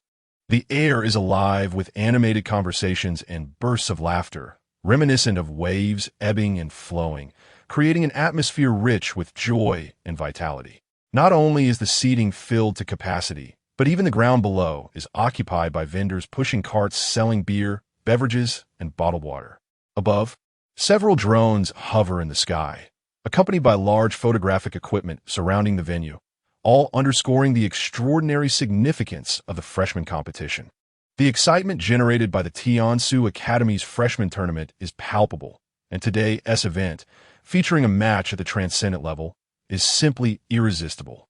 This freshman competition, unlike the national tournament held every 3 years, occurs annually and is eagerly anticipated by all within the Great Xia. At this moment, the clock reads 7:55. The enormous screens surrounding the arena display the profiles of the 2 competing freshmen, capturing the attention of the tens of thousands present, as well as the billions watching across the nation. On the left stand a young man named Hua Yirong, sporting a buzz cut and radiating a brilliant smile. Below him, his basic information, including age and innate talent, is displayed. To the right, the spotlight shines on the one and only transcendent individual not born of a prominent family. The only one whose awakening was marked by bloodshed, and notably, the only transcendent yet to make an appearance, Jin Feichen. The moment Jin Feichen's name is announced, the atmosphere ignites with fervor, a testament to the influence of a transcendent, a figure who emerges once in a billion. As the crowd gazes at the images of the 2 contenders, the buzz of excitement escalates. Is that really Jin Feichen? He looks half awake. Indeed, he seems a bit frail. Perhaps he lacks restraint. But I must admit, he is quite handsome. Though could someone do something about those dead fish eyes? Has he not had any sleep, or what? What a peculiar appearance for a serious competitor. Perhaps he was up late practicing. Who among the respectable would appear so disheveled? Amidst the rising chatter, a serious-looking middle-aged woman appears from above, hovering over the arena. She introduces herself, saying, "Greetings, I am Bai Su, the first-year advisor at Tian-Su Academy, and I shall serve as the referee for today's matches." The competition rules remain the same as yesterday. Any competitor who steps out of bounds or lacks combat capability will be deemed defeated, and those who fail to arrive within the allotted time will be considered forfeit. After checking the time displayed on the screen, Bai Su raises her voice once more as the second hand strikes 12, declaring, "Time is up. Please welcome the 2 competitors to the arena." As her words resonate amidst the roaring cheers, Hua Yirong strides into the arena from the contestants' passage, beaming and waving at the cameras and audience. Yet, as the crowd turns their attention in anticipation of Jin Feichen's entrance, they find themselves waiting in vain. Upon witnessing this, Bai Su raised her voice once more, proclaiming, "Now, I invite the two contestants to enter the arena." Yet still no one emerged. The atmosphere thickened with a cacophony of discussions. What was happening? Why was Jin Feichen not making an appearance? Could it be that he was unprepared? Surely not. Could it be that he feared the humiliation of defeat and thus hesitated to show up? That seemed unlikely, considering his status as a transcendent. Let's not forget, he lacks the support of a powerful family. It has only been 2 months, regardless of the training resources provided by the Academy. What can one truly achieve in such a brief span? Your point holds some merit. 2 months is hardly sufficient for even a transcendent to catch up to someone raised in privilege. Moreover, his opponent is no ordinary contender. Indeed, Hua Yirong hails from a prominent family and is a top-tier talent. If Jin Feichen were to shy away from competition, it would be somewhat understandable. With a crowd of tens of thousands, coupled with the broadcast reaching billions, it would be unacceptable for Jin Feichen to forfeit the match. He is merely a fortunate lad, a grassroots individual who awakened a transcendent talent. It is no surprise. I have even seen claims online that he is an official player, pure nonsense. What a coward, refusing to fight. Isn't that the truth? As Bai Su listened to the rapidly shifting tide of public opinion, she furrowed her brow and insisted that Jin Feichen enter the arena immediately, or he would be considered to have forfeited the match. Below, standing on the competition stage, Hua Yirong smirked, believing victory was within her grasp. This moment was swiftly captured by the cameras and magnified for all to see. The audience's disdain for Jin Feichen grew louder. Bai Su spoke again. The time is now 8:04, with less than 30 seconds remaining until 8:05. If contestant Jin Feichen does not appear, he will be deemed to have forfeited. The venue fell into an involuntary hush. Every eye fixated on the ticking clock. Time slipped away, second by second. As the clock struck 8:05, Bai Su let out a quiet sigh, preparing to announce, "I declare contestant Jin Feichen has forfeited." Just then, a voice erupted from the heavens, abruptly interrupting Bai Su's unspoken words. Chapter 40. The Arrival of Jin Feichen. Amidst a myriad of gazes, each imbued with distinct emotions, a white meteor streaked through the sky, tracing an arc as it hurtled towards the arena. A stranger's voice announced, "Insert an advertisement first, then we will proceed." As the luminous figure crashed heavily onto the arena, it stirred a vast cloud of dust, enveloping half of the space. As the dust gradually dispersed, a silhouette emerged within the view. Wings of spirit energy, an adept of the U-realm. No, that is incorrect. It is Jin Feichen. How is this possible? He arrived flying? Look, he has appeared. This fellow has quite an unusual appearance. This world truly resembles a colossal makeshift stage. I ultimately could not escape such an entrance. Jin Feichen lamented to himself, simultaneously utilizing the enormous screen encircling him to observe his current state. With a handsome visage, a peculiar hairstyle adorned with wildflowers and grass, and garments covered in dust, he appeared quite disheveled. I look like a common thief. He grimaced but disregarded his appearance, raising his head to gaze at Bai Su, proclaiming in a loud voice, "Jin Feichen is ready. The match may commence." Bai Su, momentarily taken aback, sensed Jin Feichen's cultivation level, and her expression shifted dramatically. Realizing the gravity of the situation, she cleared her throat and announced, "Jin Feichen entered the arena before declaring his forfeit. The duel continues." With that, she levitated upward, solemnly stating, "Both parties are now in position. The duel begins." As her words resonated, a 10-centimeter-high blue, transparent net suddenly rose along the perimeter of the vast arena. At that moment, the crowd erupted with thunderous cheers. All cameras whirred to life, magnifying every detail of the stage. Click! Under the scrutinizing gazes of the audience, Jin Feichen chose neither to attack nor to speak. Instead, he prioritized satiating his hunger. Juicy green apples were devoured by him, bite after bite. Across from him, Hua Yirong summoned his extraordinary artifact, the Thunder Drum, the moment Bai Su finished her sentence, warily encircling the arena. His cultivation level, at the 8th turn of the Ming realm, was now apparent. One individual was earnestly consuming apples, while the other intently observed him. As Jin Feichen finished his 3rd apple, Hua Yirong, who had been on edge, could no longer contain himself. Frowning, he spoke. Jin Feichen, are you intending to eat your fill before conceding? There are billions watching our battle. A satiated person cannot comprehend the hunger of the famished. Kindly be silent. I have run the entire night and am utterly exhausted. Jin Feichen nonchalantly sat on the ground, each hand grasping an apple, relishing every bite. Witnessing the scene, Hua Yirong felt insulted. He brandished his hands, summoning 2 drumsticks, and forcefully struck the immense thunder drum before him. One strike, thunder charge. Boom! The resounding drumbeats reverberated, and Hua Yirong's speed surged dramatically. A large drum floated at the position of his abdomen as he wielded a pair of drumsticks in each hand, swiftly swinging them while propelling himself around Jin Feichen. In a corner above the audience, 2 familiar faces observed the duel, Wang Bai and Lien Yulo, Jin Feichen's mentors. The 2, who had never seen eye to eye, found themselves exchanging remarks as they assessed the situation. Why does Jin Feichen appear so weak, his cultivation seemingly imperceptible? It is evident he may have just finished a battle.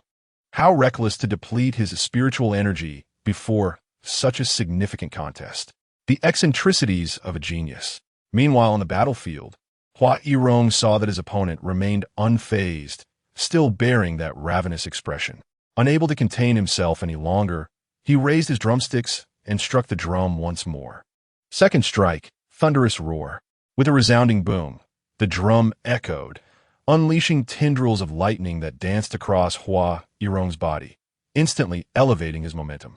Today, I shall witness how you continue to endure. With a powerful stomp, he launched himself toward Jin Feichen's back, akin to a lightning bolt, surging forward with explosive speed. In a fleeting moment, he materialized behind Jin Feichen, as if time itself had slowed. Hua Yirong lifted his thunder-infused drumsticks, aiming towards the sides of Jin Feichen's temples, ready to strike fiercely. Success seemed imminent. Just as he believed the battle was won, a calm voice echoed, "Well, after consuming so much fruit, I have finally regained some spiritual energy." The drumsticks were but a hair's breadth from Jin Feichen's temples when, in a flash, a sea of blossoms appeared, flowing against the current. With a resounding clash, the drumsticks met empty air, unleashing a surge of overwhelming energy that radiated outward. Disappeared. Hua Yirong gasped internally, and at that moment, a figure silently emerged in the air behind him. With a powerful kick, Jin Feichen spun around, delivering a solid blow to Hua Yirong's cheek. The latter was struck, as if by lightning, propelled backward. Reacting swiftly, Hua Yirong plunged both drumsticks into the ground to mitigate the force of the impact. Just as he managed to halt his momentum, Jin Feichen appeared beside him like a phantom. In Hua Yirong's line of sight, a long hand swiftly approached, gripping his head tightly. Before he could struggle, a sensation of weightlessness enveloped him. Jin Feichen seized Hua Yirong's head, lifting it high before crashing it down mercilessly. Subsequently, he hurled the dazed Hua Yirong skyward. As Hua Yirong soared helplessly into the air, Jin Feichen extended his fingers, conjuring a card that materialized from thin air, followed by a burst of radiant light. This is the final drop, no more. If you can withstand it, victory is yours. As the voice fell, a violet arrow shot forth from the card, its resplendent spiritual energy trailing behind like silken threads in the air, gracefully carving a path across the azure sky. With a thunderous crash, the utterly unconscious Hua Yirong plummeted from the heavens, marking the conclusion of this fierce contest.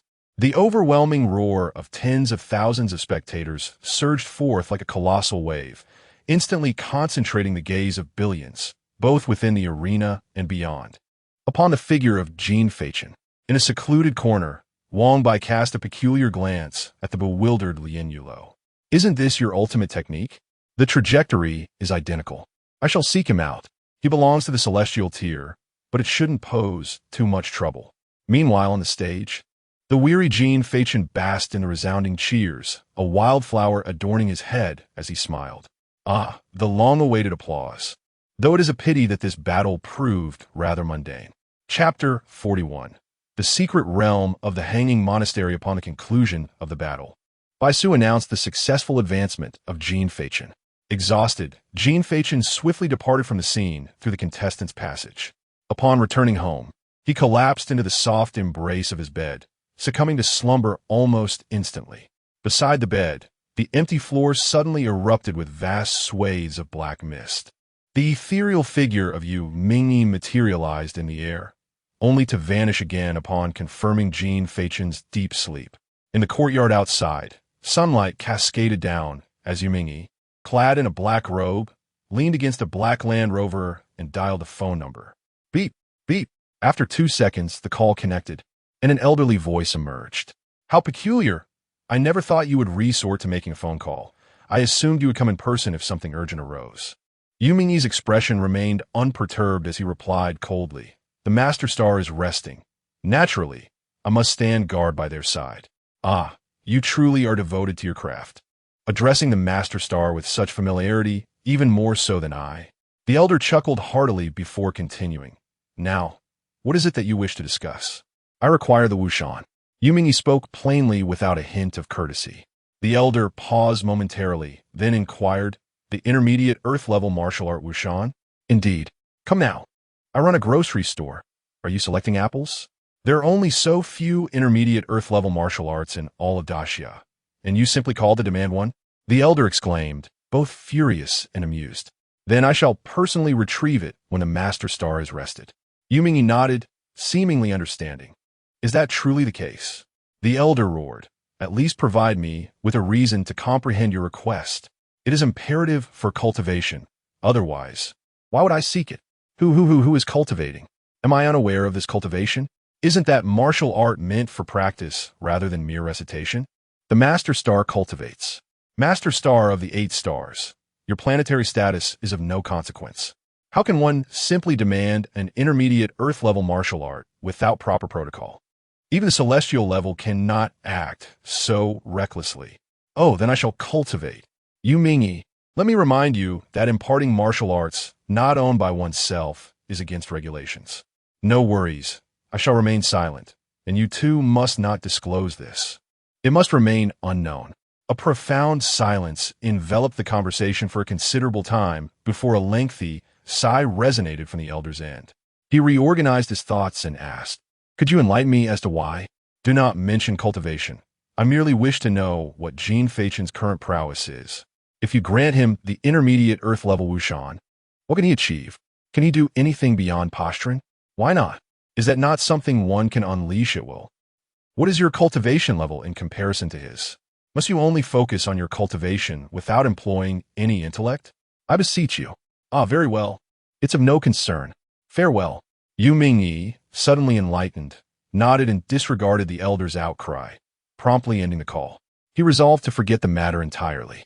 Under the luminous moon, Yu Ming scratched his head in a daze, pondering whether there was a suitable place for comprehensive attribute training at the initial level of the Earth stage. Suddenly, the shrill ring of a telephone pierced the tranquility. Glancing at the caller ID, he hung up without hesitation. The phone rang again, and once more, the screen displayed the old man's name. With a resigned sigh, Yu Ming answered, hello, I'm quite busy. I demand to know why you are seeking advanced martial arts for Jin Feichen. Answer me, this is an order. The old man spoke rapidly, anxious that the call would be cut off before he could finish, especially emphasizing the last 4 words with great gravity. Training? It's not difficult. Why are you so muddled? Don't you understand this? Yu Ming replied, his brow furrowed in innocence. Damn it. Suddenly, a loud bang echoed from the old man's end, followed by his hurried breaths. After regaining his composure, the old man enunciated each word with precision. I am asking, why does Jin Feichen, despite possessing combat capabilities, still need to train in higher-level offensive martial arts? Do you comprehend? Yu Ming scratched his head, attempting to clarify. I just want him to cultivate a martial art that belongs to him. Other skills will always be theirs. It's impossible to reach the pinnacle without a core. Don't you understand this? You truly are getting old. Yes, indeed. But be cautious. Don't die on me. Otherwise, I'll have to take time out of my busy schedule to check on you. Don't worry, it won't trouble you. I'll find a place to quietly pass away on my own. That won't do. If you die in secret, it will cause unnecessary complications. Can't you be a bit more considerate? You're no longer a child. The old man chuckled heartily, recalling how someone had once advised him against calling you Ming. He had always been puzzled, but now he understood. You truly only hear the words, not the meaning behind them. How can you not discern good from bad? Your thought process seems to only function in face-to-face interactions, where you can read expressions to grasp the true implications. In a sense, you are rarer than 10 cultivators of the highest realm. Thank you for the compliment. Well, do express your gratitude. As the call ended, Yu Ming stared perplexedly at his phone, muttering, "Conversing with you is exhausting. You always speak such nonsensical words." Ding dong. At that moment, a message arrived.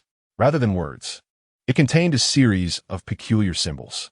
While an ordinary person would be confounded, Yu Ming, having worked for many years at the ministry, immediately deciphered the encrypted message. Nothing can be given away for free. How else can one cultivate? Go check this place for suitable opportunities.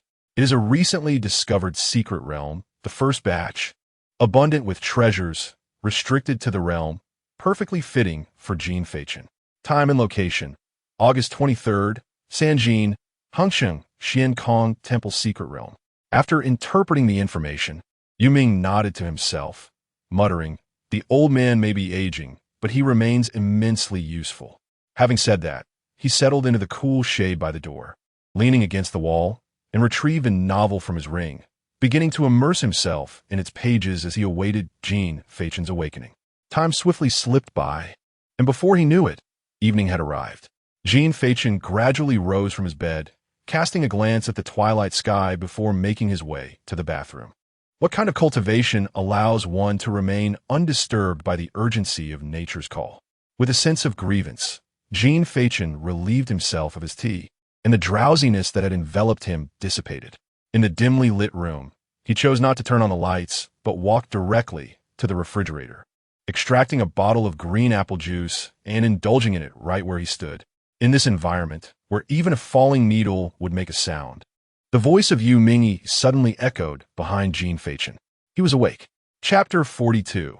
The Great Conflict Before the Naked Eye. Jin Feichen's body trembled abruptly, his resentful gaze glancing back as he forced a smile, saying, "Fortunately, I went to the restroom first. Otherwise, you would have had to assist me." In the dim surroundings, only a pair of eyes sparkled. Yu Ming, having put away her novel, remarked, "In 2 days on the 23rd, a newly discovered secret realm will be located within Sanjin Hengsheng. You may find a suitable extreme weapon for your attack style.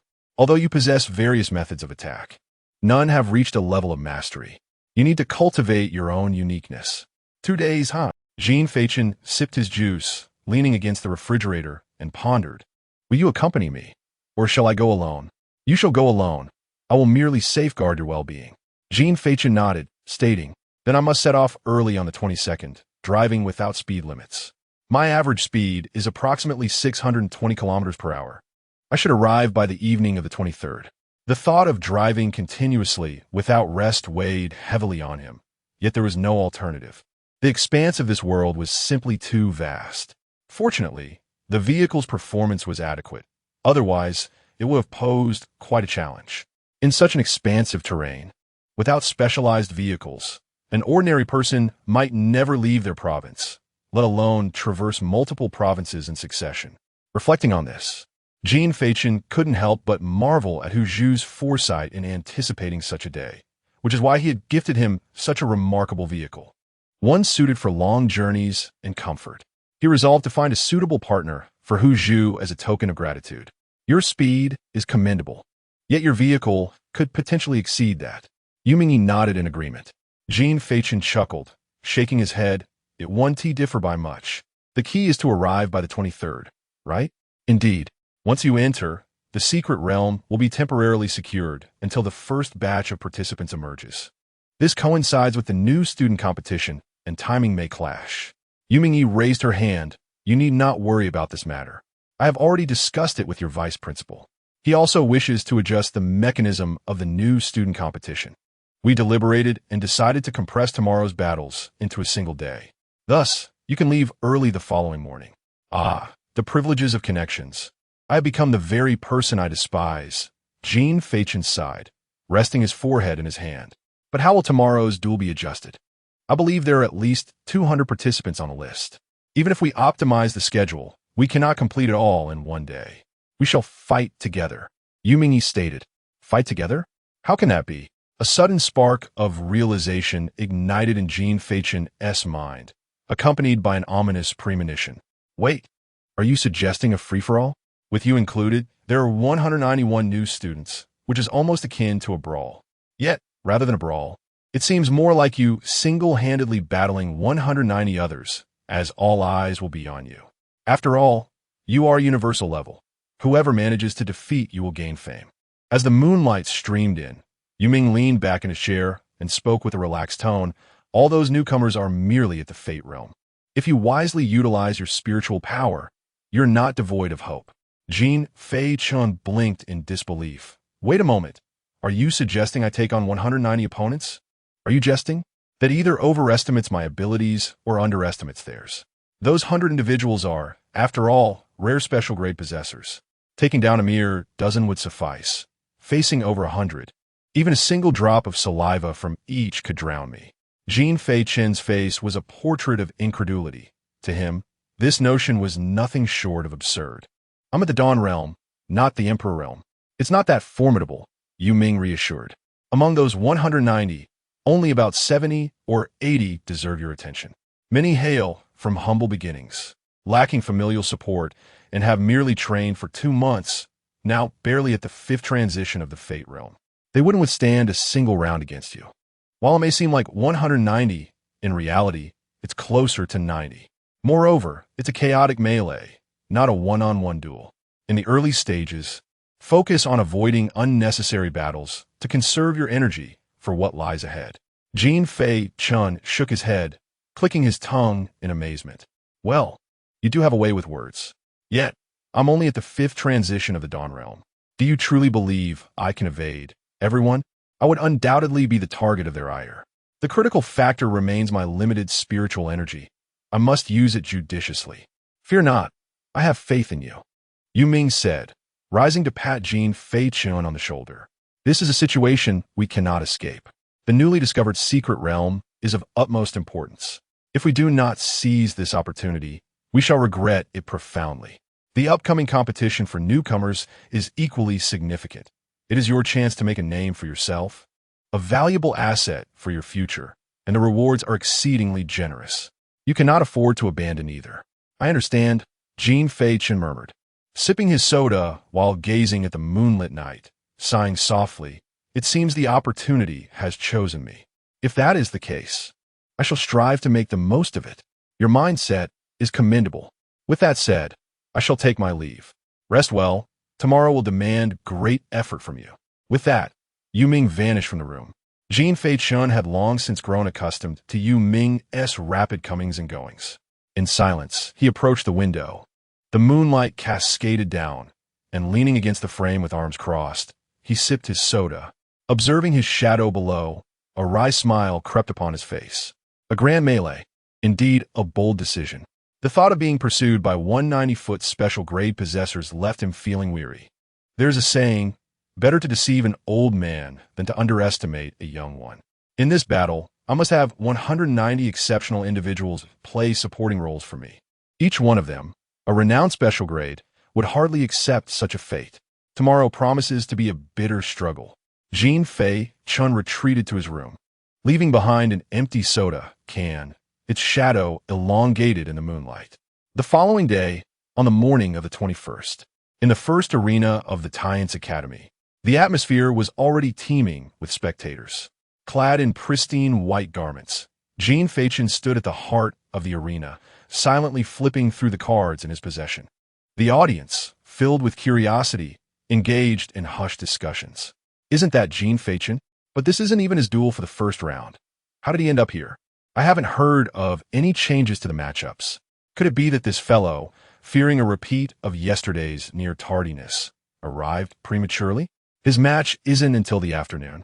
Yet here he is, hours in advance. The clamor of the crowd persisted, and as 10 more minutes slipped by, the influx of attendees only intensified. The vast arena, aside from the central combat stage, was now overflowing with spectators, a sea of heads jostling against one another, creating a dense, dark mass that seemed to stretch endlessly. The cacophony of various voices converged, rising almost to the heavens. Amidst the ongoing debates, the figure of Baisu emerged above the arena. Scholars, please be silent. Chapter 43. Embracing the infinite, seizing the pinnacle, the battle commences. Baisu hovered in the air, hands clasped behind her back, her voice resonating powerfully. Today, the mechanism of the freshman grand competition will undergo a transformation. A hush fell over the crowd. All eyes turned toward Baisu, eagerly awaiting her next words.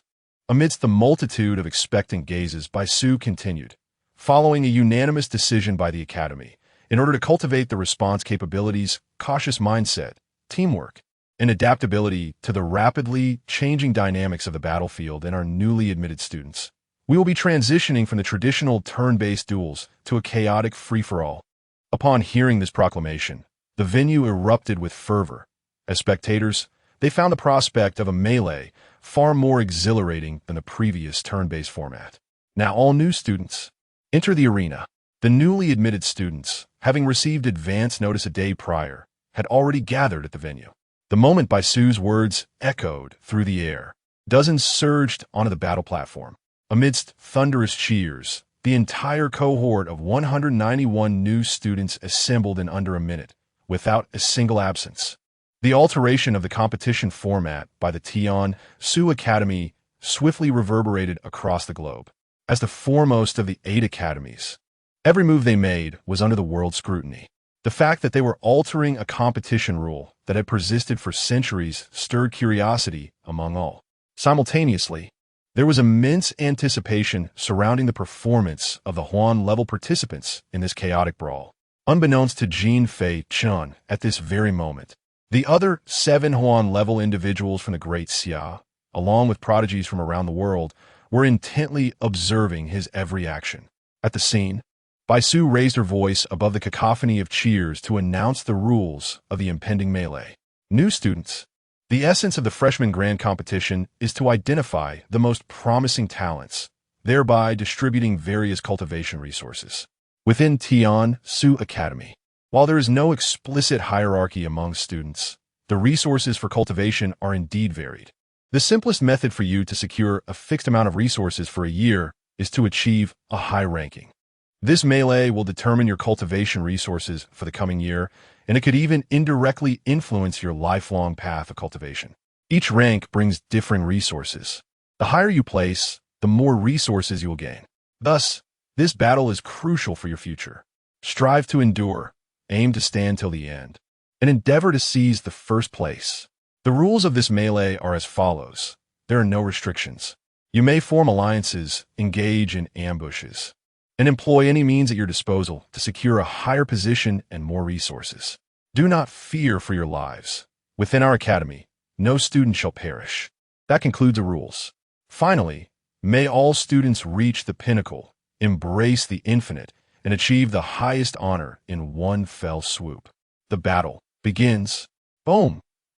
In an instant, hundreds of vibrant auras flared on the battlefield, and the deafening cheers surged to a crescendo. A wave of fervent screams reverberated through the heavens, as countless voices strained to shout encouragement for their chosen champions. At that moment on the battlefield, individuals were incessantly propelled out of the arena, either through stealthy ambushes or cunning tricks, a myriad of scenarios unfolding without respite. Where is Jin Feichen? Boss, he is over there. A group of ambitious individuals had banded together into a 10-person team. They were not alone, just the previous night. After the announcement of a shift from duels to chaotic brawls, all the newcomers had already begun to network and form various factions. Their target was none other than Jin Feichen, the sole universal level among them, whose cultivation far surpassed their own. If they fought among themselves, They would never lay claim to the coveted first position. Only by toppling Jin Feichen first could they hope to achieve their aspirations. There, Jin Feichen, amidst the clamor of the crowd, a voice rang out, capturing the attention of all. Over 100 pairs of eyes turned in unison towards the source of the sound. There stood Jin Feichen, unperturbed at the edge of the circular combat arena, leisurely inserting a card into the ground. As if sensing the gaze upon him, he turned to see more than 100 eyes gleaming with intensity, fixated on him. "Hey, if you keep staring, I might just blush," Jin Feichen remarked in a calm tone. In the next instant, brothers, charge! Eliminate Jin Feichen. The footsteps of over 100 individuals surged forward simultaneously, akin to a colossal tsunami crashing toward Jin Feichen. Leading the charge were 3 individuals, Li Bubao, Zhang Baiing, and Wang Boer, all prodigies who had emerged from the masses. Scions of great families, their cultivation having reached the 9th transformation of the Destiny Realm. Over 100 people, with them as the vanguard, formed a trident that surged forth. Jin Feichen stood his ground, gazing at the hundreds rushing toward him, and calmly exhaled. Then, under the watchful eyes of the multitude, he propelled himself forward.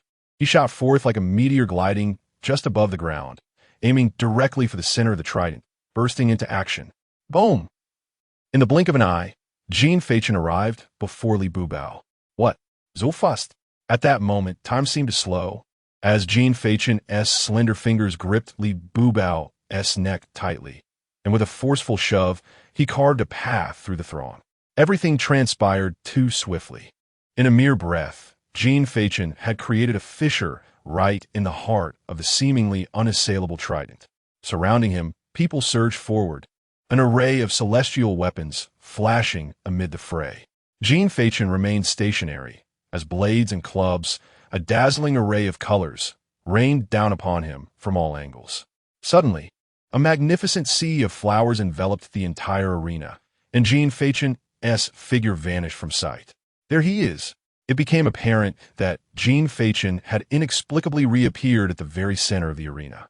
An invisible gale swept through the space, petals swirling like flowing water, creating ripples. As if a tornado circled around him. He stood at the center, his white garments billowing gracefully in the wind as he held a card delicately between his fingertips. A faint smile gracing his lips as he faced it all. Showtime. Chapter 44. Special Level. Silver Key Mandarin Duck Axe. Second update. With a resounding blast, a vibrant sea of flowers erupted from the heart of the battlefield, instantly filling every corner of the arena. The glimmering long spear pierced the air, penetrating the chest of the one known as Jin Feichen, revealing the petals within. Dozens of celestial weapons traversed through his form, yet he remained unfazed, steadfast as a pine tree in the center, the punctured areas devoid of blood, instead adorned with dazzling petals. Let us speculate. Which of these is genuine? Jin Feichen spoke with an air of tranquility, as a thick stack of silver playing cards materialized in his hand. The moment his words fell, he exerted force, sending the cards cascading upwards, engulfing the vast expanse of the sky. In an instant, all gazes were drawn to him, and in that fleeting moment, Jin Feichen transformed into a swirling petal, vanishing from sight. The floral tempest swept through the sky, accompanied by the playing cards, exuding an aura of intimidation. In that tense atmosphere, everyone was engulfed by anxiety, fearing they would be the first to be eliminated. Be careful. His cards can unleash extreme force. Jin Feichen is here. No, over there. No, here. Jin Feichen appeared like a ghost among the flowers, ready to manifest anywhere. Li Bubao gripped his 3-foot azure blade tightly, maintaining a defensive stance while keenly observing the flowing sea of blooms before him. The others, seeing this, stood back to back, cautiously guarding against the unfolding scene. In the blink of an eye, one individual caught sight of a shadow amidst the petals. Jin Feichen suddenly materialized before him, only to dissolve once more into a whirlwind of blossoms, weaving through the crowd, reappearing before an unsuspecting target at the rear. He is here with me. Jin Feichen leisurely raised a finger, gently carving the air. One must not be careless in battle. Open, as his words echoed. A A fierce gust erupted above the man's head, piercing through his chest in an instant. One down. After dispatching one, Jin Feichen once again melded into the swirling sea of flowers, disappearing from view. Clang! Sparkling flashes of light erupted frequently in the center of the battlefield. 10 minutes had passed, and Jin Feichen had eliminated the vast majority of opponents, leaving only about 90 souls remaining. During this brief span, they quickly adapted to his attack patterns, gradually regaining some semblance of control. While engaged in combat, Jin Feichen incessantly analyzed the battlefield conditions in his mind. Ultimately, the disparity in numbers was too great. This could not continue, or their spiritual energy would soon dwindle. And Wangbu Air, the three individuals of the highest cultivation and strongest prowess, who had consistently led the newer fighters in battle. Eliminating these three would inevitably cause the group to disband. The method to achieve their downfall, however, could only rely on deception. After making his decision, Jin Feichen swiftly adjusted his position. Propelled by the recoil of the attack from the person before him, he charged towards Li Bubo, the nearest target. In the distance, Zhang Baiing instantly sensed his intent and shouted at the top of his lungs, "Bubo, be careful. Jin Feichen is coming for you. How many times have I said it? Next time, call my full name." Li Bubo, gripping the special grade artifact bone blade, quickly prepared to defend himself. However, as he turned around, he found Jin Feichen's profound black eyes mere inches away. Open! Upon hearing that command, Li Bubo hurriedly raised his sword above his head to block. Yet, the anticipated attack never materialized. Nothing happened. Damn it, a dud. Bang! The Heavenly Edict's staff struck solidly against Li Bubo's chest, causing him to stagger backward uncontrollably. Baiing, come help me, and use my full name. Zhang Baiing, wielding two paired axes like a phantom, surged across the battlefield with ferocity. The special grade silver key paired axis prototype was undoubtedly enhanced with special effects, looking even more magnificent. Moreover, this narrative often employs unique weaponry. Feel free to leave your favorites in the comments. Seeing this, Jin Feichen waved his hand, causing a swirling sea of playing cards to surge toward Zhang Baiing like a flowing river. Unfazed, Zhang Baiing swiftly swung his paired axes, the steel cards clashing against them, emitting a sharp ringing sound. As he pushed through, his speed increased, and his hands became mere blurs, constantly dancing before him. Unbeknownst to him, a card brushed past Zhang Baiing's cheek, glowing as it overlapped with him. Watch out for the ghost card, open. In a flash, Zhang Baiing's remarkable reflexes activated his arm, positioning it perilously close to his temple in that critical moment. Bang! The explosion sent clouds of smoke skyward. At that moment, Li Bubo also regained his stance, lunging forward with his sword. Great River Moon Surge. The ethereal glow of his sword flickered. It was as if the sound of flowing water echoed in his ears. When did this happen?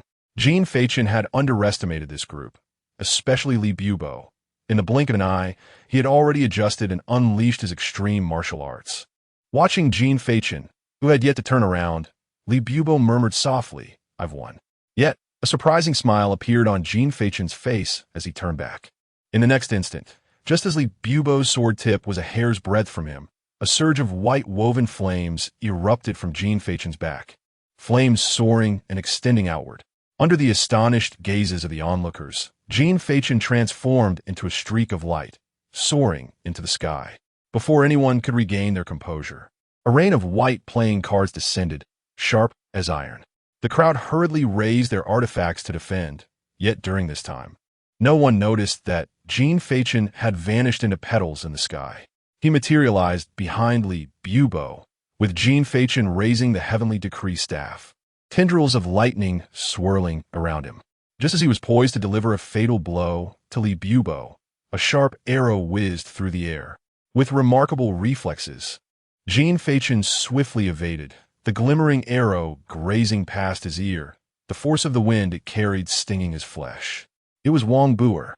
Jin Feichen's gaze shifted to a distant figure, Wang Buer, who stood there with a dark-hued crossbow, aiming directly at him. Special grade, ink candle crossbow. This arrow also served as a timely warning to Li Bubo, who quickly retreated, creating distance while his long sword danced like a dragon, swiftly striking down the cards. Jin Feichen's form once again vanished into the sea of flowers, disappearing from sight. This time, his focus was solely on Wang Buer. Previously, Jin Feichen had made a slight oversight, which disrupted the rhythm of his assault. He should not have targeted the nearest Li Bubo, but rather prioritized eliminating the long-range threat posed by Wang Buer. As the saying goes, one must target the sea first in a group fight. Yet Wang Buer's reflexes were astoundingly sharp, consistently positioning himself in the most inconspicuous yet perilous spots. Indeed, those who could enter the Tiansu Academy were no ordinary adversaries. Jin Feichen's form suddenly appeared behind Wang Buer. The lightning coiling around him indicated that he was no longer conserving his spiritual energy, but had entered a state of peak performance. In this moment, both his speed and strength surged instantaneously. Dozens of cards were flung forth at great velocity, encircling Wang Buer completely. Activate. Chapter 45. The Magician Beneath the Sea of Flowers. Third update. A dazzling explosion erupted, sending forth brilliant sparks and thick black smoke. It should have been resolved. Jin Feichen stood a short distance from the explosion, petals swirling around him. Suddenly, his gaze sharpened. Something was amiss, something had obstructed him. As the smoke began to clear, a swirling orb of water appeared at the center of the arena. Within the orb, Wang Buer was slightly bent over, one hand gripping a crossbow, while the other was pressed against his wrist, panting as he stared breathlessly at Jin Feichen. Water Heart, Flowing Stream. A low-level profound martial art. Water Heart, Flowing Stream. Jin Feichen's figure began to dissolve into petals from his feet upwards, and he spoke leisurely. Impressive, indeed. Such reflexes to execute profound martial arts in mere milliseconds. As his words drifted away, his forehead also transformed into petals, floating away on the battlefield. Wang Buer retracted the water heart, brushed the dust from his sleeves, and remarked, "You're not bad yourself," managing to close the distance in such a short time. Before he could finish, a chilling sensation pressed against his temple, halting his words and causing his pupils to contract sharply. Meanwhile, in the distance, Li Bubao shouted a warning. Wang Buer. Alas, it was too late. An arm, holding the Mo Zhu crossbow, had silently appeared beside him. As the petals gathered, Jin Feichen's smirking visage emerged behind Wang Buer. "Friend, care to guess which of me was real just now?" Wang Buer's eyes widened in shock, a dawning realization washing over him. "I concede." Silence enveloped the arena as Wang Buer descended from the dual platform amidst the bewildered gazes of the onlookers. Boom! A card exploded, and another Mo Zhu crossbow materialized in Jin Feichen's hand. His tall figure stood resolutely at the center of the platform, crossbows drawn to either side. With a mysterious smile, he proclaimed, "Now, no one is permitted to move." The expressions of the others shifted, uncertainty clouding their faces as they braced for defense. Li Bubao furrowed his brow, utterly perplexed by Jin Feichen's intentions. Sword aimed at him, he spoke, "Jin Feichen, you expended considerable spiritual energy to eliminate Wang Buer. Although you have succeeded, your strength and spirit are now greatly diminished. Those who act unjustly will meet their end. You are now but a flickering ember. Would you kindly step back?" Jin Feichen disregarded Li Bubao as warning and made an enigmatic request. The latter blinked, hesitating only briefly before taking a step back. Very well. Under the gaze of all, Jin Feichen tossed the crossbow into the air, his slender fingers snapping. Mysterious patterns glowed on the back of his hand. Snap! A crisp sound echoed. In the next moment, boom, boom, boom, boom, boom, boom. At that instant, everything in the arena erupted in a cacophony of explosions, dazzling petals blanketing the entire scene, obscuring everyone's vision. At this moment, amidst the cascade of falling petals, Jin Feichen suddenly chuckled softly and declared, "Open." With a swift motion, the floral sea behind Li Bubo was torn apart, and an arrow imbued with a vibrant purple energy shot forth. Li Bubo, unarmed and defenseless, felt the arrow pierce his shoulder in an instant, yet it did not halt. Instead, it continued to penetrate the shoulder of a person standing not far behind him. In that fleeting moment, it appeared as if everyone had been preordained to occupy their positions, coincidentally forming a line, each person struck by the arrow in succession. Just as the arrow was about to exit the scene, a flurry of petals surged forth, accompanied by shimmering silver cards that erupted into brilliance. Another purple arrow soared out, grazing past the first, altering the trajectory of both arrows. To the onlookers, the scene seemed chaotic, yet each arrow found its mark with unerring precision. The Mo-Ju crossbow, initially cast aside by Jin Feichen, fell and was deftly caught. At that instant, all the petals descended, blanketing the battlefield in a cascade of blossoms, symbolizing a rebirth amidst the fallen. Once a platform bustling with dozens of combatants, now merely 3 remained standing. Jin Feichen stood at the center, arms outstretched, with his 2 crossbows aimed at the final 2 adversaries. As he pulled the trigger, they collapsed in unison. A profound silence enveloped the arena as a card gently drifted down, caught between the 2 crossbows.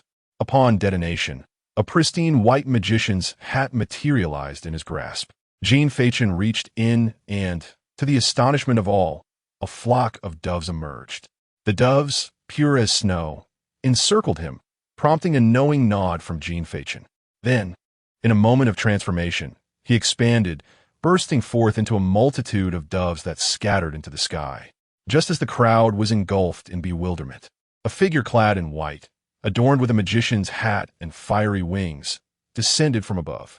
Jin Feichen hovered amidst the floral expanse, arms wide open, exclaiming, "Ladies and gentlemen, this magic performance has come to an end."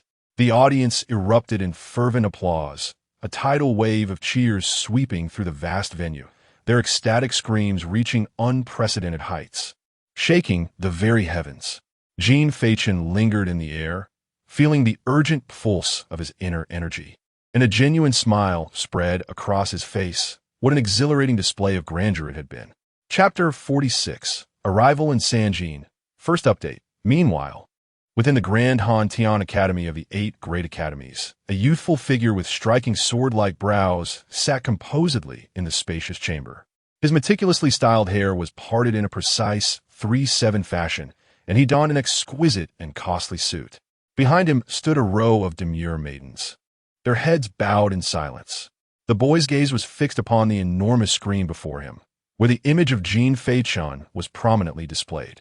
After a moment, he turned to the elderly man seated behind the vast sofa and inquired, "What do you think?" The elder, maintaining an impassive demeanor, replied, "From the very onset of the battle, he orchestrated this decisive strike. He maneuvered everyone into positions he had meticulously planned in advance. By simultaneously detonating the celestial artifacts of all participants, he achieved effects of distraction, bewilderment, and paralysis.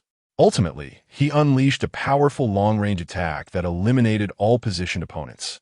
With a subsequent arrow, he altered the trajectory of his initial devastating strike, ensuring a complete annihilation. Throughout the conflict, his demeanor, expressions, actions, and words belied the intricacies of his strategy. He deceived everyone, myself included. If I were to assess it, I would deem it flawless." Upon hearing the elder's assessment, the youth scoffed disdainfully, his eyes gleaming with arrogance. "Merely a spectacle for the masses.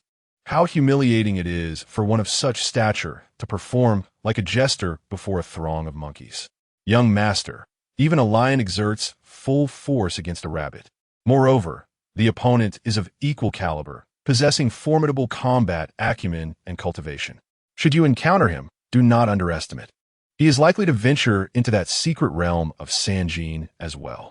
I am curious to see what abilities the one accepted by the Tiansu Academy, despite my rejection, possesses." The youth in question was Wang Yi, the heir of the Wang family in Tiandu, and one of the 8 elite figures of the Huans. Upon hearing Wang Yi's words, the elder paused before responding. "Time may not be on our side. You have the new student competition tomorrow.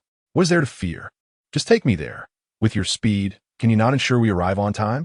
Wang Yi dismissed the concern nonchalantly, gesturing casually. A young maid approached to begin massaging his shoulders. "But young master, there are orders prohibiting any action during the celestial body crisis. I cannot comply. Is that so, Uncle Wang? It appears you are quite the adherent to rules." Wang Yi replied with narrowed eyes, a sardonic smile gracing his lips.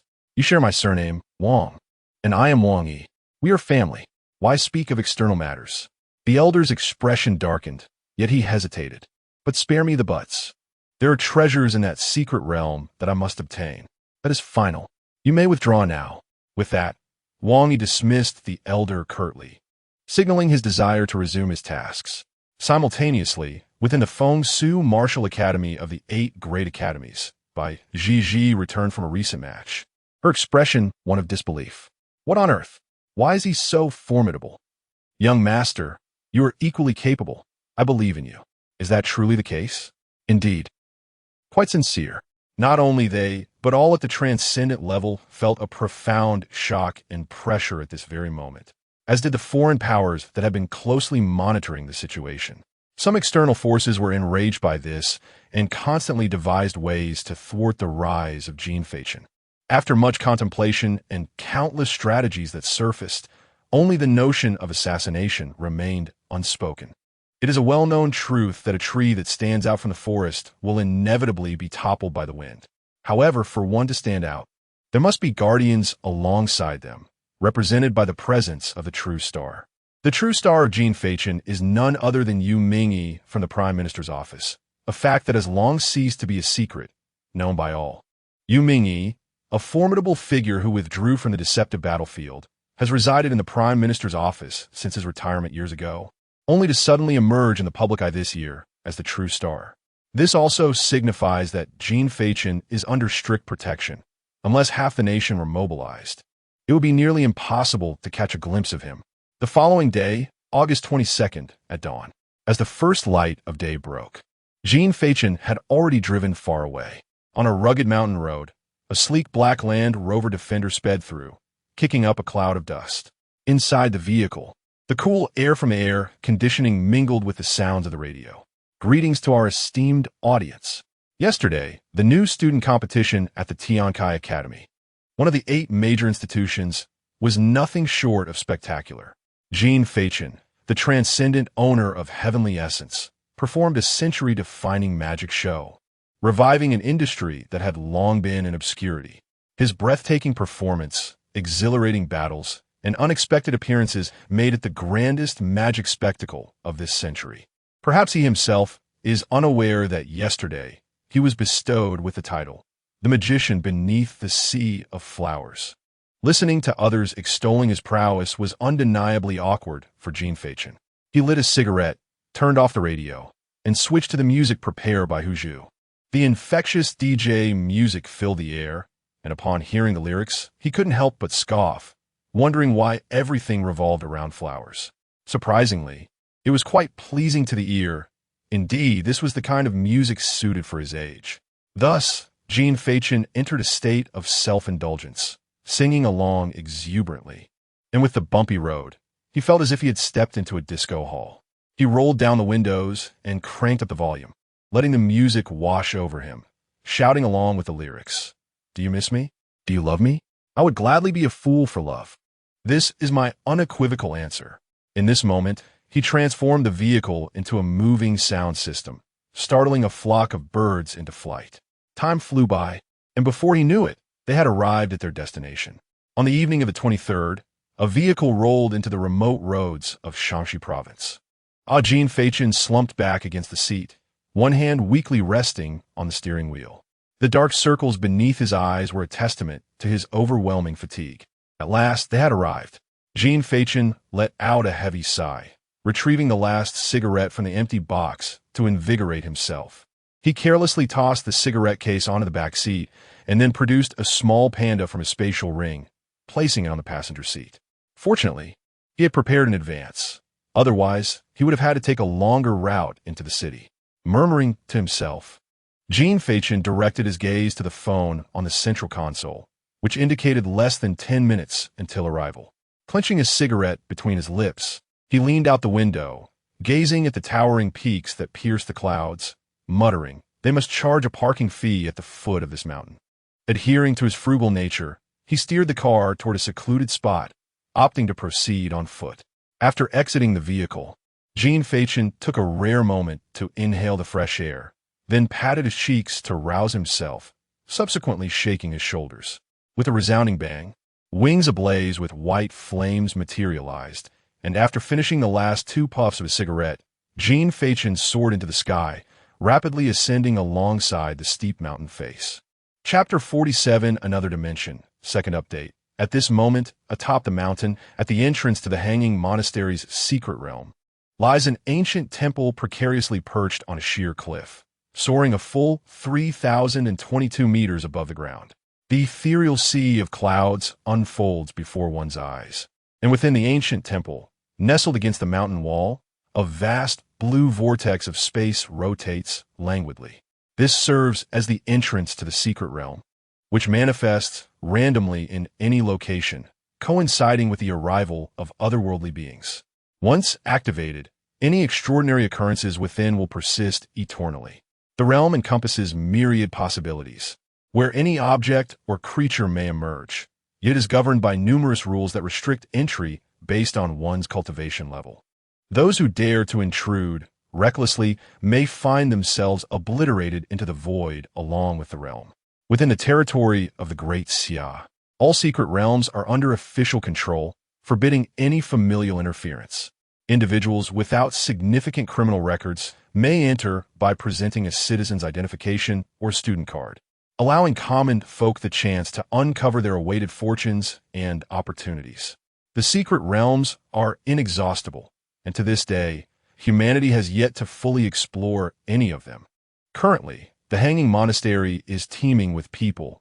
A line of masked officials patrols the perimeter, ensuring order for the inaugural entry into the secret realm. Among the crowd are those who come to explore the new realm, driven by their status or military achievements, as well as individuals dispatched by specialized official organizations to conduct in-depth explorations and evaluations.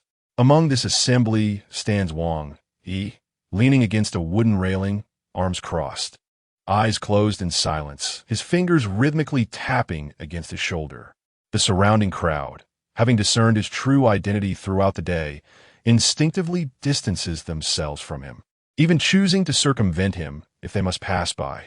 Wang Yi glanced at the opulent watch on his wrist, mentally communicating with his associate, Jin Feichen. Is Jin Feichen not planning to arrive? Echoed Uncle Wang's voice within his mind. He's already here, ascending towards us. Why is he taking so long? He drove himself. From the capital? Indeed, quite the formidable individual. Upon learning that Jin Feichen was soon to arrive, Wang Yi slightly stretched his shoulders. The delay in entering the secret realm was solely to await Jin Feichen's arrival.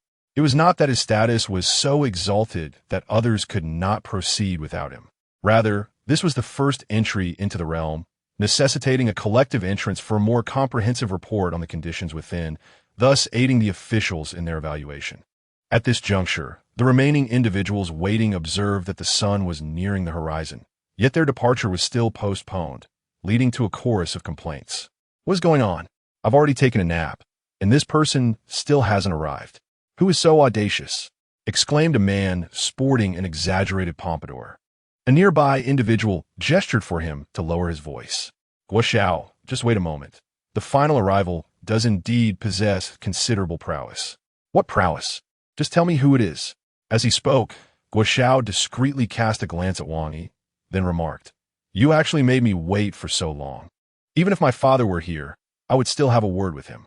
Nearby, someone surveyed the surroundings and whispered, The one performing magic. Are you even serious? Finish your sentence in one breath. We are here for the magician beneath the sea of flowers, the one hailed as the foremost among the new generation. The illustrious Xia's first virtual master and the god of sleep, Jin Feichen. Indeed, he is not to be trifled with. How could one possess so many titles? These were coined by netizens, with the titles of the magician under the flower sea and the virtual master receiving the most votes. The two murmured a few more words before falling silent. Guo Xiao finally understood why someone as formidable as Wang Yi remained silent and patient. It turned out that such a person had arrived. After a brief pause, the previously quiet Wang Yi suddenly lifted his head, gazing toward the towering cliff behind him. Simultaneously, from a shadowy corner, a short-haired girl also raised her head, her bubble gum popping. In unison, they muttered, Here he comes. With that sound, Guo Xiao swiftly turned to look. The next moment, enveloped in white flames, Jin Feichen descended from the sky, landing precisely on the wooden railing. Crouching above, the flames trailing behind him had yet to dissipate, resembling a massive white cloak billowing in the wind. Oops, a traffic jam. The once suave atmosphere was shattered by Jin Feichen's words. In the brief interlude of his speech, he instantly sensed two similar presences. They were of the Huan level. He discreetly surveyed the crowd, first noticing Wang Yi. With his slick-back hair, tailored suit, and exquisite watch, he unmistakably resembled a domineering surnamed Gu. Having briefly assessed Wang Yi, Jin Feichen then noticed another with a similar aura, a girl with short black hair, her bangs partially obscuring one eye. Clad in a blue coat over a casual shirt, and with headphones draped around her neck, she stood there, nonchalantly chewing bubblegum. Remarkably, 3 Huan-level individuals had suddenly appeared. Alongside 2 unfamiliar faces, it was indeed a lively gathering. Jin Feichen mused to himself.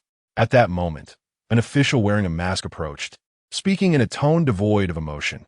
"Hello, please present your student ID." With a flash of his ring, Jin Feichen presented his student ID. Beijing City Tian Suit Academy Student ID, Huan Student Number, 001 Name, Jin Feichen Gender. Male. This document certifies that the aforementioned student is enrolled at this institution. Additionally, wherever the sun and moon shine, wherever Tian Su extends, this school's scholars deserve respect. The official examined the drowsy, seemingly insubstantial photograph on the student ID and compared it to the current Jin Feichen. He nodded subtly, affirming that they were indeed identical. Subsequently, he channeled a thread of spiritual energy into the student identification card, ensuring its accuracy before returning it to Jin Feichen. "Thank you for your cooperation," he expressed. "It was my duty. I apologize for any inconvenience," came the reply. The official nodded and turned to report to those behind him. After confirming that all personnel had assembled, a distinguished official approached the Azure Vortex. Addressing the assembly, he proclaimed in a resonant voice, "Ladies and gentlemen, the first batch of personnel for the exploration of the secret realm is now in position. I trust you are all aware of the precautions and collaborative efforts required. Thus, I shall refrain from elaborating further.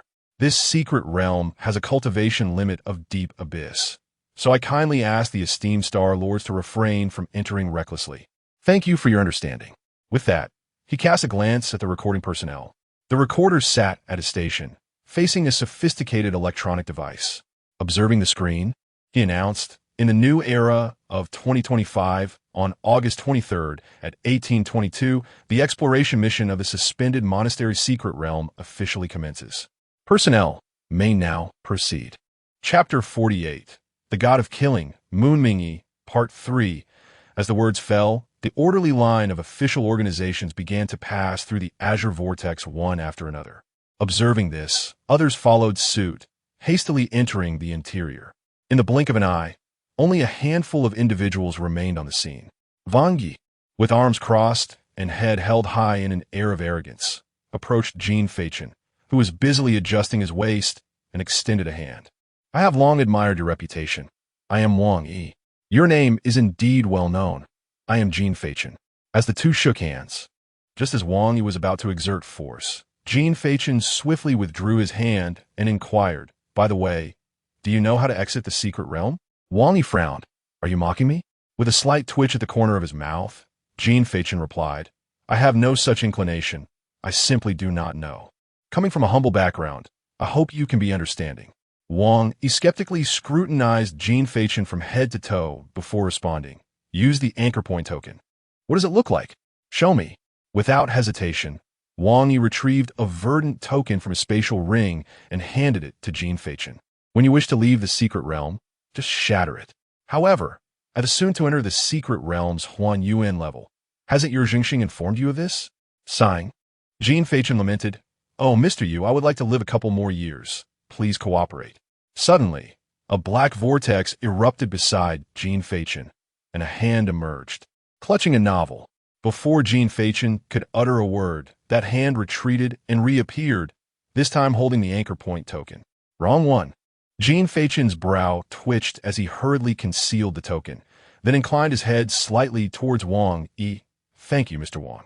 Wang Yi, taken aback by the antics of the two, found it hard to fathom that these individuals, world-renowned figures, Jin Feichen and Zhongxing Moonmingyi, could seem so utterly unreliable. By the time he regained his composure, Jin Feichen had vanished from sight, thwarting Wang Yi's prepared display of authority in a manner he had never anticipated. Young master, it is time to enter the secret realm. Wang Shu materialized beside him, addressing Wang Yi. The latter nodded and stepped into the secret realm. Young master, please exercise caution. Wang Shu called after him, watching Wang Yi's silhouette until it disappeared completely before slowly turning his gaze back. Silence enveloped the scene, with the patrolling officials continuing their movements and the detecting personnel meticulously monitoring their equipment. A long-awaited stillness filled the air, broken only by the occasional whisper of the wind.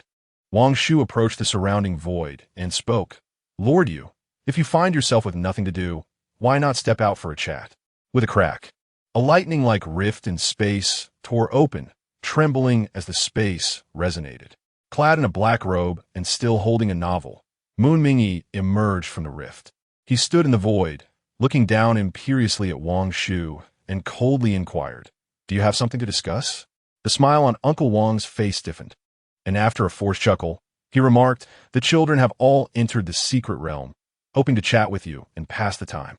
Well, let us talk. Yu Mingyi replied with a nod of agreement, picking up a novel to continue reading, leaving the conversation at that.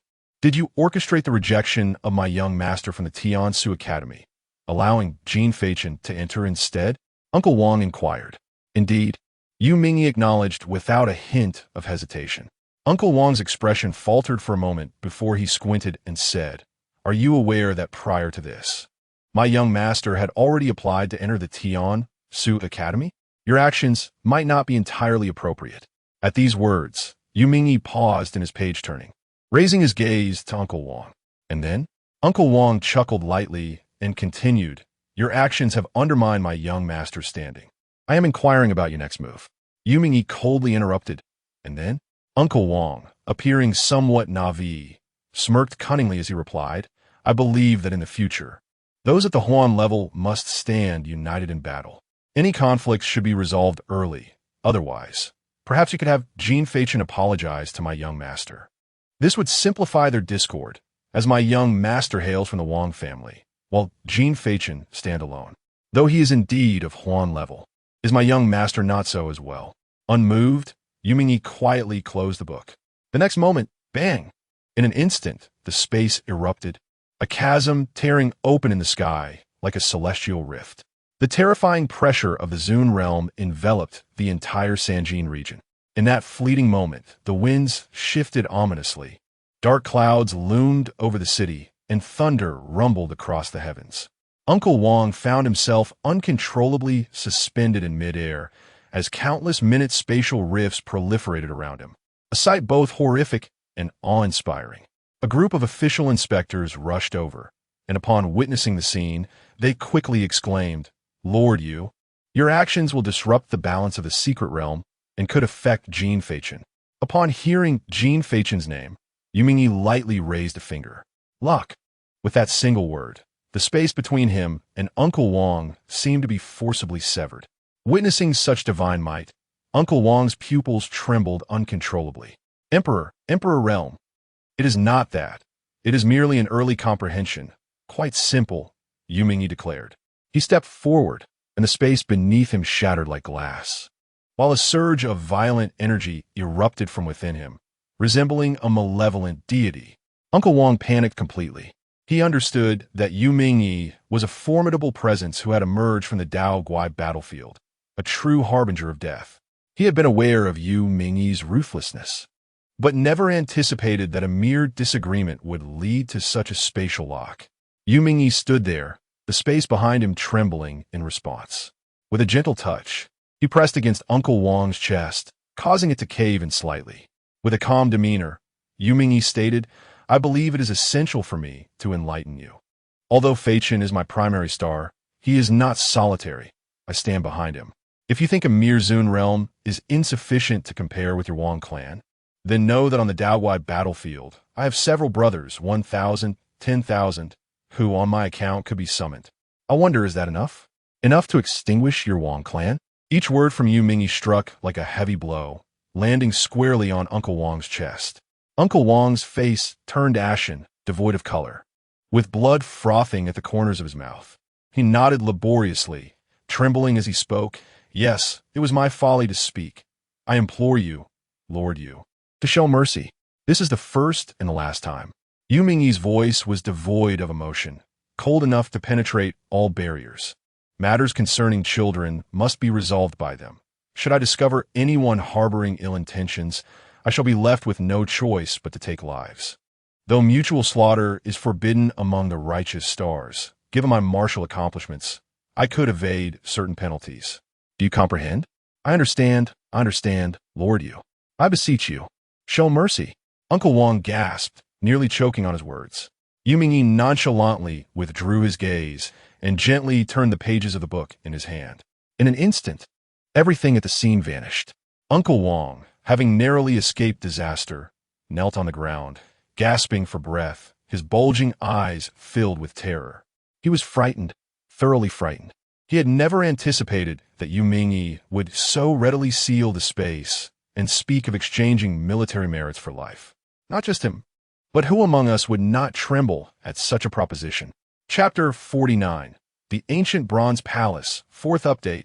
Within the secret realm of the Hanging Monastery, the atmosphere was imbued with an abundance of spiritual energy. Jin Feichen stood atop an ancient tree on a hillside, gazing down at the vast plains that stretched to the horizon. Finding a comfortable position, he reclined on the branch and casually took a bite of a green apple. The weather was delightful. Crunch, crunch, he exclaimed. What a waste it would be not to indulge in a good nap. With his mouth full of fruit, he continued to mumble, crunch, crunch. The sky was an azure expanse, and the sun hung high, radiating warmth. Though the sunlight was intense, a gentle breeze cooled the air, refreshing the spirit and inviting drowsiness. Suddenly, a commotion erupted below the tree. Jin Feichen turned his gaze and noticed a familiar blue vortex of space abruptly materialize on the ground. Moments later, a stranger emerged from it. The man scratched his head, surveying the surroundings. Where on earth am I? Is this still the country? It looks like Switzerland. Hey, buddy, he called out, startled, as he looked up and, upon recognizing the figure above, exclaimed, What the Shuzai? Shuzai? What is that? Jin Feichen, reclining on the branch and munching on his apple, replied, What a coincidence. With so few of us, it's remarkable that we ended up together. The man hastily clasped his hands together. Brother Chun, I am Guo Wulong from the Guo family of Longchen. Young Master Guo, it is a pleasure to finally meet you. Jin Feichen responded, jumping down and returning the gesture. Just call me Xiao Guo, Brother Chun. No need for such formalities. Guo smiled sheepishly, then pointed to a pile of apple cores beneath the tree, cautiously inquiring, Brother Chun, shouldn't we be searching for treasures in this secret realm instead of? Jin Feichen followed his gaze and chuckled. I'm merely replenishing my energy before embarking on that quest. Truly, Brother Chun, you are a man of foresight. Guo exclaimed, a grin spreading across his face. With a playful demeanor, Jin Feichen retrieved a pack of cigarettes from his pocket and offered one to Guo, asking, Young Master Guo, I am unfamiliar with this place. As a commoner's child, I have never encountered such grandeur. Would you be so kind as to guide me? Guo quickly waved his hands. Oh no, we're both just common folk.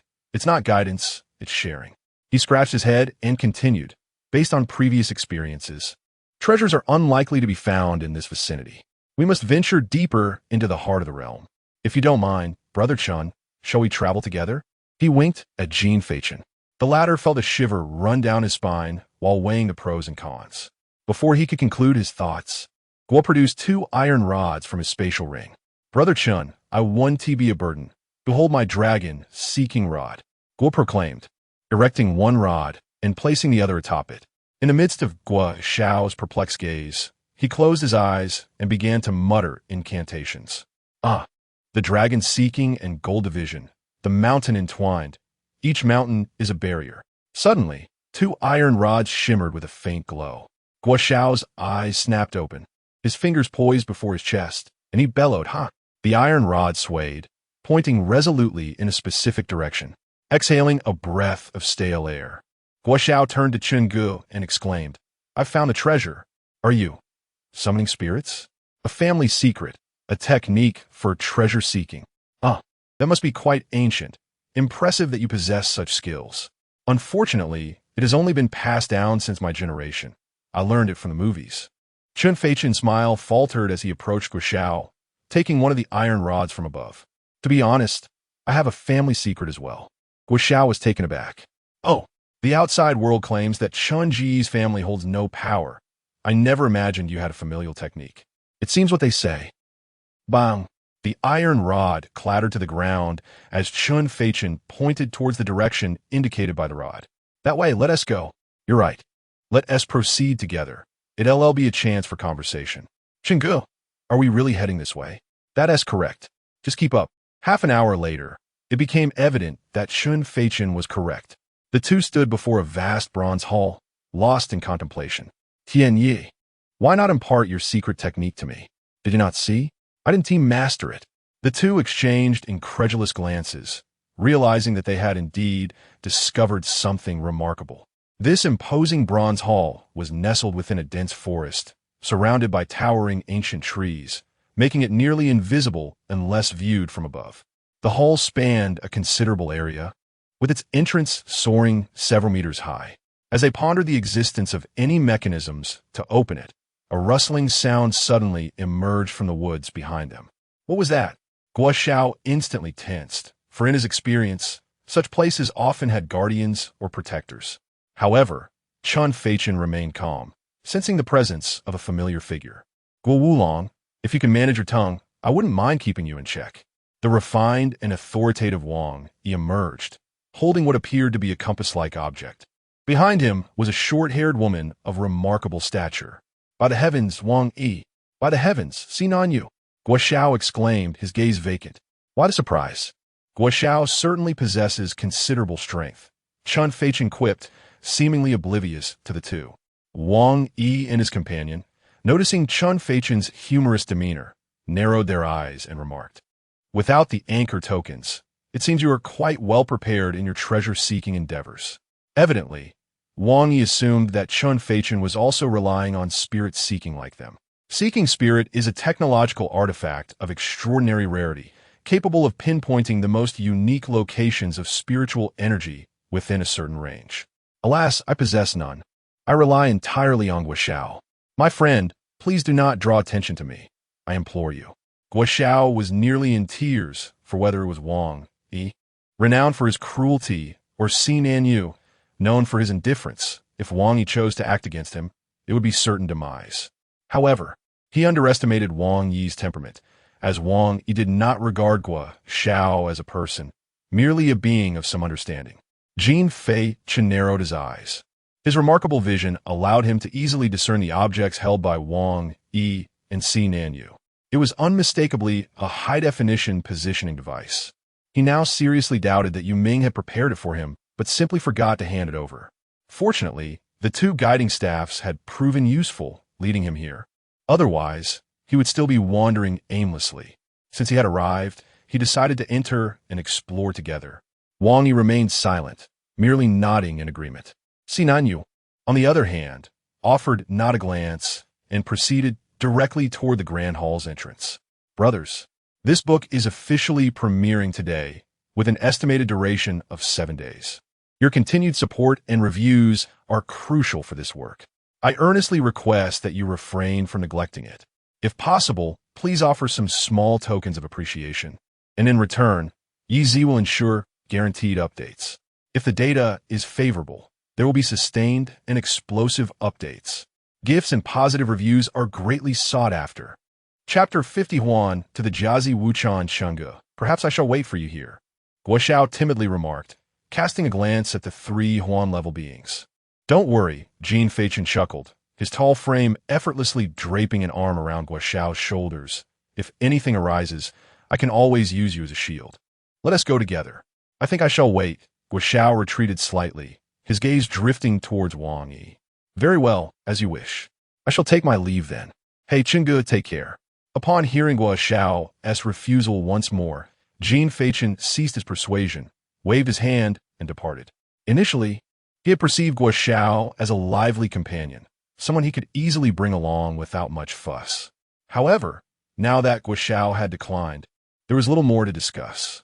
Their brief exchanges had not forged any profound camaraderie that necessitated joint treasure hunting, thus avoiding any further complications. The three arrived at the grand bronze door, where Wang Yi pressed a hand against its surface. Creak! Is it truly opening just like that? Jin Feichen expressed his surprise. Not only he but also Wang Yi and Si Nanyu shared a moment of astonishment, having anticipated a struggle to open it. Instead, it yielded effortlessly with a gentle push. With a hint of skepticism, the trio entered without further ado. Bang! As Jin Feichen crossed the threshold, the bronze door abruptly slammed shut behind him, plunging them into utter darkness. At that moment, intricate dark green patterns illuminated beneath their feet. These dense lines stretched from the entrance deep into the interior, ascending dramatically, revealing countless glowing designs. The entirety of the bronze hall unfolded before their eyes. The hall was of unparalleled grandeur, its expanse seemingly boundless. Akin to an entire city, bathed in the dim green light, the floor and walls bore ancient, mottled textures. Though it appeared desolate and archaic, it emanated an undeniable majesty. An overwhelming aura settled upon the trio, causing their brows to furrow. They felt as though they had stepped into an ancient battlefield, the chilling atmosphere enveloping them. Creak! Who? The sudden sound sent Wang Yi and Si Nanyu, who had been on high alert, instinctively retreating a step. Why isn't this lighter working? Jin Feichen muttered, rummaging through his belongings for a pack of matches. Do not underestimate my bond with tobacco. I came prepared. After lighting a cigarette, he cast a puzzled glance at the other two. What's going on here? Cough, cough. Wang Yi and Si Nanyu exchanged awkward glances before clearing their throats. It's nothing. Let us proceed further inside. After this brief interlude, the trio continued along the path. Why does this place feel so heavy with death? Jin Feichen suddenly remarked. Wang Yi and Si Nanyu shuddered in unison. Could you refrain from being so overly dramatic? Wang Yi wiped the cold sweat from his forehead and remarked, most secret realms are transformed from ancient epics battlefields of deception. This place should be one of them. So many alien and human corpses lie here, with some powerful beings' remains lingering for centuries. It is quite normal for the air to be thick with death. Ah, you seem to know quite a bit. Wang Yi's companions shuddered in unison, as was customary. Could you refrain from being so startled? And must you devour that wretched apple? Wang Yi exclaimed, pointing at the half-eaten apple in Jin Feichen's hand. What can I say? A child from a poor family has learned to fear hunger. Jin Feichen apologized, yet remained undeterred. Wang Yi, exasperated, pressed his forehead and gritted his teeth, gesturing behind him. Look back. The path is strewn with the remnants you discarded. Nay, it is all gone. Jin Feichen replied with a faint smile, raising an eyebrow as he munched on the apple, secretly noting, indeed, there is something here. He had been deliberately tossing apples behind him, maintaining a precise distance of 1 meter between each, curious to see if there were any creatures lurking within. To his surprise, it seemed that a discerning being had developed a taste for green apples. Suddenly, whoosh! A sharp sound pierced the air behind the trio. Be careful! Wang Yi and Si Nanyu instantly recoiled. Jin Feichen, however, remained rooted to the spot, still savoring his apple. A long spear penetrated Jin Feichen's chest, driving deep into the floor of the grand hall. The crisp sound echoed within the enclosed space, resonating endlessly. At the end of the path, from the shadows of the hall, emerged a man clad in ancient armor, mounted on a war horse wreathed in black mist. The man exuded a dark blue hue, his eyes a void of black, devoid of any vitality. With a sense of desolation enveloping him, the atmosphere grew heavy with an almost palpable sorrow. As Jin Feichen was pierced, he transformed into countless petals. Simultaneously, he appeared atop the war horse, seated with his back to the man, resting his chin on his hand as he continued munching on his apple. You not only took so many of my apples, but now you wish to stab me as well. How ungrateful, he remarked. The man's lifeless visage showed no reaction.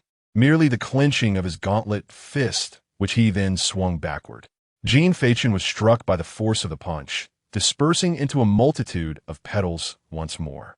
This time, he materialized atop the tip of the long spear thrown by the ancient general, standing defiantly above as he turned to glance at the other two.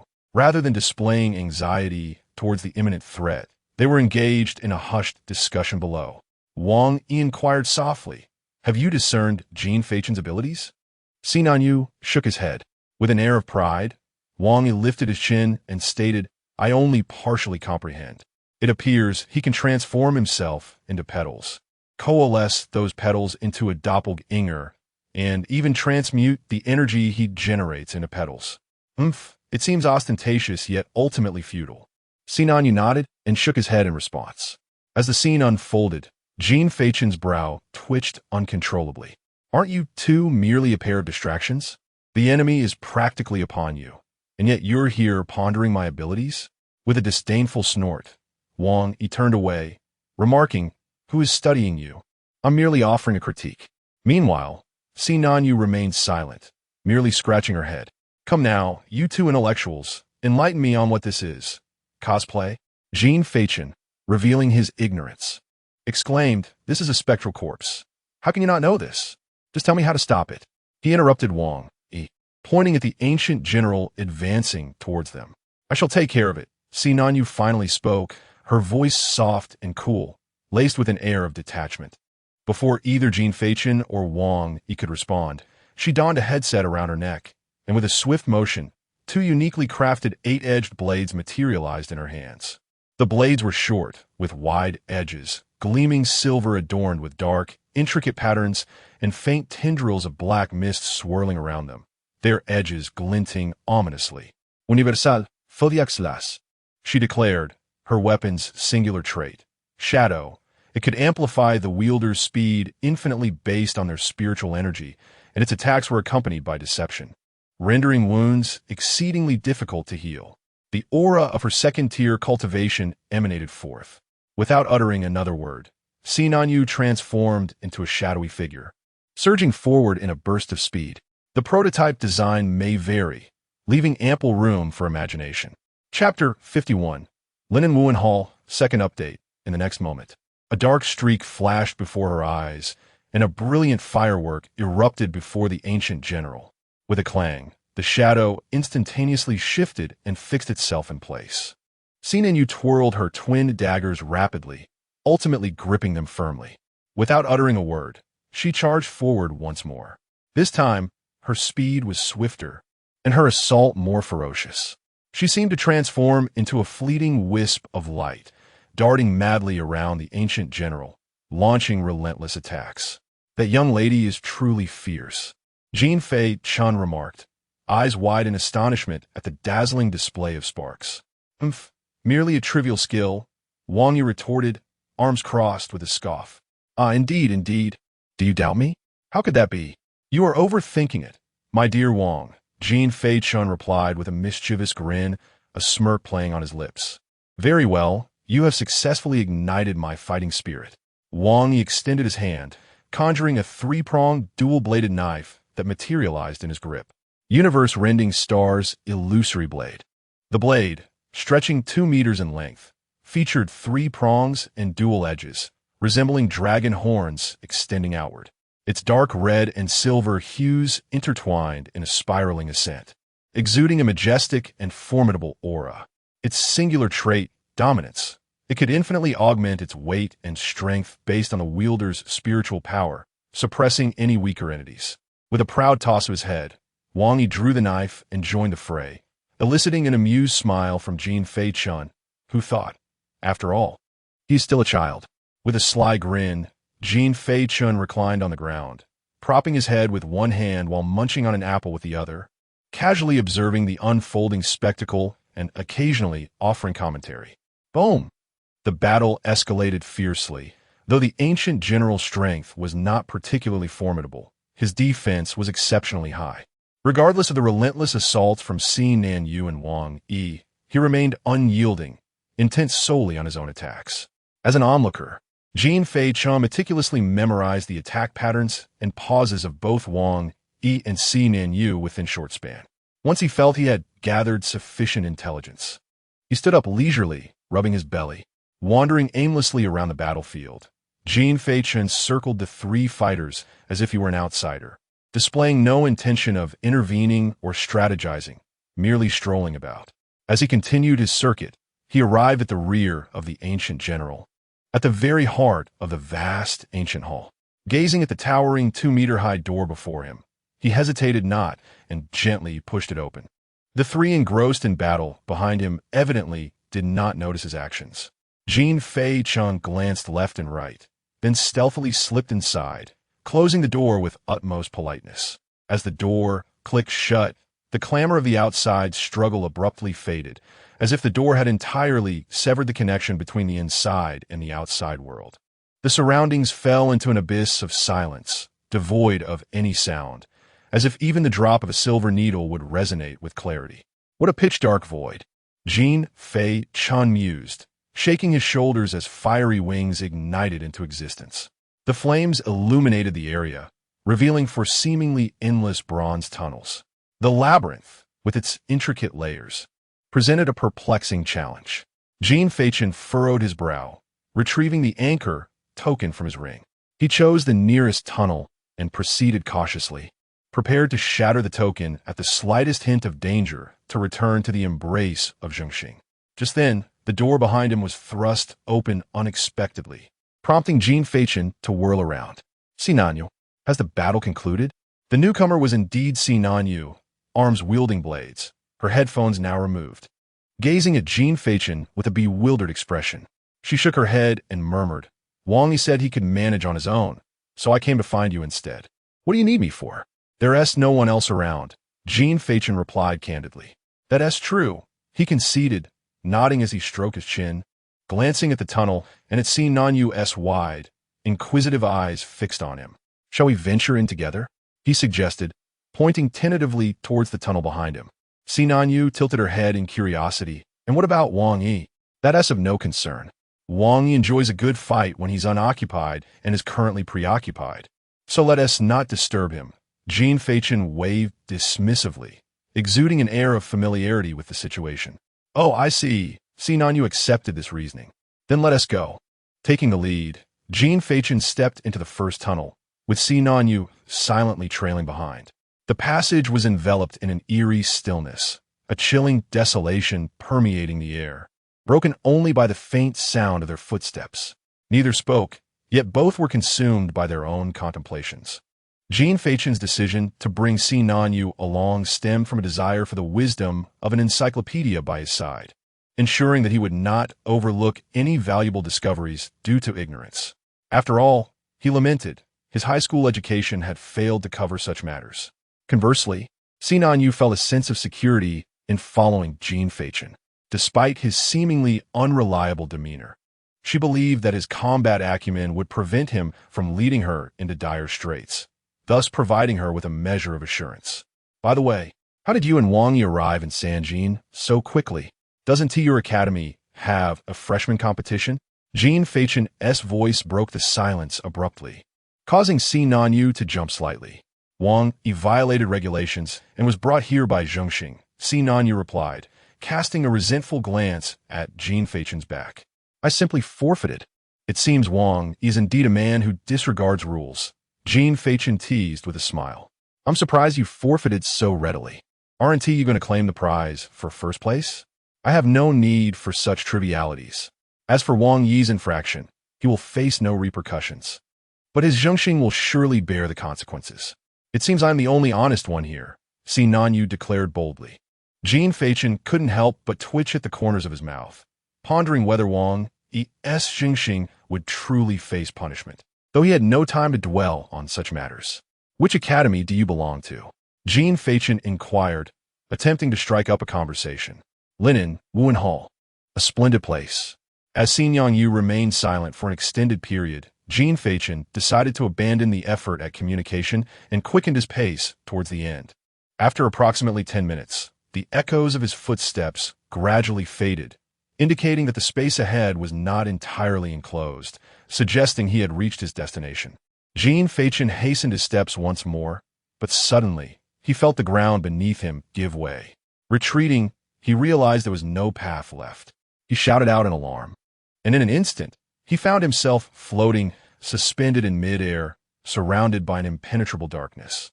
The light from his wings was insufficient to illuminate the vastness around him. Just as he pondered his next move, Xinyan Yu leisurely produced 2 flashlights. Jin Feichen accepted one silently, refraining from questioning why she hadn't revealed them earlier.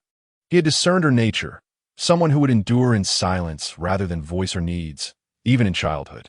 The simplicity of the path was indeed profound. Human ingenuity remained remarkable. Jin Feichen switched on the flashlight, casting a brilliant beam that illuminated the surroundings. Gradually, everything came into view. This was a graveyard? Chapter 52, The Enigmatic Twilight Field, 3rd update. As far as the eye could see, the landscape was littered with a multitude of skeletal remains, stretching into an expanse that seemed boundless. In every direction, one could find only towering rock columns and the stark whiteness of bones. This place resembled a vast, naturally formed cavern, its ceiling adorned with sharp stalactites and rock pillars nearly 10 meters in diameter, intertwining the depths below with the heights above, thereby supporting the entire cave structure. Despite the diversity of the skeletal forms scattered across the ground, the air was devoid of any foul stench of decay. Upon closer inspection, one might even perceive a faint aura of spiritual energy lingering among the remains. It was hard to fathom the terror these bones must have embodied in their former lives. Jin Feichen shifted slightly to glance back at Xinyan Yu, urging her to explain.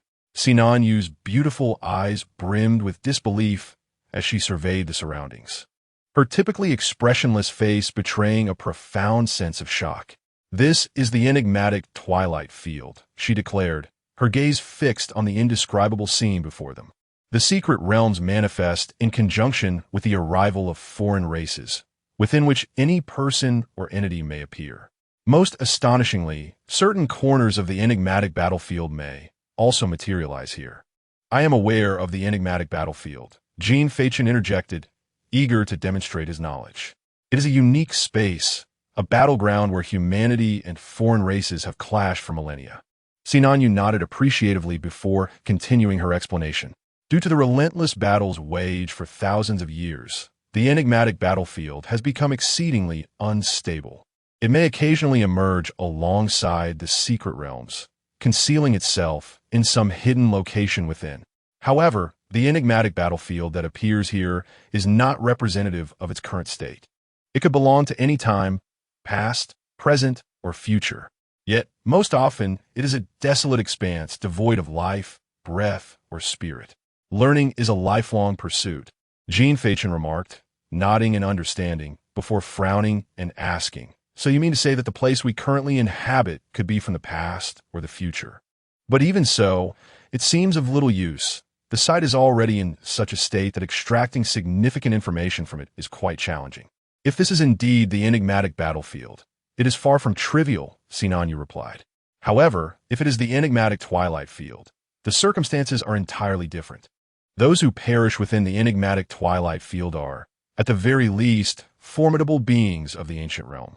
Whether human or foreign, once one attains the ancient realm, they transcend, and their mastery of the ultimate martial arts becomes etched deep within their bones. If fortune favors them, they may even grasp some of the long-lost esoteric martial arts. Thus, you should comprehend why the enigmatic battlefield evokes such awe." "Where'd he go?" Xinyan Yu blinked, only to find Jin Feichen had vanished without a trace. Looking down, she spotted him tossing a bag of urea into the pile of bones. "Hey, what are you doing?" she exclaimed. "Goodness, this boy. Why does he have such poor judgment despite his silence?" Jin Feichen casually stored a full bag of urea into his spatial ring, then remarked, "What else could I do but stock up? I can't be expected to boil bone soup." Xinyan Yu, with a hand on his forehead, felt a profound skepticism about whether this person was truly of the Huanyu level. It's futile. Once these bones leave the Dao Gui Muchong, they will instantly turn to ashes, and can't be taken away. Xinyan Yu pointed at the ring in Jin Feichen's hand and said, "If you don't believe me, take that bag out and see if it's empty." With a flicker of the ring, Jin Feichen retrieved the bag of urea. Upon opening it, his expression faltered, and he muttered without looking up, "Really, not a single one can be taken? Indeed, as fellow Huanyu, we shall face the Dao Gui battlefield together in the future. Why would I deceive you? Besides, haven't you seen it for yourself?" Sinan Yu shook his head, gazing at the deflated bag in Jin Feichen's hand. However, in Jin Feichen's eyes, the situation appeared differently. The bones had indeed vanished, yet a fragment of a finger bone remained in the corner of the bag. He squinted and raised an eyebrow, pondering, "Interesting, this script feels oddly familiar. Could it be that I am a protagonist?" Jin Feichen casually cast a glance at Sinan Yu and feigned disbelief, saying, "Let me try again. Perhaps it will work this time." With that, he picked up a few more bones and tossed them into the bag before retrieving it once more. Seeing this unfold, Sinan Yu sighed. "It's impossible. These bones are clearly centuries, if not millennia old. Without the magnetic influence of the Dao Gui battlefield, even the bones of Izun Realm expert could not possibly remain intact. Don't hold your breath. All right, it seems they truly cannot be taken." Jin Feichen observed the still intact white bones in the bag, and then returned it to the spatial ring. He then feigned nonchalance, smiling as if nothing had occurred. "I suppose I can only remain here and see if I can grasp the essence of extreme martial arts. Indeed, it also depends on whether the owners of these bones had erased their ties to extreme martial arts during their lifetimes. If they had, then they would merely be ordinary bones." Sinan Yu picked up a moderately sized bone, sensed its essence, and then crushed it to dust. He continued, "This place is likely a remnant of a bygone era, back when the Daxia was not yet known as such, a time when many nations existed, among which were families that superseded nations. They regarded extreme martial arts as the foundation of their lineage. If not for the family bloodline, it was never passed down. Even when a member of the clan passed away, they would erase any connection to extreme martial arts to prevent others from opportunistically learning the family's secret techniques from the remains. Some families with limited vision are like that. Even a little knowledge of something like the Great Void technique could lead to dire consequences," Jin Feichen remarked as he casually crushed a bone. Upon hearing this, Sinan Yu, intrigued, inquired, "The Great Void technique? What a domineering name. Which dynasty or family does it belong to? How come I've never heard of it?" A friend from a book, who had a penchant for avoiding parking fees, ultimately found himself pursued by a member of a certain family, Jin Feichen responded. As she spoke, Jin Feichen seemed to have recalled something intriguing, raising an eyebrow with a smile. "Do you think this could possibly be the battlefield of the future? We might inadvertently grasp a profound truth here and then rush into the fray, ultimately perishing and transcending. Moreover, the bones we comprehend now are merely the remnants of our future selves." Sinan Yu pondered briefly, finding the notion rather peculiar. "Why do you think that? Isn't immortality preferable? When life loses its significance, death becomes the sole purpose," she replied. "Then what is the meaning of your existence?" Jin Feichen contemplated for a moment, stroking his chin, and casually remarked, "To draw down the sun as a bedside lamp, or to plant an orchard of green apples across the world, or perhaps to execute the most spectacular magic trick in eternity." "What are you even saying?" Sinan Yu mentally disregarded the first two suggestions, finding the last one somewhat plausible. "So, once the magic trick is completed, you would then choose to die?" "Precisely. Only then would it be the most captivating performance." "That is a fallacy. It is a splendid truth. Splendor can emerge repeatedly, yet it must never fade into obscurity. The most effective way to eliminate desolation is through complete disappearance. Only in this manner can it be immortalized in its most dazzling moment. To forsake everything for this, to willingly embrace death, is a rebirth." Chapter 53, The Dust of Flight. "I have an early class." Sinan Yu turned her head away, choosing silence. She struggled to comprehend Jin Feichen's words. Or perhaps she simply could not grasp the essence of Jin Feichen himself. The two fell into a profound silence, each in search of the skeletal remains untouched by the extreme martial imprint. As they ventured further apart, they eventually became invisible to one another. Jin Feichen meandered leisurely through the ocean of bones, his hands deftly flipping through cards. Indeed, it felt akin to searching for a needle in a haystack. Gazing at the myriad of bones surrounding him, he found himself in a quandary. Locating a single bone untainted by the extreme martial imprint seemed a task more daunting than searching for a needle in the vast sea. With a flicker of his ring, he retrieved the peculiar phalange he had just discovered, examining it with meticulous care. Jin Feichen squinted, surveying the bone from various angles. And after a series of maneuvers and professional assessments, he reached a conclusion. It appears to exhibit signs of bone spurs, he mused. He infused a trace of spiritual energy into it, yet it remained unresponsive, akin to an ineffectual husband in a certain nation's cinema, devoid of any impressive aura. What a waste of my sentiments, he lamented, casting the bone into his ring. He had fancied himself to be the protagonist of a novel, venturing into the cave only to find not opportunities but solitude. Thus, he resumed his quest for bones, disregarding the pristine and the grand, fixating instead on those worn and seemingly worthless. Jin Feichen firmly believed that the treasures concealed within the battered and broken were not mere figments of imagination, but rather tangible truths waiting to be uncovered. Unbeknownst to him, as he scavenged for bones, a perilous escape was unfolding elsewhere. Jin Feichen, I have an early class. At this moment, Wang Yi was no longer the spirited individual he once was. His meticulously styled hair had become disheveled, and his once luxurious suit was now tattered. He was sprinting frantically through the tunnel that Jin Feichen had traversed, with the ancient general hot on his heels. In front of him were his legs, working desperately to carry him forward, while behind him the relentless charge of the warhorse pursued without fatigue. Wang Yi hastily wiped the sweat from his brow, a profound sense of regret gnawing at him. Observing Nanyu managed to suppress the ancient general. He had foolishly believed he could do the same. Little did he know, the adversary only grew stronger with each encounter, until a mere casual strike could easily overpower him. Just as he contemplated calling for Jin Feichen and Ninyu's assistance, he realized there was no one nearby. Only a scattering of cigarette butts and apple cores littered the ground. With no retreat left, he pressed onward, knowing that if Jin Feichen and Ninyu were not present, he would have no choice but to resort to the anchor point token to exit the secret realm, a truly humiliating option. While Jin Feichen and Ninyu had walked for 10 minutes, Wang Yi reached his destination in less than 2. Inevitably, he stepped into a void, and as he plummeted, he hastily summoned his celestial artifact, thrusting it fiercely toward the adjacent wall.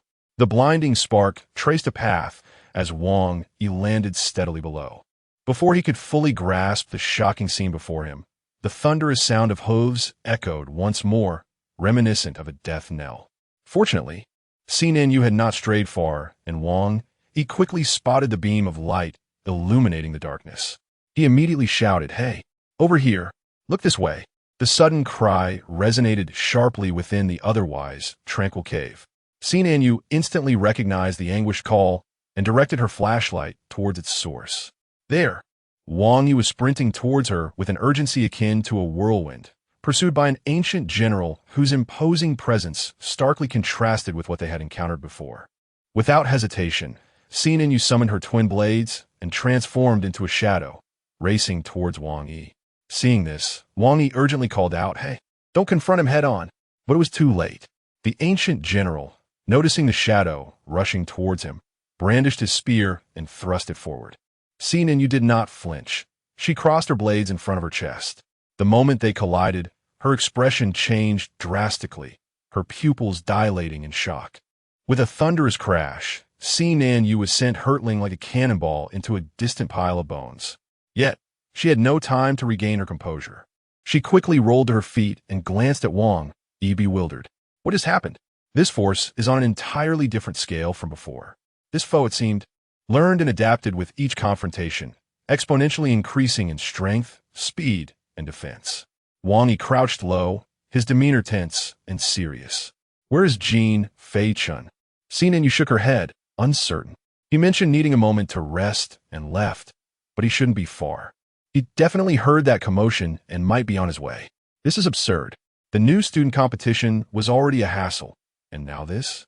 Wang Yi recalled Jin Feichen's nonchalant demeanor, his insistence on dragging them in a battle, and grumbled, It's either feast or fight with him. After eating, he just sleeps. That scoundrel. Sinan nodded, her expression grave. Yet, we cannot deny that without him, victory would be elusive. We should try to buy time until he arrives. As they deliberated, the ancient general suddenly raised his spear high, dark blue spiritual energy manifesting around him, enveloping his entire form. Under the watchful eyes of the two, the surrounding bones began to levitate, forming several uniquely shaped skeletal soldiers. This is madness. Even in such dire straits, he summons more? I just found one. And now there are so many? Wang spat blood in frustration at the sight of the assembling skeletal soldiers. Kill! The chilling command emanated from the throat of the ancient general. In an instant, all the skeletal warriors sprang to life, charging towards the two with terrifying ferocity. Should you possess the capability, then let the restrictions of this secret realm be elevated to the ancient tier. I shall gladly engage in a contest of prowess. Wang Yi Belovit, brandishing the tearing star edict blade as he prepared to charge forth. Just as the atmosphere thickened with impending conflict, Sinan Yu swiftly intervened, halting Wang Yi's advance. In unison, the skeletal soldiers ceased their movements. What is the matter? Wang Yi inquired, furrowing his brow in confusion as he turned back. Sinan Yu took a slight step back, positioning her dual blades with intention, and then raised her gaze, her eyes gleaming with intensity in the direction of an approaching figure.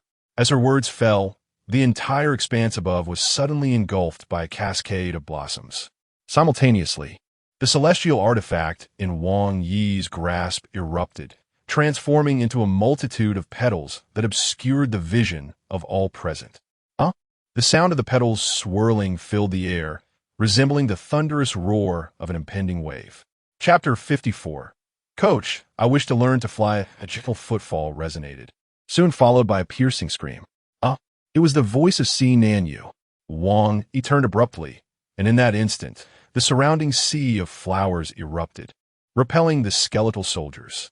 In the air, one could see Jin Feichen's slender figure hovering, cradling the somewhat alarmed Sinan Yu in his arms. Hey, Jin Feichen, what are you doing?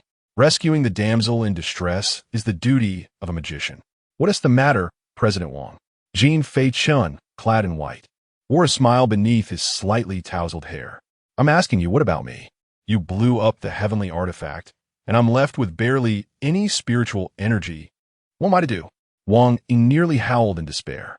Swish, a rope descended, and Jin Feichen offered the other end to Sinan Yu, gently inquiring, Could you hold this for me? With flushed cheeks and without uttering a word, Sinan Yu grasped the rope. Jin Feichen then glanced down at Wang, apologizing. I'm sorry, President Wang, but my embrace can only accommodate beautiful ladies, so you'll have to endure. Wang's forehead twitched, but upon glancing at the skeletal soldiers and the ancient general charging towards him, he gritted his teeth and seized the rope. Now what? What do we do?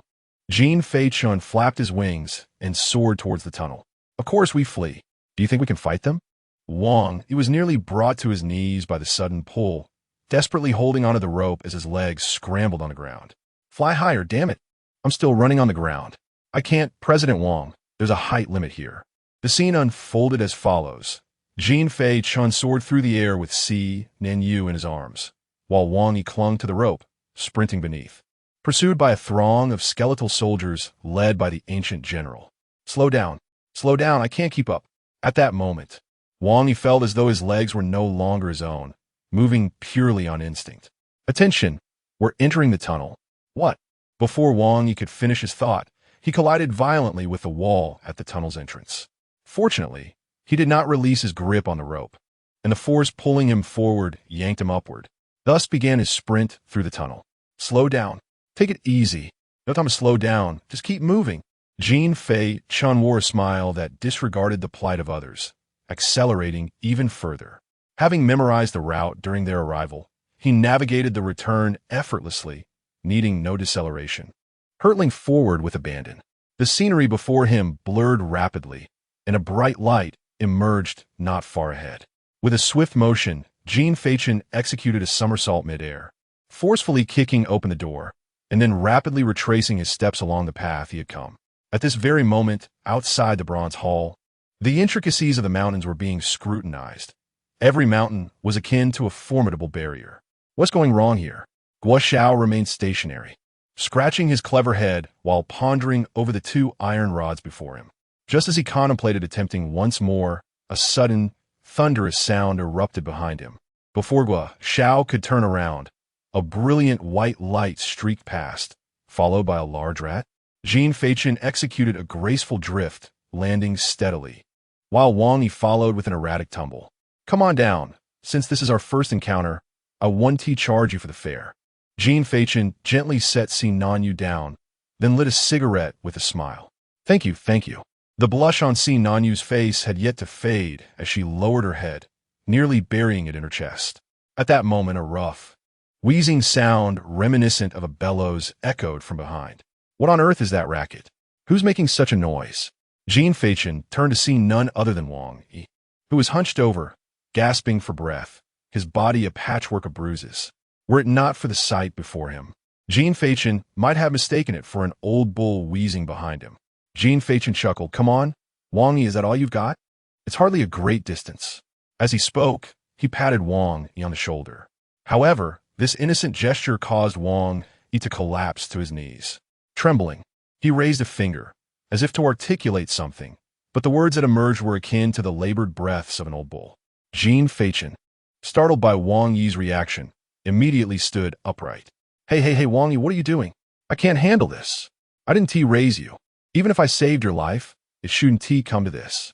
While speaking, he supported Wang, yet rather than helping him up, his efforts only served to reinforce Wang Yi's kneeling position. What's this about?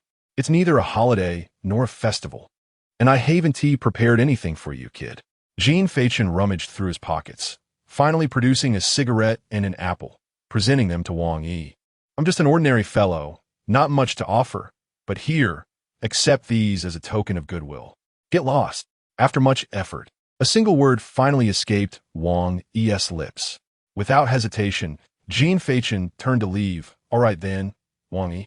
Just before departing, he snatched back the apple and cigarette, leaving Wang Yi's hand suspended in the air. What a misfortune. Crack. Jin Feichen took a bite of the apple, settling in a shady spot, and remarked, this fruit is quite juicy. My throat was parched from all that talking, and this is just what I needed. Brother Chun, what have you encountered? Guo Xiao rushed over and discreetly pointed at the wind box beside him, inquiring how it had come to this with Wang Ge. It's nothing serious. Just a drive on an unrestricted highway. Wang's overall stamina is lacking. He can barely manage a few steps before this happens. Jin Feichen casually remarked as he tossed aside a fruit pit. As the two engaged in conversation, Si Nanyu approached and quietly asked, What shall we do now? Let us wait until Wang has sufficiently rested, and then we can venture in again, Jin Feichen replied, shrugging his shoulders. That ancient general is genuinely formidable. Most people cannot contend with him. We must devise a strategy to possibly trap him. Otherwise, we shouldn't expect much. Understood. Si Nanyu nodded and turned to leave. As she passed by Wang Yi, who lay on the ground, she paused momentarily and urged, Hurry up. With that, she departed, leaving only her silhouette behind. Wang Yi struggled to turn over, gazing up at the azure sky above. A single tear of reluctance escaped his hollow eyes. In that moment, his heart echoed only 9 words. Coach, I wish to learn the art flight. Chapter 55. Prejudice is a Fallacy, Part 3. An hour later, before the Bronze Hall, Wang Yi sat cross-legged, his eyes firmly shut. At this moment, he had nearly regained his strength. If one were to overlook his disheveled appearance, he still embodied the same indomitable spirit of the proud Wang. The others were preoccupied with their own tasks. Si Nanyu rested beneath a tree, listening to music, a gentle smile gracing her lips as she clutched a sketchbook, oblivious to what she was drawing. Above her, a tree branch bore the weight of Jin Feichen, who lay sprawled out, limbs dangling freely as he slumbered deeply, a half-eaten apple in his hand. Meanwhile, on the other side, Guo Xiao amused himself with 2 iron rods, occasionally muttering incantations under his breath. Were this scene observed by anyone other than Wang Yi, they would undoubtedly exclaim, How tranquil the passage of time is. Alas, It was Wang Yi who beheld this tableau, having just endured an indescribable ordeal. Fueled by pin-up resentment, Wang Yi approached the tree under which Jin Feichen lay sleeping and, without a word, delivered a mighty punch. Bang! The sudden cacophony startled Si Nanyu and Guo Xiao, both turning to look. Si Nanyu, glancing up at the visibly agitated Wang Yi, removed her headphones and softly inquired, "Have you rested well?" "Yes." Though Wang Yi's demeanor was generally unwelcoming, he maintained a relatively gentle expression when addressing someone of equal standing. Si Nanyu nodded and began to rise. "Then I shall awaken Jin Feichen." With that, she cupped her hands around her mouth and softly called up to the sleeping figure above. "Jin Feichen, it's time to wake up. Jin Feichen, rise and shine." "Are you jesting?" Wang Yi smirked at the sound of her voice, reminiscent of a mosquito, and replied, "Allow me to rouse him." "Ahem." With a mischievous grin, Wang Yi took a deep breath, channeling his energy, and bellowed, "Wake up!" The powerful resonance caused the leaves above to tremble. Yet Jin Feichen showed no sign of stirring. Wang Yi frowned and shouted several more times, nearly exhausting himself in the process. Yet throughout it all, Jin Feichen remained as oblivious as ever. Truly the god of slumber, Si Nanyu blinked, expressing her astonishment. "You ought to say, truly the sluggard," Wang Yi retorted with a scoff. "That is Shuzi," Si Nanyu corrected him, furrowing her brow. "It is indeed a sluggard. Not only is he lazy, but he is also insufferable." Wang Yi gritted his teeth as he recalled Jin Feichen's earlier antics. Just as their debate intensified, Guo Xiao approached, raising his hand and whispering, "How about I give it a try? Do you think you can manage, monkey?" Wang Yi turned to scrutinize Guo Xiao from head to toe, his eyes betraying nothing but disdain and skepticism. To him, it seemed that everyone in this world, apart from the elite, were mere creatures devoid of humanity. "Yes, I should be able to," Guo Xiao replied.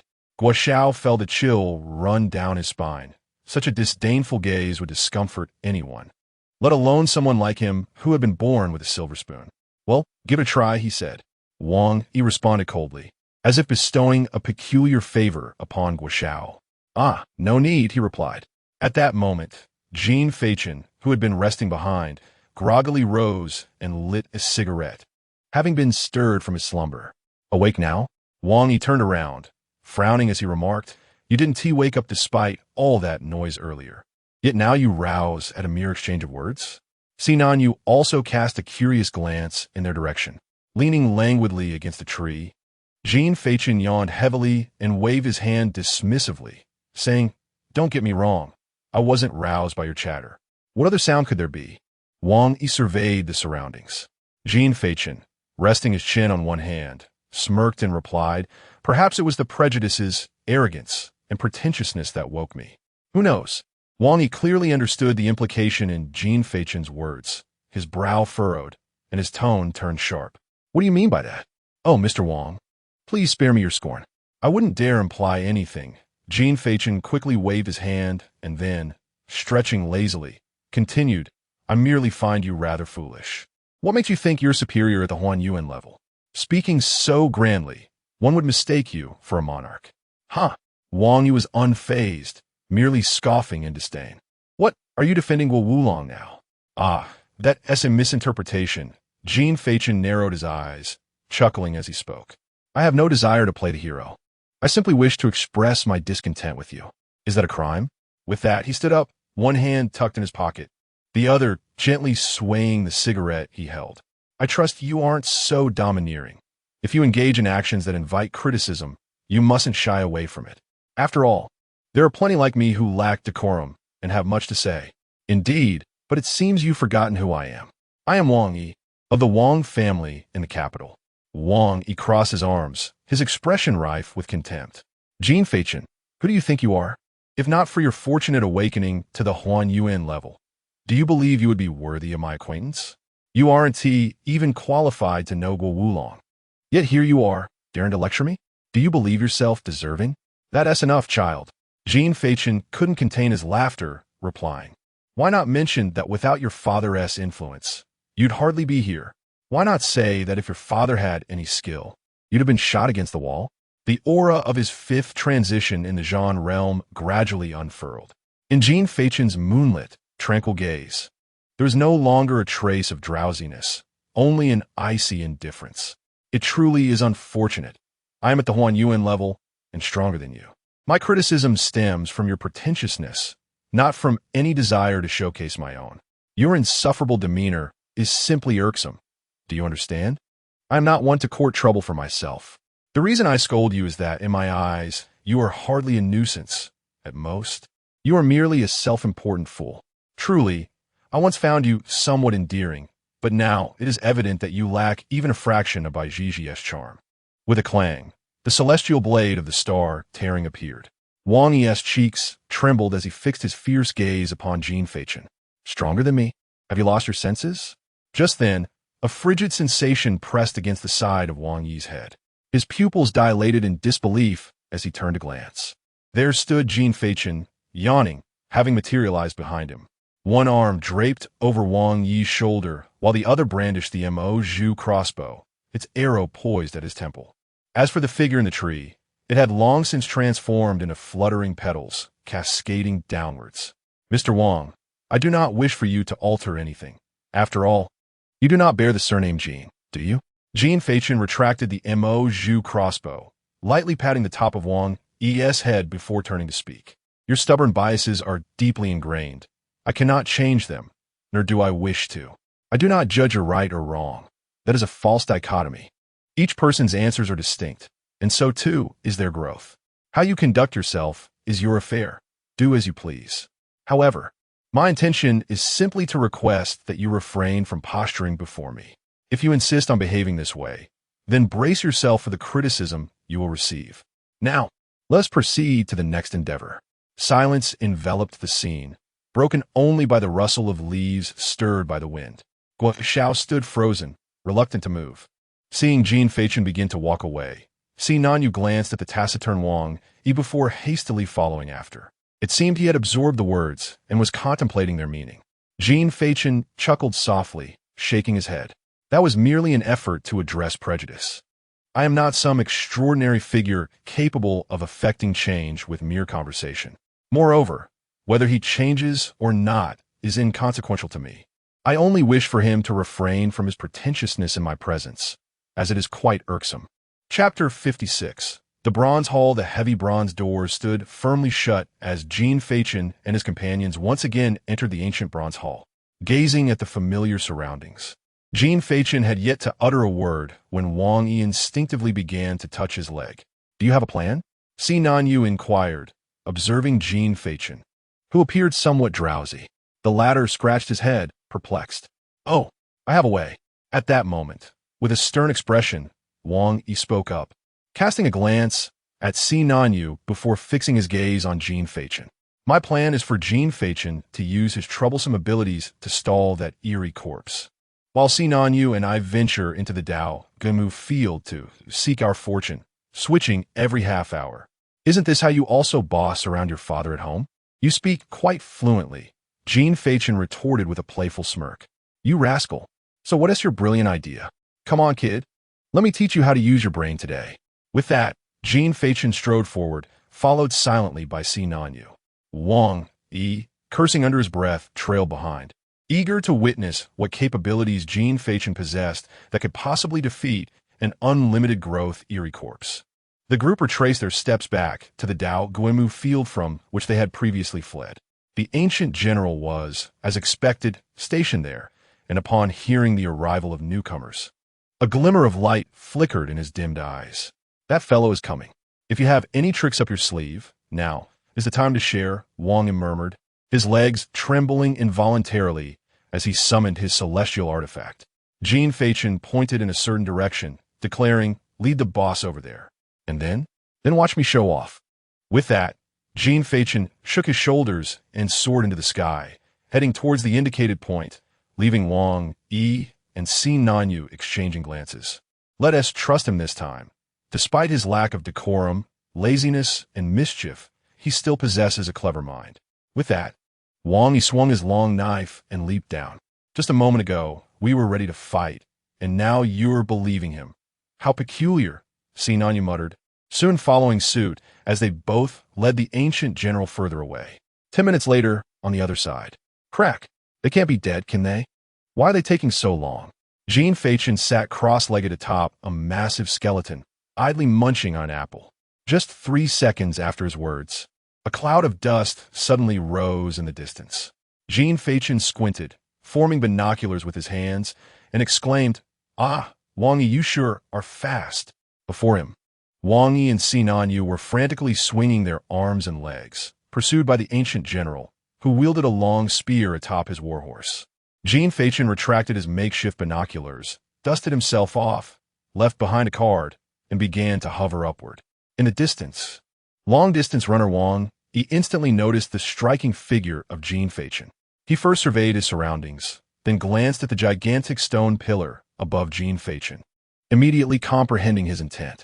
Ah, he aims to trap the enigmatic corpse using the stone pillar. I had thought of that long ago, just momentarily forgotten.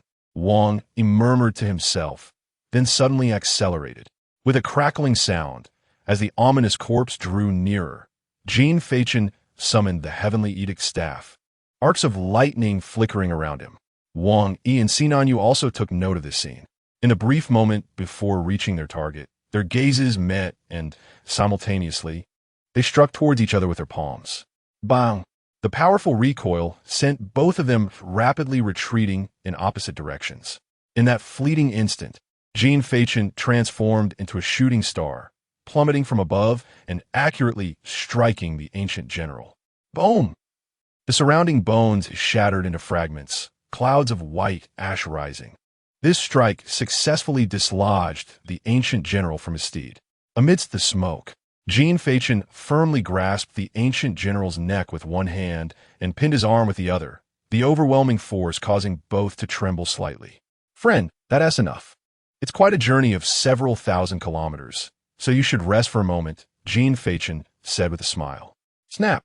A clear sound of fingers snap echoed as an arrow, seemingly from nowhere, shot forth, striking the enormous stone pillar above them and sending it crashing down.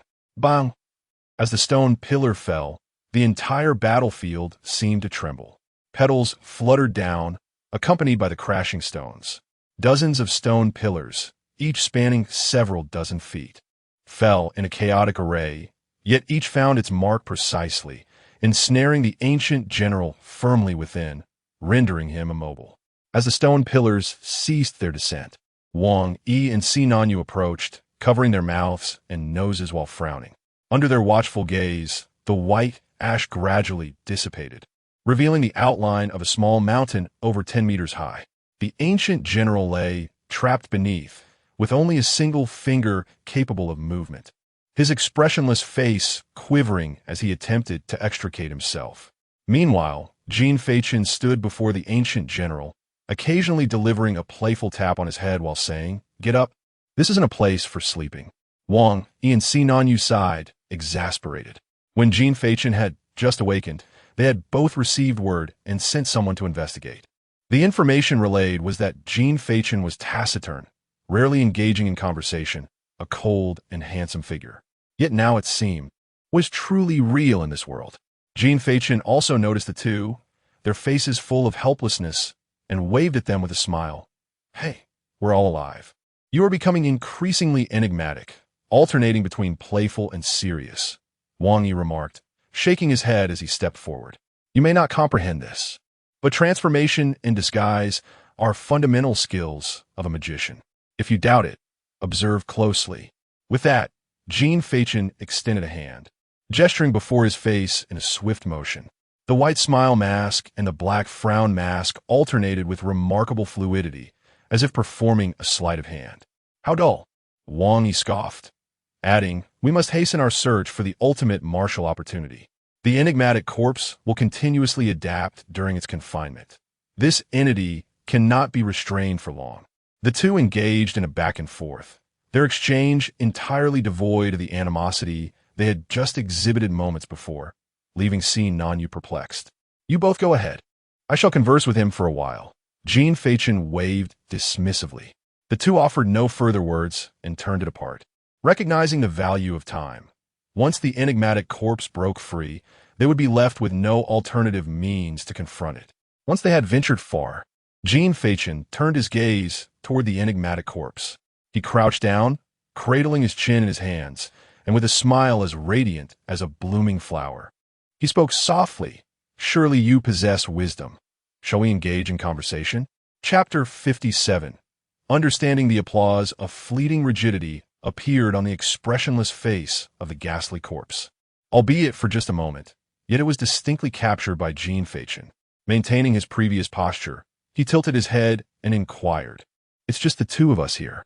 Don't you wish to engage in a conversation about topics that only adults can discuss, wild and uninhibited?"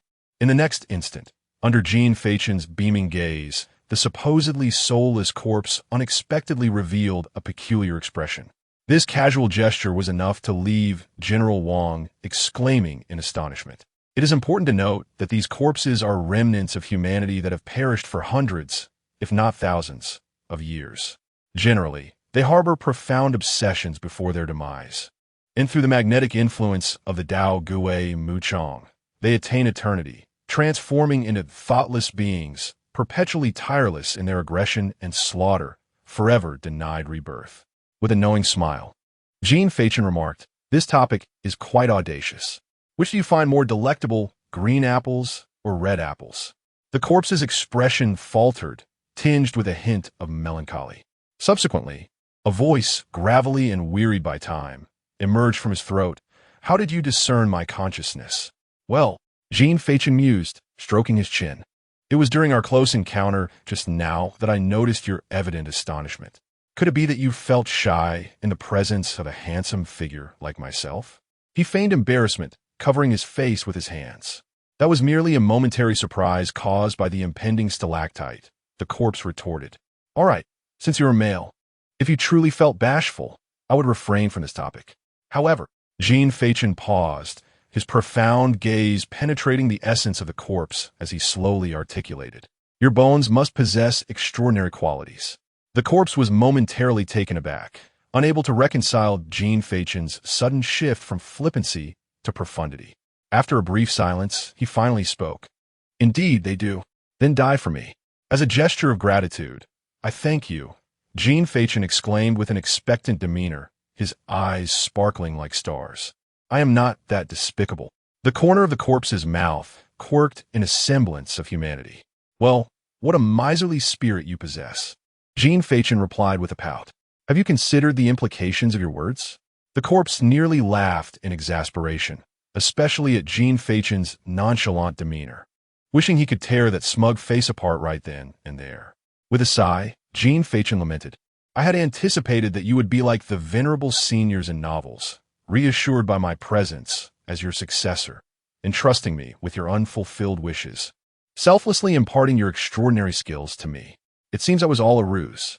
Then tell me, if I were to ask for your assistance in fulfilling something, would you comply?" "Not particularly." "Then that settles it," the corpse scoffed. "I seek someone truly worthy of my weight, not someone like you." Jin Feichen lit a cigarette, a look of confusion crossing his face as he replied, "Why do you say that? I consider myself quite exceptional, undoubtedly the protagonist of a passionate manga." The eerie corpse shook its head, a hint of indifference surfacing on its ghastly visage. "I have lived for so many years that I can scarcely recall. The number of lives I have taken far exceeds the multitude you have encountered. The essence of a person can be discerned through mere conversation." With a sinister smile, the corpse continued, "You, my young friend, may appear benevolent, yet your heart harbors the utmost hypocrisy and cruelty. You seem innocent and pure, as clear as a pristine mirror, yet you embody the most cunning deceit. You are but a youth, burdened with excessive scheming, and beneath it all lies a profound aura of malevolence. You, my dear, are incapable of achieving greatness. Oh, come now, I am but an innocent college student, not nearly as wicked as you portray." Jin Feichen protested, covering his face. However, the moment his words fell, his voice shifted to a somber tone, revealing his expressionless visage, which bore an air of nonchalance. "You accuse me of hypocrisy and cruelty, yet I have never laid a hand on the innocent. You label me as deceitful and hypocritical, but my actions bear no shame before heaven and earth. You claim I harbor excessive cunning and a heavy aura of death, yet I have never aspired to seize anything. You say I cannot achieve greatness. But have you considered that my very existence is a matter of significance to the world? Jin Feichen carelessly waved his hand. Oh, spare me your antiquated wisdom. When you were in college, you couldn't even operate an airplane, yet you presume to lecture me. Regarding your notion of hypocrisy, have you ever pondered that some live their lives in pretense? And does that render them hypocrites? Your self-righteous judgments are hardly more worthy of consideration than the whispers of a wind instrument. Each individual is a unique tapestry. A magician dons countless masks. Perhaps in the eyes of my adversaries, I am the epitome of hypocrisy and cruelty, yet in the eyes of friends, I am a handsome figure, and to the audience, I am the magician who brings delight. What you perceive is but a fraction of what I choose to reveal. With a derisive chuckle, the eerie corpse retorted, "After all that, do you expect me to alter my perception of you? You are mistaken. I await someone other than you. The ultimate martial prowess you seek is beyond your reach." Jin Feichen sighed and shrugged. Who truly cares for your opinion? You are hardly a charming lady. As for your ultimate martial prowess, do you truly believe I covet it? Well, I suppose I do rather want it. How about I beg you for it? Jin Feichen swiftly changed his demeanor, winking playfully. The eerie corpse had never encountered such unabashed audacity and chose silence instead. So stingy, Jin Feichen scoffed, moving to the side of a rigid and motionless warhorse, gently caressing its forehead. Witnessing this scene, the corpse's expression faltered momentarily, though Jin Feichen remained oblivious. Yet, in the next instant, a casual remark from Jin Feichen left the corpse utterly astonished. If my guess is correct, to slay you, one merely needs to attack this horse, right? The corpse's eyes widened in disbelief as it gazed at Jin Feichen, who, however, did not meet its gaze. Merely stroking the horse's head as if already privy to all truths, a confident smile playing upon his lips. Do not be too quick to be astonished. You are not my audience, and unwarranted displays of emotion come at a cost. Jin Feichen remarked, in truth, discovering this point is rather simple. It merely requires a casual conversation with you, observing the frequent direction of your gaze, and with a touch of speculation, if all goes as anticipated. There should be no surprises. Is that all it takes? Jin Feichen smiled and nodded. Close enough. I was pondering that since this secret realm only permits those at the realm and below to enter, it implies that nothing of immense scale resides within. Matters that cannot be resolved through sheer strength must rely on other means. Individuals, such as yourself, who grow increasingly formidable in battle, cannot rely solely on brute force. Consequently, I found myself contemplating where your vulnerabilities lie. Is it something within the Grand Hall? Or perhaps an item on your person? I thought it best to engage you in conversation and glean some insights. Unexpectedly, your ability to feign is quite remarkable, though not particularly astute. In just a few exchanges, I observed you fixate on this horse's 12 eyes. After all, it is not as though it were your beloved. Is it truly necessary? Thus, it must be a weakness. Hush! Jin Feichen playfully shushed, then patted his chest and declared, I am the wise version of a great man. Hear the applause. Chapter 58. The Mother of All Spirits, third update. I must admit, I had underestimated you. The enigmatic corpse, restrained and incapable of any movement, cast a glance at Jin Feichen, his dark eyes betraying an indescribable astonishment. Jin Feichen waved his hand dismissively. Let us not go overboard with the compliments. I might get a bit inflated. Kid, fortune can be fleeting, and cursing others is rather unseemly. Jin Feichen produced a card. Flipping it in his hand as he mused, that should suffice. You ought to take your leave now. After all these years, you must be quite lonely. With a sudden burst, the card exploded into a Mo crossbow that materialized in Jin Feichen's grasp. He aimed the arrowhead at the steed's head and turned to the enigmatic corpse, inquiring, Is there anything else you wish to express? Though I may not be inclined to listen. Nothing of consequence.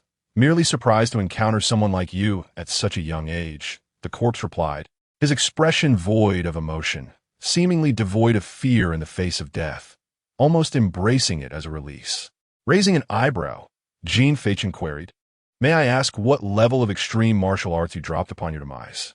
I fear I may disappoint you. He chuckled enigmatically.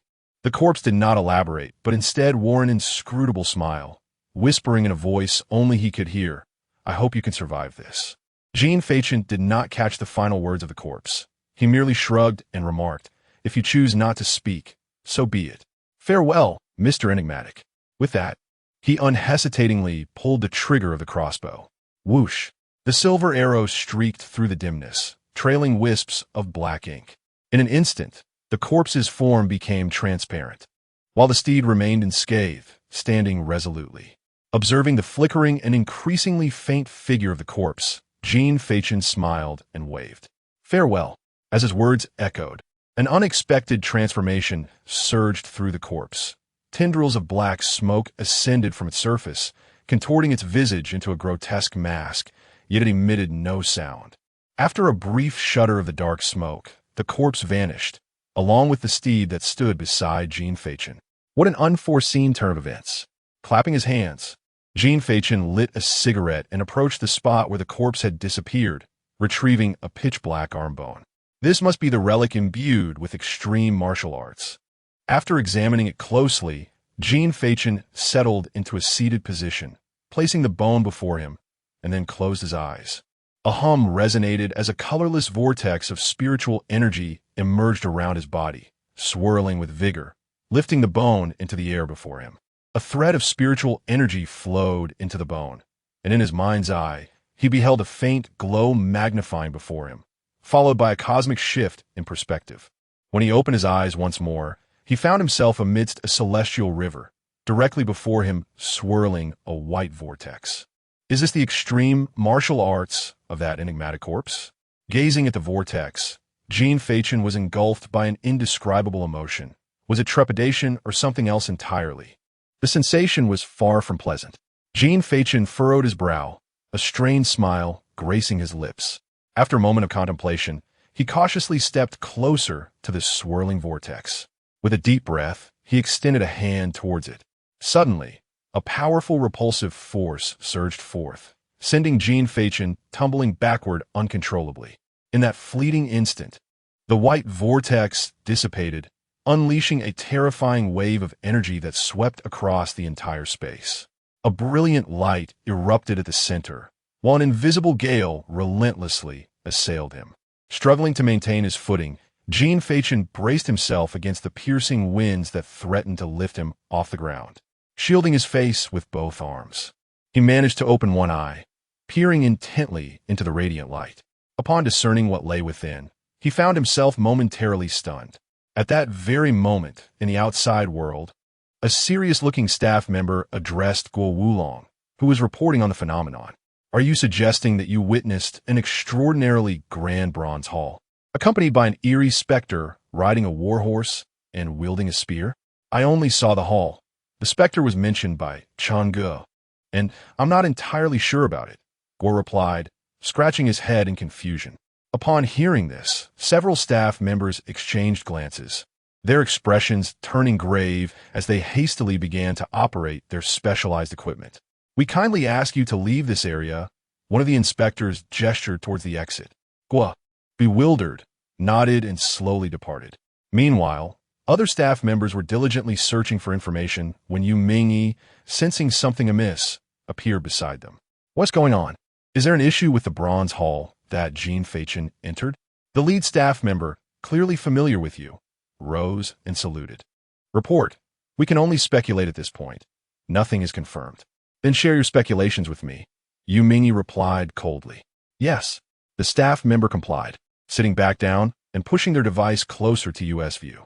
Pointing at the complex text on the screen, he explained, according to Guo Wulong's description. The interior scene bears multiple similarities to the ancient record 1088, Chapter 94, including the mysterious bronze hall, the silver-armored general, the Jiayue warhorse, and the silver spear, all of which align perfectly. The records indicate that in that year, there appeared, I'm afraid, I do not understand what you're saying, Yu Mingyi interrupted, raising a hand. Simply tell me, is Jin Feichen in danger? What is the nature of that danger? And please estimate his chances of survival. The concept of Wan Miyuki. The staff member suddenly interjected. If the ancient records are accurate, the Bronze Hall may very well harbor a Daogui Mutsong, and that specter could likely be Zhu Wudao, who fell in the year 1088. If all of this holds true, then within this hall lies Wan Miyuki. Has Zhu Wudao defaulted on his mortgage? Under the luminous moon, Yuming furrowed her brow in confusion. Why was it that every individual word was comprehensible, yet when strung together, they became an enigma? The staff member's expression froze momentarily before he remarked, "The Wan Miyuk vanished abruptly in the year 1396, a gas of ancient lore.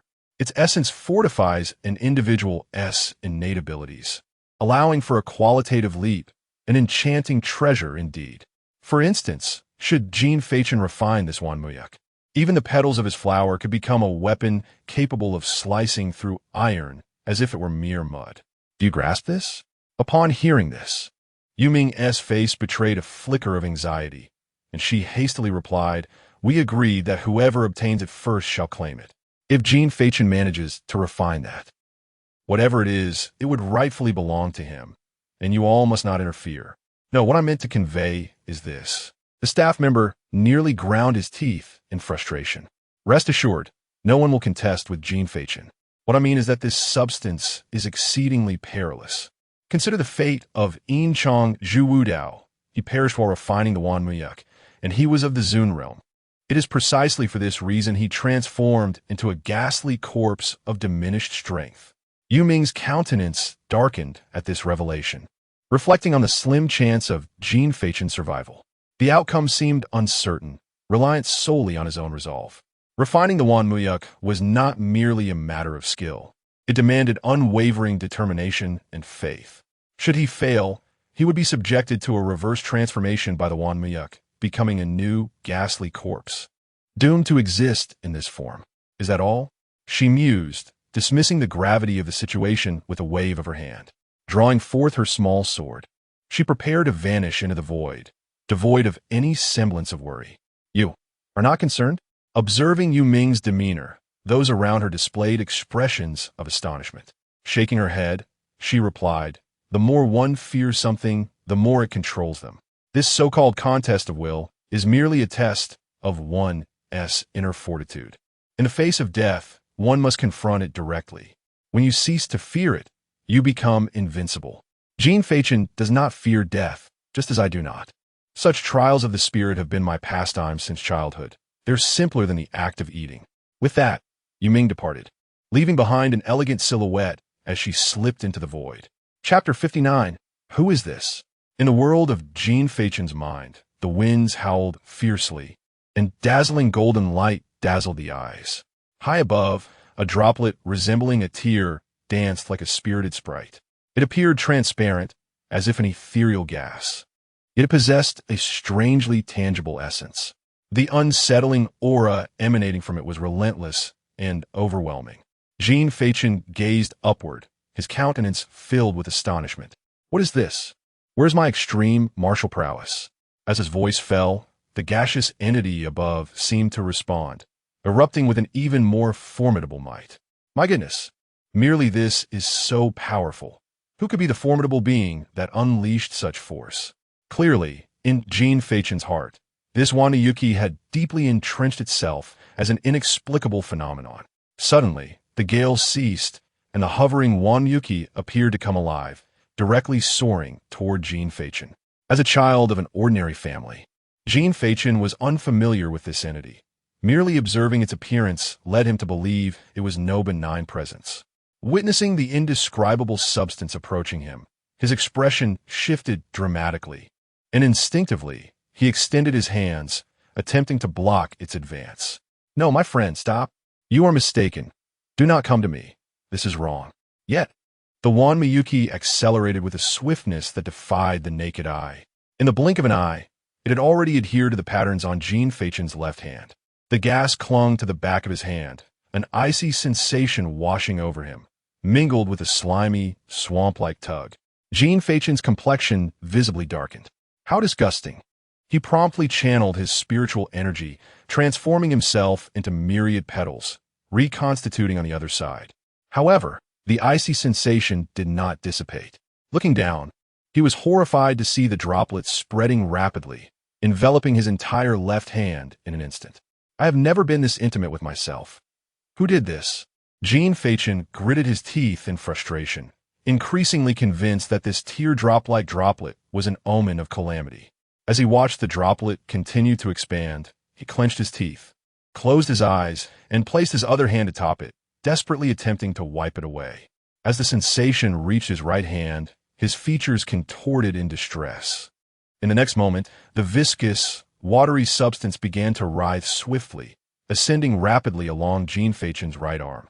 In the mere act of raising his hand, his entire chest was soon enveloped.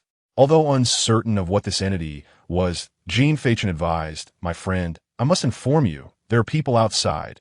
Release me at once." However, persuasion was unnecessary. Jin Feichen's shoulders trembled as he summoned the flames of his wings to blaze against the entity. Yet, the mysterious substance showed no fear, its encroachment accelerating until it completely enveloped his neck. This is not right. This does not bode well. Why do I feel as though I am on the brink of death? Jin Feichen furrowed his brow, acutely aware that this layer of substance was siphoning away his vitality, rendering his control over his lower body and arms increasingly feeble to the point where he could barely maintain his stance. Thus, he simply sat down, retrieving a chopstick from his ring, followed by a green apple, likely a reflection of his hunger. Grasping the chopstick, he skewered the apple, muttering to himself in a whimsical manner, lamenting the superfluity of such martial prowess, which might very well lead to his untimely demise. Confronted with the imminent specter of death, he exhibited no trace of panic, merely a sense of regret for not having completed a grand illusion. Ignoring the repugnant substance's encroachment, he continued to indulge in the fruit. At that moment, however, the rapidly spreading material suddenly stagnated, ceasing its upward advance. Jin Feichen, having just bitten into the apple, took note of this phenomenon, momentarily lost in thought, yet his chewing persisted unabated. In this manner, he chewed on the apple, his gaze fixed in a daze upon his own body. After a while, the insidious layer of substance seemed to recede gradually. Jin Feichen blinked, then began to frantically shake off the material on his hands, his mind wrestling with uncertainty. Just as he commenced his struggle, the substance stirred anew, reclaiming the ground it had recently yielded. So it is thus. Jin Feichen halted his movements, his inner turmoil subsiding into a calm reflection. Indeed, shortly after he ceased his efforts, the mysterious proliferation of the substance began to slow, eventually halting altogether, even starting to retract. Was it akin to the dynamics of quicksand? The more one struggled, the deeper one sank. Jin Feichen chuckled softly, lighting a cigarette, amused by the cunning nature of this bizarre substance. Unlike quicksand, whose dangers and means of self-rescue are widely known, this was different. Were it not for Jin Feichen's carefree disposition and his unwavering belief in embracing chaos, he might never have discerned the solution within this conundrum. No one would associate this droplet of gaseous matter with quicksand, nor would anyone suspect that this seemingly formidable entity could be countered with such simplicity. In this scenario, those who yearn to survive often find themselves facing death. Life and death are inextricably intertwined, with a paradoxical inclination toward existence in the face of mortality. TSK. Perhaps that phrase is not quite apt in this context. Jin Feichen reclined on the ground, one hand scratching the back of his head while the other held the chopstick spearing the apple, continuously indulging in its flesh. Time passed swiftly, and in the blink of an eye, the apple core had formed a small mound. The mysterious substance had entirely receded, leaving only a trace upon the back of his left hand. Just as Jin Feichen rose, anticipating the complete disappearance of the material, an intense stabbing pain suddenly surged through the back of his hand. Before he could investigate, the intricate patterns on his hand erupted in a blinding radiance, accompanied by a piercing agony. What on earth was happening? Under the excruciating torment, Jin Feichen collapsed to the ground, clutching his left hand, as veins on his forehead throbbed violently. At this moment, the visceral organs and meridians governed by the celestial forces also transformed into a state of unbearable agony, akin to countless silver needles piercing through him. Jin Feichen could no longer bear it. his typically expressionless or smiling countenance contorted into a grimace, as his prominent veins seemed on the verge of bursting forth, starkly visible beneath his fair skin. What on earth is happening? The overwhelming pain left him bewildered as he lay on the ground, the surrounding starry sky fading into a blinding haze.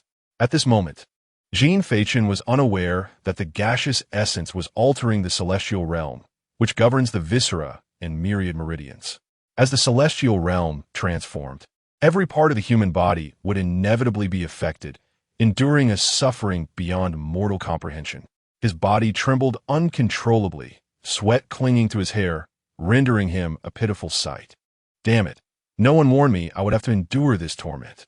His limited vocabulary erupted in exclamations. With a sudden clap, Jin Feichen forced himself to still his shaking body, lit a cigarette, and took a labored drag, exhaling slowly. Refreshing. A smile broke through the sweat on his brow and the bulging veins on his neck. Not a forced grin, but a genuine expression of relief. Savoring a cigarette after a hearty meal felt utterly delightful. At this very moment, within his chest where the celestial essence resided, a hazy shadow was undergoing a metamorphosis. Chapter 60. Petals like blades. Time had become an indiscernible concept. With a sharp snap, Jin Feichen wiped the sweat from his brow and took a hearty bite of an apple, a smile gracing his lips as he exclaimed, "Remarkable! I've lived another day." It was impossible to tell how long had passed, yet he stumbled to his feet, his pristine garments now marred with bloodstains, standing out vividly against the stark whiteness of his surroundings, much like a vibrant flower. Finishing the apple, Jin Feichen closed his eyes, attempting to disengage from the confines of his mental realm. Indeed, this time he faced no impediments, effortlessly breaking free. Buzz, as he slowly opened his eyes to the world outside. He first examined his attire, completely soaked in crimson. Although his consciousness resided in the mind's domain, the physical body was intrinsically linked to it. After assessing himself, he rose, stretching his limbs and changing into fresh garments, for the sight of blood was somewhat unsettling.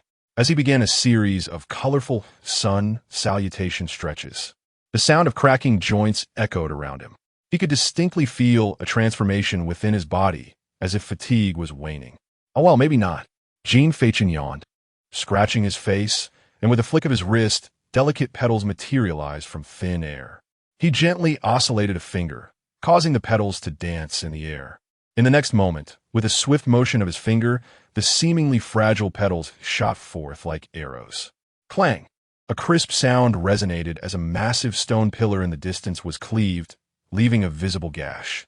Jin Feichen clicked his tongue in astonishment, as if he had stumbled upon something extraordinary.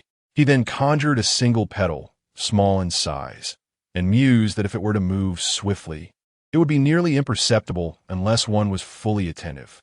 If released in such a manner, could it not serve as an invisible projectile to those of lower cultivation? Swish! Clang! A small indentation appeared on the stone pillar, and Jin Feichen soon found himself beside it, gently caressing its surface. Alas, the power was somewhat lacking. Anything with a bit more density would resist penetration. He shook his head, pondering how splendid it would be if playing cards could wield such capabilities. At that moment, two voices echoed from the distance. Jin Feichen turned to see Wang Yi and Si Nanyu approaching. "So, did you make any gains?" he inquired. They nodded and then shook their heads. "Indeed, there were gains, albeit minor," Wang Yi replied, arms crossed. "I had always heard that the Tao's mysterious twilight realm was a veritable sanctuary among secret domains, promising meteoric opportunities, but now that we are here, it seems rather underwhelming." Jin Feichen raised an eyebrow. The Tao's mysterious twilight realm was notoriously elusive, each occurrence sparking tremendous commotion, even garnering official attention. How was it that such a treasure appeared so trivial in Wang Yi's words? Wang Yijian appeared somewhat perplexed, and then proceeded to clarify, "It is not a denial of the value found here. In this place, with a stroke of good fortune, one might acquire high-level Earth-tier martial arts, which could propel an individual to unprecedented heights. However, I already possess such Earth-tier martial arts at home, and not just a single one." Si Nanyu nodded in agreement. Wang Yi continued, "Moreover, I recently discovered a bone that still bore the unerased mark of an ancient martial art, an auspicious find indeed, belonging to the high level of the Xian tier. A relic from an ancient epoch, never before heard of in modern times, and possessing formidable power. Yet, it is not suitable for me. In summary, this is a sacred ground beneath the Huan tier, which is not appropriate for our needs. Each martial art must perfectly align with one's own capabilities.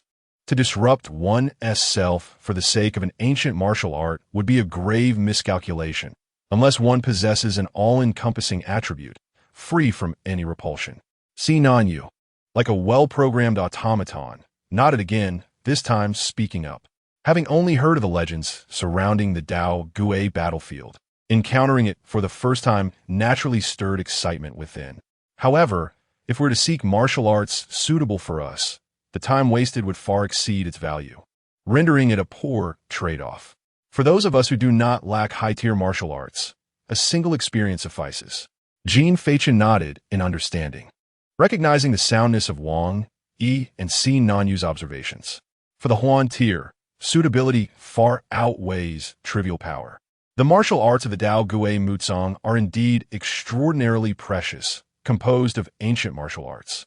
Yet, if one were to squander time in pursuit of these arts, it would be unworthy, particularly for the Huan tier, where finding a high-grade martial art that perfectly aligns with oneself in such a vast sea of options would be an egregious waste of time. Nevertheless, he felt fortunate for his substantial gains this time, having not only enhanced a celestial artifact through unknown means, but also acquired a mysterious bone, which might yield new insights when presented to Yu Ming upon return. The journey was not in vain. What are your plans moving forward? Will you depart or remain? Jin Feichen inquired of the two. I have other matters to attend to. This bronze hall was not part of my original plan. I merely came to investigate upon its sudden appearance. Wang Yi replied. Si Nanyu, still nodding, added, I too have other plans. So, you both came equipped with strategies, while I am merely a blind cat stumbling upon a dead mouse. Jin Feichen's lips twitched. He had assumed that this bronze hall was the purpose of their venture into the secret realm, only to discover it was a mere detour. Did no one scan this secret realm before your arrival?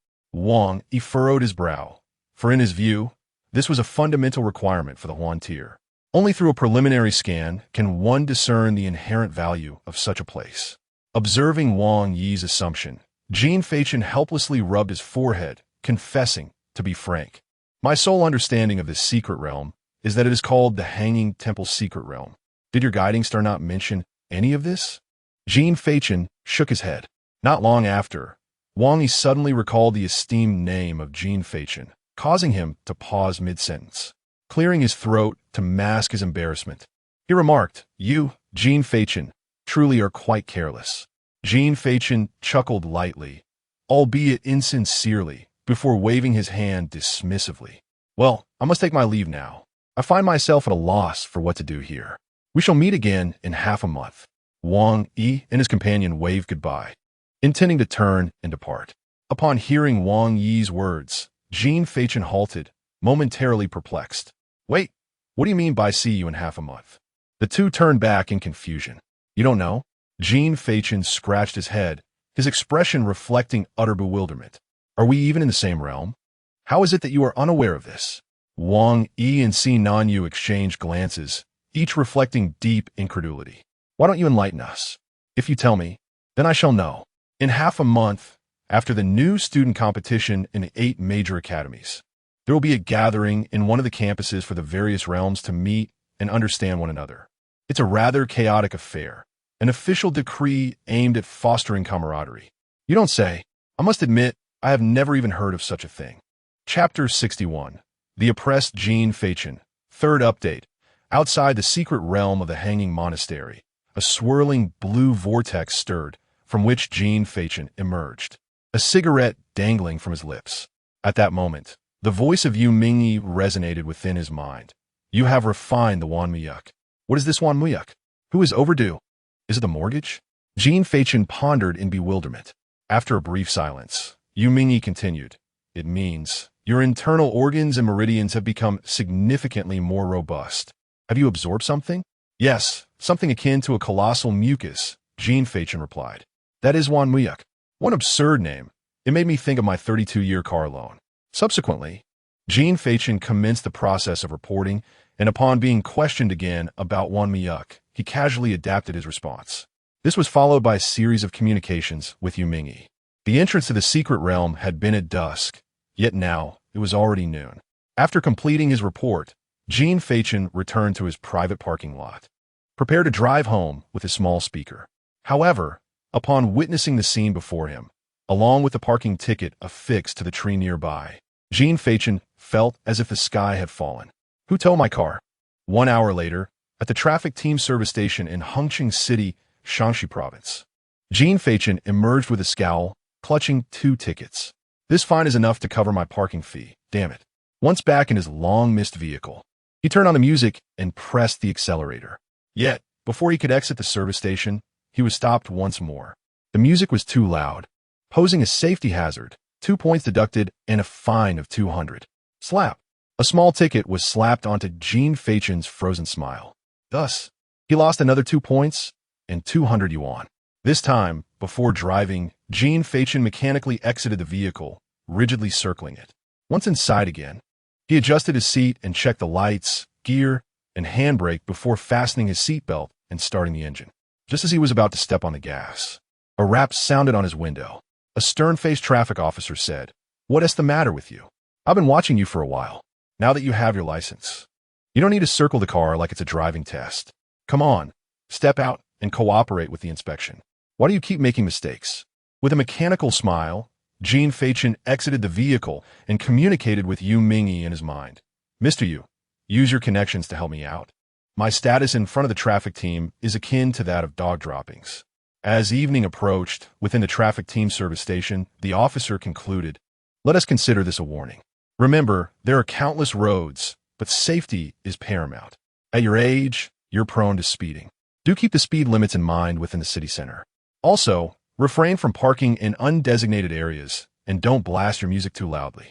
And for heaven's sake, don't circle your car every time you drive. That could be dangerous on the road."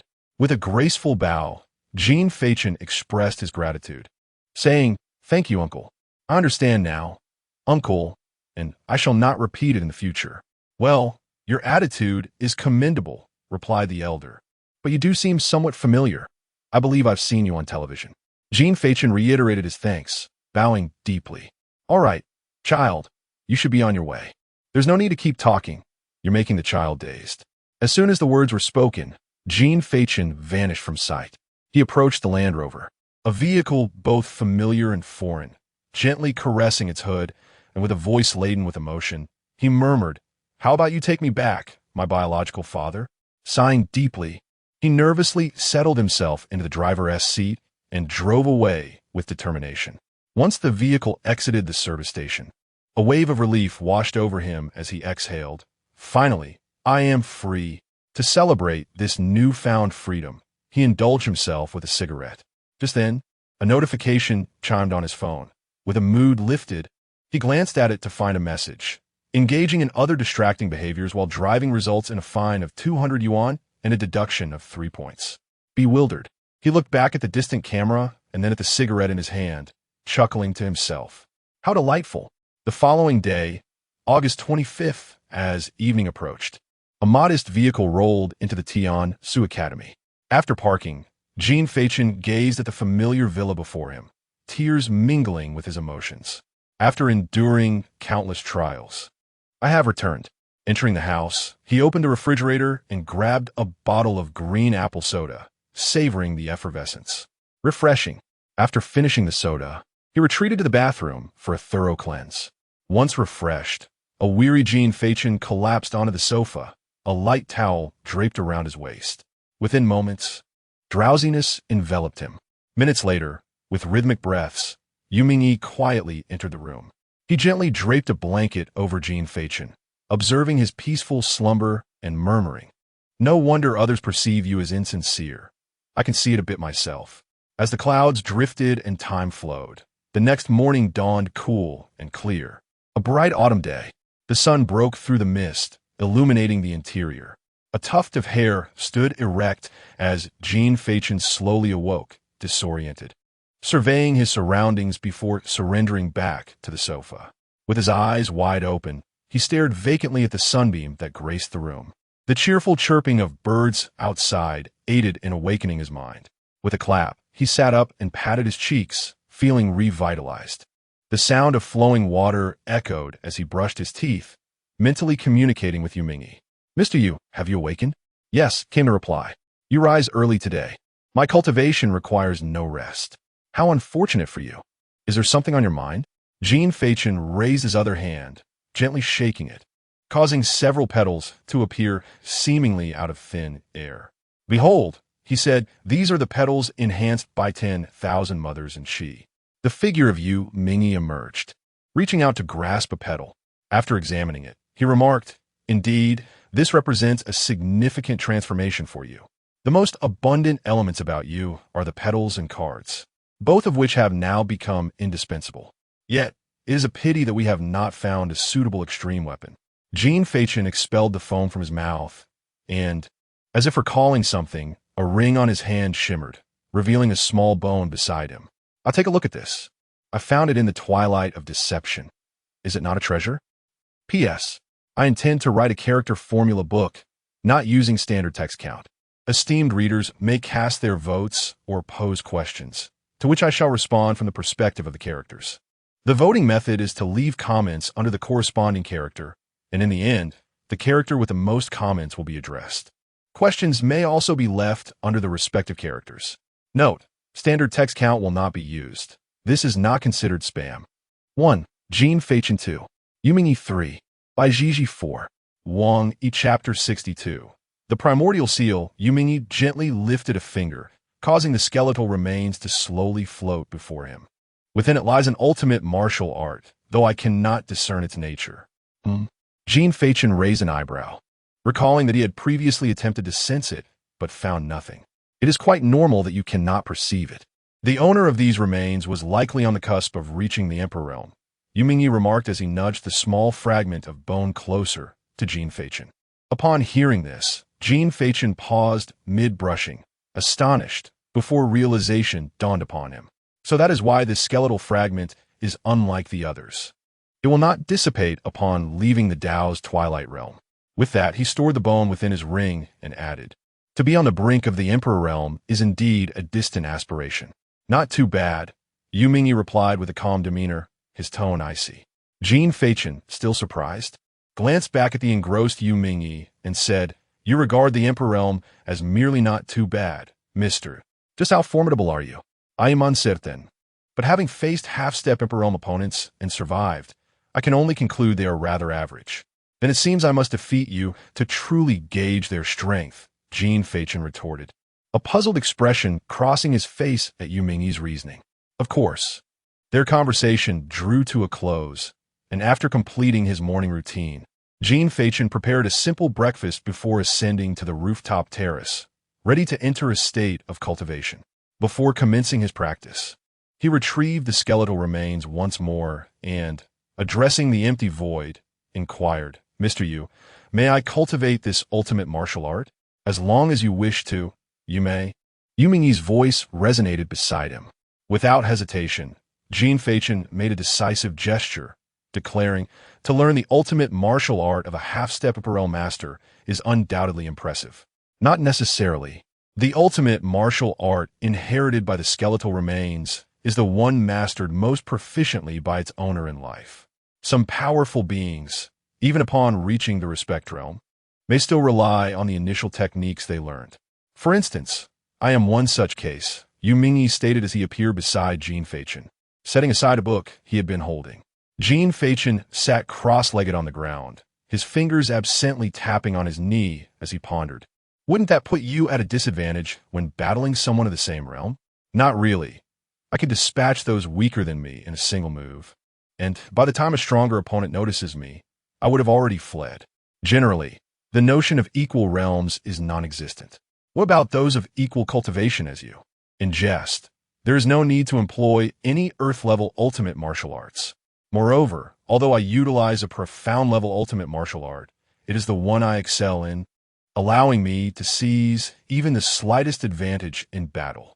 Jin Feichen looked up at Yu Mingyi's earnest expression, shaking his head, realizing that conversing with him was futile. Once you step onto the battlefield, your perspective will inevitably transform to align with mine. Always select adversaries weaker than oneself. Only in this manner can one carve out a breakthrough in a brief span of time. The battlefield is not a mere contest of equals, where one engages in jovial camaraderie and mutual recognition. Rather, it is imperative to comprehend one's own role. If I can dispatch thousands of lesser beings in a fleeting moment, why squander time in a futile struggle for parity? As for the formidable foes, let them be dealt with by those stronger than I. My responsibility lies solely in creating a breach for our forces. Jin Feichen, propping his face with one hand, tilted his head in curiosity and suddenly inquired, "What if you are the strongest in your army, the leader, yet the enemy's main force surpasses you in strength? What then?" With a moment's pause, Yu Ming replied, "In that case, I would prepare my will, raise the battle flag, and vow to fight to the death." He then continued, "However, such a day will not come. I shall neither be the strongest nor the leader of the army." "Why is that?" "They say I am unfit to be a leader, and I cannot ascertain the reason. Perhaps I am beginning to understand." A slight twitch appeared at the corner of Jin Feichen's mouth. "Enough of this talk. You have a long way to go before reaching the battlefield. Focus on honing your skills first." Upon finishing his words, Yu Ming summoned a hidden skeletal remains into his grasp and subsequently closed his eyes. Under Jin Feichen's inquisitive gaze, after merely a few seconds, Yu Ming returned the bones. "I have extracted the concealed essence of martial prowess. With a little sensitivity, you shall perceive it." "Such swiftness?" Yu Ming nodded matter-of-factly. "How much longer should it take?" "It is merely the bone of a deceased. Even if he were present, I could compel him to reveal his secrets if you wish to learn." "Mr. Yu, from this day forth, I shall be a member of the Yu family army." Jin Feichen, feeling a surge of fervor, raised a fist above his head and proclaimed with vigor, "With all my passion, I fight for whom? Only for our Yu family army." A moment of awkwardness ensued. Indeed, the silence hung heavily in the air, and Jin Feichen, feeling a tad uncomfortable, scratched his head and accepted the skeletal remains, expressing his gratitude to Mr. Yu. Following this, he swiftly entered a state of cultivation, while Yu Ming, feeling somewhat unsettled, picked up a novel to read. The spirals of spiritual energy erupted around Jin Feichen's body. Wisps of ethereal energy swirling forth and enveloping the modest skeleton, lifting it into the air. He then raised a hand, fingers forming a seal at his chest, and sharply pointed at the bones. In an instant, the skeleton radiated a dazzling brilliance, a stream of colorless light flowing forth into Jin Feichen's mind. At that moment, golden light burst forth, akin to the sound of rushing waters, yet more reminiscent of tumultuous waves. Jin Feichen's brow furrowed tightly as this tidal wave of information surged into his consciousness, causing a throbbing ache in his head that lasted several dozen seconds before finally easing. Yet, at that moment of astonishment, Jin Feichen's eyes opened uncontrollably, and everything before him whirled like a revolving lantern, ultimately settling into a profound darkness. This is, before the thought could fully form, a blinding golden light suddenly pierced through the surrounding blackness. As he surveyed his surroundings, he regained his composure and beheld, amidst the obscurity, the shimmering golden characters emerging in the darkness. Jin Feichen focused intently and found himself involuntarily reciting, "Primordial seal. The level is determined by the learner. Created by an ancient epoch's all-attribute and per-level powerhouse.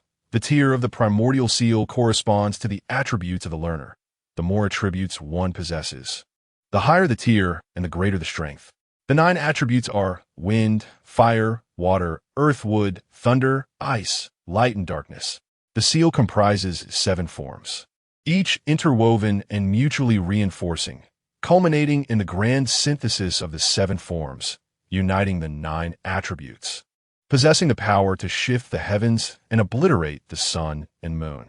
However, it must be understood that the primordial 7 seals require one to reach the Zhan realm for practice. Each major realm allows the mastery of one form, and to forcefully cultivate or use them invites suffering. The first form, wind attribute, Azure Wind Seal. Chapter 63. The Unmatched Heavenly Mansion. Half a month later, on September 9th, in the Longyuan mountain range, ancient trees flourished, stretching endlessly into the horizon. Deep within the mountains, beside a waterfall, a young man in white stood at the very center of a tranquil lake. With a sudden clap of his hands together, spiritual energy surged forth, forming a swirling azure vortex around him. Jin Feichen slightly narrowed his eyes. After a brief moment, he opened them wide, and in an instant, a torrent of spiritual energy erupted within him like a flood. Under the tumultuous force of this spiritual power, the previously calm surface of a lake began to boil, bubbles occasionally rising to the surface. As the spiritual energy flowed, it coalesced into a massive vortex that continuously gathered in his palms.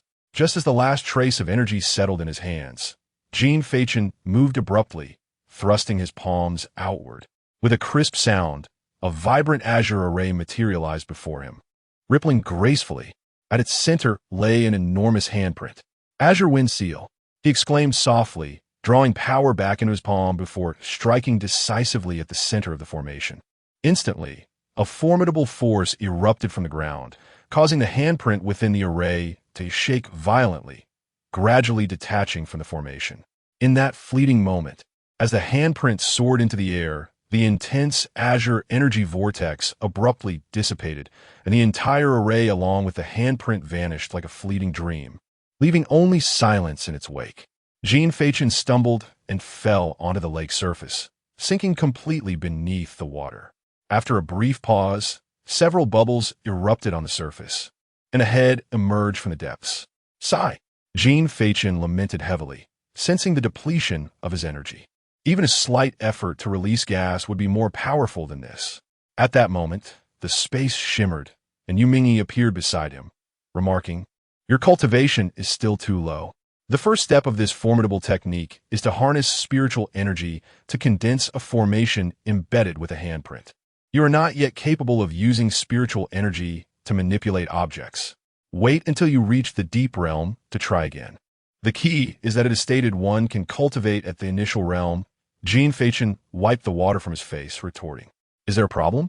Yu Mingyi glanced down at him. "Did you not succeed in your cultivation?"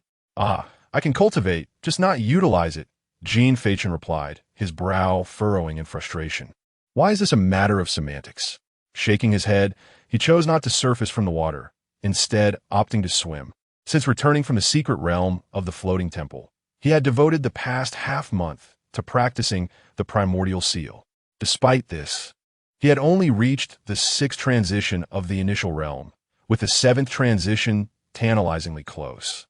According to Yu Mingyi's observations, aside from him, the highest cultivation level was held by Baishiji. Baishiji. After her previous defeat, Baishiji had devoted herself entirely to training, spending her days solely on eating, sleeping, and cultivating. Now, she had achieved the 4th transition of the initial realm, while the others remained stagnant at the 3rd transition. According to the professional guidance of Yu Mingyi, his educational plan for Jin Feichen was to devote ample time to practicing martial arts and enhancing his physique, emphasizing that there was no rush in cultivation. After all, one could easily catch up with casual efforts.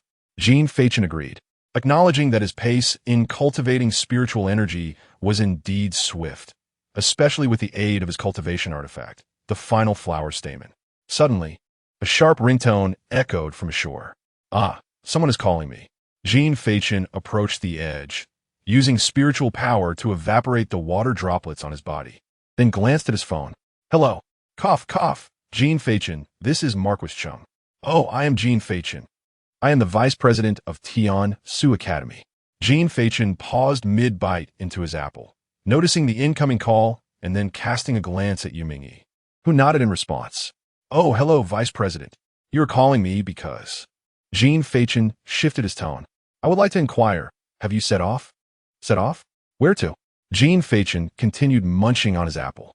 "Huayin, Wushuang Tianfu? One of the 8 academies. Wushuang Tianfu? What for? To meet with other transcendent beings? Did that fool Yu Mingyi not inform you?" Jin Feichen's hand froze, silently cursing himself. "Oh no, I forgot. Ah yes, I've set off. I'm already on my way, ha ha ha." I'm driving right now, and I have only a few points left on my license, so I'll have to hang up, Vice President. Goodbye. Jin Feichen hastily ended the call and turned to Yu Mingyi. Mr. Yu, today is the day of the Eight Realms meeting. It was evident that Yu Mingyi was momentarily bewildered, followed by an expression of awkwardness. He glanced at the time, pondering for a moment before stating, "It is certain that driving will not suffice." So, a spatial rift suddenly tore open beside Yu Mingyi. "I'll take you there. Isn't it prohibited? Rules are rigid, but humanity is dynamic." Yu Mingyi waved his hand, saying, "Let us go." Jin Feichen, with a resigned gesture, followed suit. "By the way, which academy?" "Wushuang Tianfu." "Oh." As the spatial rift closed, the two vanished from their location. In Jiang Province, Huayin City, at Wushuang Tianfu, one of the 8 academies. The warm sun shone down, a gentle breeze rustled, and the sky was a deep blue. Beneath this celestial canvas stood a vast expanse of ancient architecture, reminiscent of a bygone era. Majestic palaces rose within, grand residences sprawled across the land, interspersed with lush vegetation. At the heart of it all lay a square courtyard, where an antiquated pavilion stood proudly in its center. The courtyard appeared as if plucked from a painting, with a gentle stream flowing, willows swaying gracefully, as if transcending time to return to a distant past. Suddenly, a spatial rift materialized beside the creek. A slightly dazed Jin Feichen emerged, and before he could fully comprehend his surroundings, Yu Mingyi's voice rang in his ears. At the end of the long corridor, there stood an old pavilion, where they all gathered. With a light knock on his head, Jin Feichen gazed at the surrounding scenery and murmured, "The speed of traversing this space is indeed astonishing, yet it is equally disorienting." As he surveyed his surroundings, the ethereal beauty began to induce a sense of drowsiness. Truly, the unparalleled landscape of this celestial paradise is remarkable. Just as he was contemplating, he reached the corner of the corridor. It was at that moment that the familiar voice of Bai Zhizhi suddenly resonated loudly from within the old pavilion. "Wangi, I curse your mother. P.S. The character formula book for the first issue has been confirmed for Jin Feichen. Everyone is welcome to pose questions here, and he shall respond." Chapter 64. Gathering of the 8 Realms King, I curse you. Hearing those 6 emphatic words, Jin Feichen paused momentarily, astonished by their intensity. A powerful curiosity propelled him forward, prompting him to accelerate his pace. With a deft spin and a burst of speed, he arrived at the entrance of the old pavilion. The ancient doors swung open, revealing the scene within. "Long time no see," Bai Zhizhi stood on the table with her hands on her hips, pointing at Wang, who sat calmly not far away, expressing her thoughts vehemently. Sinan Yu lounged in a corner, immersed in music through his headphones, sketchpad in hand. Tai Shi Qingyi sat beside an unfamiliar woman, both engaged in hearty laughter, accompanied by several other unfamiliar faces. The interior of the old pavilion was reminiscent of an ancient tavern, with several wooden tables and benches, supported by 4 sturdy pillars, and a staircase leading to the second floor at the back. From the moment Jin Feichen appeared at the door, he captured the attention of everyone inside. Bai Zhizhi pointed directly at him and exclaimed, "Come on, let us have a go." Wang Yi set down his teacup, turned to Jin Feichen, and nodded in acknowledgement. Jin Feichen returned the nod, stepping inside, glancing at the two, and chuckling. "What is going on? Why the sudden hostility? It's just this idiot trying to act tough." Bai Zhizhi interjected before Wang Yi could respond. With a nonchalant smile, Wang Yi gestured toward a nearby bench, saying to Jin Feichen, "Have a seat. There are some nuisances in here. You're the nuisance. Your whole family is. You're Wang ergo, and your father is Wang to go." As Bai Zhizhi hurled insults, as if in a bustling market, Jin Feichen's eyelid twitched. He turned to Wang Yi and inquired, "What s with the childish behavior? Just speaking a bit of truth, and she s gone rabid." Wang Yi replied, "You're the one who's rabid. If you have the guts, let us step outside for a practice session. Your mother confiscated your privileges." Bai Zhizhi retorted, advancing towards Wang with exaggerated strides. Jin Feichen swiftly intervened, stopping her with one hand while the other playfully ruffled her white hair. "Bai Mao, your grandfather hasn't arrived yet. Your grandpa, curse you." Bai Zhizhi plopped down beside Jin Feichen, still throwing verbal jabs. Wang, he took a sip of his tea and remarked, I heard you acquired 10,000 mothers of qi in the secret realm. Your luck is commendable. Not bad, just a stroke of luck, Jin Feichen chuckled, producing apples and offering one to both Wang, Yi, and Bai Jiji. Bai Jiji, still in Jin Feichen's embrace, took a bite of her apple, glancing first at Wang, Yi, and then up at Jin Feichen, commenting, Wait a minute, I thought you two were adversaries. Why do you look like brothers now? Jin Feichen smiled and replied, We're all grown up. There's not much animosity left. Just a bit of disagreement, but it's not like we resort to fighting upon meeting. Wang nodded in agreement. In his heart, after experiencing the secret realm, he had come to respect Jin Feichen to some extent. Although he hailed from humble beginnings, aside from his flaws of being talkative, lazy, and gluttonous, he possessed no other shortcomings. In terms of strength and intellect, he was indeed a top-tier individual, deserving of being treated as an equal. Even without considering these factors, Wang Yi, originating from a prestigious family, had a mature mindset and perspective. There were matters he could discuss privately, but in the presence of so many, he could not afford to present a spectacle for outsiders. Moreover, it could be said that their relationship developed from a lack of initial acquaintance. As for Bai Jiji, exceptions always exist. Just as the three engaged in their detailed conversation, a voice suddenly echoed from behind.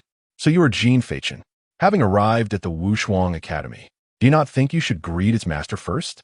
At this sharp remark, the three turned simultaneously. A blue-haired youth stood behind them, looking down upon them with an air of superiority. Jin Feichen raised an eyebrow, released Bai Jiji, and stood up to scrutinize the individual before him. Who are you? I am Han Xian, a member of the Huanyu class at this Wushuang Academy. The ground you are standing upon is my territory. Should you not greet me first? In that instant, the entire old pavilion fell silent, all eyes fixated on the two standing figures. TSK, an NPC, Jin Feichen remarked, biting into an apple and narrowing his eyes at Han Xian. Before he could finish his sentence, Bai Jiji's voice rang out from behind him. What are you pretending to be, Han Xian? Don't think just because you're standing here that you can do anything to me. With that, Bai Jiji and Wang Yi both rose, positioning themselves on either side of Jin Feichen. Wang Yi clasped his hands behind his back, his cold gaze assessing Han Xian. Since when did Wushuang Academy become your Han family's domain? According to the laws of the Great Xia, families are not permitted to interfere with academies. What? Has your Han family risen above the Great Xia? Your Han family is nothing but a bunch of fools, struggling even to pay respects to their ancestors. Yet you think you can surpass the Great Xia? Ridiculous, Bai Jiji scoffed, munching on her apple. Their banter left Han Xian's expression darkened. I see, Jin Feichen said, swallowing the last bite of his apple. As he picked at his teeth, he addressed Han Xian, Please extend your hand. Would he dare? Just as Han Xian was about to refuse, he heard Bai Jiji's taunt. Cursing inwardly, he reluctantly extended a hand, coldly declaring, I've extended it. What will you do now?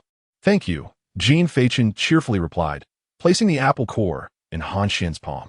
You, Han Xian began, but before he could finish, Jin Feichen suddenly moved, delivering a swift kick. Bang! Caught entirely off guard, Han Xian was sent flying, crashing through the open doorway and landing in the center of the lake.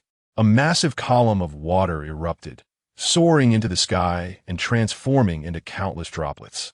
Did they truly think him a soft target? One by one, they underestimated him. Muttering to himself, Jin Feichen lit a cigarette and then turned to embrace the astonished Bai Jiji, directing his gaze towards Wang Yi and saying, Let's continue our conversation. This sudden turn of events left everyone momentarily stunned. No one had anticipated that Jin Feichen would take such direct action. Furthermore, this display revealed a significant enhancement in his strength. His extreme martial prowess, coupled with the concept of Wanmuyu Qi, proved exceedingly applicable. Now that he had obtained it, it seemed he was seeking a confrontation out of displeasure, a stark contrast to his usual demeanor. Wang, he settled back into his seat, crossing his legs and straightening his suit, immediately exuding an aura of authority. Bai Jiji hesitated for a moment while looking at Jin Feichen, then added, Could you give me another apple? They're quite delicious.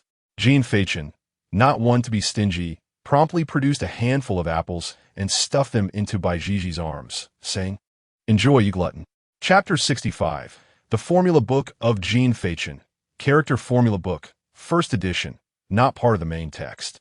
Can be skipped. Character, Jin Feichen. Age, 18 years. Birthday, unknown. Jin Feichen does not celebrate birthdays. Cultivation level, Zhan Realm, 6 Transformation Academy. Tiansu Academy. Shangjing City, Heavenly Artifact. Huan, Zhongshu Garden Supreme Martial Art. Xian level Advanced. Wings of Peace. Unknown level, Primordial Seal. Current public perception and nicknames. The Magician Beneath the Sea of Flowers. Virtual Child. God of Sleep. Dog Thief. The strongest genius of the century. Lucky Guy. Male God. Leader of the traffic team interests. Magic. Sleeping. Green apples. Green apple soda. Special skills. Exceptional sleeping ability. Exceptional eating ability. Magic. Cultivation. Favorite food. Green apples. Disliked food. Bitter melon, for being green, yet unpalatable. Source of pressure. Lack of sleep. Q&A session. Why do you like green apples? Jin Feichen, seated, stroked his chin in feigned contemplation, responding, "Initially, it was simply because it was the only option available. But I was soon captivated by its delightful flavor. How many apples are in your ring? I buy a considerable amount every time I return to the academy." The count has become unmanageable. Jin Feichen examined his ring and remarked, "Do you prefer your father or your mother?" Jin Feichen twitched at the corner of his eye, saying, "I have neither. Are you perhaps a living Yama? What constitutes a true magic performance?" Well, Jin Feichen organized his thoughts and slowly articulated, "It is, indeed, this authentic magic performance. Do you think the god of marriage is somewhat foolish?" "What sort of question is that?" Jin Feichen sighed, pressing his forehead. "If I must answer, there's still drops remaining. How many petals have you transformed into?" "That depends on the extent of my spiritual energy. As petals are produced from it, the more I possess internally, the more petals I can manifest," Jin Feichen replied while nibbling on an apple. Then inquired, "How many more questions are there?" "I wish to sleep. Your current fan base is rather limited, so there are no further questions." For a moment, he was uncertain whether to feel joyous or dejected. Author's response section. Question: Does Jin Feichen know he is handsome? A. He is aware and is slightly narcissistic. Question: Who is the strongest character currently appearing in the text? A. The one seated in the red chair of the Shangjing City Council. Question: How many hours of sleep does Jin Feichen require to feel rested? A. 15 hours. Question: If full marks are 10, what scores would you give Jin Feichen for looks and temperament? A. For looks it would be 9. 5. While temperament depends on the situation. In daily life, it would be around 4, given his listless gaze and habit of munching on apples, which may not endear him to girls. However, during a magic performance, his temperament would soar to a perfect 10. Question: Who coined the nickname Virtual Child? A. Baijiji has been fervently discussed in the forum and has garnered public recognition. Question: Is Baijiji truly foolish? A. Not at all. He is merely exceedingly naive, reminiscent of the protagonist in an exuberant manga, though there is a hint of. Question: Has Jin Feichen ever had feelings for a girl? A. So far, there have been no indications. But if a girl were to emerge from the green apple, he might develop an affection, though it is evidently improbable. The first volume of character profiles concludes. The next character selection, the timing is uncertain and will not occur frequently. 1. Yuming 2. Huzhu 3. Baijiji 4. Wang 5. Taishir Qing 6. Qing Pinghua, Chapter 66. The second in command of the capital city, the 8 great halls, the unparalleled heavenly mansion, the old pavilion by the lake. The sky was a brilliant blue. A gentle breeze wafted through the air, and droplets from the lake's surface created countless ripples. A hand emerged from beneath the water, forcefully pressing down on the surface and dragging its entire body upward. Han Xian's expression darkened as he gritted his teeth and muttered, "Jin Feichen, you are courting death." As the words left his lips, a glimmer of light flickered in his eyes. What was that? Han Xian glanced down, and his face altered dramatically. He noticed a silver card had inexplicably appeared on his chest, radiating a blinding brilliance. Being of the same level, he had thoroughly investigated Jin Feichen's abilities, and the current situation was merely the prelude to an imminent assault. Bang! A deafening explosion reverberated across the lake's center, followed by a water column that soared several times higher than before. The droplets splashed wildly, resembling a torrential downpour. Inside the house, Jin Feichen instinctively shifted, leaning behind Bai Zhizhi. Unaware of the situation, Bai Zhizhi turned back upon hearing the explosion, wondering what was happening. Has Han Xian fallen into the lake? Yet, in response, he was met with a vast expanse of water. With a crash, a torrent of lake water surged into the room, quickly dissipating. Unprepared, Bai Zhizhi was inadvertently drenched, and as the water receded, 2 small fish flopped in his mouth. Spit, spit, spit! Damn it! Han Xian, I'll make you pay for this, Bai Zhizhi exclaimed, extracting the fish from his mouth and carefully tossing them back into the lake, then glared at Han Xian, who had plunged into the depths. As Bai Zhizhi stood by the railing, shaking his fist and shouting in indignation, a kind-faced elder approached, waving his hand at Bai Zhizhi. All right, young Bai, come inside. I can hear your voice from afar. Turning to face the elder, Bai Zhizhi quickly composed himself, respectfully cupping his hands and bowing. Elder Zhou, what brings you here? Haha, I'm surprised you still remember me. If I don't come, how can I keep you unruly youngsters in check? Elder Zhou chuckled, waving his hand. Let's go inside and talk. Why are we standing here? All right, Bai Zhizhi replied obediently, following Elder Zhou into the pavilion. Upon seeing the elder enter, everyone inside, including Wang Yi, stood up in unison, bowing deeply. Elder Zhou, even Jin Feichen, yawning, hurriedly mimicked the others. But due to his yawn, his greeting transformed into a garbled ah. Elder Zhou smiled kindly at Jin Feichen and then slowly took a seat on a stool at the back of the room, addressing the group. Don't be so formal. Come, have a seat. Several individuals settled down, casting inquisitive glances at the exceedingly obedient Bai Zhizhi. One of them whispered, white-haired one, who is this person that has rendered you so compliant? Bai Zhizhi, maintaining her smile, leaned closer to Jin Feichen and quietly replied, the second in command of the Council of the Capital, Zhou Huadong. He is an exceptionally formidable individual. Not only do I behave this way, but even my father must show deference. He wouldn't dare utter a word of disrespect. Ah, a person of great stature. Jin Feichen expressed his surprise, having initially thought their meeting was rather casual. He had not anticipated the presence of such a high-ranking official. The second in command of the Council of the Capital, from another perspective, was tantamount to the second in command of the entire Great Xia. Such a reputation was indeed formidable. No wonder Wang Zong was so respectful. Wang Yi cast a glance at Jin Feichen, his expression unchanging as he remarked, though Bai Zhiji's words may seem rough, they hold truth. Even my father approaches him with utmost reverence. This individual commands respect throughout Great Xia for both his prowess and contributions. Jin Feichen nodded in understanding, suddenly recalling that Yu Mingyi also hailed from the Council of the Capital. He then mentally reached out to him. Mr. Yu, do you know this person? Are you aware of the purpose of his visit? We have crossed paths in the past. Who haven't you encountered? You. I lack the fortune to do so. Their communication proved futile, prompting Jin Feichen to sever the connection. At that moment, the elder Zhou spoke up from the front. It seems we are one short. Are we not? Ah, he is soaking in the water. He claims it's refreshing. Jin Feichen raised his hand in response. The weather is rather pleasant. The youth truly brim with vigor. Elder Zhou observed the sky and, after speaking, gently tapped his wrinkled fingers on the table. Instantly, an unseen force surged forth. Han Xian, who had been struggling at the lake's depths, was abruptly lifted by this power and drawn into the old pavilion. He looked around in confusion, and upon seeing Elder Zhou, he promptly bowed and clasped his hands in gratitude. Thank you, Elder Zhou. Elder Zhou nodded, smiling as he said, I shan't assist you with the water on you. It might keep you cool. Please take a seat. Cool? What coolness? Han Xian was filled with bewilderment, but refrained from questioning further, obediently taking his place.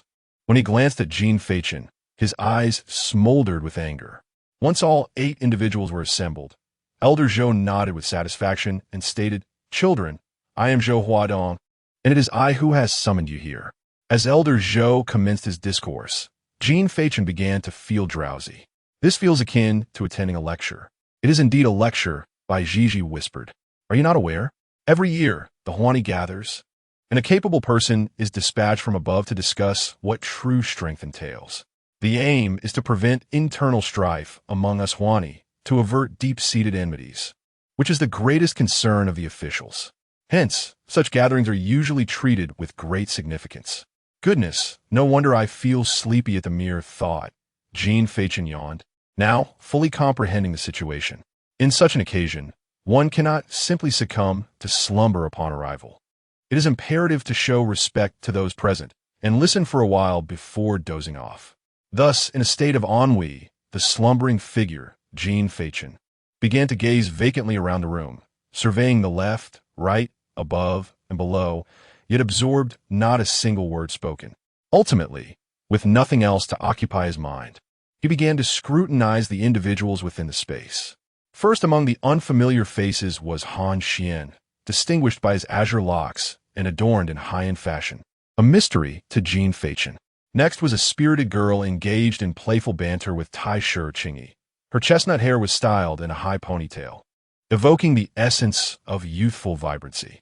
The final individual, Huan Ji, remained silent throughout, seated quietly to the side, with raven hair cascading down, secured at the back with a simple tie, equally enigmatic to Jin Feichen.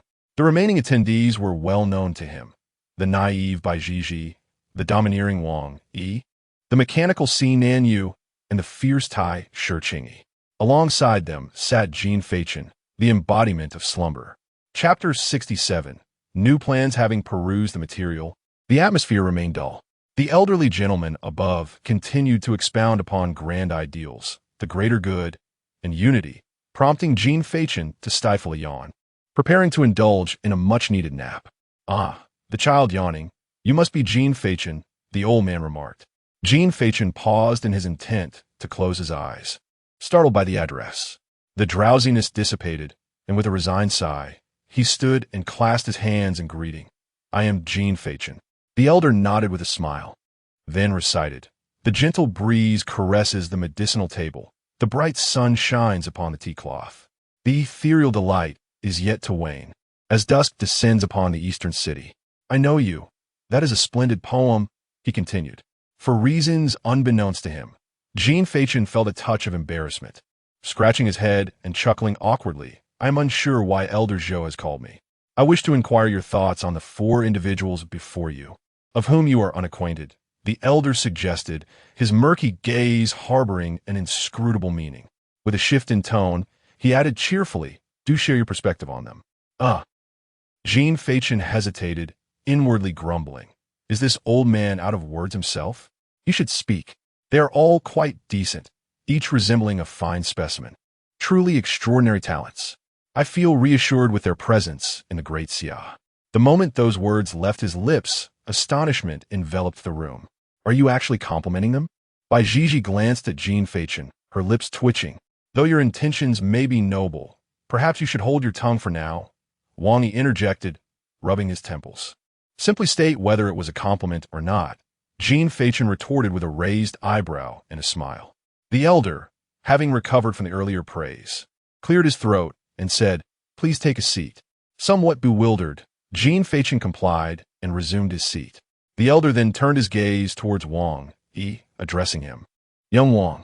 Elder Zhou, Wang Yi replied respectfully, rising to clasp his hands. The elder nodded with a smile, assessing Wang Yi before stating, I recall. Wang Heng should be your cousin, correct? Indeed, Elder Zhou, Wang Yi affirmed. Jin Feichen, his drowsiness momentarily disrupted, nudged Bai Zhiji beside him and whispered, Who is Wang Heng? Do you know him? From the old Wang family, one of the 4 from last year, she replied. Upon hearing this, Jin Feichen expressed surprise. Another from the Wang family? They produce 1 each year? How impressive!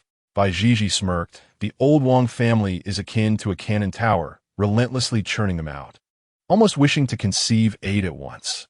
With all of them being formidable, the odds are certainly in their favor. To put it plainly, it's sheer luck, pure, unadulterated luck. They either go years without a single one, or suddenly 2 emerge at once, rendering the status of a Huanyijin rather trivial. Bai Zhiji scoffed. Wang Yi shot her an irritated glare, but she paid him no heed, continuing, "The last Huan Yijin from the Wang family appeared 42 years ago. And now they produced two at once. Quite remarkable."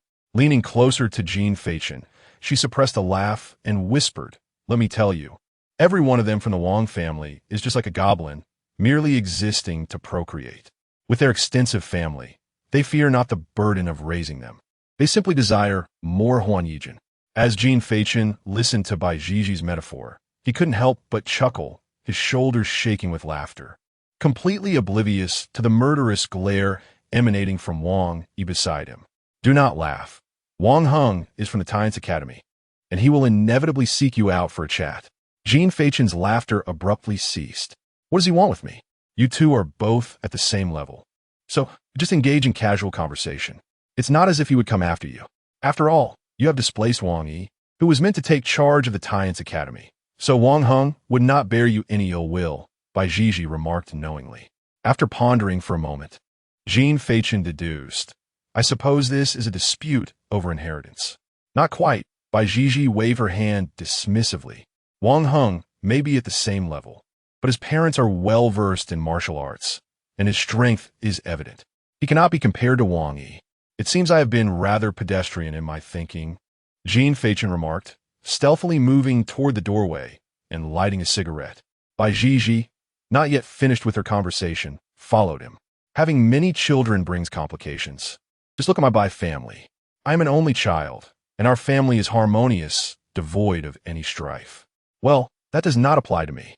I have no parents, hence no quarrels," Jin Feichen replied casually, gazing at the scenery outside while smoking. "No, but you must contend for something," Bai Jiji said, her lips twitching in mild exasperation. She then observed Jin Feichen puffing away and curiously inquired, "Is it enjoyable to smoke? I notice my father indulges in it daily." "It is not pleasant," he replied. "Would you care to try?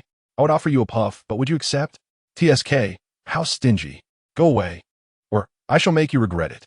Just as Bai Jiji prepared to seize the moment, the voice of Elder Zhou interrupted. "What are you two discussing?" Bai Jiji froze momentarily, turning stiffly to see everyone in the room staring intently at them. Just sharing some feelings, cough cough." She hurriedly returned to her seat.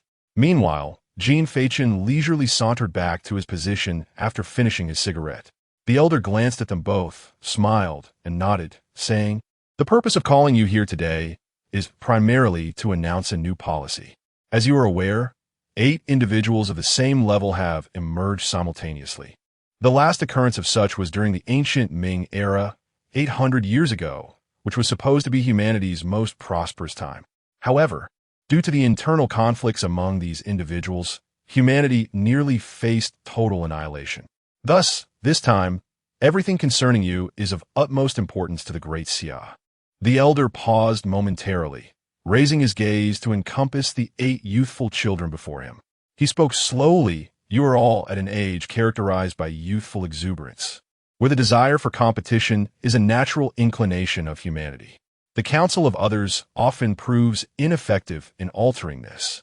It is precisely for this reason that the Great Xia organizes a national competition to provide you all with a fair arena for confrontation, granting you an opportunity.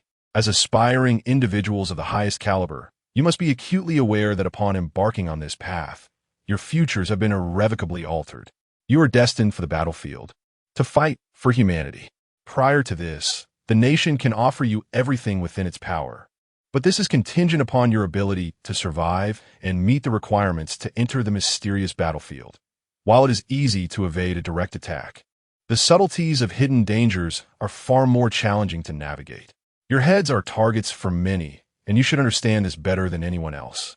There are 3 years remaining until the national competition, and in the meantime, the nation has devised new arrangements for you." The several aspiring individuals exchanged glances, and even Jin Feichen listened with keen interest, curious about the nation's purported protective measures for these promising talents. He was eager to discover what changes might effectively erase the animosities that existed among them. Chapter 68. Completing the loop half an hour later, in the capital city, at the Prime Minister's office, Zhou Huadong was reporting to the elder seated across from him. The elder, perched in a red chair, lightly tapped the table. unable to suppress a chuckle upon hearing the report. These young ones, he mused, it is perplexing how, despite being compatriots, they harbor grudges and compete with each other more fiercely than with outsiders. Inevitably, these children, still in their formative years, bask in the world's greatest accolades. And it is unavoidable that some will undergo a transformation in their mental state throughout this process. In the end, they develop a mindset more formidable than God's, constantly embroiled in competition. Zhou Huadong, upon hearing this, could not help but laugh. We have all traversed this path. Ultimately, it was a seemingly impossible task set by our teacher that humbled our arrogance. Are they not fond of rivalry? Especially those two brash ones from the Han and Wang families. Let them go. I shall see who possesses the true capability. The elders snorted softly before inquiring. How is the investigation into Nan progressing? We're nearing the conclusion, Zhou Huadong responded. Cease the inquiry for now. The elder waved his hand dismissively. Let these young rascals split into two groups, keeping busy. Whoever uncovers the truth first shall receive the only copy of the heavenly tier extreme martial arts in Daxia, and I shall personally mentor them. Let us see if they still have the inclination for internal strife. Zhou Huadong shook his head with a wry smile, acknowledging the elder's grand gesture, yet noting the issue lies in the fact that the children's cultivation levels are still lacking. Nan poses too great a danger for them at this stage. Inform them that the task will commence after the new year. If by then they have not even reached the Qin realm, their qualifications will be revoked, and they are to remain idle in the academy. With a sweeping gesture, the elder issued the command, but Zhou Huadong hesitated momentarily. What troubles you? The elder pressed. The allure of the unparalleled heavenly tier extreme martial arts is undeniably potent for those 7 children, Zhou Huadong deliberated. Yet, I feel that Jin Feichen might not wish to join the others. He prefers solitude. He cannot reject the heavenly tier. The elder sprang up from his chair in disbelief. How do you know? I consulted Yu Mingyi about this, Zhou Huadong explained. He indicated that it is quite unlikely. Jin Feichen favors solitary cultivation. He may socialize occasionally, but prolonged proximity to others does not suit him. Zhou Huadong shook his head at the elder's sudden outburst. The last person to refuse the heavenly tier was that fool, Yu Mingyi. What? Now, it is the turn of the star he protects. The elder, recalling some unpleasant memories, placed his hands on his hips defiantly. I refuse to believe that a blockhead like Yu Mingyi could be duplicated. You must investigate what Jin Feichen desires and what he needs. In this vast daxia, I refuse to accept that there is nothing that could stir his heart. At that moment, atop the old pavilion's roof, the implication of Zhou's words became evident. So Elder Zhou intends for us to bind ourselves together and execute the task? Jin Feichen furrowed his brow as he took a bite of the apple and, with a puzzled expression, inquired, what significance does this hold? Does he truly believe that such actions can alter the strife among the celestial realms? Sitting nearby, Yu Mingyi responded with a question of his own. Do you understand why there is never infighting among the celestial realms on the battlefield of deception? Reclining on the rooftop, Jin Feichen absent-mindedly tapped his fingers and replied, Is it because they have witnessed the true horrors of war and recognized their own naivety? After a brief pause, he continued, No, you must be suggesting that through fighting together and facing hardships, a bond akin to comradeship emerges? I beg to differ. He raised a finger in negation, gazing at the clear sky above, and slowly articulated, If we are bound together, then intertwined with us are also vested interests. Infighting is, after all, just that, infighting. It is not the century-old enmity between races. Such discord merely arises from a fundamental disagreement over interests. On the battlefield, the ultimate objective for all humanity is the annihilation of alien races, rendering infighting exceedingly rare, if not entirely non-existent. Yet here, what could possibly unite the 8 celestial beings, compelling them to set aside grievances and strive toward a common goal? Jin Feichen's expression remained impassive as he contemplated the apple in his hand, his mind racing. Extreme martial arts, particularly the divine extreme martial arts that exist only among the upper echelons of these clans, are compelling enough to entice those of profound backgrounds among the celestial beings. Suddenly, Jin Feichen blurted out a thought. quickly turning to the reading Yu Mingyi and asking, "If I'm not mistaken, does the official faction possess a supremely formidable extreme martial art, perhaps? A heavenly grade? Called upon?" Yu Mingyi pondered for a moment and replied, "It seems there is such a thing. Then it must be true." Jin Feichen chuckled and remarked, "I believe I have discerned their intentions. Firstly, they aim to divide us 8 into 2 factions, facilitating better observation while simultaneously reducing internal strife. Subsequently, these 2 groups will be dispatched to undertake an impossible task, the reward for which is the coveted Tianjia Extreme Martial Arts, a prize capable of driving even the most formidable to madness. In this manner, everyone's objectives will align, and with the division into 2 groups, there will be no further waste of time hindering one another. The allure of Tianjia is simply irresistible, petty grievances pale in comparison. The choice of an unachievable task serves to ensure that the Huanjia remains relentless, preoccupied with the allure of Tianjia until the national competition commences. As the competition begins, Huanjia will find itself on the grandest of stages, returning to its original purpose, the quest for supremacy. What Huanjia desires will be realized under the auspices of the official organization. And once concluded, the rankings will be set in stone. The victors will devote themselves to diligent cultivation, securing their position at the top, while the vanquished will engage in fervent training. Consequently, all within Huanjia will settle down, and the so-called internal strife will dissipate. Yet the Tianjia Extreme Martial Arts, which initially prompted Huanjia to abandon its conflicts, will remain in the hands of the authorities, awaiting its role as a reward for the next assignment, thereby completing the overall cycle. As a cigarette burned to its end, Jin Feichen's conjecture concluded.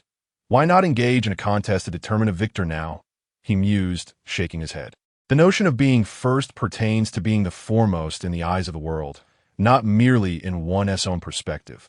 Only the national competition holds such merit, having evolved into a form of validation. It is perplexing.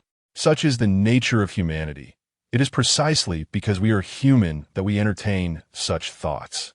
To put it plainly, humanity is but a stroke and a dot, merely 2 brushstrokes. 2 brushstrokes? 2 foolish strokes. P.S. This section may not have been articulated clearly. Should anyone have questions, feel free to leave them here, and I will provide answers. Chapter 69. The Mission Ding Dong. A message chimed on the phone, and Yuming picked it up to read.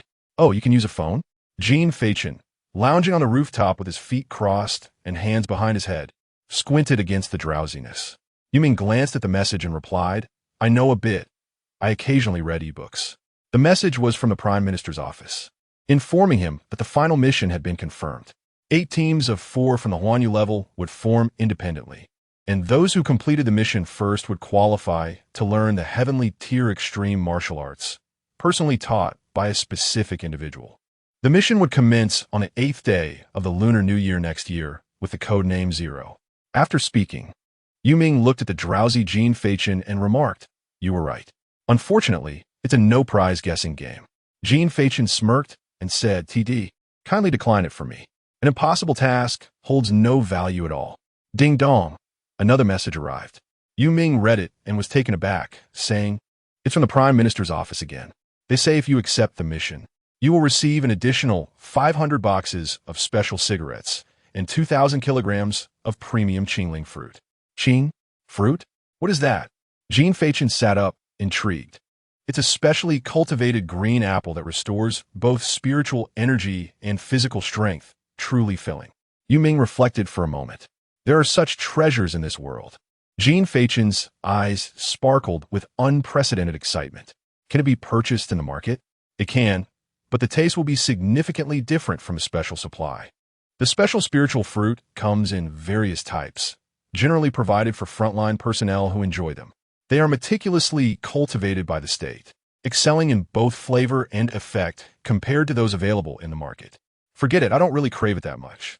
Jin Feichen rolled over, scratching his backside. All right, then I'll refuse on your behalf. Yuming nodded.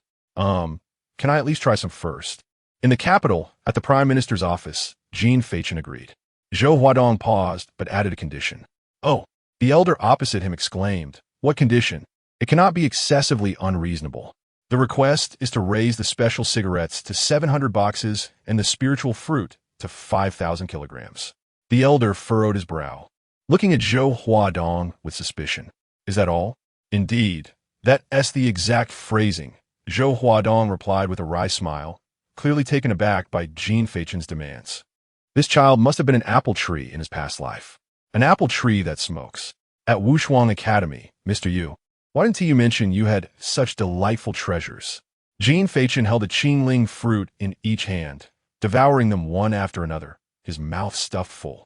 One glance at his sparkling eyes revealed just how much he adored this fruit. You did not inquire, yet I possess specialty bread, exclusive tea leaves, and various rare fruits, such as bananas. Would you care for any? No need, just apples will suffice, and they must be green. I have no interest in red or yellow ones. Observing this peculiar demeanor, Jin Feichen shook his head, secretly pondering. Thankfully, Jin Feichen is not foolish. Otherwise, he might have sold himself for a mere 2 pounds of apples. Simultaneously, he found Jin Feichen's stance somewhat absurd. Could it be that, in his eyes, apples hold greater significance than the pinnacle of martial prowess?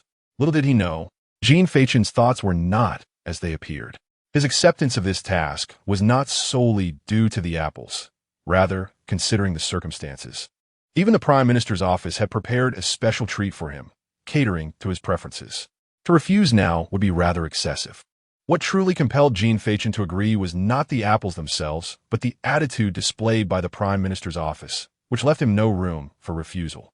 Had it not been for this situation, he could have easily concocted an excuse to decline. However, with the Prime Minister's office presenting specialty fruits and cigarettes, tailored precisely to his tastes, it was as if refusing was simply out of the question. If he were to turn them down now, he would be deemed utterly ungrateful. Sighing with his cheeks bulging, Jin Feichen lamented, what a wretched fate. The sound of crunching echoed as he munched, leaving Moonlight speechless, who soon vanished into the void, leaving behind Jin Feichen, resembling a hamster. 10 minutes later, a small mountain of apple cores stood atop the roof. The sky was a brilliant blue, the sunlight just right, and a gentle breeze wafted through. Sated and content, Jin Feichen stretched lazily, rubbed his belly, and reclined, blissfully squinting his eyes, exclaiming, this is life. Yet, just as he drifted into slumber, a cacophony of voices approached from a distance. Bai Jiji, do not think I did not hear your earlier words. Should I hear you insult the Wang family again, I shall not let you off easily. I merely spoke the truth. What of it?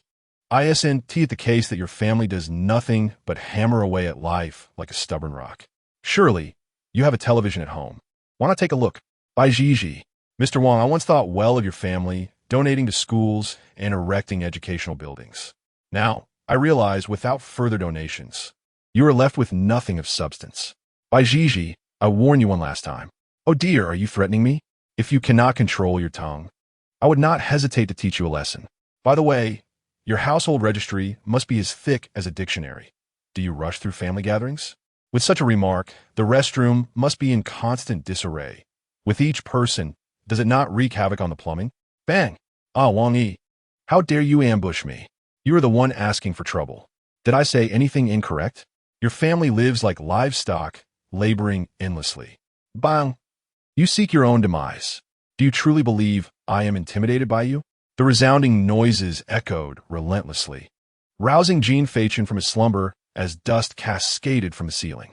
Rubbing his drowsy eyes, he gradually sat up and glanced below, where he beheld Wang Yi brandishing a large blade, relentlessly pursuing Bai Jiji, who was unleashing a barrage of words akin to a machine gun. Hey, you two! The circus is over there. Upon hearing Jin Feichen's voice, both ceased their antics. Wang Yi shot a cold glare at Bai Jiji before retracting his weapon and leaping onto the rooftop. Curse you! Bai Jiji muttered, swiftly following suit and vaulting up. Chapter 70. The Coffin of Concealed Life and Death. Jin Feichen yawned as he observed the two individuals beside him. Dear friends, he remarked, if you must engage in a tirade, please refrain from including me. I am rather timid. I thought you had departed, Bai Jiji retorted, casting a reproachful glance at Wang Yi. The serene beauty of these humble hills and waters offers a more comfortable repose, with a certain poetic charm. Jin Feichen gestured towards the distant landscape, then turned to the pair, perplexed. Why are you two here instead of returning to your own abodes? Wang Yi brushed off the dust from his attire, adjusting his suit as he replied, You've received the news, haven't you? The celestial rank martial arts. Indeed, Jin Feichen acknowledged. Isn't it said that we should form teams? I thought to invite you. Bai Jiji interjected hastily. Go seek out your 108 brothers. Jin Feichen is teaming up with me. Team up with you? Would I not suffer a decline in intelligence due to your foolishness and subsequently perish in a neurology hospital? Spare me, or I might just set off fireworks at your home to frighten you into submission. Your intellect is concerning. Concerning your mother, Jin Feichen, feeling overwhelmed by the incessant buzzing of their banter, pushed their faces away. Enough. Wang Yi, refrain from speaking the truth, and Bai Jiji, cease your cursing. Let us have some quiet. Responding to Jin Feichen's command, both individuals huffed in unison. Isn't this task meant to commence after the new year? It's only September. Why the haste? Submitting early allows for proper arrangements based on personnel, Wang Yi explained. Moreover, I'm accustomed to planning ahead. And what of you? Do you also have a penchant for foreseeing the future? Jin Feichen redirected his gaze toward Bai Jiji, who scratched his white hair. I don't know, he replied. Upon seeing Wang Yi, I sensed he had no good intentions, so I followed. Thus, your aim was not to form a team? Not initially, but now it is. Bai Jiji admitted candidly. Among these few celestial class individuals, you are the only one I find agreeable. I prefer not to put on airs and simply wish to team up with you. Very well, Jin Feichen said, producing 2 ordinary green apples and handing one to each of them. Let's form a trio, then. I am somewhat familiar with you both. Is it not said that a team should consist of 4? We still require one more. Who shall we choose? The decision is yours. Bai Jiji waved his hand dismissively. I am amenable, as long as it is not that fool Han Xian. The decision fell to Wang Yi, who straightened his suit, cleared his throat, and stated, I have 2 candidates for your consideration. First, Sinan Yu. Her strengths are formidable, swift, and she is rather unobtrusive. However, communication may prove challenging. Second, Jiang Ziyi, the long-haired gentleman who wields the celestial artifact wand, the flowing ink heaven blade, a spear over 2 meters long. He is strong and swift, yet also difficult to engage in conversation, and possesses a rather aloof demeanor. 8 celestial class individuals, and 2 of them are taciturn. Jin Feichen chuckled. What are the others? What were your reasons for their rejection? Wang Yi seemed to possess an innate understanding of the situation, stating, Tai Shi he has already formed a team with Gao Yu. She's the girl with the high ponytail. Among all these individuals, Gao Yu is the one I'm most desire to team up with. Have you taken a liking to her? Jin Feichen and Bai Jiji leaned against a nearby surface, each holding an apple, their faces adorned with curiosity. No, it is due to her extraordinary capabilities. Wang shook his head, his expression turning grave. Level Huanzong Tai, Si Sheng Guan possesses no combat power itself, but it can absorb the souls of the deceased within the coffin, nurturing an embryo that can be reborn. Gao Yu can use her own spiritual energy to nourish this embryo, allowing it to rapidly mature into a human for her to command in battle. Jin Feichen's demeanor shifted to seriousness. This was rather outrageous. However, there is a drawback. The energy she nurtures must be from cultivation, not the energy we employ, Wang Yi continued. To my knowledge, Gao Yu is still at the Ming Realm's 3rd transformation. Yet within her coffin lies Asian Realm's 7th transformation human and 2 others at the 3rd transformation. Jin Feichen expressed his astonishment. So how does this undead combatant fare? Is it merely a matter of controlling the extraordinary? Wang Yi nodded. Indeed, all 3 of her undead are former possessors of Te-level extraordinary items. While their combat prowess may not match that of the Huan level, their numbers and high cultivation levels compensate. Ridiculous, Bai Jiji interjected, his disdain evident as he picked his nose. 1 strike from me, and that coffin would be shattered. If they dare resist, I'd simply shove Gao Yu into the coffin and bury her. The 2 chose to ignore his outburst. Jin Feichen's mind momentarily wandered to the visage of the girl named Gao Yu. He had not anticipated that the most spirited girl among them would be associated with such a sinister, extraordinary item. a striking contrast indeed. Since she has already formed a team, there is no point in dwelling on it. Let the final outcome determine your fate. Jin Feichen rose, dusting off his trousers and stretching his shoulders. Are you leaving? Wang Yi and Bai Zhizhi stood as well. Yes, this place feels rather eerie. I cannot risk sleeping here, Jin Feichen replied with a smile. He then turned to Wang Yi, seemingly recalling something, and inquired, by the way, do you have a car I could borrow? Why not ask me? Bai Zhizhi interjected, visibly displeased. Jin Feichen glanced back at him, shaking his head with a light chuckle. Come on, you would fail the first driving test without a license. How could you possibly have a car? Bai Zhizhi was taken aback. How did you know I haven't passed the first test? Wang Yi retrieved a key for a Maybach from his pocket, casting a dismissive glance at Bai Zhizhi. The implications clear. The car is in the academy parking lot, with the plate number Jing A51s. Impressive, Wang. That's quite a prestigious plate, Jin Feichen remarked as he accepted the key with a grin. Bai Zhizhi scoffed. Wang Yi's plates are all 5-1s for various regions. How remarkable, Jin Feichen continued. Hey Wang, could you help me find a PG 520 plate? I'll cover the cost. It is a trifling matter. I have arranged for someone to assist you with the transfer. It is settled. Your kindness is appreciated, and I present you with 2 apples. Jin Feichen produced 2 apples and handed them to Wang Yi, while Bai Zhizhi, taking advantage of the moment, swiftly snatched one and began to munch on it. Wang Yi, unfazed, looked at Jin Feichen with a hint of curiosity and inquired, Are you planning to drive back to the capital? I intend to visit Jinling to see someone, Jin Feichen replied with a smile, then waved farewell to both and departed, suggesting they could gather again another time, and that he would return the car to Hantian Courtyard. No need. Just find any branch of the Wang group in Jinling.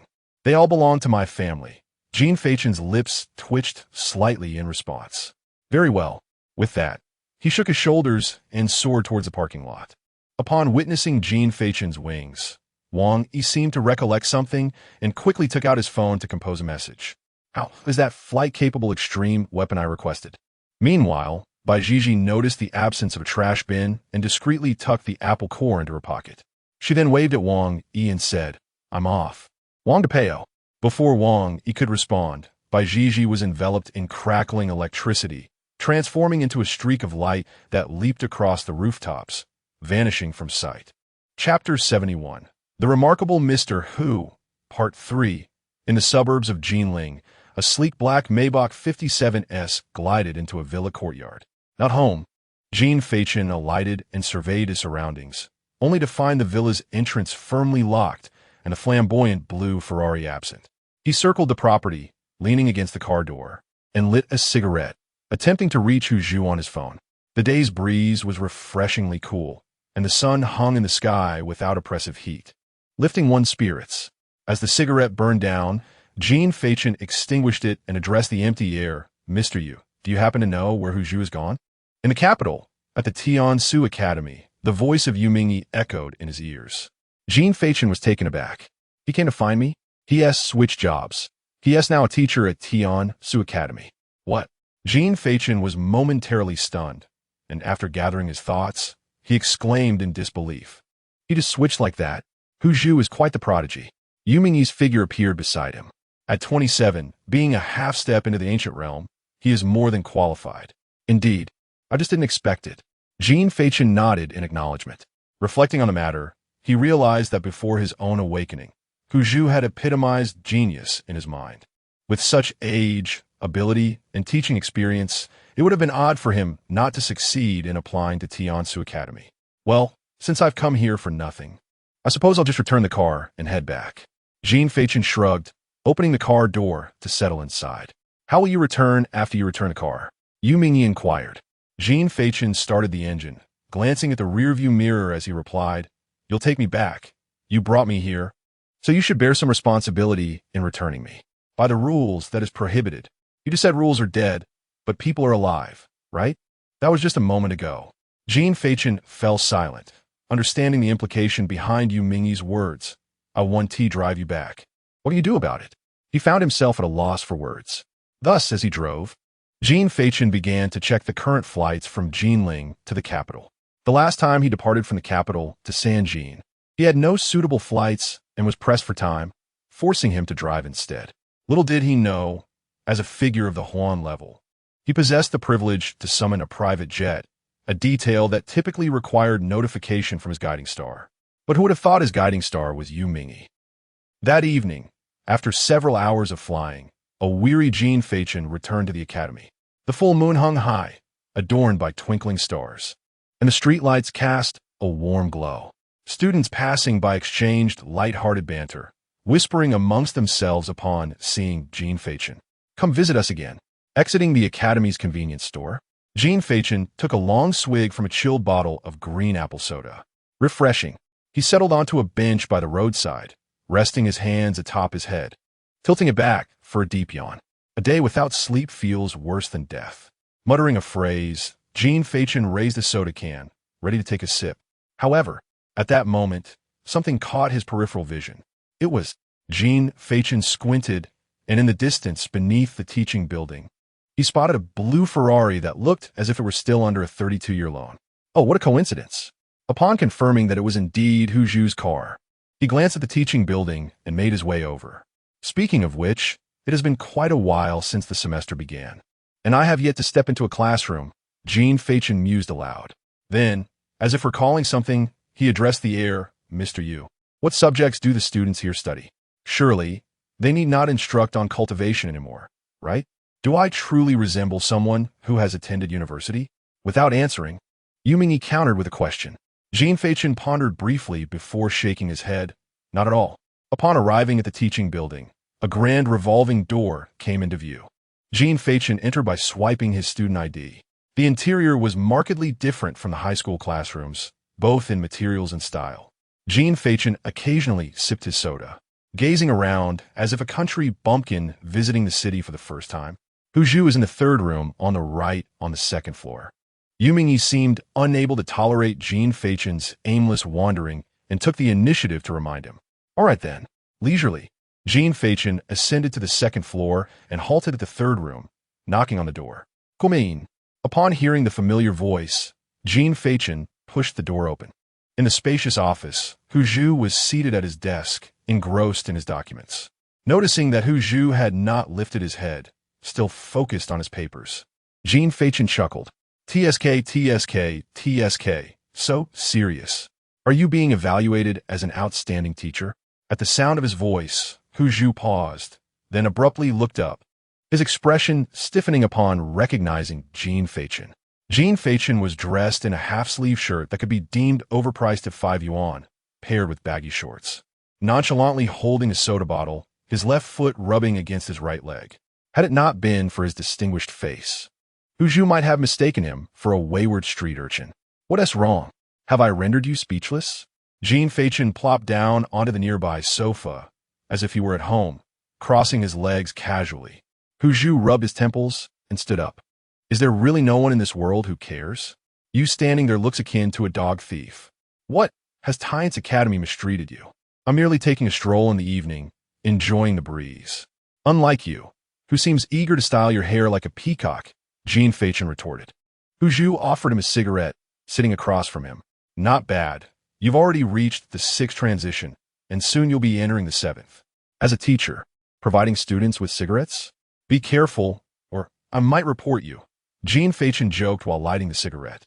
"There are higher-ups. My uncle is in school leadership, so just go ahead and do it." Hu Zhu waved his hand with a smile and remarked, "Is the spiritual currency sufficient? If not, I can demonstrate what a game of power truly entails.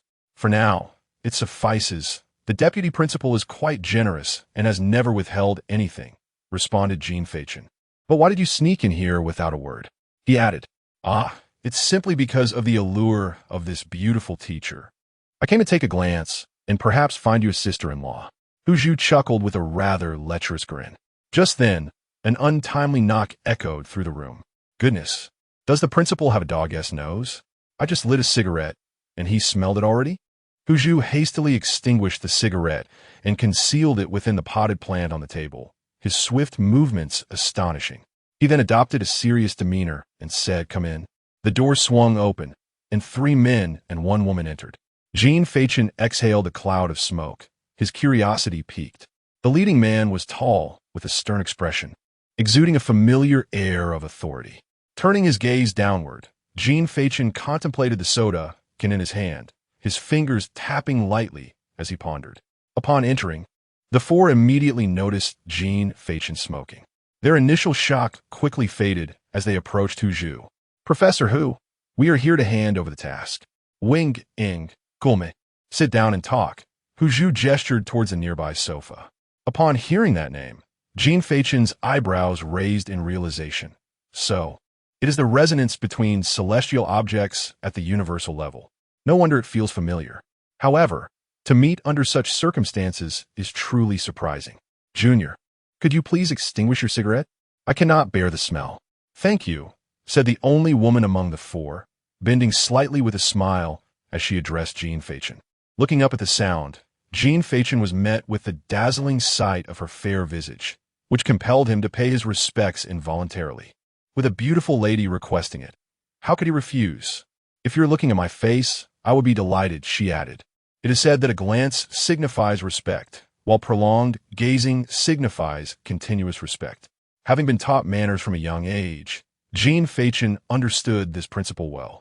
With a smile, he lifted his gaze to meet the woman's, then transformed the remaining half of his cigarette into a vibrant red rose with a subtle flick of his fingers. "Beautiful lady, I apologize for my lack of decorum." 2,500 words, filled with sincerity, seeking favorable reviews and gifts. Chapter 72. The Confidential Archives of the Eight Realms. Wow, how astonishing. There is absolutely no fluctuation of spiritual energy, the woman remarked, taking the red rose and inhaling its fragrance with a hint of surprise. "It is indeed real. Of course. How could I possibly use a faux flower to seek the lady's forgiveness?" Jin Feichen replied with a playful smile, tilting his head. "Cough, cough." Beside them, Hu Zhu's eyes twitched violently as he interjected, "That's enough. Don't come here flaunting it." Jin Feichen shrugged, spreading his hands. "Beauty often brings about mischief." With that, he rose, dusting off his trousers. "Come find me if you have nothing better to do. Help me tidy up the place." "Wait a moment." Hu Zhu called him back, and, under Jin Feichen's puzzled gaze, retrieved an envelope from a drawer. "Take this and have a look when you return." "What star swimsuit photo could be so mysterious?" Jin Feichen inquired, feeling the thickness of the envelope, unimpressed. "Keep your voice down, damn it." Hu Zhu hastily covered Jin Feichen's mouth, giving him a knowing look. "You will understand once you see it. It took me a great deal of effort to procure." Okay, I'm off," Jin Feichen replied, pocketing his hands and waving as he headed for the door. Throughout this exchange, Wang Heng, who had remained silent, cast a deep, contemplative glance at Jin Feichen's retreating figure, his eyes shimmering with inscrutable thoughts. "Hu Laoshe, was that Jin Feichen from the Huan level?" The girl with the rose inquired curiously once Jin Feichen had exited. Hu Zhu, lounging on the sofa, nodded. "Indeed, I never expected that Hu Laoshe and Jin Feichen would be so familiar with one another." "Ah, I could be considered his half-guardian," Hu Zhu replied, lighting a cigarette. "Now come, have a seat." Upon hearing Hu Zhu's words, the four individuals exchanged astonished glances, unable to conceal their surprise. Meanwhile, Wang Heng narrowed his eyes slightly, silently reflecting. This Jin Feichen has a rather intricate background, intertwined with both official matters and this esteemed individual. Meanwhile, Jin Feichen had returned home. On the third-floor balcony, he lazily reclined in a hammock, an apple clutched between his teeth, leisurely tearing open the envelope. It appeared quite enigmatic, complete with a sealing strip.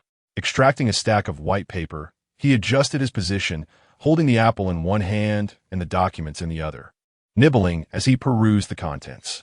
Total New Era Confidential Document, 2025-027. Huan Identity Information Attachment. Regarding the latest celestial artifact, Huan, and Final Sequence Garden, as he read the prominent title on the first page. Jin Feichen paused, his actions momentarily halted, his eyes narrowing with intrigue. Turning to the next page, he was greeted by a photograph of Wang Yi, accompanied by his information below. 8 Realms. Wang Yi Affiliated Academy. Hantian Academy Elemental Affinity. Fire. Earth Artifact. Tearing Star Decree Void Blade. Previous owner. Year 1366 of the Ancient Era. Wang Tianzhao unique trait, infinite augmentation of strength and weight. Domineering, additionally, based on the concept of the previous owner, Wang Tianzhao, the ruler realm unlocks the dominion domain, a conceptual idea yet to be verified. Dominant star traits, arrogance, self-centeredness, evaluation, requires further refinement, confidential file snap. A cigarette ignited under the veil of night, as Jin Feichen emotionlessly perused the file within the book. At the bottom, there were even noted weaknesses of both the individual and the artifact. He then turned the page. 8 Realms, by Jiji Affiliated Academy. Longcheng, Fengshu Martial Institute Elemental Affinity. Thunder. Light Artifact. Heavenly Decree Staff, Previous Owner. Year 1561 of the Ancient Era, and Ruah traits. Dissolution. Transforms oneself into lightning. Thunderous Fury. Based on data calculations. Enhances the power of thunder attributes by 1 level. For example, from primary to intermediate in the profound tier. Adaptation. Through training. Immunity to all thunder attribute attacks can be achieved. Dominant star traits. Frankness, childlike innocence, bluntness evaluation. Prone to manipulation, susceptible to trouble confidential file upon seeing by Jiji. A paternal smile emerged on Jin Feichen's face. Noticing her dominant star traits, he couldn't help but shake his head and chuckle, finding it quite accurate. On to the next. 8 Realms, Taisher Qingyi Affiliated Academy. Fengtian, Lianyu Academy Elemental Affinity. Wind, Fire. Ice Artifact. Falling Sunset Void Blade Previous Owner. Year 1112 of the Ancient Era. Morse Eruia traits. Divine Gaze. A complete field of vision within the blade's reach. Transformation. The dominant star possesses 3 forms, allowing transitions between wind, fire, and ice, with corresponding restoration of elemental power to peak state. Additionally, upon transformation, hair color and blade color change, enabling adjustments to combat style. Dominant star traits. Passionate, tenacious evaluation, resolute at heart but inexperienced, easily manipulated confidential file upon reading this. Jin Feichen raised an eyebrow, pondering if she was merely playing at being a little sorceress. On to the next. 8 Realms, Sinanyu Elemental Affinity. Darkness Affiliated Academy. Linen, Wuan Hall Artifact. Dreadnought Zhaojia, Previous Owner. Year 1878 of the Ancient Era. Yi Luo traits. Shadowy Phantasm. Significantly enhances speed. Merging with Darkness. Cursed Wound. Inflicted wounds are exceedingly difficult to heal. Without professional treatment, death is inevitable. Dominant star traits. Innocent, enamored with fairy tales, anime, the virtual world, and painting, yet decisive and ruthless in action. Evaluation. A killer yearning for fairy tales, difficult to sway, confidential file, truly detailed. It seems one has been peering through the window. Jin Feichen glanced at the fine print below, noting combat habits and weaknesses, almost as if they were documenting every intimate detail. On to the 5th. 8 Realms, Gaoyu Affiliated Academy. Yinyun Stream. Gomi Academy Spirit Attributes. Dark. Ice Heavenly Artifact. Coffin of Life and Death Previous Owner. Ancient Era. Year 1189. Wei Yuan Characteristics. Mother of Beings. Devours the souls of the deceased, granting them rebirth. Mother of Compassion. Nourishes the newborn with her own cultivation, empowering them to fight on her behalf. Primary star characteristics. Lively, cherishing life, fond of small creatures, yet transformed by the awakening of the heavenly artifact. Evaluation. Emotionally fragile, easily misled, requires caution. Confidential file. Top secret 8 Realms. Hanxian Affiliated Academy. Huayin City. Wushuang Celestial Mansion Spirit Attributes. None Heavenly Artifact. Man-Eating Mass Previous Owner. Ancient Era. Year 1888. Miyamoto Tangsing Unique Characteristic. Man-Eating. Can assimilate the flesh and blood of humans through consumption, thereby acquiring all abilities of the devoured, excluding cultivation and special secret techniques. Only one person can be assimilated at a time, and it cannot be altered. According to ancient records, the man-eating mask can transcend the limitation of assimilating one individual to 2 through the refinement of 10,000 mothers' chi. Primary star characteristics. Insincere. Finds it difficult to open up, possesses a cunning disposition. Evaluation. Requires subjugation to achieve stability after enduring hardship. Confidential file. Top secret upon reading this. Feichen understood completely why Han Xian looked down upon him. It was quite vexing indeed. Chapter 73. The reappearance of Nan with a playful smirk. Jin Feichen flipped to the next page. Oh, the aloof one. 8 realms. Jiangji Affiliated Academy. Anan. Wu Chang Hall Spirit Attribute. Water Artifact. Flowing Ink Heaven Blade. Previous owner. Guji. Year 1787. Zhou Yang Unique Trait. Ink like water. The main star flows like water and ink. Unrestricted by will main star trait. Taciturn. Devoid of hobbies evaluation. An individual capable of anything file status. Classified. You said something rather lonely there, Jin Feichen remarked, chuckling as he munched on apple. This Jiangji is not only taciturn himself, but he also speaks little of others. As he spoke, he produced the last sheet of blank paper along with the so-called attachment, squinting at it. This last one must be about me. Let us see how it describes me. 8 realms. Jin Feichen Affiliated Academy. Shangjing City, Tiansu Academy Spirit Attribute. All artifact. Final sequence garden previous owner. None trait. According to the main star, the sole characteristic is flower transformation information gathered. Capable of transforming oneself and spirit-formed items into petals. Other items require physical contact to trigger other unknowns' main star trait. Fond of eating, sleeping, and cultivating. Averse to motion. Performs illogical magic tricks. Whimsical yet excessively mature and composed. Enigmatic evaluation. Acts according to his own heart. Unyielding to external influence file status. Classified additionally. Jin Feichen's weaknesses. Currently unknown Jin Feichen's combat habits. Due to infrequent battles, currently unconfirmed what the hell. Fond of eating and sleeping. And averse to motion. What slander. This is absolute defamation. Jin Feichen exclaimed in indignation. Just as he silently protested, a sudden, urgent ringtone pierced the air. Hello, who's you? Who penned this ridiculous profile? Is it accurate? The moment the call connected, Jin Feichen began to express his grievances. A fit of laughter erupted from the other end. This is hilarious. I was in stitches when I read it. It's spot on. Spot on my foot. Jin Feichen retorted, then continued. Where did you get this? It even details weaknesses and combat habits. ISNT that a tad too thorough? Though, I suppose it lacks mine. You don't quite grasp this, do you? My connections have their advantages, Hu Zhu explained. As you are at the Huan level, certain aspects must be elaborated. Weaknesses will be compiled and reported to the main star, who will then train you, erasing every flaw until you become a flawless prodigy. Seeing that Hu Zhu did not elaborate further, Jin Feichen wisely chose not to press the matter. He turned and said, So, what is the purpose of this for me? To show me how indolent I truly am? Ha ha ha. Hu Zhu let out a cruel laugh before saying, Isn't this an opportunity for you to familiarize yourself with the abilities of other realms? When conflicts arise, you can simply deal with them. That won't be necessary. I haven't even bothered to examine their weaknesses, Jin Feichen replied, shifting into a more comfortable position while gazing up at the full moon. However, that Han Xian's celestial artifact is somewhat intriguing. Indeed, it's rather bizarre. Who in their right mind consumes human flesh? Aren't they concerned about cross-contamination?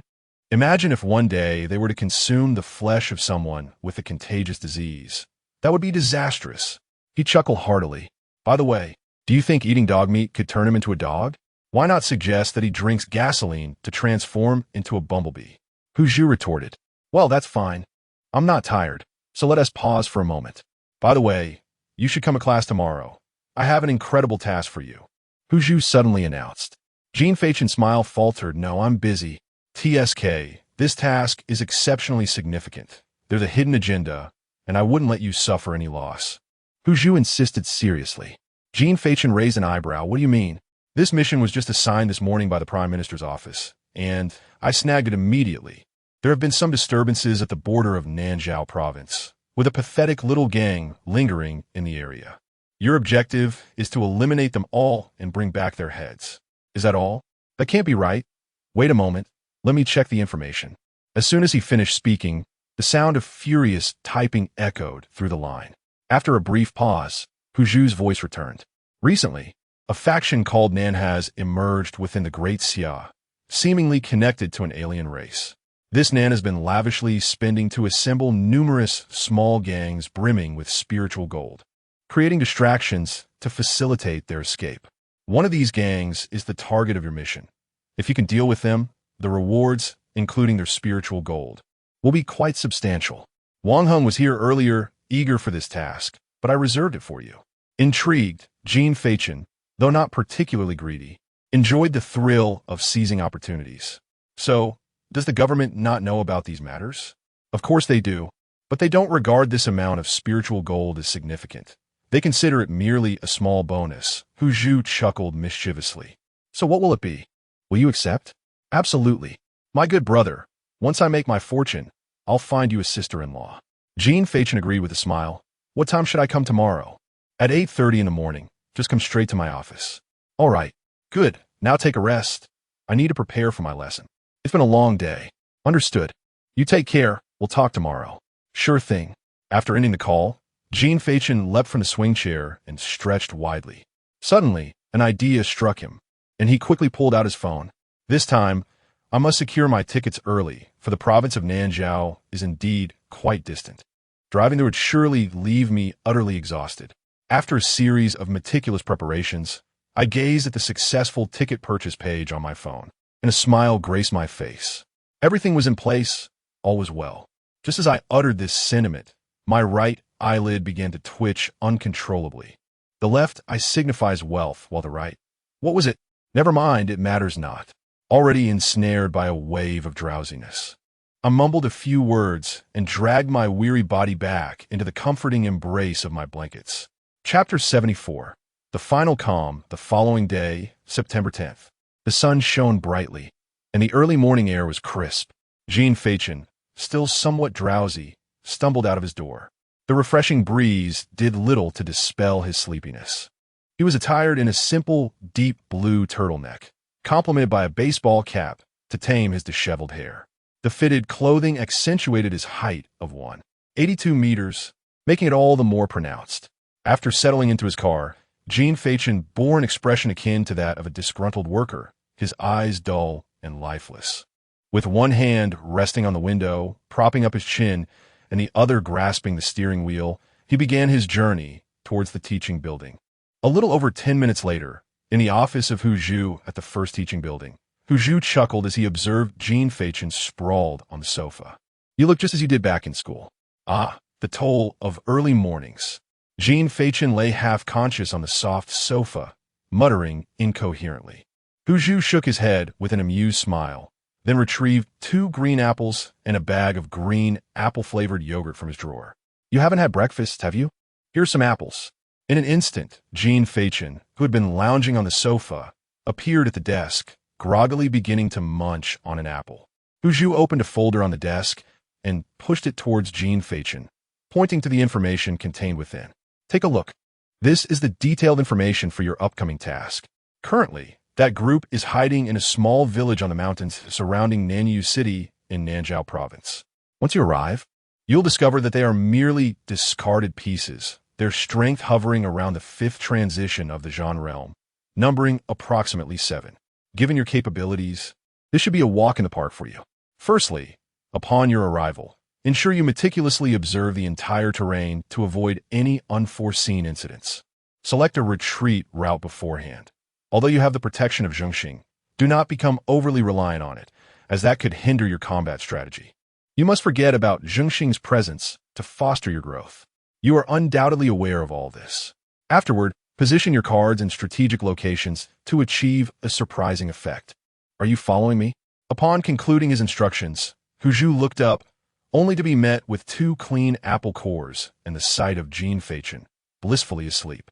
Jin Feichen. Huh? Is class over? Hu Zhu's brow twitched uncontrollably as he yanked Jin Feichen upright, gritting his teeth as he said, Come on, let's go and listen to my impassioned lecture. Don't be ridiculous. I'm not going, Jin Feichen replied immediately, without a second thought. No way. I've found you such a great task. You must attend. But I'm not paying you to listen. Believe it or not, they do pay here based on attendance. And your presence would surely draw a crowd. allowing me to earn a little extra, Hu Zhu said, wrapping his arm around the despondent Jin Feichen's neck and dragging him toward the classroom. I'm not going. Let me go. Don't be so ungrateful, you rascal. Hu Zhu clenched his fists, addressing Jin Feichen. While you may not consider me, you ought to think about my 32 years of car loan, for heaven's sake. Thus, Jin Feichen was dragged into an open classroom. Consequently, many students heard of the esteemed Jin Feichen's presence and flocked to witness which mentor he would choose to attend. The classroom rapidly filled to capacity, and as Hu Zhu gazed upon the eager students, he envisioned them as walking banknotes waving at him. To ensure that Jin Feichen remained awake and alert, Hu Zhu thoughtfully placed him in a seat by the window. As Hu Zhu commenced his lecture, Jin Feichen finally grasped the curriculum offered at the academy: an exploration of foreign races, tactical analysis, the application of spiritual energy attributes, and various holographic dissections of extreme martial arts collaborations. It could be said that the current application of spiritual energy in extreme martial arts had entered an era of data-driven technology. Merely half a minute into the lecture, lulled by the gentle breeze, Jin Feichen succumbed to slumber, resting his head on the desk and snoring softly. As the center of attention, he inadvertently influenced the entire classroom to follow suit. Consequently, Hu Zhu transformed into a sleep mentor. However, in order to avoid awakening Jin Feichen and risking his departure, Hu Zhu suppressed his urge to lash out and continued his monologue. After a lengthy 60-minute discourse, the class finally approached its conclusion. Numerous students maneuvered around the slumbering Jin Feichen as they exited, some seizing the opportunity to capture a few photographs. It seemed that he possessed an innate sense of timing. Hardly had the class ended when Jin Feichen groggily rose, stretching and exclaiming, "What an invigorating lecture! I am utterly exhausted." The remaining students nearby felt a wave of embarrassment upon hearing his remark. Upon witnessing Jin Feichen's demeanor after his own exhaustive lecture, Hu Zhu's frustration reached its peak, and he hurled a book in Jin Feichen's direction, exclaiming, "For heaven's sake, are you asleep?" Jin Feichen effortlessly sidestepped, casually adjusting his hat, before making his way toward the exit, remarking, "I've got a flight to catch, goodbye." "How dare you treat me this way, Jin Feichen?" Hu Zhu leaped beside him, attempting to grasp the latter's neck. Jin Feichen tilted his head to evade the grip and deftly retrieved half a pack of cigarettes from Hu Zhu's pocket, waving it in thanks. "Hey, that's all I got left, give it back," Hu Zhu exclaimed, his expression changing as he lunged after Jin Feichen. "Hey, as a mentor, you can't engage in a scuffle with a student in the classroom." Jin Feichen nimbly jumped back, landing steadily by the window. Casting a glance outside, he flashed a smile at Hu Zhu and bid farewell before leaning straight out the window. A flurry of petals cascaded upwards, prompting all the students in the classroom, including the irritable Hu Zhu, to rush to the windows. Below, a familiar figure clad in sunglasses, Jin Feichen, sat in a well-known Ferrari, extending his hand out of the window to wave at the crowd above. "Those attending the lecture, please leave a negative review and write more complaint letters. Farewell." As his words echoed, the blue Ferrari shot away like an arrow released from its bow. Hu Zhu, stunned to see his car being driven away, patted his pockets in disbelief. The car keys were gone. Recalling the moment when Jin Feichen had brushed past him, Hu Zhu leaned out of the window, unleashing a torrent of curses. "Jin Feichen, you must be a thief. P.S. The next chapter approaches its climax." Chapter 75, The Mutation. Fourth update. The silver wings sliced through the azure sky. 10 hours later, at 1921 Beijing time, at the Yeiyu City Airport in the southwestern region of the Great Xia, Jin Feichen stepped out of the airport and found a secluded corner. He glanced around and slowly extended his hand adorned with a ring. As he infused his spiritual energy into it, a flash of white light illuminated the ring, and a Land Rover Defender materialized before him. This idea had suddenly struck him upon his return, and upon testing it, he found it indeed worked. Jin Feichen couldn't help but commend his own cleverness. Once inside the vehicle, he began to follow the route that Hu Zhu had previously sent him. In the car, Jin Feichen remained silent, with no music playing. He simply gazed calmly at the rapidly receding scenery ahead. "Mr. Yu, I am here." Hearing that familiar voice echo in his ear, Jin Feichen felt an inexplicable sense of relief wash over him. Since disembarking from the plane, no, it should be said since accepting this mission, he had experienced an unshakable sense of unease. The last time he felt such a sensation was on the day of his death. Jin Feichen squinted his eyes, his fingers unconsciously tapping lightly on the steering wheel, while he chain-smoked to alleviate his stress. Your heart is restless. Has something occurred? Yu Ming, he had silently appeared in the passenger seat. Jin Feichen shook his head and replied expressionlessly, I cannot articulate it. I just have an unsettling feeling. Is it accurate enough to cause you stress? The predictions of magic, the warnings of the mind, the promptings of the heart, they all manifested simultaneously. Yu Ming, he turned to the driving Jin Feichen and suddenly inquired, Are you afraid of dying here? After a brief hesitation, the latter shook his head. It is not that. I find it quite peculiar. Given my current circumstances, there should be no one who could instill feelings of dread or heart palpitations in me. Do not worry. I am here. Boom. September in the southern Zhao province still lingered in the rainy season, as drizzle fell from the darkened night sky, splattering onto a rural path far from the city. Whoosh, a speeding vehicle passed, kicking up countless mud splatters. We have arrived. An umbrella unfurled as Jin Feichen parked the car halfway up the hill, gazing at the muddy, tiled path leading to the summit. He retracted the vehicle into the ring. The engine's roar was somewhat loud. If he carelessly drove forward, he risked alarming the hidden adversaries, thus exposing himself. As Jin Feichen stepped out, his body suddenly halted. He lowered his gaze to the soft, muddy path beneath his feet, frowning slightly. What is it? Yu Mingyi's voice resonated in his ear. This path is excessively soft, Jin Feichen remarked as he examined the trail. There's an absence of weeds growing on either side. This path has evidently been here for some time and has seen frequent foot traffic. Even the rain, it should not be this yielding, unlike the road behind us. Perhaps it is due to the recent frequent rainfall. Under the luminous moonlight, a sensation washed over him as he remarked, there is no trace of spiritual energy or life force down below, only an eerie silence. Perhaps I am being overly sensitive. Jin Feichen shook his head with a faint smile, feeling as though this place had been previously disturbed. Let's proceed, he declared.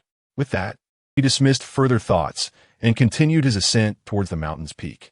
Not long after he set off, the muddy earth, washed away by the rain, revealed a buried black finger, illuminated by a flash of lightning. The rain continued to fall. After several minutes of walking, a few wooden huts gradually came into view, their flickering flames dancing gently amidst the thunderous roars. Suddenly, a resounding clap of thunder erupted, and a shadow holding an umbrella appeared at the door of one of the huts, seemingly out of nowhere. Jin Feichen raised his fingertip, causing a delicate petal to materialize at his touch. Under his guidance, the gossamer petal floated gently and slipped through the crack of the door. Within his perception, there were 6 individuals inside the hut, 2 at the 5th realm and 4 at the 4th realm, each entirely relaxed and unguarded. With Jin Feichen's control, over a dozen petals entered the wooden dwelling through the crevice, drifting silently and unnoticed by the occupants.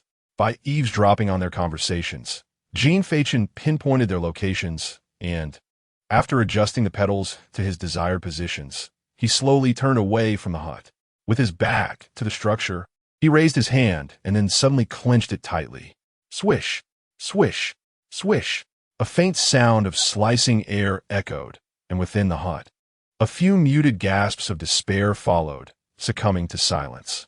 The blade-like petals pierced through the window, hovering beside Jin Feichen, their surfaces glistening with a hint of crimson. Pushing the door open, he was greeted by a suffocating cloud of smoke that filled the room. Upon entering, he cast a quick glance at the 6 individuals with wide, horrified eyes, each bearing a gaping wound in their necks. Confirming their lifelessness, he sighed in relief. It was over. Reflecting on his earlier weariness and anxiety, he shook his head, realizing he had perhaps overthought the situation. With that, he approached one of the bodies and removed the storage ring from its finger. Just as he prepared to examine the contents, a melodious tune from a flute resonated amidst the rain.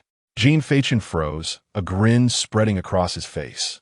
Indeed, it is not so simple. As his words faded, The previously deceased six began to convulse suddenly. Without hesitation, Jin Feichen flung the petals and swiftly retreated from the hut. The cold rain dripped upon him, and before his eyes, the very earth began to writhe. At that moment, the recently departed figures staggered into view at the doorway, moving like puppets, swaying to the haunting melody of the flute. In the next instant, the soft ground erupted, and darkened corpses clawed their way out. They exuded an unsettling aura, their decaying skin revealing bones and muscle beneath, their pitch-black eyes gleaming with a ghostly light, all fixated on the figure at the center. Jin Feichen stood there, exhaling slowly.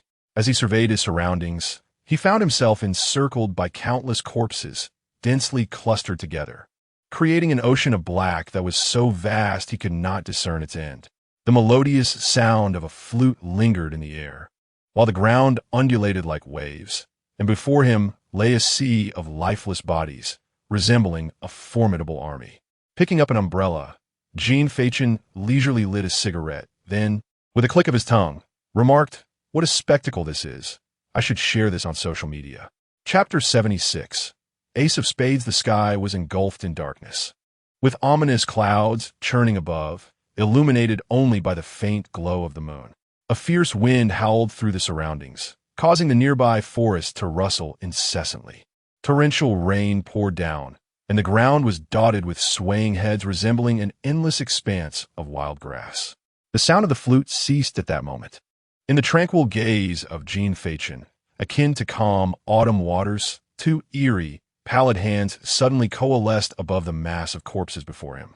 The hands moved in tandem, gripping the void, and then proceeded to tear open a massive rift in space itself. Witnessing this scene, Jin Feichen's pupils constricted sharply, tearing through space.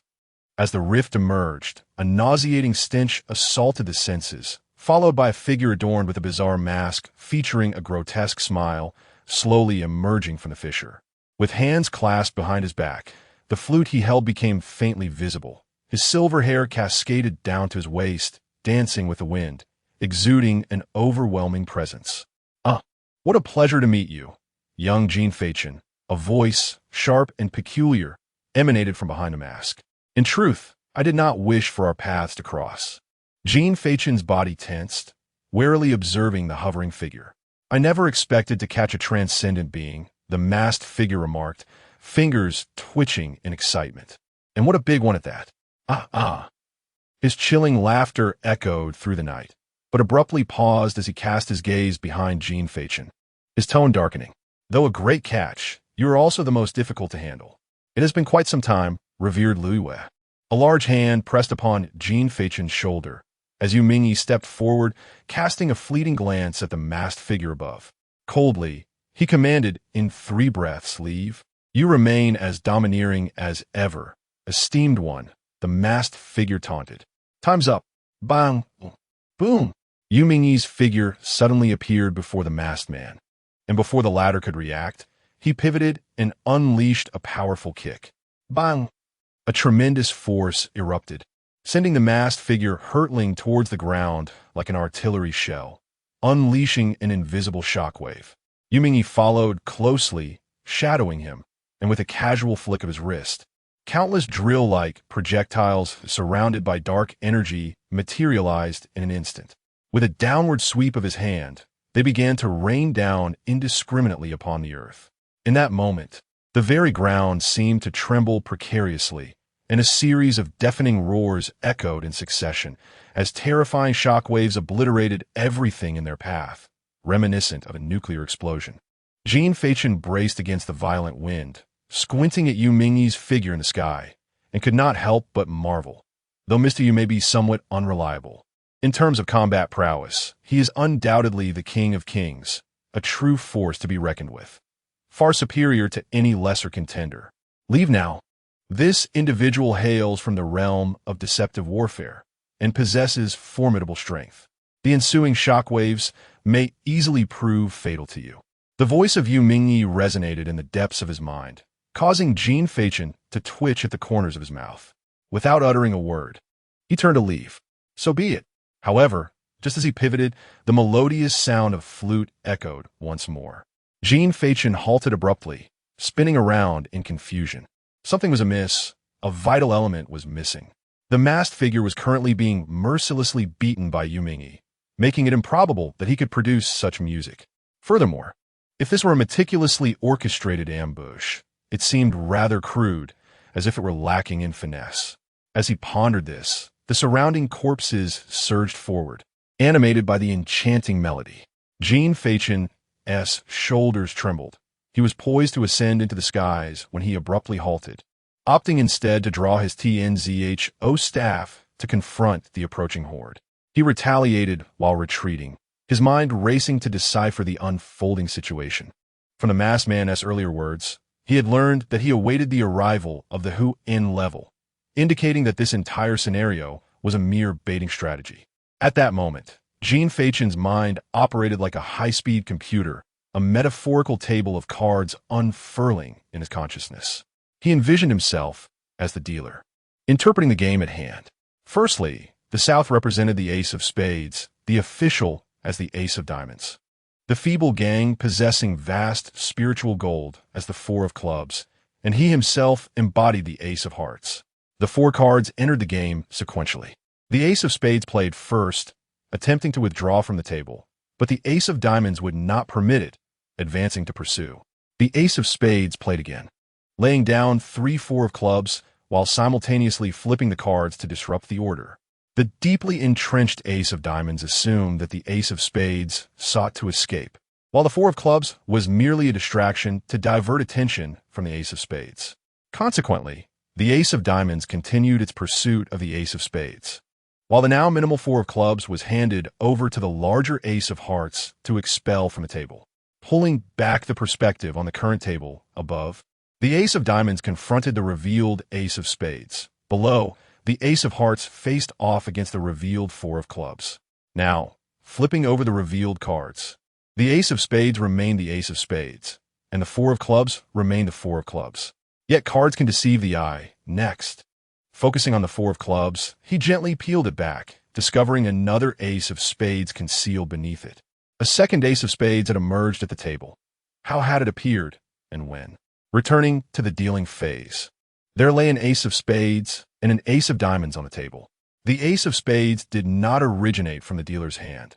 It had always been present, never revealing how many there truly were, as only one was visible to the eye. If it were to be gently peeled away, would it reveal 1? 2? No. 3 aces of spades. Why 3? Reclaiming the cards, he redealt. 3 aces of spades lay above, while below, there was an ace of diamonds and an ace of hearts. However, the ace of hearts was widely recognized as a double card.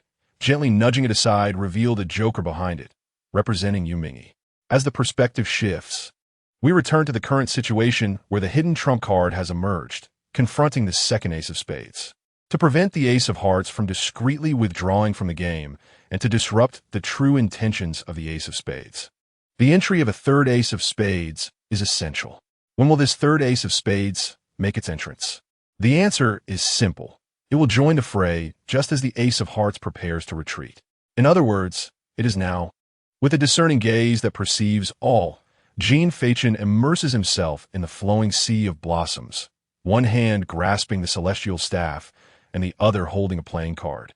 And at the very moment his words fall, the space rends open and the second masked figure enters the scene. Chapter 77. The Touch of Petals and Cards. A realm like a painted scroll, a thunderous roar reverberated from a distance. A brilliant flash of white light illuminated the scene where a wooden cabin had been reduced to ruins, revealing 2 figures standing in opposition. On the left stood a mysterious individual clad in bizarre garments, adorned with a mask depicting a weeping face. On the right was Jin Feichen, drenched and calm in demeanor. Young man, your composure and demeanor are commendable, yet your strength leaves much to be desired. Upon seeing me, why do you not kneel and beg for mercy? The masked figure taunted mockingly. Jin Feichen removed his baseball cap and cast it aside. As the fierce winds whipped about, his black hair danced wildly. A smile suddenly graced his face as he replied, "Brother, how much do you earn a month to work so hard?" "You are indeed, as the rumors suggest, full of hot air." The only thing praiseworthy about you is your calmness, though your intellect seems somewhat lacking. Do you truly believe that only you can attract the attention of Moonlight One? Why not? A sudden, unfamiliar voice erupted from behind the weeping figure, followed by an overwhelming force capable of obliterating all. With a thunderous crash, a fist struck the top of the masked man's head, shattering the space like a mirror. The terrifying shockwave instantly hurled Jin Feichen away. Before he could regain his footing, a streak of light flashed by on his right, as the weeping figure wielded a massive scythe that cleaved through the air. Realizing the danger, Jin Feichen quickly summoned his wings, fervently channeling his spiritual energy to ascend into the sky. Indeed, it was as he suspected. The flute held by this individual was merely a prop. The true master of the ability to control corpses was that other figure. The colossal scythe grazed his cheek. The wind it generated slicing like a blade and leaving a shallow wound upon his face. "Di, Yangman," the smiling figure bellowed, clenching his hand in midair. Instantly, the space around Jin Feichen warped grotesquely, as if an invisible hand was ruthlessly toying with it. A suffocating sensation welled up within him, but before he could react, the surrounding space erupted violently, and Moonlight One appeared before him, raising a hand to deliver a powerful strike. Elementary, earth-level martial art. Moonflow of the great river. Black water coalesced in the air, rapidly forming a colossal handprint that surged forth with explosive force. Boom! Boom! Boom! The space continued to shatter, an endless storm of particles swirling like a dragon. Moonlight One shielded Jin Feichen from the blast, commanding, "You must flee. I will deal with these two." "No, shouldn't you first assist in my escape?" Jin Feichen exclaimed in bewilderment. Yet Moonlight One had already vanished, charging forward to unleash a flurry of blows upon one adversary. Seeing that Moonlight One was indifferent to his plight, Jin Feichen felt a wave of helplessness wash over him. Just as he prepared to make his own escape, the smiling masked figure charged at him once more. Yet before the figure could close the distance, a chilling voice resonated through the air. "Lock!" In an instant, the weeping masked man stood frozen, as an imperceptible force seemed to sever the space before him from the world, creating a small dimension of its own. The two masked figures, embodying both laughter and tears, darted through the small world like phantoms, yet they could not escape. The moonlit figure, resembling a fully liberated demon, relentlessly pursued the duo with fervent assaults. At that moment, the melodious sound of a flute once again resonated, akin to a lullaby echoing beneath the night sky. Could it be that there's an ace of spades involved? What a ridiculous situation, bringing so many of them in. Jin Feichen couldn't help but curse. Fortunately, these corpses could not fly. Or could they? Just as the thought crossed his mind, hundreds of corpses sprouted ethereal wings and hovered in the air. Jin Feichen was taken aback. Wasn't the ethereal wing technique exclusive to the fifth realm control? Wasn't it exceedingly rare? What was the nature of this group of corpses before him? This ability to control the dead? Could it be the work of a formidable figure like Orochimaru, capable of such grave digging? Suddenly, hundreds of corpses surged forward, and Jin Feichen quickly maneuvered his form to evade. The speed of the corpses drastically accelerated, brushing past him like streaks of light. Whoosh! Mud-streaked fingers grazed his ear, creating a howling gust. Simultaneously, another corpse charged from behind. Jin Feichen's eyes widened, his dark pupils rapidly scanning the battlefield. With his left hand transforming into a palm, he struck the chest of the nearest corpse, then seized its retreating arm, pivoting to stomp down forcefully. Harnessing this momentum, Jin Feichen burst forth with a bang, soaring skyward. The flute's melody persisted, as the horde of corpses below surged upward with renewed speed. "So can you fight?" The voice of the moonlit figure echoed. Jin Feichen paused, casting a glance at the relentless corpses below, and shrugged. "Well, it's manageable. Though they can fly, their strength is rather limited. After all, they are the dead, devoid of any cognitive ability and incapable of advanced techniques. Overall, it should be exhausting for them. Be cautious. There's something off about these two," came the warning. "Understood."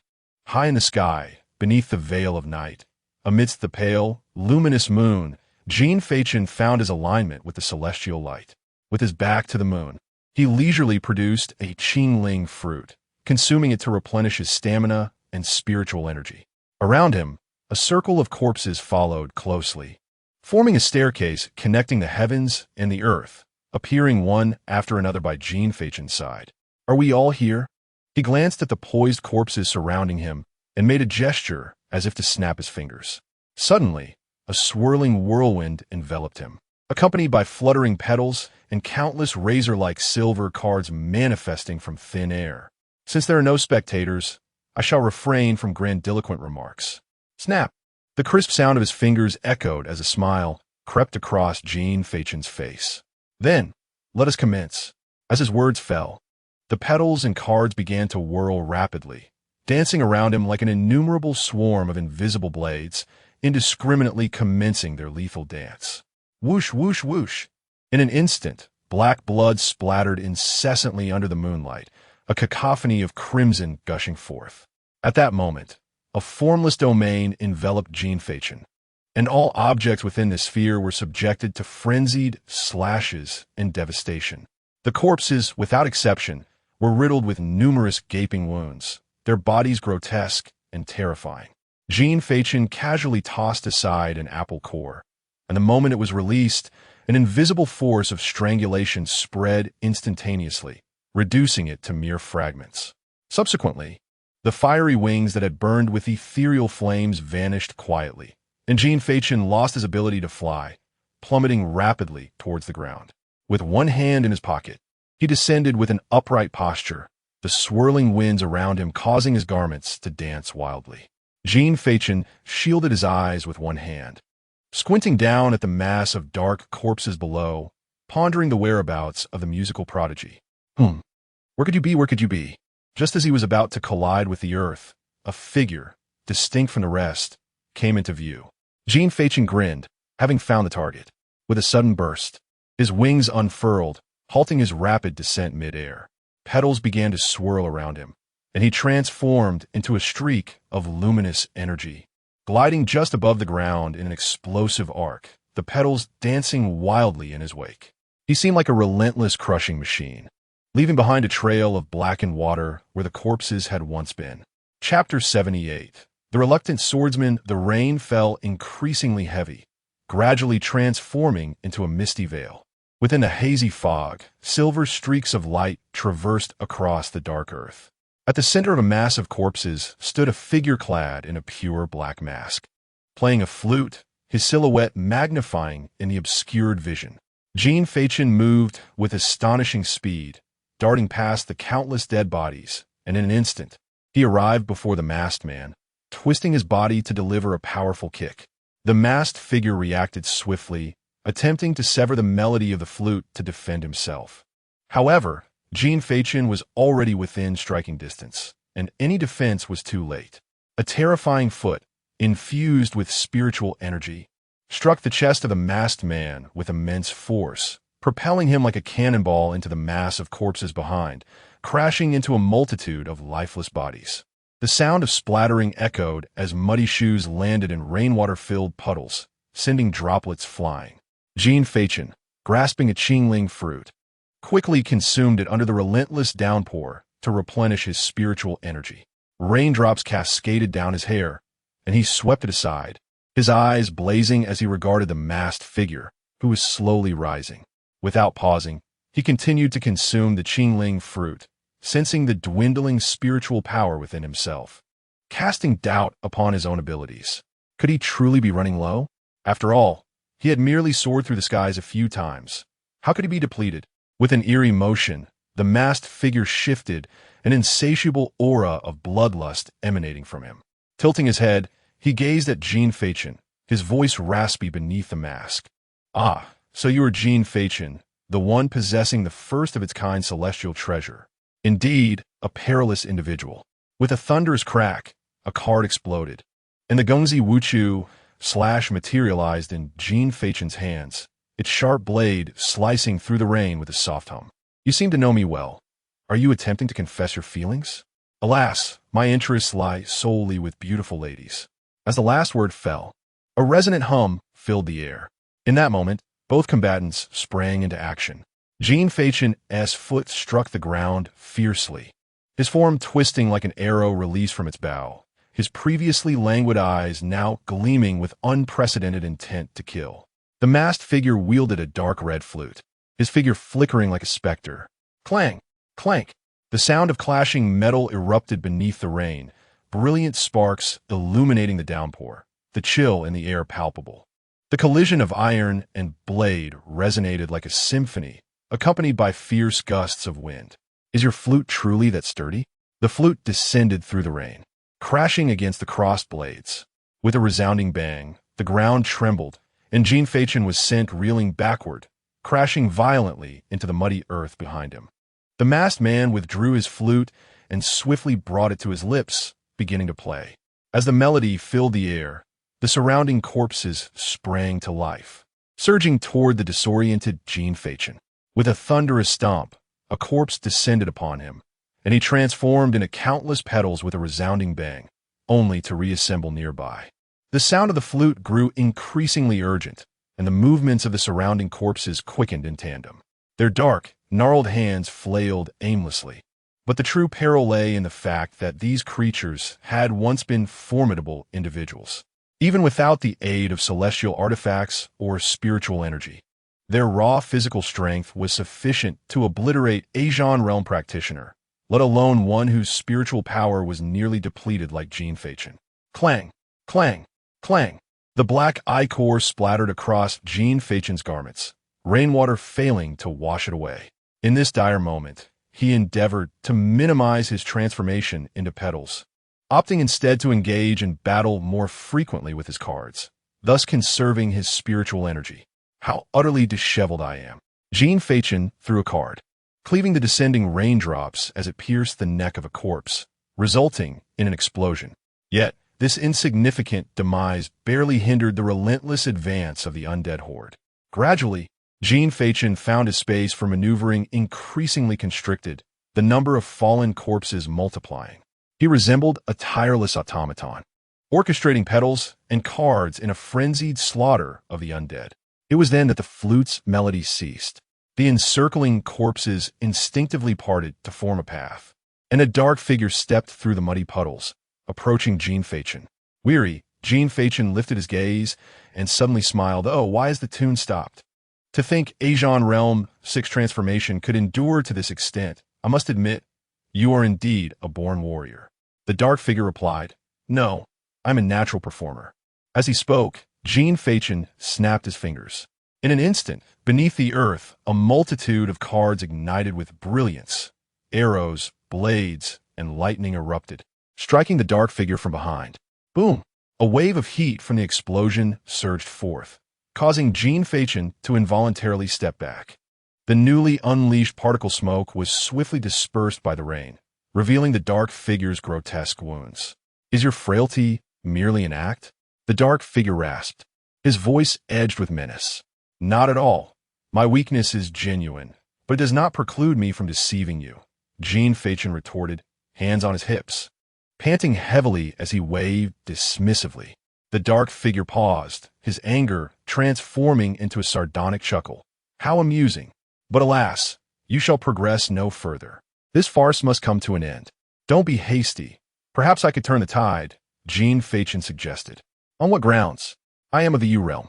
Though I lack close combat capability, it is quite simple to slay a Asian realm practitioner.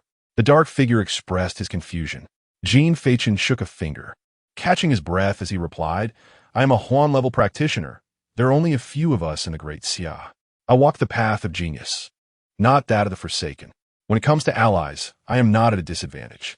What do you mean? A sense of foreboding suddenly arose within the dark figure, causing him to grip his flute even tighter. Friend circles are not merely for mundane decoration. Take note.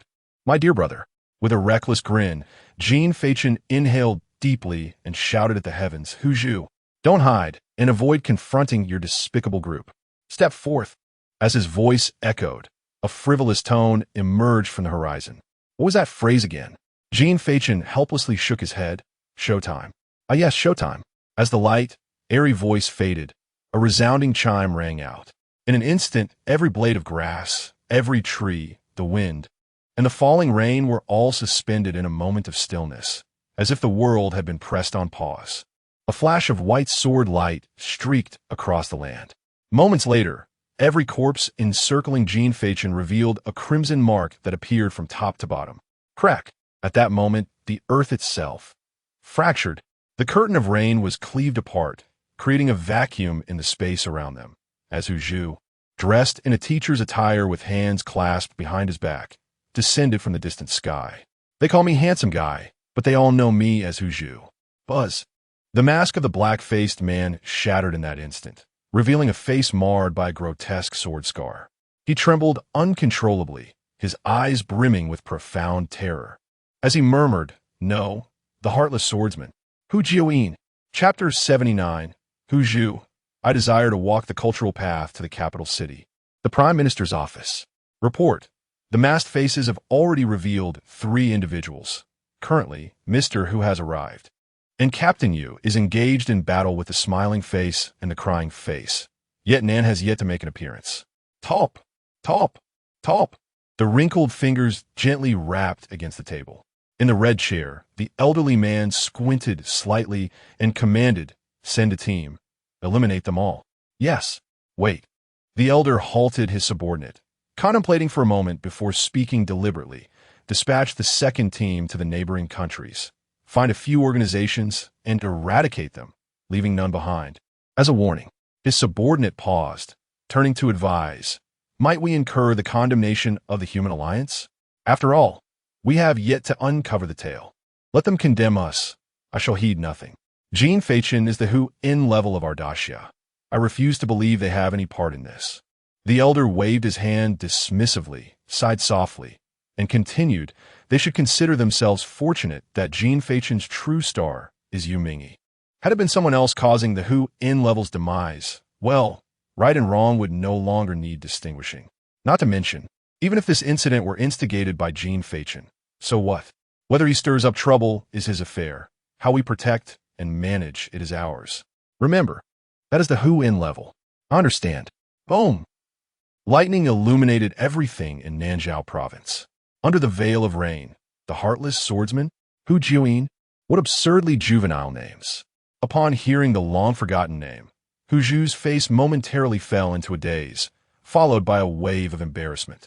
He hurriedly retrieved a crumpled box of cigarettes from his pocket, extracting one and placing it in Jin Feichen's mouth, saying, "In my youth, I was foolish, adopting a pretentious moniker. I never imagined it would resurface now. The heartless swordsman, Hu Jiuyin, Hu Zhu, you are truly juvenile," Jin Feichen remarked, his eyes appraising Hu Zhu, his tongue clicking in disbelief. "You damn." Boom! Just as the two were conversing, a cataclysmic explosion suddenly erupted in the distant sky, including the masked individual. The 3 abruptly turned to gaze. In that moment, a chasm-like spatial rift unfolded in the night sky, the surrounding space resembling a mirror shattered by bullets, countless fissures spreading across the firmament. Sunlight, thunder, frost, snow, and rain coalesced within this chaos, manifesting a world torn asunder, with various phenomena and weather distorted within, even the sun making an appearance. Yet, the most striking sight was the figure standing at the heart of the rift. Yu Mingyi, clad in black, wielding a straight sword, appeared as a demonic deity towering in the heavens. In his other hand, he tightly grasped a head adorned with a smiling face. The limbs of the smiling figure twisted grotesquely, marred by gruesome knife wounds.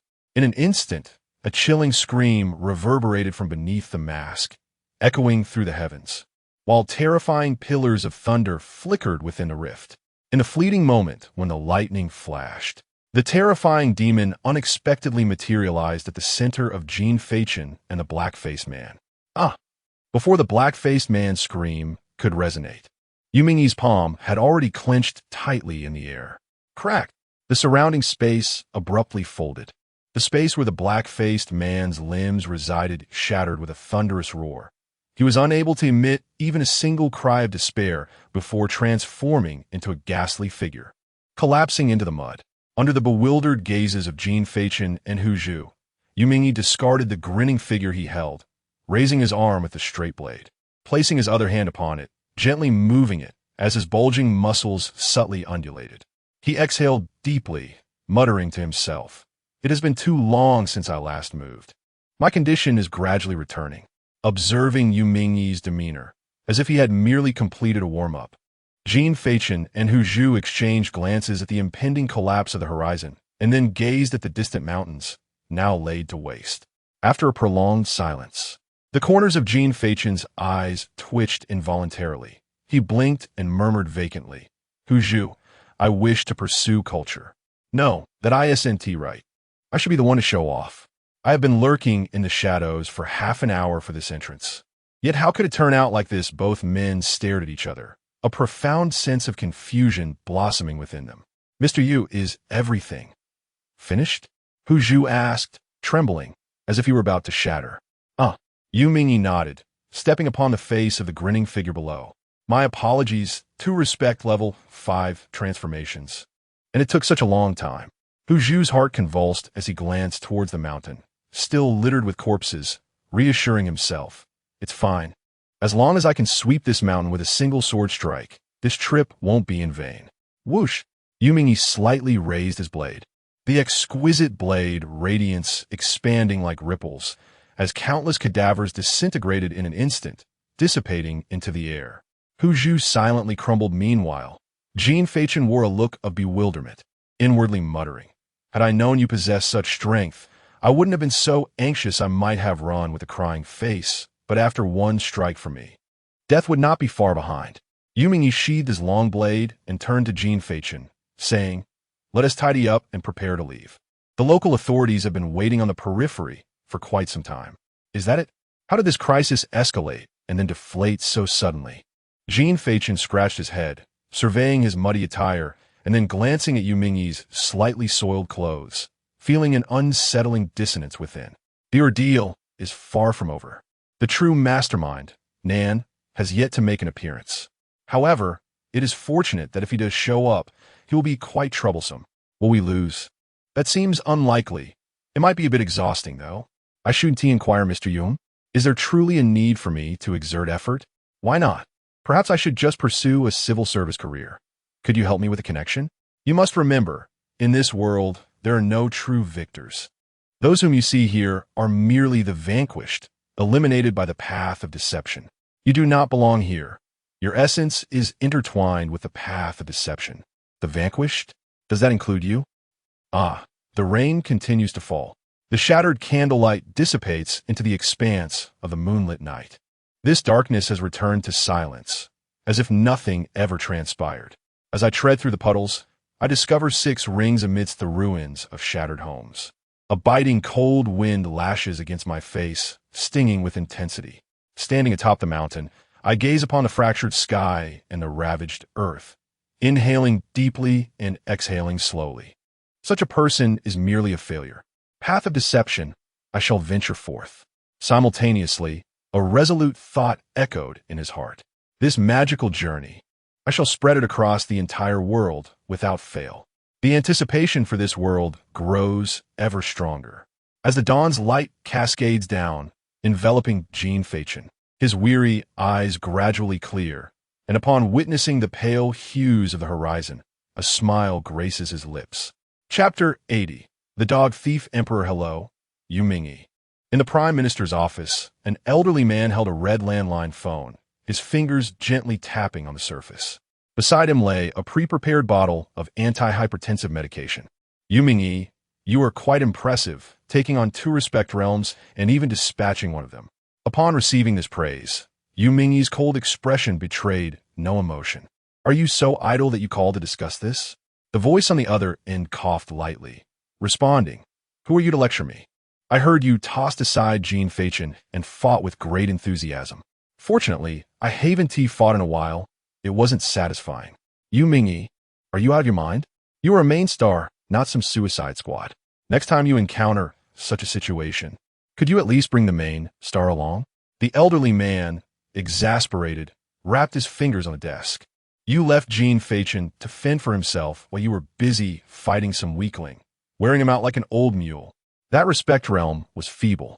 There was no possibility of instantaneously defeating Jin Feichen, and he is not as weak as you imagine. What do you mean, not as I imagine? I won't discuss this further. The novel has been updated.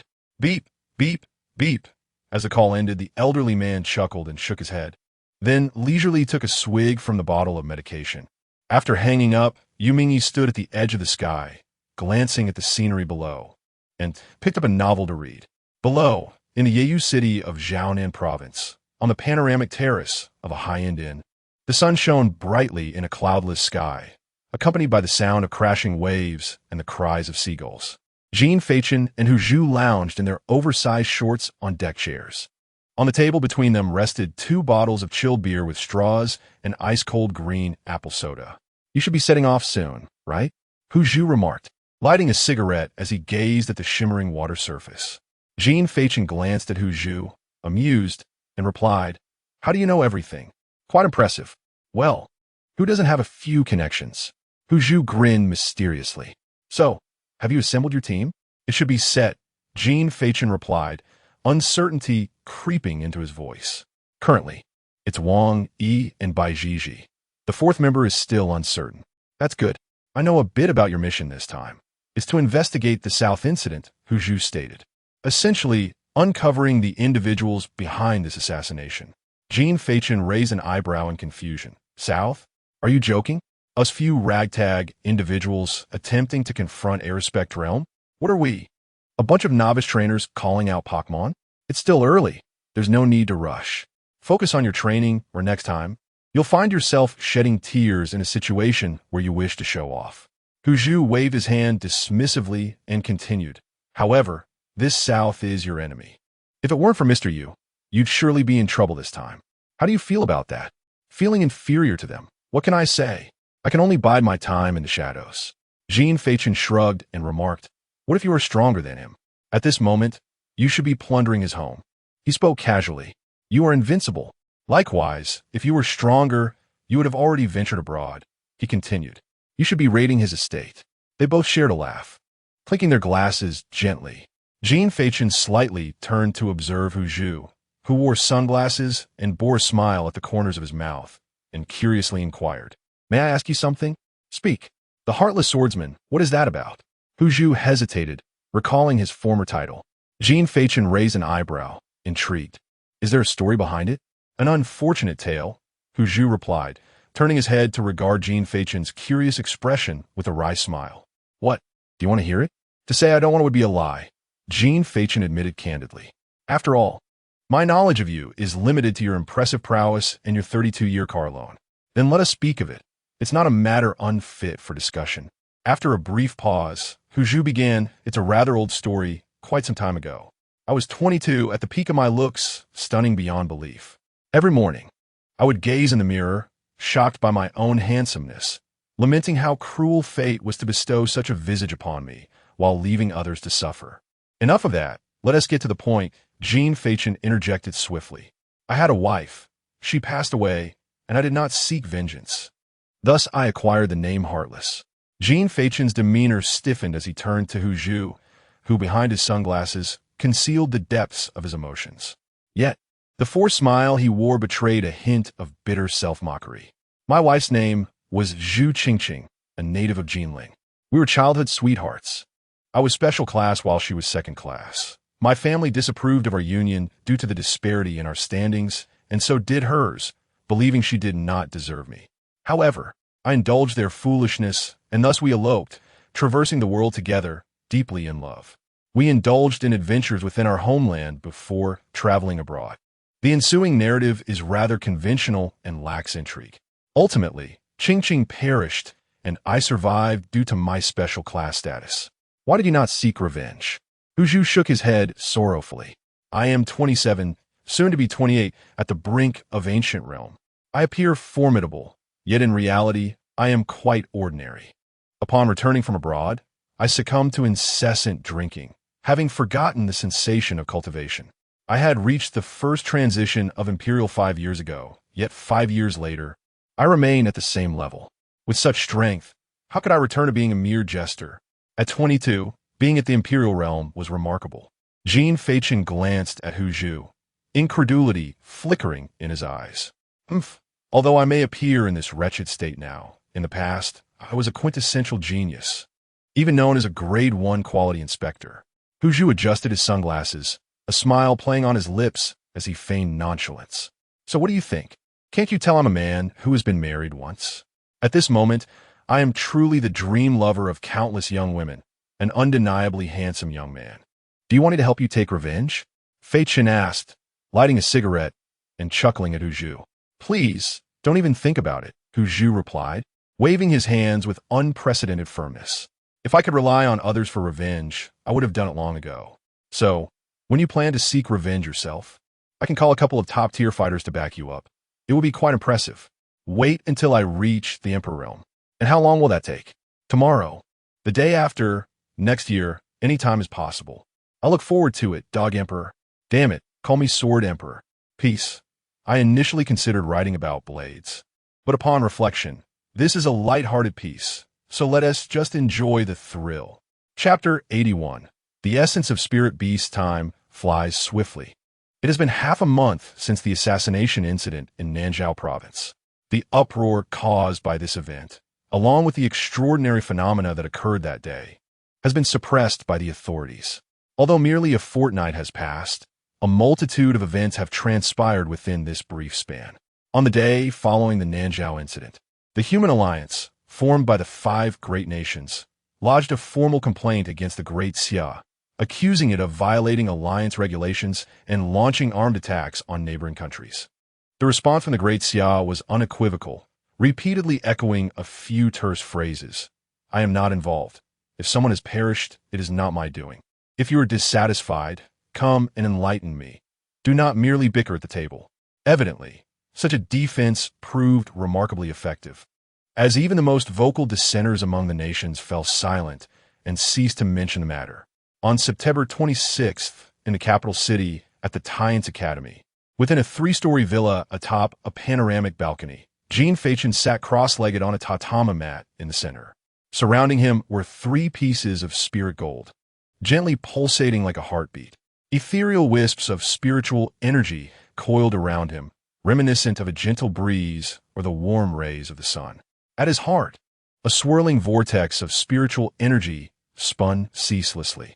During the past half-month, although Jin Feichen had not engaged in rigorous cultivation, he had been diligently honing his reflexes. Coupled with the intense battle from a fortnight prior, this breakthrough came as a natural progression. The spirit gold gradually dimmed as the wisps of energy flowed into the vortex, which then converged at his heart. The strands of hair at his forehead danced lightly, as if stirred by an unseen wind. The scars on his body faded, and the weariness on his jade-like visage slowly dissipated. As the vortex fully integrated into his heart, the gentle breeze around him gradually subsided. With a sigh, Jin Feichen opened his eyes and stood up to stretch his body. I have indeed become complacent. However, I have finally reached the 7th transformation. If Bai Jiji, who toiled day and night in a distant province, were to hear this, he would surely be left disheartened. Despite her relentless training, which even delayed her mastery of extreme martial arts, she had only achieved the 4th transformation. In contrast, Jin Feichen, who had spent this time merely eating and sleeping, had effortlessly attained the 7th transformation. What a disparity! Jin Feichen stretched his shoulders and, disregarding the surroundings, began to change his attire. Suddenly, a sharp sound sliced through the air behind him. A flurry of delicate petals appeared, slicing through the air like arrows and precisely severing the object that had come his way. 2 halves of a stone tumbled to the ground. Jin Feichen donned a half-sleeve garment and glanced towards the rooftop where Yu Mingyi was seated. Mr. Yu, do you truly fear giving me a hole in my head? There sat Yu Mingyi, leaning against the wall of the villa's balcony, one hand clutching a physical book while the other held several stones, tossing them lightly into the air and catching them. This is to enhance your reflexes, enabling you to respond more swiftly to the ever-changing dynamics of the battlefield. Once again, a stone was hurled forth, and Jin Feichen, with a casual flick of his hand, effortlessly caught the swiftly flying stone, only to toss it back carelessly, while saying, "All right, I shall be heading out. Will you accompany me?" "No, I shall remain. Within the confines of the academy, you are unlikely to encounter any danger." "So certain are you? What if I were to perish here?" Jin Feichen inquired, not lifting his head as he slipped on his shoes. Yu Ming turned a page in the book he held and remarked, "From now on, it is the 7 great academies. A place where a mere student could meet their demise within its walls. Do you think it still bears any significance? Shall I test the waters with my own demise then? I advise against such thoughts. The vice principal will be arriving shortly." "Very well, let's not frighten the old man." Jin Feichen chuckled lightly, placing a hand against the balcony glass before leaping down from the 3rd floor. Virum! The roar of the engine echoed as the black Land Rover Defender exited the villa's courtyard. Above, Yu Ming slowly closed his book, his form dissipating into a swirl of dark mist, vanishing into the ether. Inside the vehicle, Jin Feichen leaned against the window, enjoying the gentle breeze while humming a tune. Suddenly, the tranquility was shattered by a series of beeping sounds. Jin Feichen activated the speakerphone and placed his mobile device beside the central console. "Hello?" On the other end, static crackled momentarily before a voice emerged. "Hey, Jin Feichen, it's your brother Bai." "Ah, brother Bai, what prompts your call?" Jin Feichen raised an eyebrow, a smile gracing his lips. "Do you have a moment? I have some news. I might be able to procure some spirit essence from a beast. Interested?" Listening to the mysterious tone on the other end, Jin Feichen shook his head with a chuckle. "That substance is indeed quite precious, if you've received word of it. It's likely already been claimed by someone else." "What are you saying?" "This was just discovered by my father. He told me last night, and I assure you, no one else knows." "Is your father not human?" "He doesn't count." "Ah, but do not interrupt. Listen to me." Bai Jiji continued, "My family is from Fengtian. As you might know, there lies the Changbai mountain range, home to a 6th-tier enigmatic beast. Recently, that beast has undergone a breakthrough, yielding some spirit essence. My father is planning to confront it, and I thought we might take advantage of the chaos to seize it for ourselves." Jin Feichen furrowed his brow in confusion. "Even if your father obtains the spirit essence, wouldn't it be for you? Why would he need to steal it?" "It's not the same. My father isn't going alone. If a whole group goes to acquire the spirit essence, it must be divided among them. Their ISN team much to begin with. So splitting it further leaves us with hardly anything." "Ah," Jin Feichen nodded in understanding. "I see. You intend to pilfer it while it's available. Quite cunning of you. This was my father's clever stratagem. He informed me last night and encouraged me to bring you along, suggesting it would be beneficial for my future. I reasoned that you, with your cunning, might not allow any mishaps. So, I'm going to. This spirit essence will be. Indeed, it's yours as well. We shall split it evenly, half for each of us."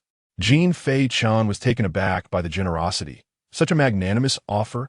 The essence of the spirit beast is not merely a bottle of mineral water. Such a precious item cannot simply be given away.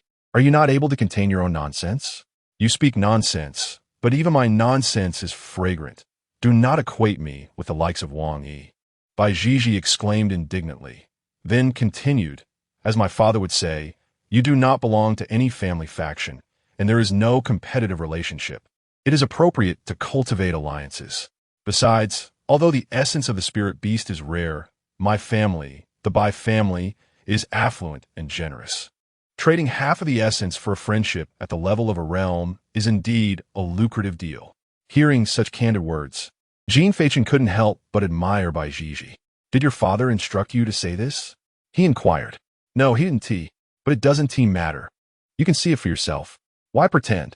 Just speak plainly. There is no harm in it." "How refreshingly straightforward." Jin Feichen remarked. "So, when will your father take action?" "Tonight. I'm going to pick you up shortly." "All right." After hanging up the phone, Jin Feichen shook his head. They're already beginning to forge alliances. How impatient they are. As the only individual without a family background at this level, he is undoubtedly a target for many families seeking to bring him into their fold. Although on the surface, everyone appears harmonious, there is an underlying competition among them. Such is humanity. Even in the face of external threats, They are reluctant to relinquish rivalry and scheming among their own kind. Hypocrisy. A green apple is simply that. Astringent is astringent, and sweet is sweet. It does not disguise itself as sweet while being astringent. P.S. What are everyone's thoughts on the fourth individual assigned to execute the task? Chapter 82. Bai Ling in the heart of Fengtian, within a grand courtyard. Bai Jiji hung up the phone and shrugged at the middle-aged man seated across from her.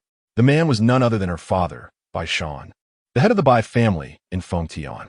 Dressed casually, his meticulously groomed white hair was swept back, his expression resolute and imposing, emanating a significant aura of authority.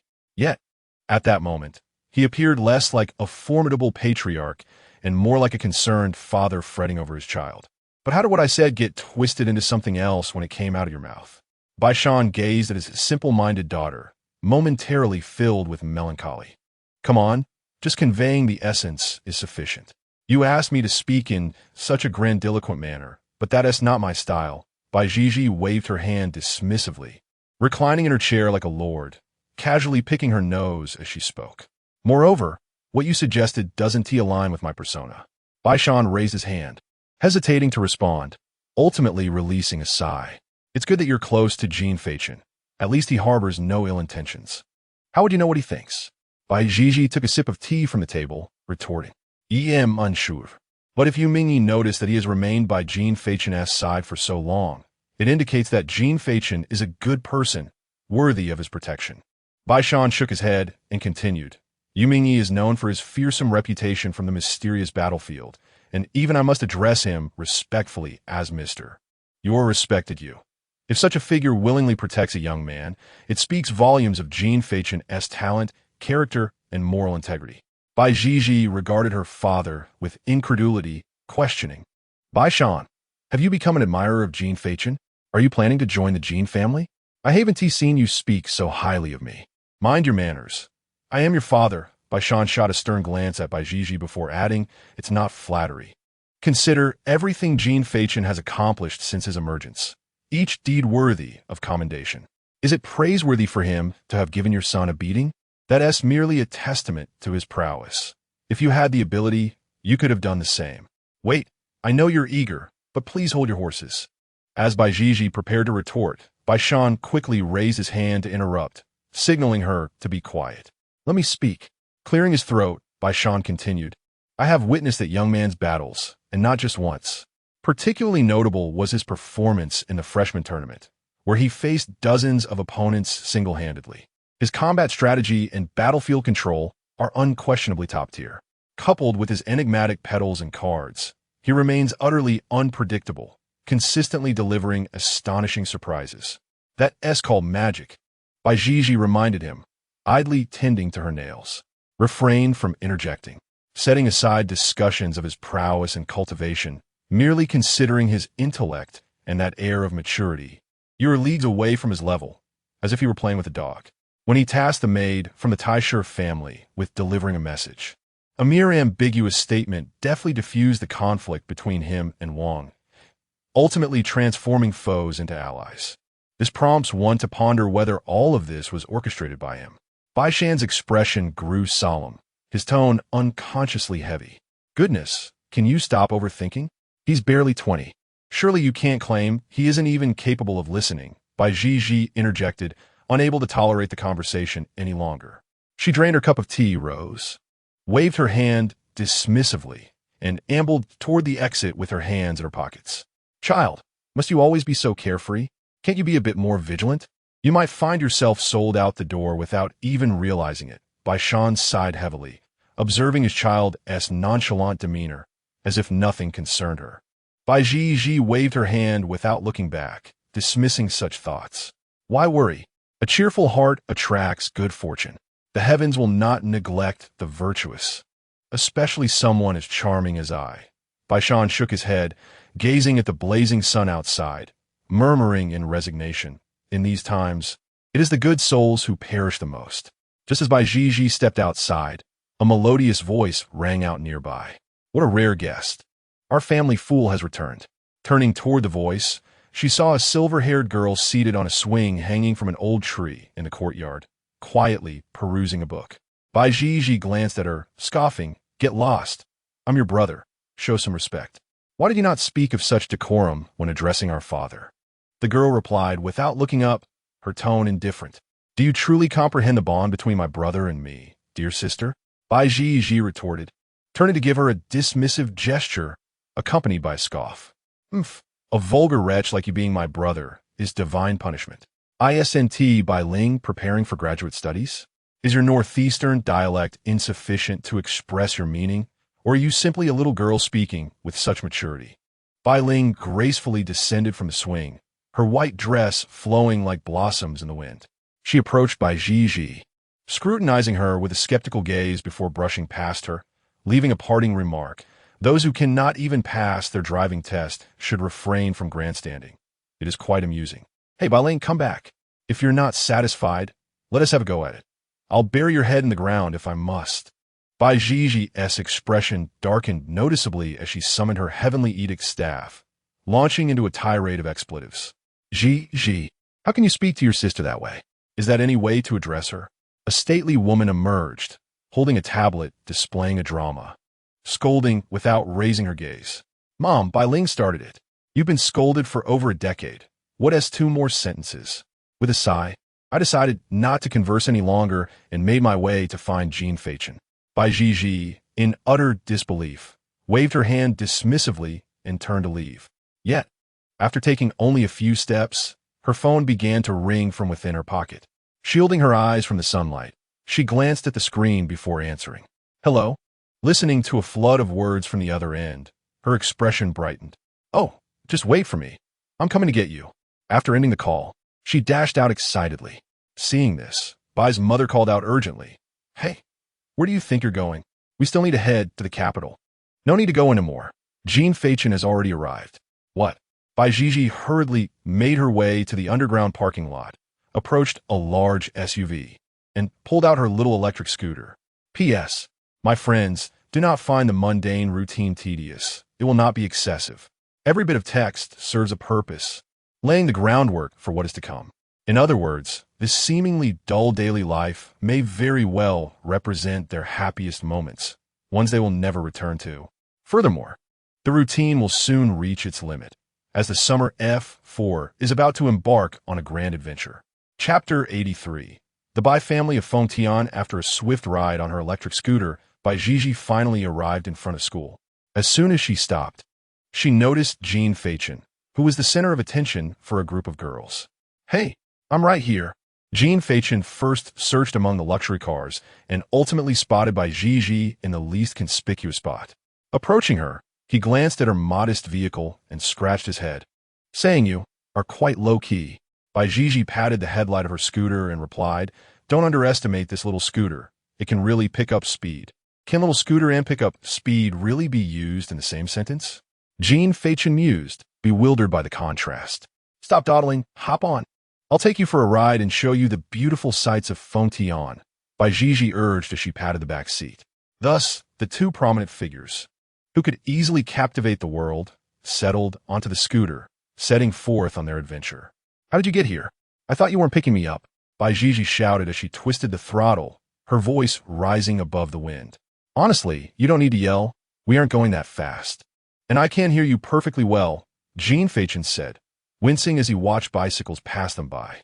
"Is that so?" "Huh. I came to meet a friend, and I thought I might as well swing by," Jin Feichen replied, leaning back against the scooter and crossing his arms while taking in the scenery.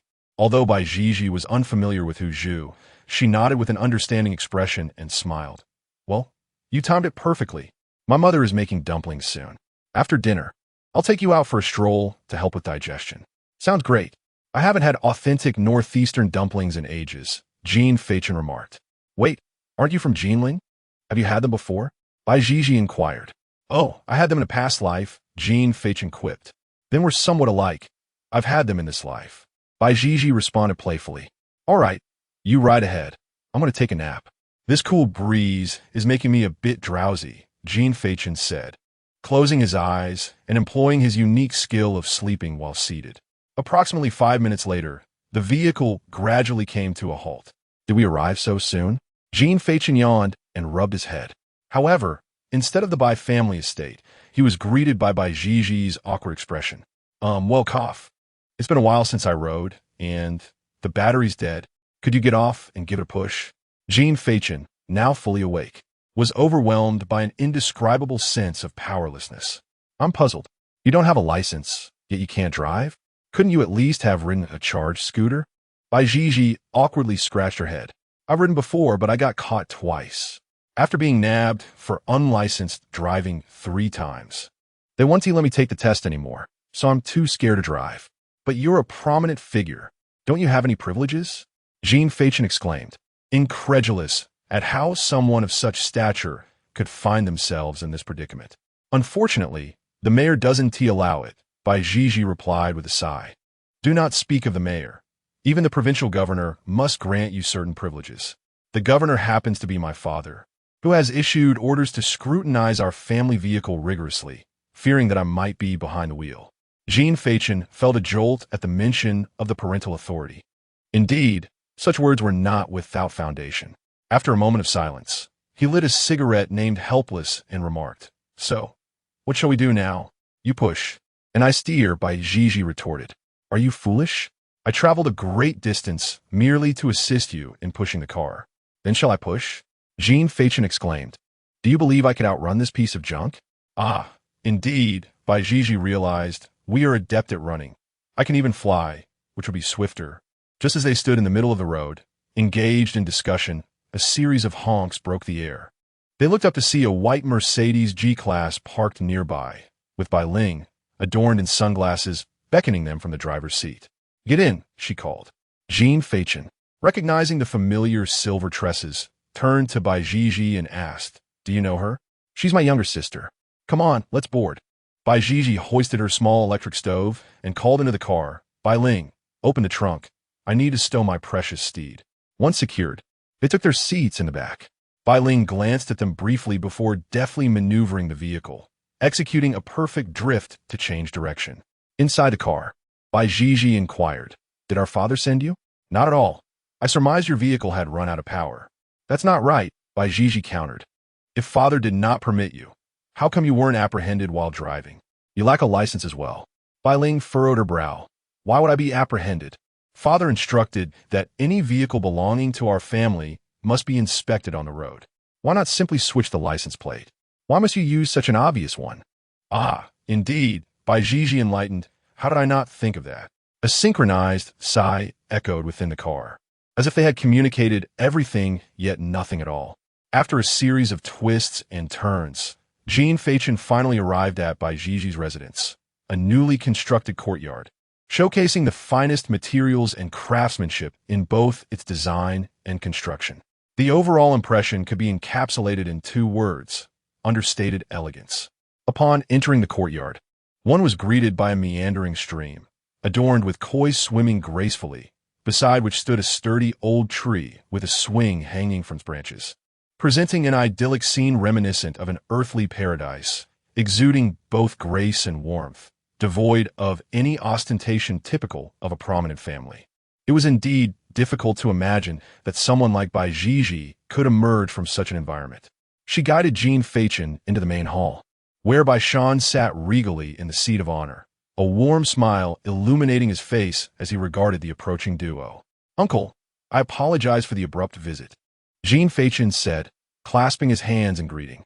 He then reached into his belongings, producing 2 packages of premium tea and 2 special cigarettes, which he placed on the table as a small token of appreciation, hoping his uncle would not take offense.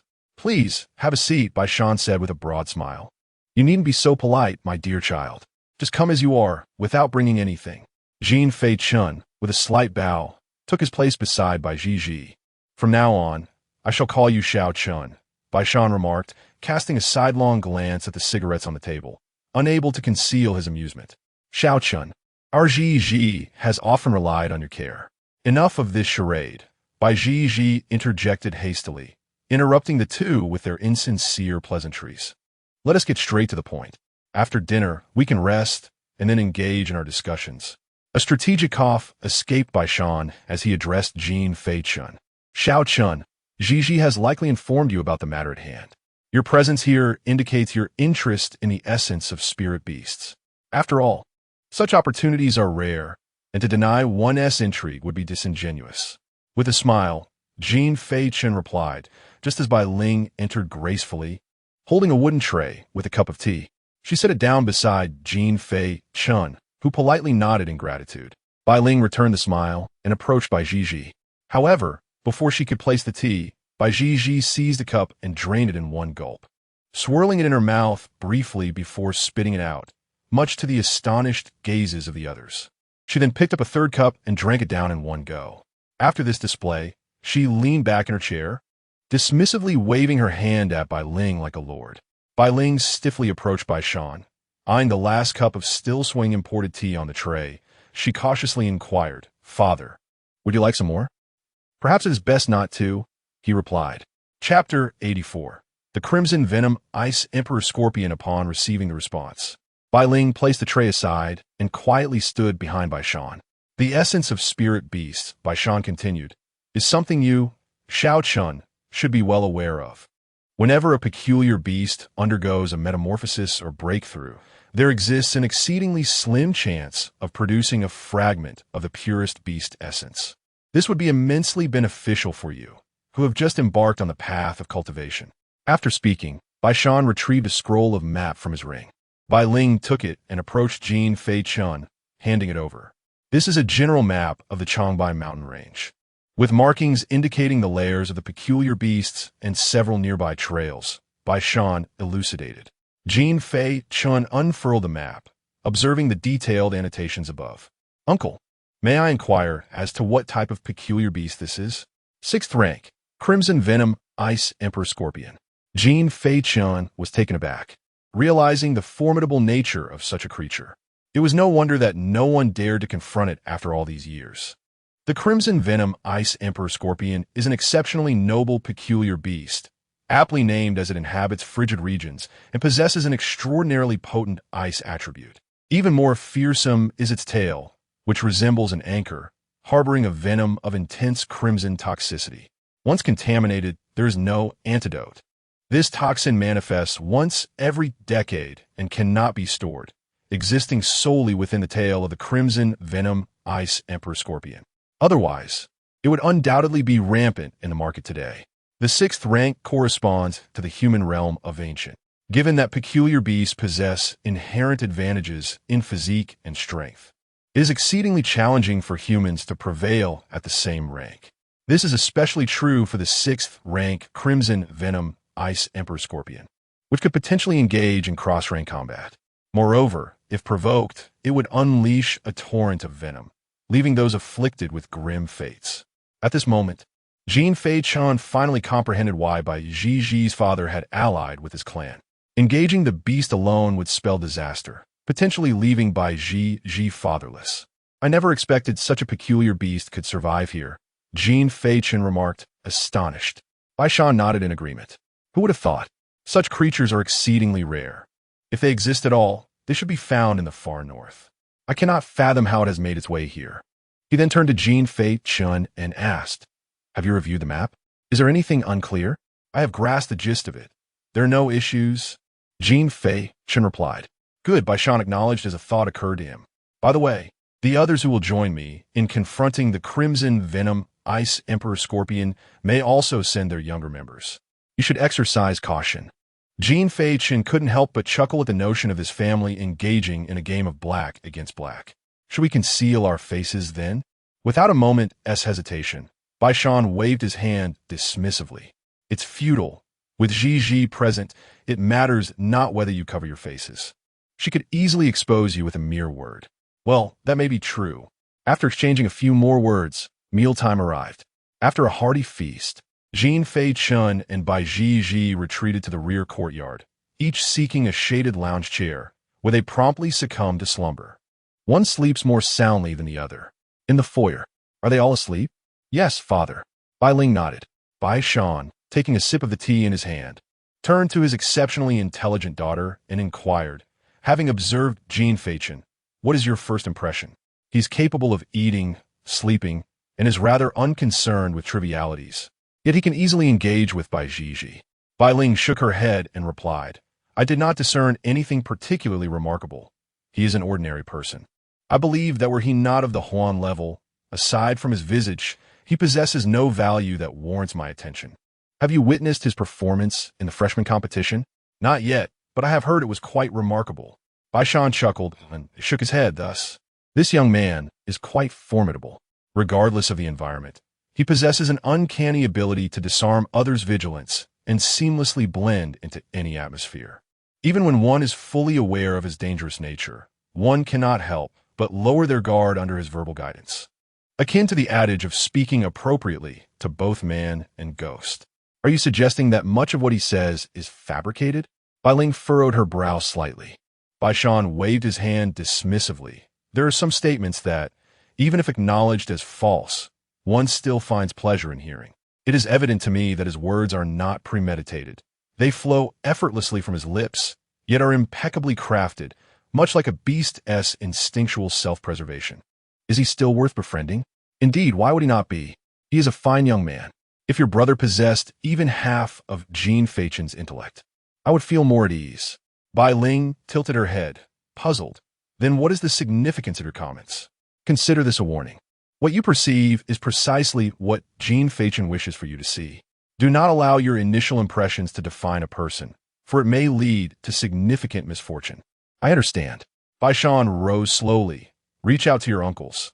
The day wanes, and it is time to depart. Understood. As the warm sun dipped lower, the golden hues of the sunset painted the clouds, and the divine seemed to fracture the dying light, showering the earth with glimmers of gold, an indescribable beauty.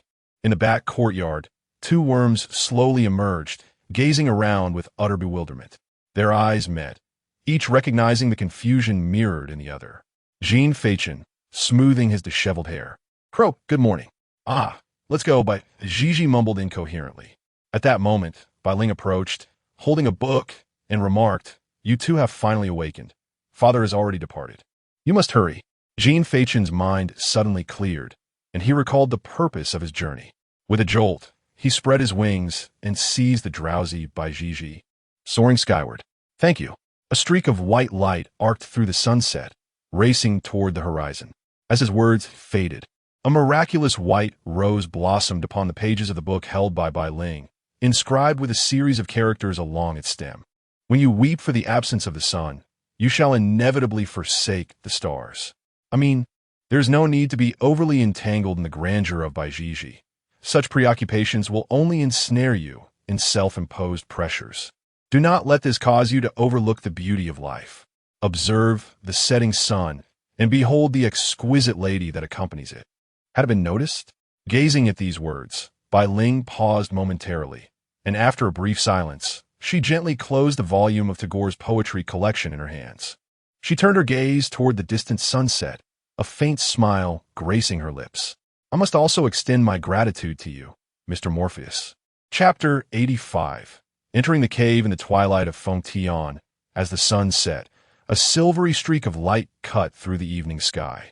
Flying like this is exhilarating, exclaimed Bai Gigi, gazing at the vibrant sunset nearby. Jin Feichen, with a slight smile, teased, Why not equip yourself with an aerial weapon, young Master Bai? With your family's wealth, such trifles are hardly a concern. Come now, this is not just any aircraft. It is an aerial weapon, Bai Gigi retorted. Moreover, my father insists that my current cultivation level is unsuitable. The lightning attribute itself consumes a significant amount of spiritual energy, and adding an aerial weapon would be too much for my frail body to endure. Didn't President Wang say he would procure one? Jin Feichen chuckled, recalling Wang Yi's resolute stance on the matter. He is merely meddling. He should focus on wielding his oversized sword instead of dreaming of flight. Perhaps next he'll want to train a dog to cosplay as Erlang Shun. At the mention of Wang Yi, Bai Gigi's expression soured, her disdain evident as she spoke. Observing her attitude, Jin Feichen felt a sense of helplessness, realizing the lively dynamics that awaited them in their future missions together. Before long, a striking patch of white came into view amidst the vast green ocean of trees. Before them lay a stark white expanse, covered in snow despite the autumn season. Truly, The sixth-tier red poison ice emperor scorpion has dramatically altered the natural phenomena of its habitat, he remarked as they descended near the white forest. Jin Feichen retrieved a map from Baishan, which had been provided in advance, and checked their current location. We have arrived at the route your father meticulously planned, he noted, folding the map away and gazing at the setting sun. Now, we wait for the sun to dip below the horizon. Then your father and his team will commence their operations. With that, he moved to a nearby tree, tested its sturdiness, and swiftly ascended to a branch where he reclined comfortably, pulling out a qingling fruit to snack on. Wow, you are remarkably adept at climbing trees, Bai Zhizhi exclaimed, astonished at Jin Feichen's seamless movements. He merely shot her a glance and continued to enjoy his fruit, awaiting the fading light. Finally, just as Jin Feichen was on the verge of dozing off, a thunderous explosion resonated from within the white forest. Boom! Both of them jolted upright, witnessing 3 violet beams of light racing from the forest towards the sky, creating explosive shockwaves in their wake. Behind them, a swifter white light surged forth, weaving through the chaos. An overwhelming aura permeated the air as the 2 distinct colors clashed in the heavens, unleashing powerful shockwaves that rippled down to the forest below, causing it to tremble and rustle. It's time to go. As the weariness dissipated, Jin Feichen waved at Bai Zhizhi and leapt up, nimbly traversing the branches. Bai Zhizhi tucked her phone back in her pocket, her entire being radiating with electricity, transforming into a stream of light as she dashed across the ground. The 2 moved swiftly, soon finding themselves amidst a white forest. As they delved deeper, a pungent scent of blood grew increasingly overwhelming. Emerging from the white thicket, they were met with a vast cavern, surrounded by angular ice crystals, and it was here that they discovered the source of the bloodied aroma. Upon entering the cave, they were greeted by the remnants of various monstrous creatures, their remains strewn about. A significant amount of blood had congealed into ice, forming a natural floor of intertwining blue and red, presenting a peculiar beauty. As they stepped further into the cavern, a biting chill enveloped them, yet to their surprise, the cave was not shrouded in darkness, but instead radiated a soft light from the surrounding blue ice crystals, illuminating their surroundings. Bai Zhizhi shivered and marveled at the enchanting cave, remarking, "This place seems quite indulgent. It certainly looks luxurious. We should hurry. That creature might return at any moment." Jin Feichen cast a vigilant glance around before hastening deeper into the cave. The 2 ventured onward, soon reaching the innermost depths of the cavern. In the expansive, profound space, ice crystals adorned the walls, mingled with pale bones. Surprisingly, in the coldest corner of the cave, there was a large opening that revealed a sapphire lake below. This can't possibly be the essence of the spirit beasts. Could it be that the crimson venom ice scorpion devoured it? Bai Zhizhi mused, exploring her surroundings but finding no clues. Jin Feichen shook his head in disagreement, asserting that is impossible. The essence of spirit beasts is akin to excess energy expelled from their bodies. Unless driven by extreme hunger, they would never consume it. But there is nothing here either, Bai Zhizhi replied. Jin Feichen pointed toward the icy waters below, suggesting, is it possible that the essence is submerged beneath? Isn't the essence a liquid? Can it exist underwater? Bai Zhizhi scratched her head, her skepticism evident. Why don't you take a look?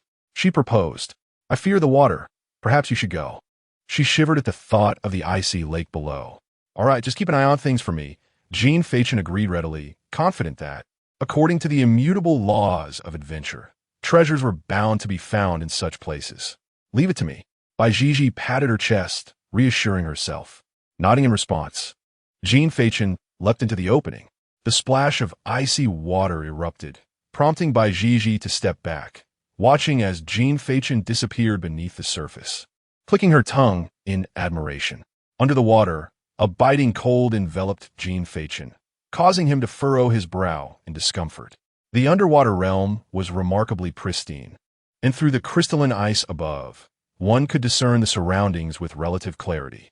He endeavored to shield himself with spiritual energy, warding off the encroaching chill. His gaze flickered swiftly, and deep within the lake's depths, a glimmer of light captivated his attention.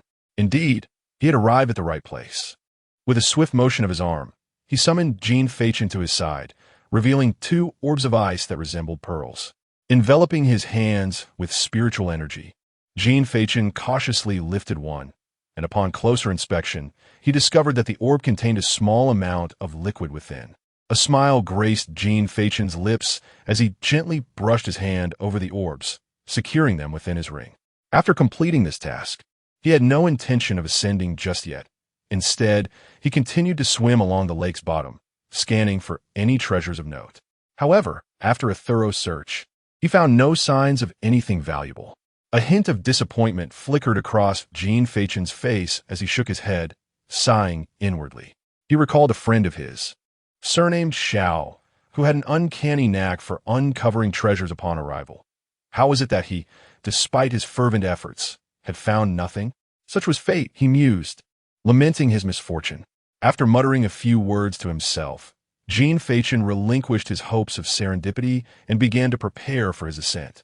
Yet at that very moment, an intense wave of cold surged from the lake's depths. P.S. It has been noted by several friends that Bai Zhiji, hailing from a prestigious lineage as a genius, often displays a lack of decorum, resorting to insults daily. In truth, he is singular in this regard. Wang Zong never resorts to such behavior, and even when insulted, he remains composed. This reflects Bai Zhiji's straightforwardness, a simple expression of his thoughts, unlike his sister Bai Ling, who does not exhibit such tendencies. It is solely Bai Zhiji who embodies this lack of refinement. Chapter 86.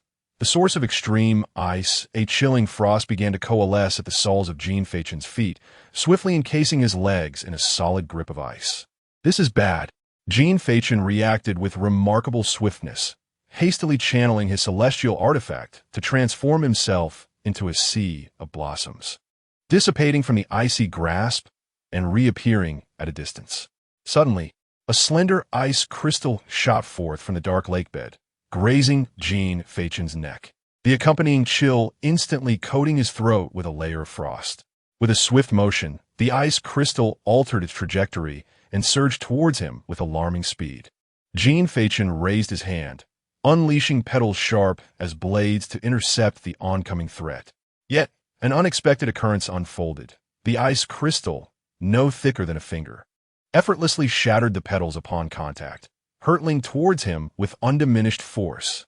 It was well known that the petals, tempered by the 10,000 mothers of Qi, were as resilient as mystic iron, and yet, here they were, easily obliterated by a mere shard of ice. The ice crystal's velocity was astounding, and before Jin Feichen could transform into petals once more, it pierced through his arm with a swift motion. Crimson blood blossomed against the azure backdrop of the lakebed. Jin Feichen winced in pain, furrowing his brow, yet he nonchalantly shook his arm, his gaze fixed intently on the enigmatic ice crystal. So, you think you can bully your brother, do you? With a firm grasp, he summoned countless petals from the wound in his arm. Simultaneously, he conjured a card with a flick of his other hand. Grasping the card between the characters Jin Feichen, he gave it a gentle shake, transforming it into 3 cards. Another shake saw the 3 multiply into a thick stack. With a flourish of his hand, an innumerable array of cards and petals surged forth, enveloping the lakebed in a dazzling display, reminiscent of a blooming flower. Jin Feichen stood at the center of this floral spectacle, resembling a conductor orchestrating a symphony. The petals danced freely, continuously colliding with the ice crystal, as if guiding its path, attempting to direct it where they wished. Narrowing his eyes, Jin Feichen absently tapped his thigh, seemingly awaiting a moment. At last, his eyes snapped open, and in an instant, he erupted into a flurry of petals. In a heartbeat, a hand materialized before him, grasping the swiftly darting ice crystal. Spiritual energy illusion appear. The petals flowed, and the severed portion of his arm began to extend and coalesce amidst the floral movement. In the blink of an eye, Jin Feichen, with one hand in his pocket and a faint smile on his lips, stood before the struggling ice crystal. Into my brother's grand ring you go, little one. A smile played on his lips as he flicked his finger, causing the ice crystal to vanish without a trace. He shook his arm, inspecting the wound, his expression turning serious. Ah, this is quite troublesome. I'll likely need to rest in bed for at least half a month to recover properly. At that moment, the voice of Yu Mingyi echoed in his ears. I advise you to discard that ice shard. Do not keep it in your ring. Bang! Before the lingering doubts of the flying dusk could settle, the ring on his finger unexpectedly erupted, scattering hundreds upon thousands of green apples like a torrential downpour. Jin Feichen's face turned crimson in an instant, akin to a thunderclap on a clear day, his eyes widening in disbelief. My apples! With a resounding splash, he unfurled his wings and darted through the depths with unparalleled speed, frantically retrieving the exploded green apples and returning them to another ring. In less than a minute, the scattered apples found their way back to Jin Feichen's sanctuary. Exhausted, he glared coldly at the culprit. Calling Mr. Yu. Calling Mr. Yu. Oh, what is happening? Why did the storage ring explode? Is it really that formidable? It possesses a unique attribute, extreme source ice, which typically only manifests in extreme climates. It should not have been placed in a storage ring. Jin Feichen wore a puzzled expression. Why didn't you mention this earlier? You didn't ask me. Huh? I knew it. Jin Feichen forced a smile, then inquired, what purpose does this serve? If it's of no use, I'd rather discard it. It enhances the power of corresponding attributes. For ice attribute masters, it is a priceless treasure. Though not exceedingly rare, it is indeed difficult to find a perfect match. This place is likely transformed due to its presence. The Crimson Venom Ice Emperor Scorpion also resides here for this very reason. Indeed, I am the protagonist.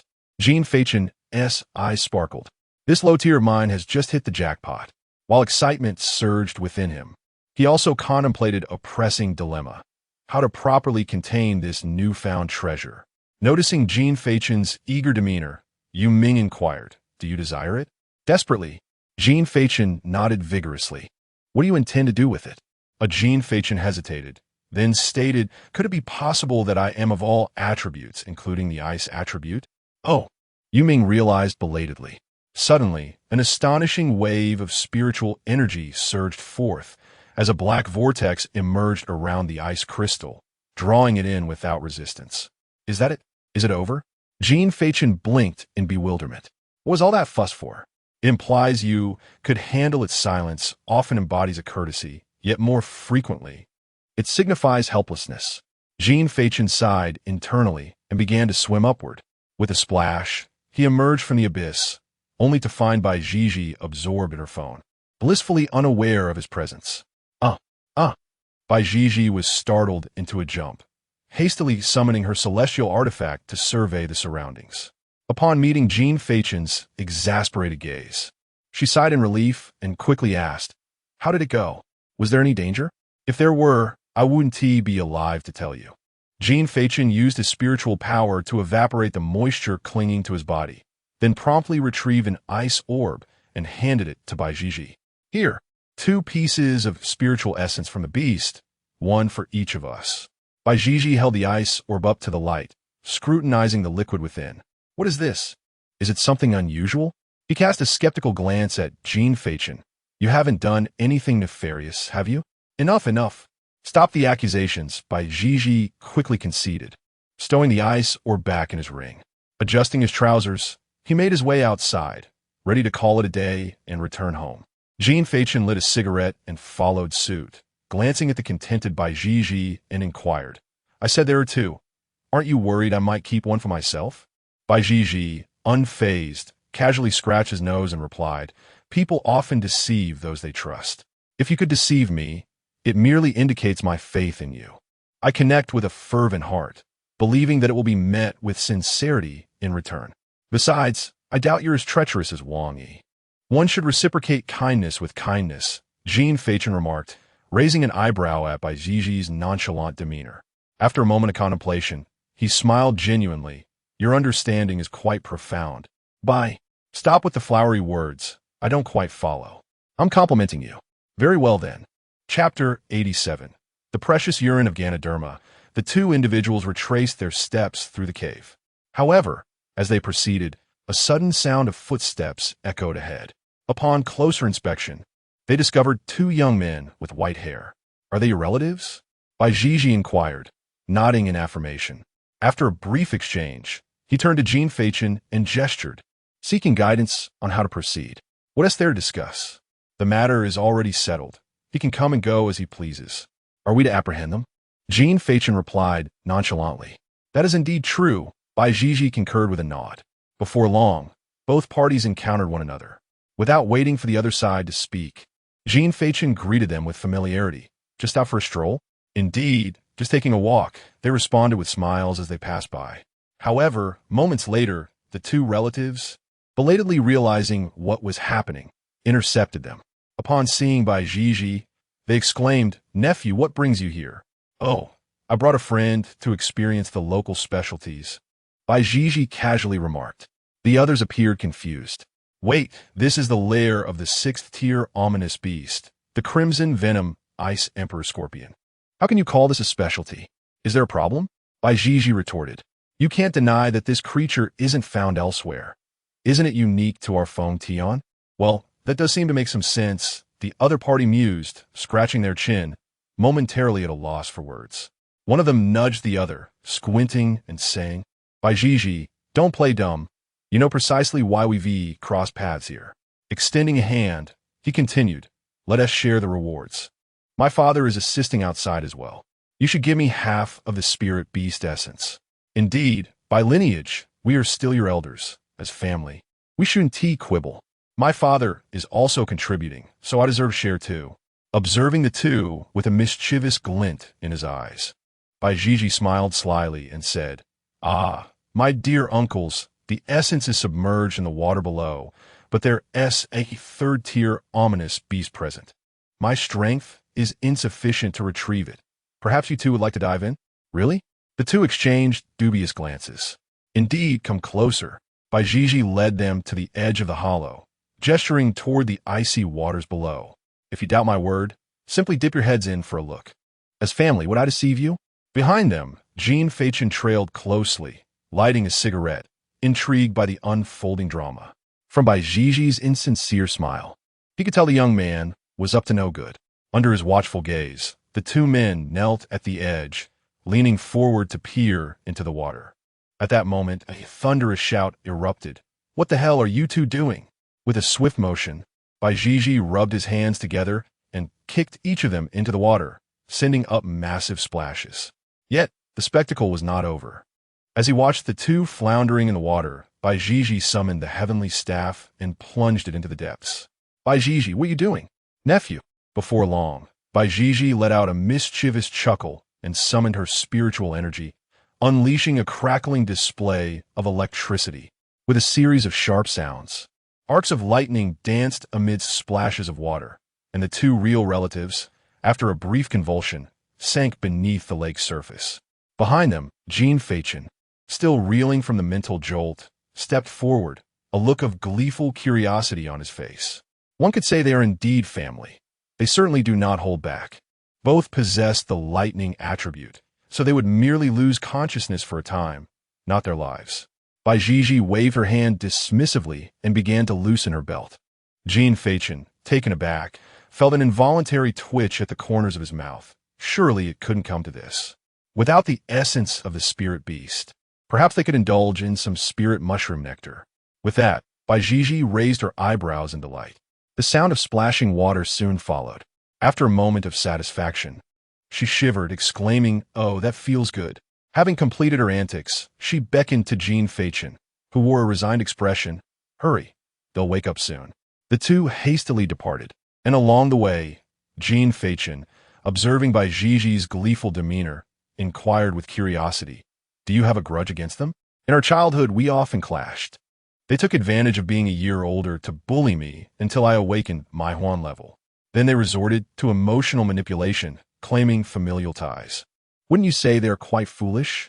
Perhaps they have indulged too much in tales of moral obligation. Now that I have reached the Huan level, why should I concern myself with them? As long as I don't eliminate them, who could dare to criticize me? Even their father would have to admit that I've been a bit irritable lately, my urine a tad yellow. Bai Jiji retorted with disdain. Jin Feichen shook his head with a wry smile, thinking to himself that this child truly embodies the saying that vengeance is best served after 10 years. Yet, it must be said, there is a certain pleasure in it. After leaving the Changbai Mountains, They did not return home immediately. Instead, they sought out a barbecue restaurant to pack some skewers before heading home. At that moment, Bai Shan had yet to return, as they had initially agreed to tackle the red poison ice emperor scorpion together and share the spoils of the spirit beast essence. The notion of sending their own descendants to retrieve it discreetly was an unspoken understanding among them, yet none were willing to openly discuss it. Each of the old foxes harbored intentions of claiming the entire bounty for their own children. For Bai Shan, it was a matter of public perception. He intended to ensure that all the spirit beast essence would be allocated solely to Bai Zhizhi, a Huan-level individual, while the others would have to endure. Not to mention Bai Shan's own strength and status, Bai Zhizhi's exceptional aptitude would force them to concede. Yet, he refrained from doing so overtly, wishing to maintain appearances. After all, the essence would eventually be in his hands, and when the time came to unveil the truth, it would not be too late. What was meant to be his would always remain so. Chapter 88. Absorbing the source ice of the extreme path as the sun concealed itself and the full moon hung gracefully in the sky, the pale moonlight illuminated the earth. The water in the swimming pool rippled gently under the caress of the evening breeze. A golden bonfire flickered softly nearby, in the courtyard of the Feng Tian Bai residence. Beside the outdoor pool, Jin Feichen and Bai Zhizhi reclined on a sun lounger. Before them danced the flames of the bonfire, while a small table between them held steaming skewers and a cooler filled with chilled green apple soda. A gust of evening wind swept through, prompting Jin Feichen to relax his brow, a smile of contentment blossoming on his lips as he exclaimed, "This is what it means to truly live. Here, Xiao Bai, have a skewer of grilled kidney." As he offered her a skewer, he glanced sideways to find Bai Zhizhi staring intently at Bai Ling, who was engrossed in a book not far away. What is it that captivates her so? He wondered aloud. Snapped back to reality. Bai Zhizhi took a bite of the skewer and mumbled, "What is so interesting about reading? Bai Ling seems entranced every time she picks up a book." Jin Feichen chuckled. "In books, there are hidden treasures. Within their pages lies beauty and wisdom.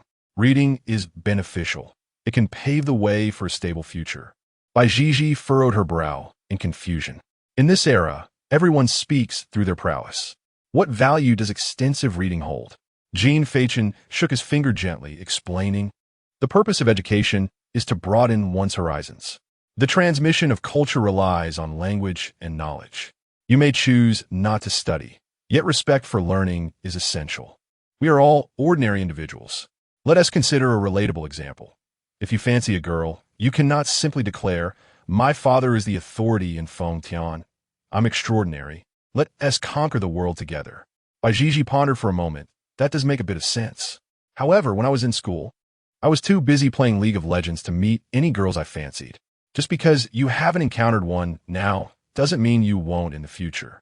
Think about it. We will inevitably undertake various missions across the world. What if you happen to fancy a foreign girl? That won't do. The lineage of the Bai family must remain pure and of the Xia. Why are you so stubborn? I was merely speaking hypothetically. Bai Zhizhi scratched his head, feeling overwhelmed. Don't lecture me. We're both high school graduates. I've heard of your exploits in League of Legends. You've even made it to the top 10 on the national server. And yet, you choose to point fingers at me as if I were clueless. Enough of this talk. Who knows what tomorrow holds? Jin Feichen waved his hand dismissively, unwilling to delve further into such cerebral discussions. You do your thing, and I'll do mine. A good person like me is destined to live for 1,000 years. Jin Feichen chuckled and shook his head, savoring the tranquility of their current existence, and sighed. It seems we have only a few months left to enjoy this kind of life. What is the matter? Are you reluctant? I can hardly wait for the task to commence. Each day drags on, leaving me with nothing to do but occupy myself in the restroom. Bai Zhizhi, with her mouth full, exuded an unmistakable anticipation. Speaking of which, has the final participant been decided? As if recalling something, Jin Feichen suddenly inquired. Bai Zhizhi paused in her eating, seemingly remembering Jiang Zi, as I believe Jingxi mentioned. Jin Feichen was momentarily taken aback, about to express his ignorance, but then realized that Zhengxing was referring to Yu Mingyi, which brought him some relief. What about that aloof fellow? Do you know anything of his prowess? Bai Zhizhi nodded, indicating he was quite formidable, His entire family was skilled in weaponry, and Jiang Zi had been training since childhood. It seems she even created a unique martial style. Oh, a master indeed, Jin Feichen remarked with a hint of skepticism, sensing that this mission might be more manageable with the presence of such three adept individuals. He felt he could merely cheer them on. Absolutely. With my presence, those like Gao Yu or Han Xian shall kneel before us. Bai Zhizhi proclaimed, her spirits soaring with the praise. Upon hearing the name Han Xian, Jin Feichen recalled this NPC who harbored resentment towards him, and after contemplation, remarked, Han Xian, that artifact of his is quite intriguing. Indeed, Bai Zhizhi replied, though he may not be likable, his strength is commendable. Since the day he awakened that artifact, he has been mastering various weapons, swords, spears, staves, he excels in them all. Additionally, his father has pulled strings to secure some body organizations of the transcendent level, allowing him to transform multiple times in a single battle, like a chameleon. As she spoke, Bai Zhizhi glanced at Jin Feichen and added that if anyone's transcendent artifact felt somewhat lacking, it would seem to be his. Though his strength is impressive, his artifact appears to offer little beyond transformation. Indeed, Jin Feichen nodded in agreement, for Bai Zhizhi was unaware of the precise capabilities of the Garden of Finality. Moreover, even he, the possessor of the Eternal Garden, was uncertain of its true purpose. To push the limits would depend upon this unknown ability.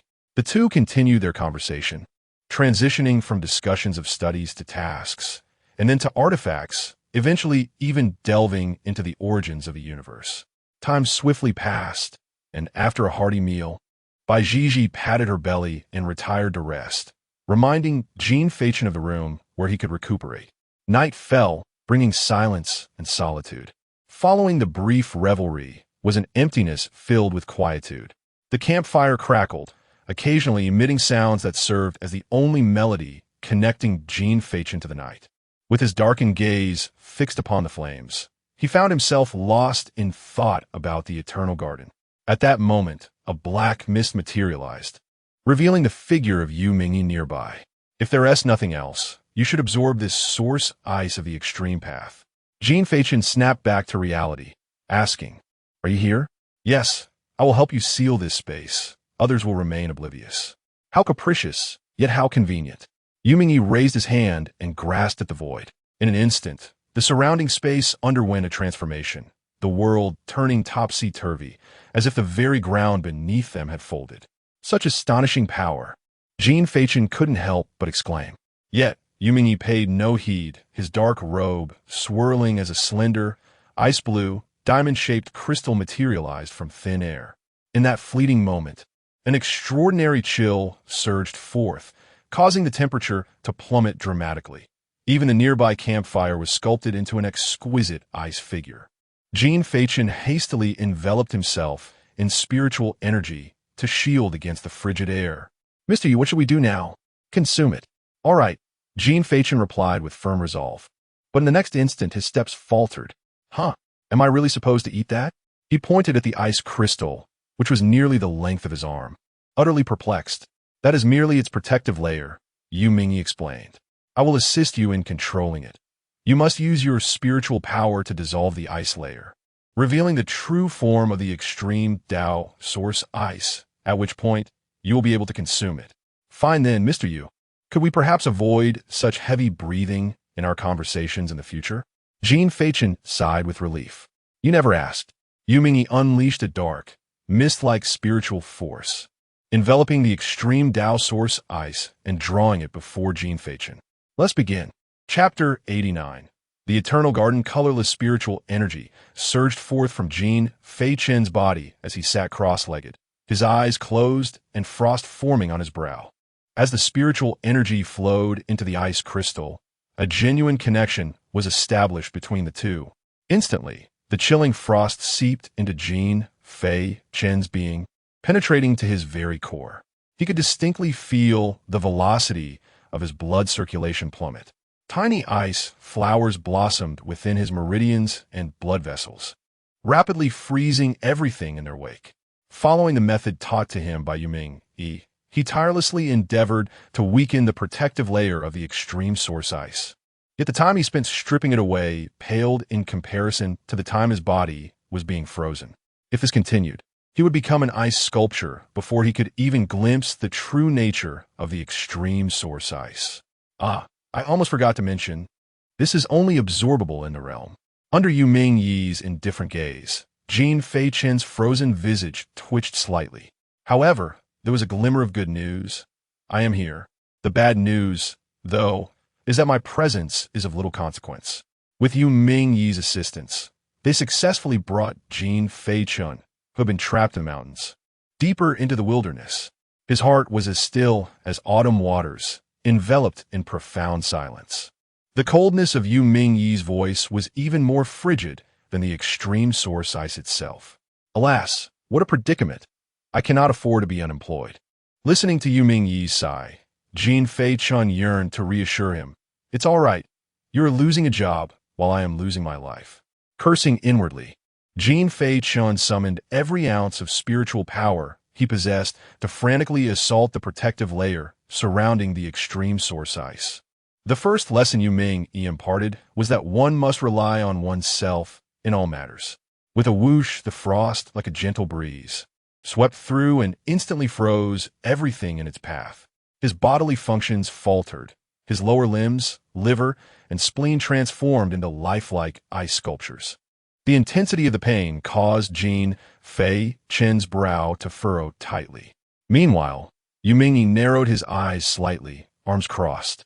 As he sensed Jin Feichen's current condition, his fingers unconsciously tapping. The process of absorbing the extreme source ice could be interrupted, but the consequence would be its dissolution into the ether. He would never intervene unless it was the final moment.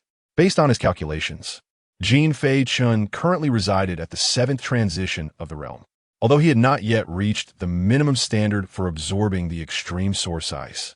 The fact that he was of the level made him superior to the average person, thus the waiting was necessary. As seconds ticked by, the outer layer of the ice crystal finally receded, but simultaneously, the extreme source ice that emerged was even colder, its released chill multiplying exponentially. With half of his body already encased in ice, Jin Feichen opened his eyes to behold a flurry of snowflakes before him, silently exclaiming, "This is the true essence of the extreme source ice. Come forth, let us see who shall freeze whom first." As I reveal the fervent heart of a man long confined to solitude, his lips parted as the snowflakes flowed in. Boom! A tempest of frigid air erupted within Jin Feichen, transforming the surroundings into a wintry landscape. The icy blue hue enveloping his form surged rapidly. Yu Mingyi furrowed his brow, realizing that interruption was not an option. Surely, all would be well. The primordial source of ice, upon entering his throat, dissipated into a cloud of white mist, swirling freely within Jin Feichen before merging with the heart that bore the essence of celestial beings. Frost enveloped Jin Feichen, his chest now a solid sheet of ice, his hair similarly encased, leaving only his furrowed eyes visible. In the depths of darkness, confusion reigned, obscuring all clarity. Within this unknown realm, flowers seemed to sway gently, producing a rustling sound. This place resembled a garden, adorned with blossoms, yet curiously, all were monochromatic in black and white. Various flowers swayed, vibrant in form but devoid of color, exuding a sense of solitude. Suddenly, a gentle breeze stirred, bending the colorless flowers. In that instant, a glimmer of light pierced the dark world, illuminating a peculiar blossom that remained unshaken by the wind. It possessed 4 petals, each bearing distinct patterns. Intriguingly, only one petal radiated light, or perhaps 1.5. The fully illuminated petal shone silver, adorned with a crimson heart design, while the half-lit petal displayed a black heart motif, glowing 2/3 bright, the remainder still a muted gray. As the breeze continued to blow, a faint ice blue illuminated beside the 4-petaled flower. A delicate ice flower quietly blossomed within this vast garden. Thump, thump, the heartbeat quickened. In Yu Mingyi's eyes, the Jin Feichen, now entirely cloaked in frost, suddenly erupted with vibrant life. A warm and gentle zephyr arose, striking Jin Feichen's form. causing the once impenetrable ice to disintegrate into swirling snowflakes. Spring's breath graced the city of Ilu, where the chill of waterborne spring yielded to warmth. The frozen landscape began to melt, akin to the transition from winter to spring, reminiscent of nature's revival. The snowflakes twirled, transforming into cheerful yellow flowers of spring. And within the confined space, not a trace of wind or snow could be found, only the blossoms of peach trees in full bloom. In that moment, as the flower's heart unfurled, Jin Feichen's momentum began to ascend. Was he on the verge of a breakthrough? Yu Mingyi surveyed the scene in bewilderment. He had never witnessed anyone absorbing the primordial source of ice in such a manner, let alone achieving a breakthrough from it. Yet the evidence lay before him, and his expression turned grave. Slowly, he raised the tome entitled Devour My Cultivation. I acknowledge him as my master, nodding solemnly. Indeed, novels do not deceive. Within their pages lies a treasure trove of wisdom, a notion most exquisite. Under the perception of the swirling dust, the chilling aura, upon fully permeating his heart, underwent an inexplicable transformation, ultimately leading to a successful absorption. He distinctly felt a qualitative leap in the icy attributes within him, evolving into two entirely distinct concepts. Furthermore, after thoroughly absorbing the ultimate source of ice, the heart not only retained the chilling essence, but also expelled a significant amount of spiritual energy, which flowed throughout his body, incessantly cleansing his meridians. Subtly, signs of a breakthrough began to emerge. Could it be that I am indeed the protagonist?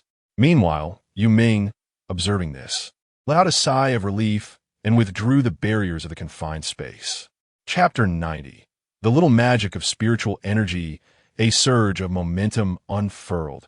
Reaching the 8th transformation of the Zhan realm, Jin Feichen opened his eyes wide and quickly rose to check whether he had lost any limbs.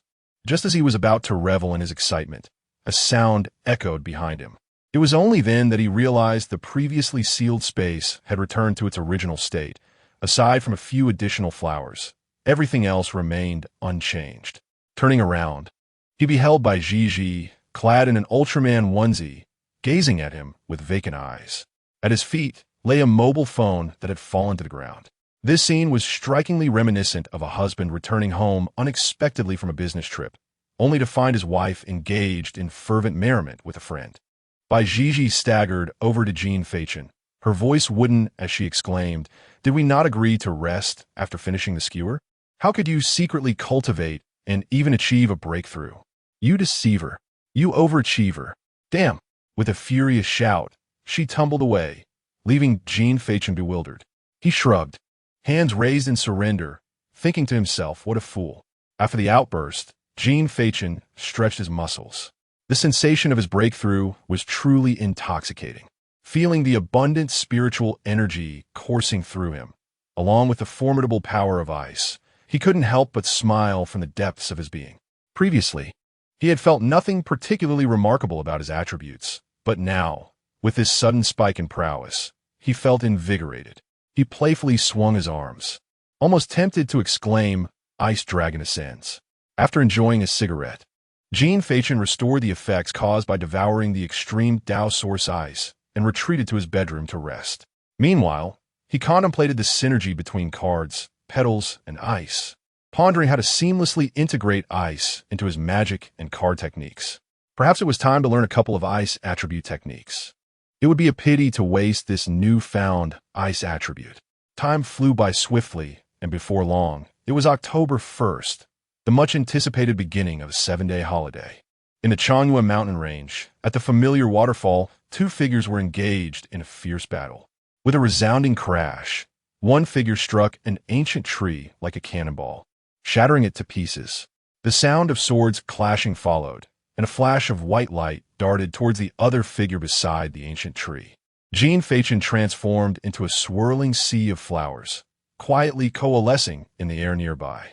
As he gathered his spiritual energy, small ice crystals formed and began to fall like raindrops towards Hu Zhu. With a 3-foot-long blade in hand, Hu Zhu casually swung his sword, scattering the incoming ice crystals with ease. "Come on, brother, it's a holiday. And you had to drag me here for practice? Hu Zhu lamented, his tone filled with grievance. Just then, as his sword shattered one of the ice crystals, a silver card was revealed within its core. Oh, what the? Activate. The cards exploded, countless petals obstructing the view before him. Before Hu Zhu could regain his senses, Jin Feichen, with wings sprouting from his back, appeared before him like a specter. There was no time to contemplate. Hu Zhu raised the sword in a horizontal strike, but as he swung, he was taken aback. What on earth is the size of this sword? Jin Feichen retracted his outstretched finger from a flurry of petals, clenched it into a fist, and launched a powerful blow. Stripped of his divine artifact, Hu Zhu had no choice. Summoning it now was out of the question. Brother, do you truly believe I am powerless without my artifact? I am in the Imperial realm. As he spoke, a terrifying aura surged forth, transforming in an instant into a luminous sword aimed at Jin Feichen. Unfazed by the dazzling blade, Jin Feichen simply smiled with a hint of mischief. As the sword approached, he suddenly lifted his head and softly chanted, "Spirit energy illusion, penetration." In the next moment, his entire being began to disintegrate, transforming into countless petals that swept past Hu Zhu and swiftly reassembled behind him. Raising his palm, imbued with ice elements, Jin Feichen aimed at Hu Zhu's lower back and struck fiercely. Advanced Mystic Martial Art, Ice Fall Palm. Thud! Ouch, my waist! Hu Zhu propelled away, quickly regained his footing, clutching his midsection with a grim expression. Jin Feichen, do you take me for a fool just because the tiger does not roar? After a roar, Hu Zhu positioned his fingers before him, and instantly, a golden light flickered as 9 swords of spirit energy manifested beside him. Advanced Mystic Martial Art, I will skewer you. Swish! With a fierce shout, the spirit swords blurred in the air, and with a sharp whoosh, one blade was already poised before Jin Feichen's face. His pupils constricted as he attempted to track its trajectory, but found it impossible to discern. In a split second, he instinctively dodged to the side, feeling the whirring sword skim past his ear, leaving a faint gash. Before he could ponder further, another sword struck, this time aimed at his chest, a far larger target than his head, and at this distance, evasion was futile. Clap! Jin Feichen brought his hands together, capturing the sword's edge firmly between his palms, the overwhelming force pushing him backward. Simultaneously, he activated his artifact's ability. Boom! The spirit sword erupted, scattering into petals, which Jin Feichen flung forth like arrows. Clang! Clang! Clang! Yet for Hu Zhu, such an assault was akin to leaves falling in the wind, devoid of any tangible harm. He deftly maneuvered the third spirit sword to slice through the petals. During this fleeting moment, Jin Feichen leaped onto a nearby ancient tree, his foot striking down as he surged toward Hu Zhu. Hu Zhu merely raised a finger, dispatching the third spirit sword. Jin Feichen transformed into petals once more, passing through the spirit sword and instantly condensing again, brandishing his celestial staff as he prepared to strike downwards. Buzz! With a calm and subtle smile, Hu Zhu commanded, causing the third spiritual sword to suddenly change direction, slicing through the air and darting toward Jin Feichen's back. Let me take a guess. Next, you shall transform into petals once more and appear behind me. Am I correct? As he had predicted, Jin Feichen passed through him and coalesced behind. Hu Zhu had also prepared a 4th, 5th, and 6th spiritual sword in advance. Should Jin Feichen solidify, these swords would mercilessly pierce him like a shower of blossoms. As Jin Feichen gathered himself, the spiritual swords descended accordingly. However, Jin Feichen had only partially coalesced, remaining in a petal-like state. The sword pierced through, scattering the petals. The true Jin Feichen materialized atop a tree behind Hu Zhu. What now? Out of options. I have already discerned your every move, Hu Zhu proclaimed, adopting a haughty demeanor. Oh, is that so? In contrast, Jin Feichen merely raised an eyebrow with interest and then leisurely snapped his fingers. Snap! Chapter 91, Ultimately, which is the true Jin Feichen? Part 4. The crisp sound of a snap echoed beneath the waterfall. At the moment the sound reached his ears, Hu Zhu's expression shifted dramatically. He was doomed. A blinding light erupted beneath his feet, revealing a series of silver cards that had inexplicably materialized. In an instant, the cards detonated, unleashing familiar spiritual swords, arrows, and blades of flame, all converging with a deafening roar. Boom! The explosion produced a thick cloud of black smoke that soared into the sky, and a powerful gust of wind swept through like ripples, causing the entire forest to tremble and rustle. Cough, cough, cough. As the smoke gradually cleared, Hu Zhu, slightly soiled, covered his mouth and nose as he stepped through, fanning away the dust before exclaiming, "Why must you be so devious? Can we just fight fairly?" Jin Feichen, perched on a branch, chuckled as he chewed on a qingling fruit. "I am not a warrior. I must utilize my strengths and avoid my weaknesses to engage in battle," he replied. "Besides, isn't it a waste of a perfectly good holiday to spend it fighting?" Hu Zhu waved his hand and slumped to the ground, conceding, "Fine then." Jin Feichen nodded and casually snapped his fingers. Snap! At the sound, Hu Zhu instinctively shielded himself. Under his vigilant gaze, 2 cards flew from his back, one from the earth beneath him and another from his pocket. These cards returned to Jin Feichen's hand and promptly vanished into thin air. "Wait a minute. How could I possibly have your C4 cards in my pocket?" Hu Zhu exclaimed in confusion, rummaging through his shirt and pants pockets, only to find no cards, along with his cigarettes and lighter mysteriously absent. "What?" Observing Hu Zhu's bewildered expression, Jin Feichen smirked, pulling out a pack of white deer cigarettes from his pocket. He lit one for himself and tossed another to Hu Zhu before returning the pack to his pocket. "Jin Feichen, are you a magician or a thief? This isn't right." Hu Zhu pondered the earlier battle, unable to fathom when Jin Feichen had slipped the cards into his pocket, let alone taken his cigarettes. The essence of a magician lies in misdirection, and the second is skill. Much like a thief, they are indistinguishable, Jin Feichen remarked lazily, reclining against the tree trunk. Hu Zhu scratched his head in disbelief. "This is utterly terrifying. You casually place bombs in my pockets, and I remain completely oblivious? What kind of joke is this? Simple techniques often yield unexpectedly effective results. Why not become my apprentice? Offer me a pack of Panda cigarettes daily, and I shall teach you." Jin Feichen proposed with a raised eyebrow. Hu Zhu scoffed, waving his hand dismissively. "Spare me. Do you think I'm easily deceived? I was merely careless. If I were truly serious, you wouldn't even be able to touch me. Is that so?" "How splendid," Jin Feichen replied, narrowing his eyes. "Are you serious now?" "Certainly. If you can still deceive me now, I shall not concern myself with your intentions." The icy touch pressed against my throat rendered Hu Zhu's voice silent, his pupils momentarily constricting.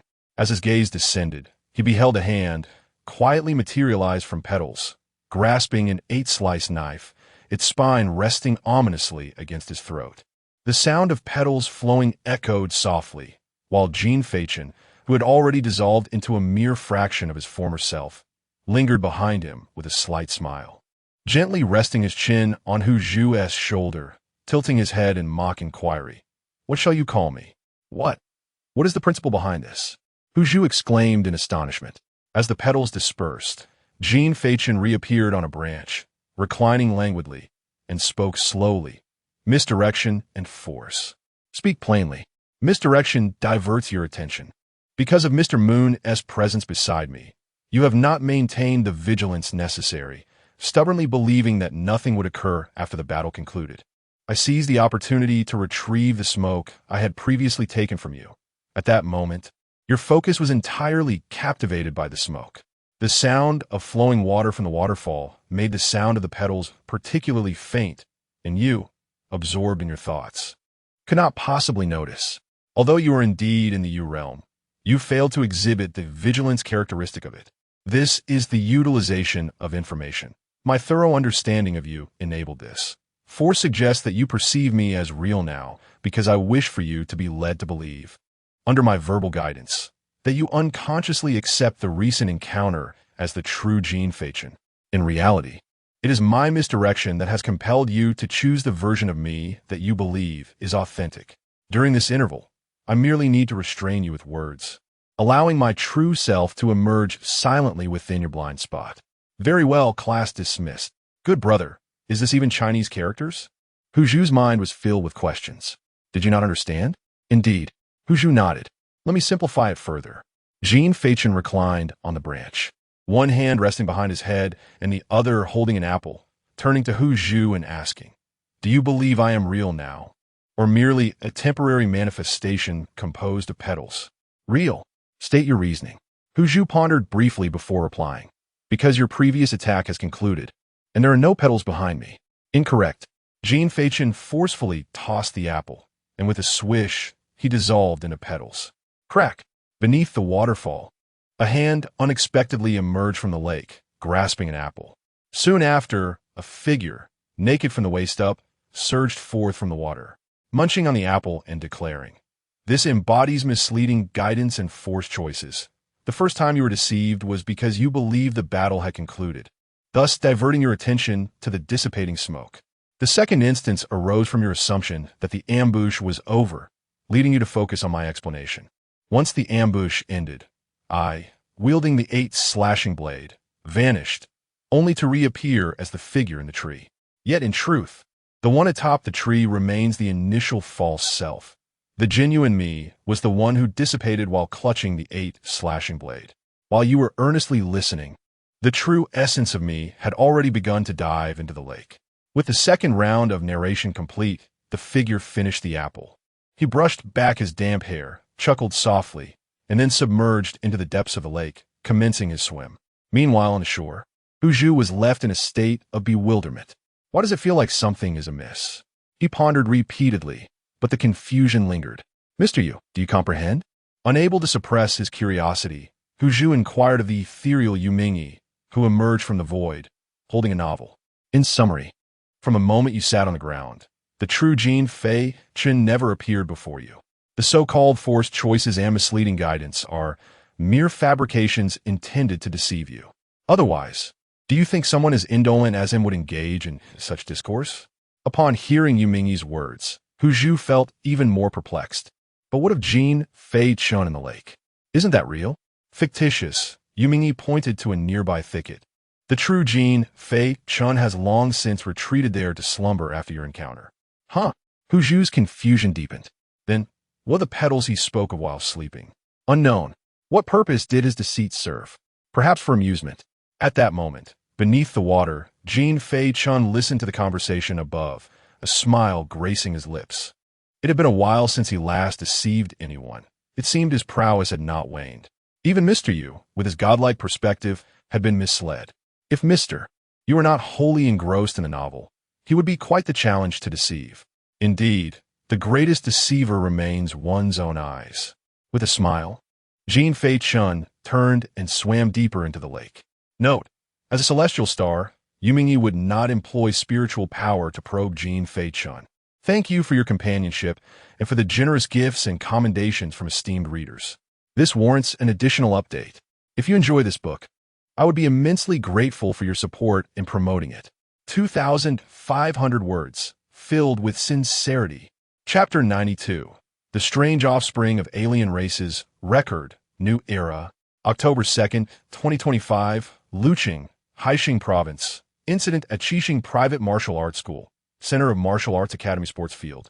Strange offspring of alien races. Thousands of students trapped in the campus. No immediate danger. Situation critical. Dispatched first-year swordsmanship instructor from Tiankai Academy. Hu Zhu on October 2nd. In Luqing, Haixing Province, a convertible Porsche 918 sped along the coastline, which had been cordoned off. Damn it. What sort of incompetent principal is this? I take a vacation and still have to work. Hu Zhu exclaimed, his sunglasses perched on his nose, one hand firmly gripping the steering wheel. Beside him in the passenger seat, Jin Feichen, also wearing sunglasses, leaned back with his hands behind his head, letting the sea breeze tousle his hair, appearing far more at ease than Hu Zhu. Working in Luqing isn't so bad. Let's finish this task quickly so we can enjoy ourselves. Enjoy? Nonsense. I just want to relax at home. Leisure time should be for enjoyment, not work. Hu Zhu grumbled, pressing down harder on the accelerator. Didn't Ti come along with you? I haven't had a break either. Let us find some balance. Jin Feichen shrugged, by the way. What work could possibly require us to come this far? They say they've discovered traces of alien races here, and a child has been acting strangely. The local experts have their own assignments, so they decided to send someone from the Imperial realm. Here I am, the officially designated strongest Imperial expert, hastily dispatched, Hu Zhu replied, letting out a heavy sigh. It's quite the burden to be so strong and handsome, always attracting attention. Jin Feichen chose to ignore the latter part of Hu Zhu's lament and glanced at the warning signs around them. I told you, it's all been sealed off. It must be related to the aliens. These aliens are truly infuriating. Hu Zhu cursed. Your taste is quite peculiar. I never noticed before. Jin Feichen teased, flipping a card in his hand with a smile. What a poor grasp of understanding you have, Hu Zhu muttered, then looked ahead at the building not far off. Wei arrived. Upon entering the city, they found themselves before a structure known as Qixing Private Martial Arts School. As they approached the entrance, they were swiftly surrounded by a dozen fully armed local defense personnel. This area is now sealed. Please exit immediately and cooperate, one of them commanded. Hu Zhu removed his sunglasses and addressed the leader. I am Hu Zhu from Tiankai Academy, sent here on a mission to assist. Please present your identification or proof from Tiankai Academy, the officer replied. Hu Zhu glanced at Jin Feichen, who was munching on an apple, and said, Come on, Xiao Chun, show him the proof. Jin Feichen extended his hand out of the window, a flick of his fingers revealing a card, which with another twist transformed into a student ID from Tiankai Academy. The local Master of Destiny received the student identification card, initially glancing at the information inscribed upon it. Upon noticing the prominent character and the name of Jin Feichen, he instinctively inhaled sharply, promptly infusing it with spiritual energy for inspection. Finding no discrepancies, he returned the card and respectfully performed a formal bow. Mr. Jin, you have worked hard, he proclaimed, before gesturing to the individual beside him. Please open the door. The grand entrance slowly swung open, and Hu Zhu accelerated into the campus grounds. Upon entry, they were met with an imposing violet barrier that seemed to sever all connections. What is this? Hu Zhu inquired, disembarking from the vehicle and cautiously reaching out to touch the barrier with his fingertip. It was a unique protective enchantment, neither an extreme martial art nor a celestial ability, but rather a manifestation of foreign spiritual energy. Jin Feichen